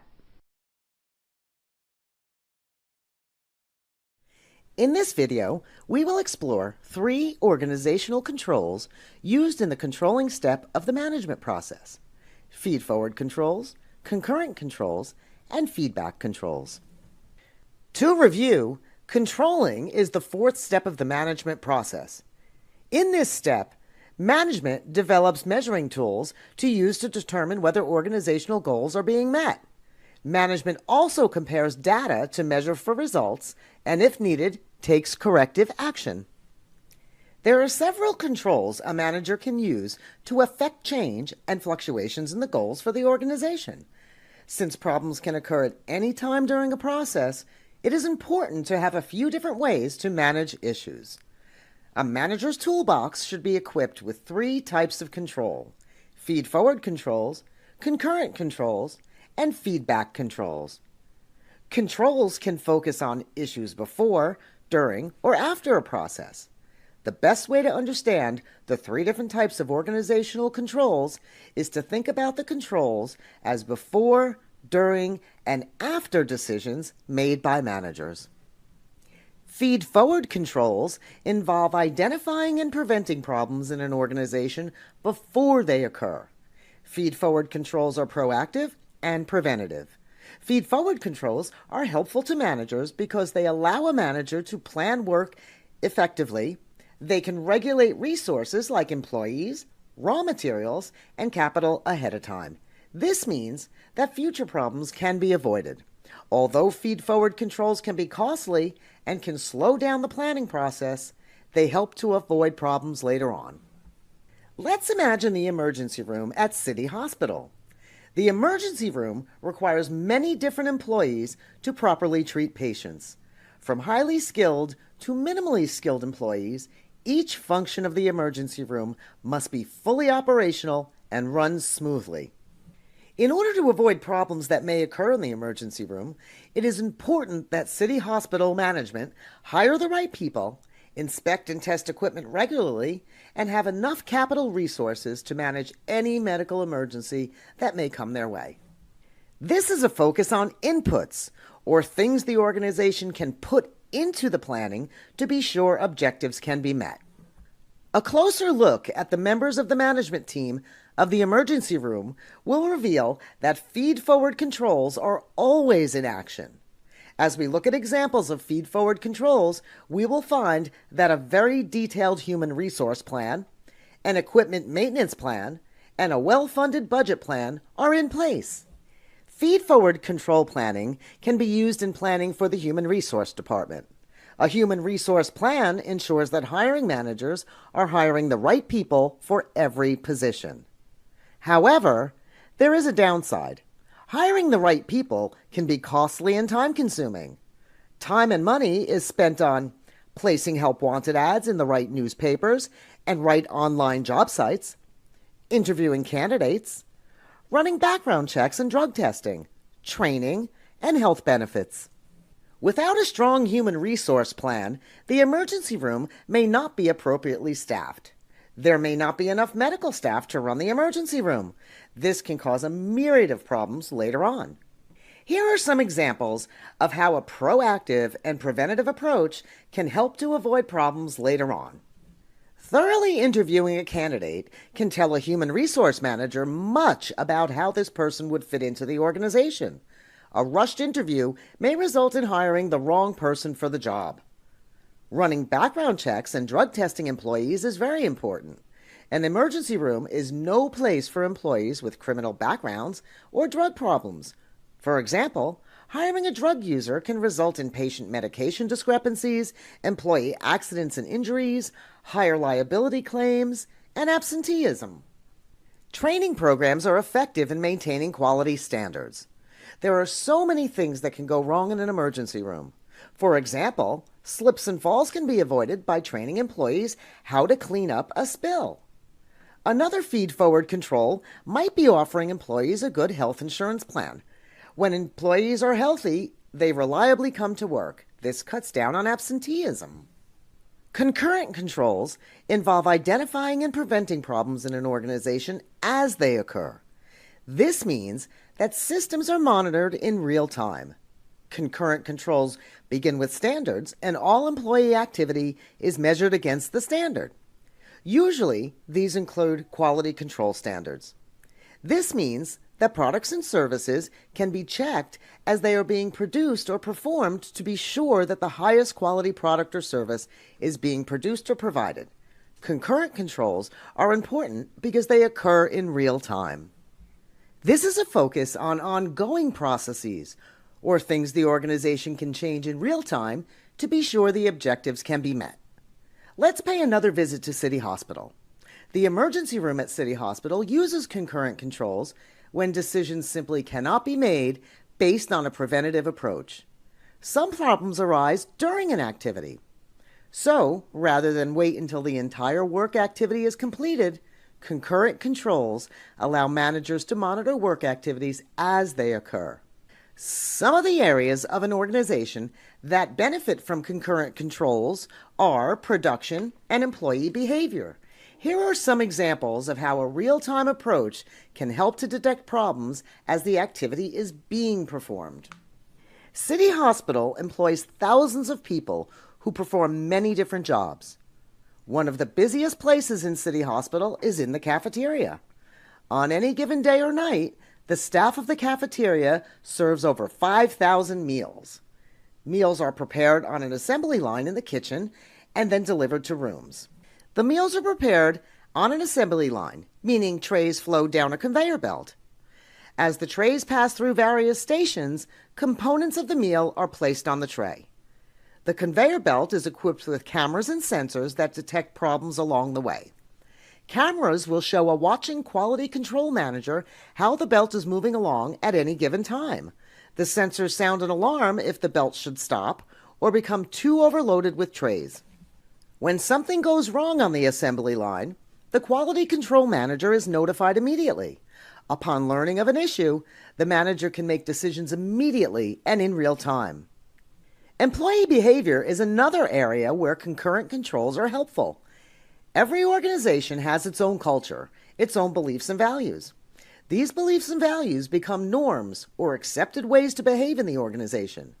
New employees will generally accept and embrace the norms of an organization. An organization that upholds high quality standards will generally have employees who uphold the same quality standards. Concurrent controls allow for employees to evaluate their work as they are performing the job to determine whether changes need to be made. If a meatball or two find their way to the assembly line that do not meet the standard, the employee responsible for the meatball will be immediately notified to make changes to the procedure or the recipe to meet the standard. The corrective action taken during this step will avoid problems after the fact. Feedback. Feedback involves identifying and correcting problems in an organization after they occur. Feedback is used when the previous controls, feed forward and concurrent, would cost too much or take too much time. Some organizational goals simply cannot have a preventative measure and cannot be measured in real time. Sales goals cannot be controlled in a feed-forward way. Remember, feed-forward involves taking a proactive and preventative approach to controlling.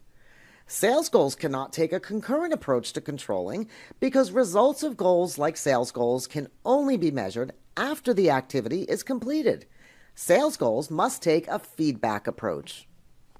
City Hospital uses feedback controls for things like customer satisfaction surveys, accounting collection goals, gift shop sales goals, and food sales goals. This is a focus on outputs, or things the organization can get out of the planning to be sure the objectives can be met. Here are some examples of how a reactive approach can help to analyze problems after an activity has been completed. City Hospital's accounting department sets goals for employees to collect on outstanding hospital bills. The collections department employees must make 150 collection calls to patients each day who owe outstanding balances to the hospital. The only way this goal can be measured is by the amount of calls that are made. The accounting manager will evaluate call reports and collection reports to determine whether each employee is coming close to or meeting the collection goals. If the report states that the total calls required are being made, no corrective action is needed. Feedback will be positive. If the goals are not met, this could mean that the goals will need to be reformulated to be more effective.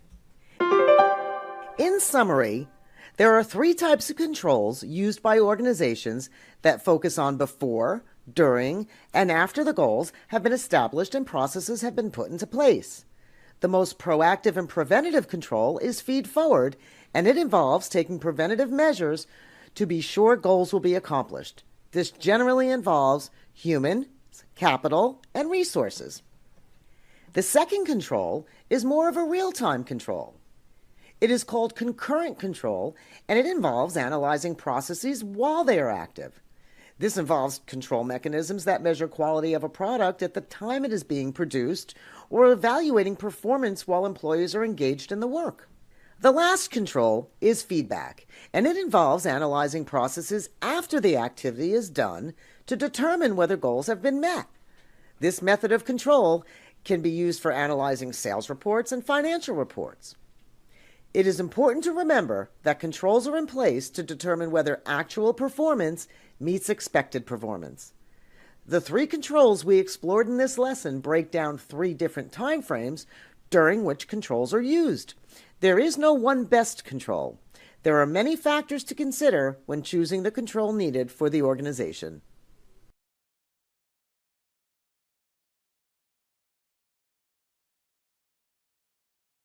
There are a lot of questions you have to deal with when running a business.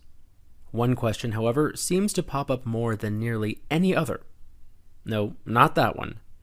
It's the question, how are we doing financially? That's a big question, but you don't need a literal financial wizard to answer it. Instead, businesses and other organizations utilize things called financial controls. Financial controls are tools and techniques that let organizations direct and monitor their resources, protect against fraud, prevent errors or mismanagement, and ensure the best possible use of investments. So, how do you track your finances? That's an important question to ask. Now that we're asking the important questions, let's start looking for some actual answers. There are several ways to manage an organization's finances, but almost all of them begin with the accounting cycle, or the set of rules that an organization uses to methodically and consistently record and analyze financial information. In essence, the accounting cycle is how an organization balances its checkbook. The accounting cycle begins with financial transactions, or the records of how resources enter or exit the organization. Those transactions are organized into appropriate categories or sent to the correct departments, recorded according to the organization's rules and procedures, and finally entered into a financial statement, which is a formal record of financial activities. It's these financial statements which are generally used as financial controls. There are many kinds of financial statements that organizations use, but let's focus on two of the most important: income statements and balance sheets. So, how much money did we make? If that sounds like an important question to you, then congratulations, you have what it takes to be a financial wizard. No, not that wizard. To answer this important question, organizations use something called an income statement, also called a profit and loss statement, which accounts for all expenses and sources of income over a set period of time. Basically, income statements show you how much money has come into the organization and how much is going out.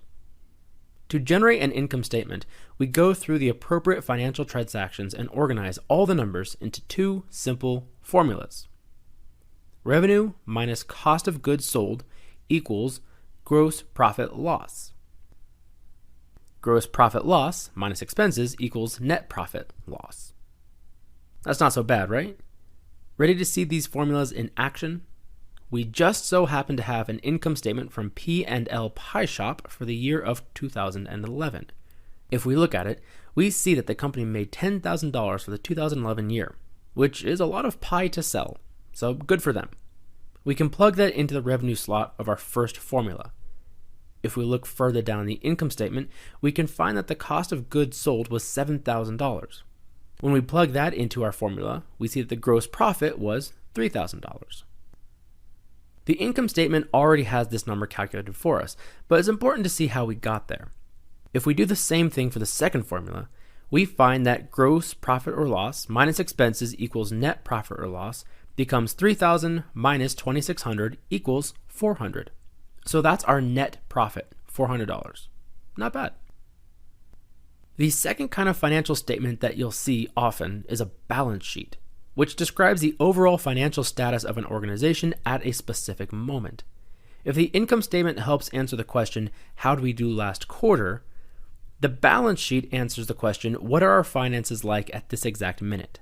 We can answer this question by comparing the value of everything we own to the value of shareholders' stakes. Here's the formula for that. Shareholders' equity plus liabilities equals assets. So what's that mean? Let's break it down. Shareholders' equity is a shareholder's claim to assets. We generally identify this in terms of stocks, which represent a portion of the company that the shareholder has rights to. We take the total equity of the shareholders, and then we add the liabilities, or debts. This includes short-term debts, like money owed to a vendor, as well as long-term debts, like mortgages or major loans.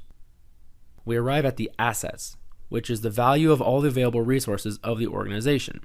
This includes property, equipment, investments, securities, inventory, and, of course, all the cash in our accounts. So our total assets are equal to the value of shareholders' equities and liabilities. Finally, we've got to talk about some of the ways that financial statements can actually be used for financial control. One very common technique is to do a financial ratio analysis. A financial ratio analysis compares different financial statements to reveal a relationship between them. For example, we could compare financial statements from the same department over different years, or compare financial statements from different departments during the same year. There are numerous financial ratios that can be used to help paint a clear picture of the information in financial statements. Here are just a few of the many categories of financial ratios, just to give you an idea of what we're looking at. Liquidity measurement ratios measure an organization's ability to pay off short-term debt. One way to do this is by comparing assets and liabilities. Formulas focused on long-term debt are called debt ratios. Profitability ratios measure how well an organization utilizes its resources to turn a profit. They measure how profitable an organization is and are generally found by comparing profit to sales. Cash flow indicator ratios show how much cash flows through an organization and the origin of the cash. Basically, this ratio asks how much cash is each area of the business generating. It provides insight into the financial health of an organization. And finally, we have investment valuation ratios, which measure the value of an organization for a potential shareholder by comparing stock performances and earnings. This information is important to an investor who wants to invest in the organization. With financial controls like these, anybody can be a financial wizard. All you have to know is how to manage it. Let's review. Financial controls are tools and techniques that let organizations direct and monitor their resources. While this sounds very complicated, it can actually be pretty straightforward. Some of the most important tools are financial statements. Financial statements can tell you a lot about the resources of a company, such as the income statement, which accounts for all expenses and sources of income over a set period of time. This statement is calculated with two formulas. Revenue minus cost of goods sold equals gross profit or loss. Gross profit or loss minus expenses equals net profit or loss. We can also compare financial statements against each other, creating something called a financial ratio analysis. There are many kinds, each of which will tell you something different about the resources of an organization. All the questions we covered in this lesson are very important questions to ask about a business or organization, and now you know how to answer them.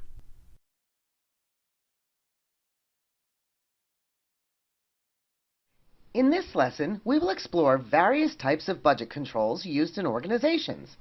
In order to understand the various budget controls, let's first define the term budget. A budget is a financial plan for saving, spending, and borrowing money. A budget helps an organization determine whether it can operate based on projected income and expenses for a period of time. A budget is generally prepared for a period of 1 year, but is broken down monthly for various spending and saving purposes. Accurate projection of revenue and expenses is vital for organizational planning for resources like people, materials, and money. The purpose of a budget is to provide a projection of revenues and expenses, to forecast an organization's financial future based on the outcomes of organizational plans, to measure and compare projected expenses to actual expenses, to establish a cost ceiling for operational or short-term day-to-day expenses, and capital or long-term expenses for major projects. We now know that a budget is used to project income and expenses for a period of time. But how are budgets used as a management control? Let's visit a few universities to see how budget controls work for them. There are several budget controls used in organizations. Top-down budgeting, bottom-up budgeting, zero-based budgeting, and flexible budgeting. Top-down budgeting starts at the top of an organization and is handed down to lower departments. There are several pros and cons to this type of budget control. TD University's Science Department uses top-down budgeting. Top management creates the department's budget based on a combination of forecasting for future revenues and expenses and the previous year's actual budget results, and sends the money down the university pipeline. Top-down budgeting can be a good thing because lower management does not have to take time to prepare the budget.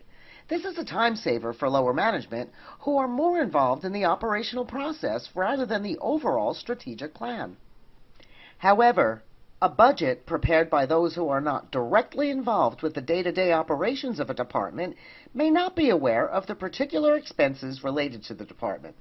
This could be problematic for lower-level managers who may not be able to retain the necessary resources to meet organizational objectives.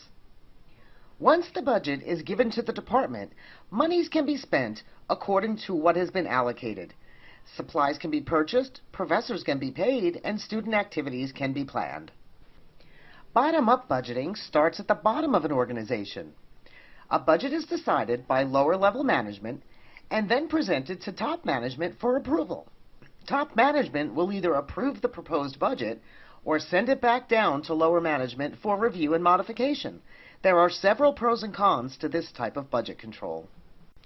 Budget University's art department uses bottom-up budgeting. The dean of the art department decides how much money he needs to run the department.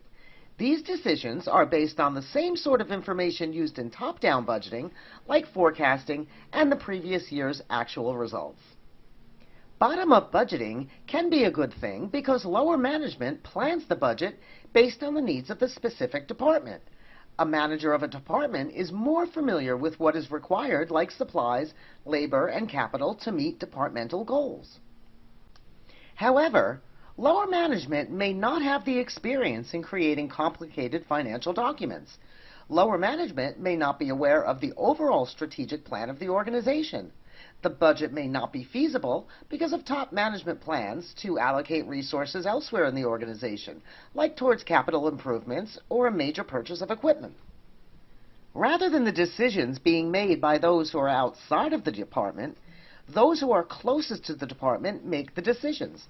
Professors and staff in the department provide the dean with a list of their anticipated needs, and he creates a budget around the cost of things like buying clay, brushes, and paint. While this method is practical because the dean of the art department knows what he needs to teach aspiring young artists, he is not an expert in accounting. He may not know how to write the document correctly. Zero-based budgeting starts at a zero balance, and expenses are added as they are deemed necessary and are justified. This type of budget does not rely on a previous year's performance or actual results. Expenses are added on per item basis. Each item is analyzed for alternatives that cost less. It is also not compared to a prior year's budget. It does not matter if the new budget exceeds the spending in a prior year, as long as the expenses are justified and have been compared for alternatives. There are several pros and cons to this type of budget control. ZB's Public University Culinary Department uses zero-based budgeting. The chef instructors review their lesson plans and any special events they may be hosting throughout a period of time. This could be a quarter or a year. Each chef instructor makes a list of things they need for their classrooms and programs. The dean reviews the lists and asks the instructors to look at alternative items that may cost less. Zero-based budgeting is a good thing because it forces a manager to take a good look at expenses and justify the expenses, or look at alternative products and services. It can streamline spending by always looking for new ways to cut costs. However, because zero-based budgeting does not rely on forecasting or past budgets, expenses can fluctuate vastly. Alternatives that existed in the past may not be available in the new period. Zero-based budgeting is done directly by the employees or manager and is based on the needs for the execution of projects in an organization. It has no beginning balance and no ending balance. It is solely based on what is needed at a particular time and comparing alternatives for lower cost items. It may be very time consuming for the department members to look for alternatives. Alternatives may not exist, or alternatives may simply not be available for the particular period of time. For example, seasonal produce is less expensive than produce shipped from faraway places. However, it may be necessary for ZB University's culinary department to spend the extra money because they need seasonal produce for items on their curriculum. Unlike top-down or bottom-up budgeting, where money is allocated for a fixed set of expenses during a period, flexible budgeting allows for changes in a budget depending on the cost of different organizational goals or activities. Adjustments can be made to the budget if unexpected changes occur in the cost of a project or activity. There are several pros and cons to this type of budget control. Flex University's athletic department uses flexible budgeting. FlexU built a new stadium for its football team, the Flex Felines, and needs to sell tickets to games. Flexible budgeting allows the marketing department to seize new marketing opportunities without having to stick to a predetermined budget. If a local television station offers low-cost advertising and promotion for the Felines games, the marketing department can jump on the chance to secure the television spot. Flexible budgeting can be a good thing because it allows for the allocation of extra monies to a project that costs more than originally planned. The flexibility of this type of budgeting works well when new opportunities present themselves during the course of a project or activity. However, Flexible budgeting must be carefully monitored because resources are not unlimited. If too much money is spent on one project or on one opportunity, there may not be enough money left to complete other projects or activities. Although flexible budgeting does allow for plenty of freedom for serendipitous sales and deals, this can create problems. Everyone in the department may feel their project is the most important or needs the most money allocated to its purpose. Since there is only so much money to go around, it must be managed appropriately. In summary, there are 4 types of budget controls organizations use to allocate resources to departments to accomplish organizational goals. Top-down budgeting starts at the top management level of an organization. Top management decides how all resources should be allocated, and then the budget is distributed to the lower managers to use to accomplish organizational goals like projects and activities. Bottom-up budgeting starts at the bottom level of the organization. Lower-level managers and employees determine what they believe the expenses of the department will be based on upcoming projects or goals that need to be met, and then send the budget to top management for approval. Zero-based budgeting starts with a zero balance and ends with a zero balance. Budget lines are added as projects and activities are planned, and top management reviews the proposed items. Flexible budgeting starts with a budget, but unlike traditional budgets, it allows for flexibility in the amount required for projects and activities. Additional money can be allocated for special projects if a good opportunity presents itself. There is no budget better than another. Each budget has its pros and cons. Depending on the nature of the business, the best budget is a budget that keeps costs low while meeting organizational goals.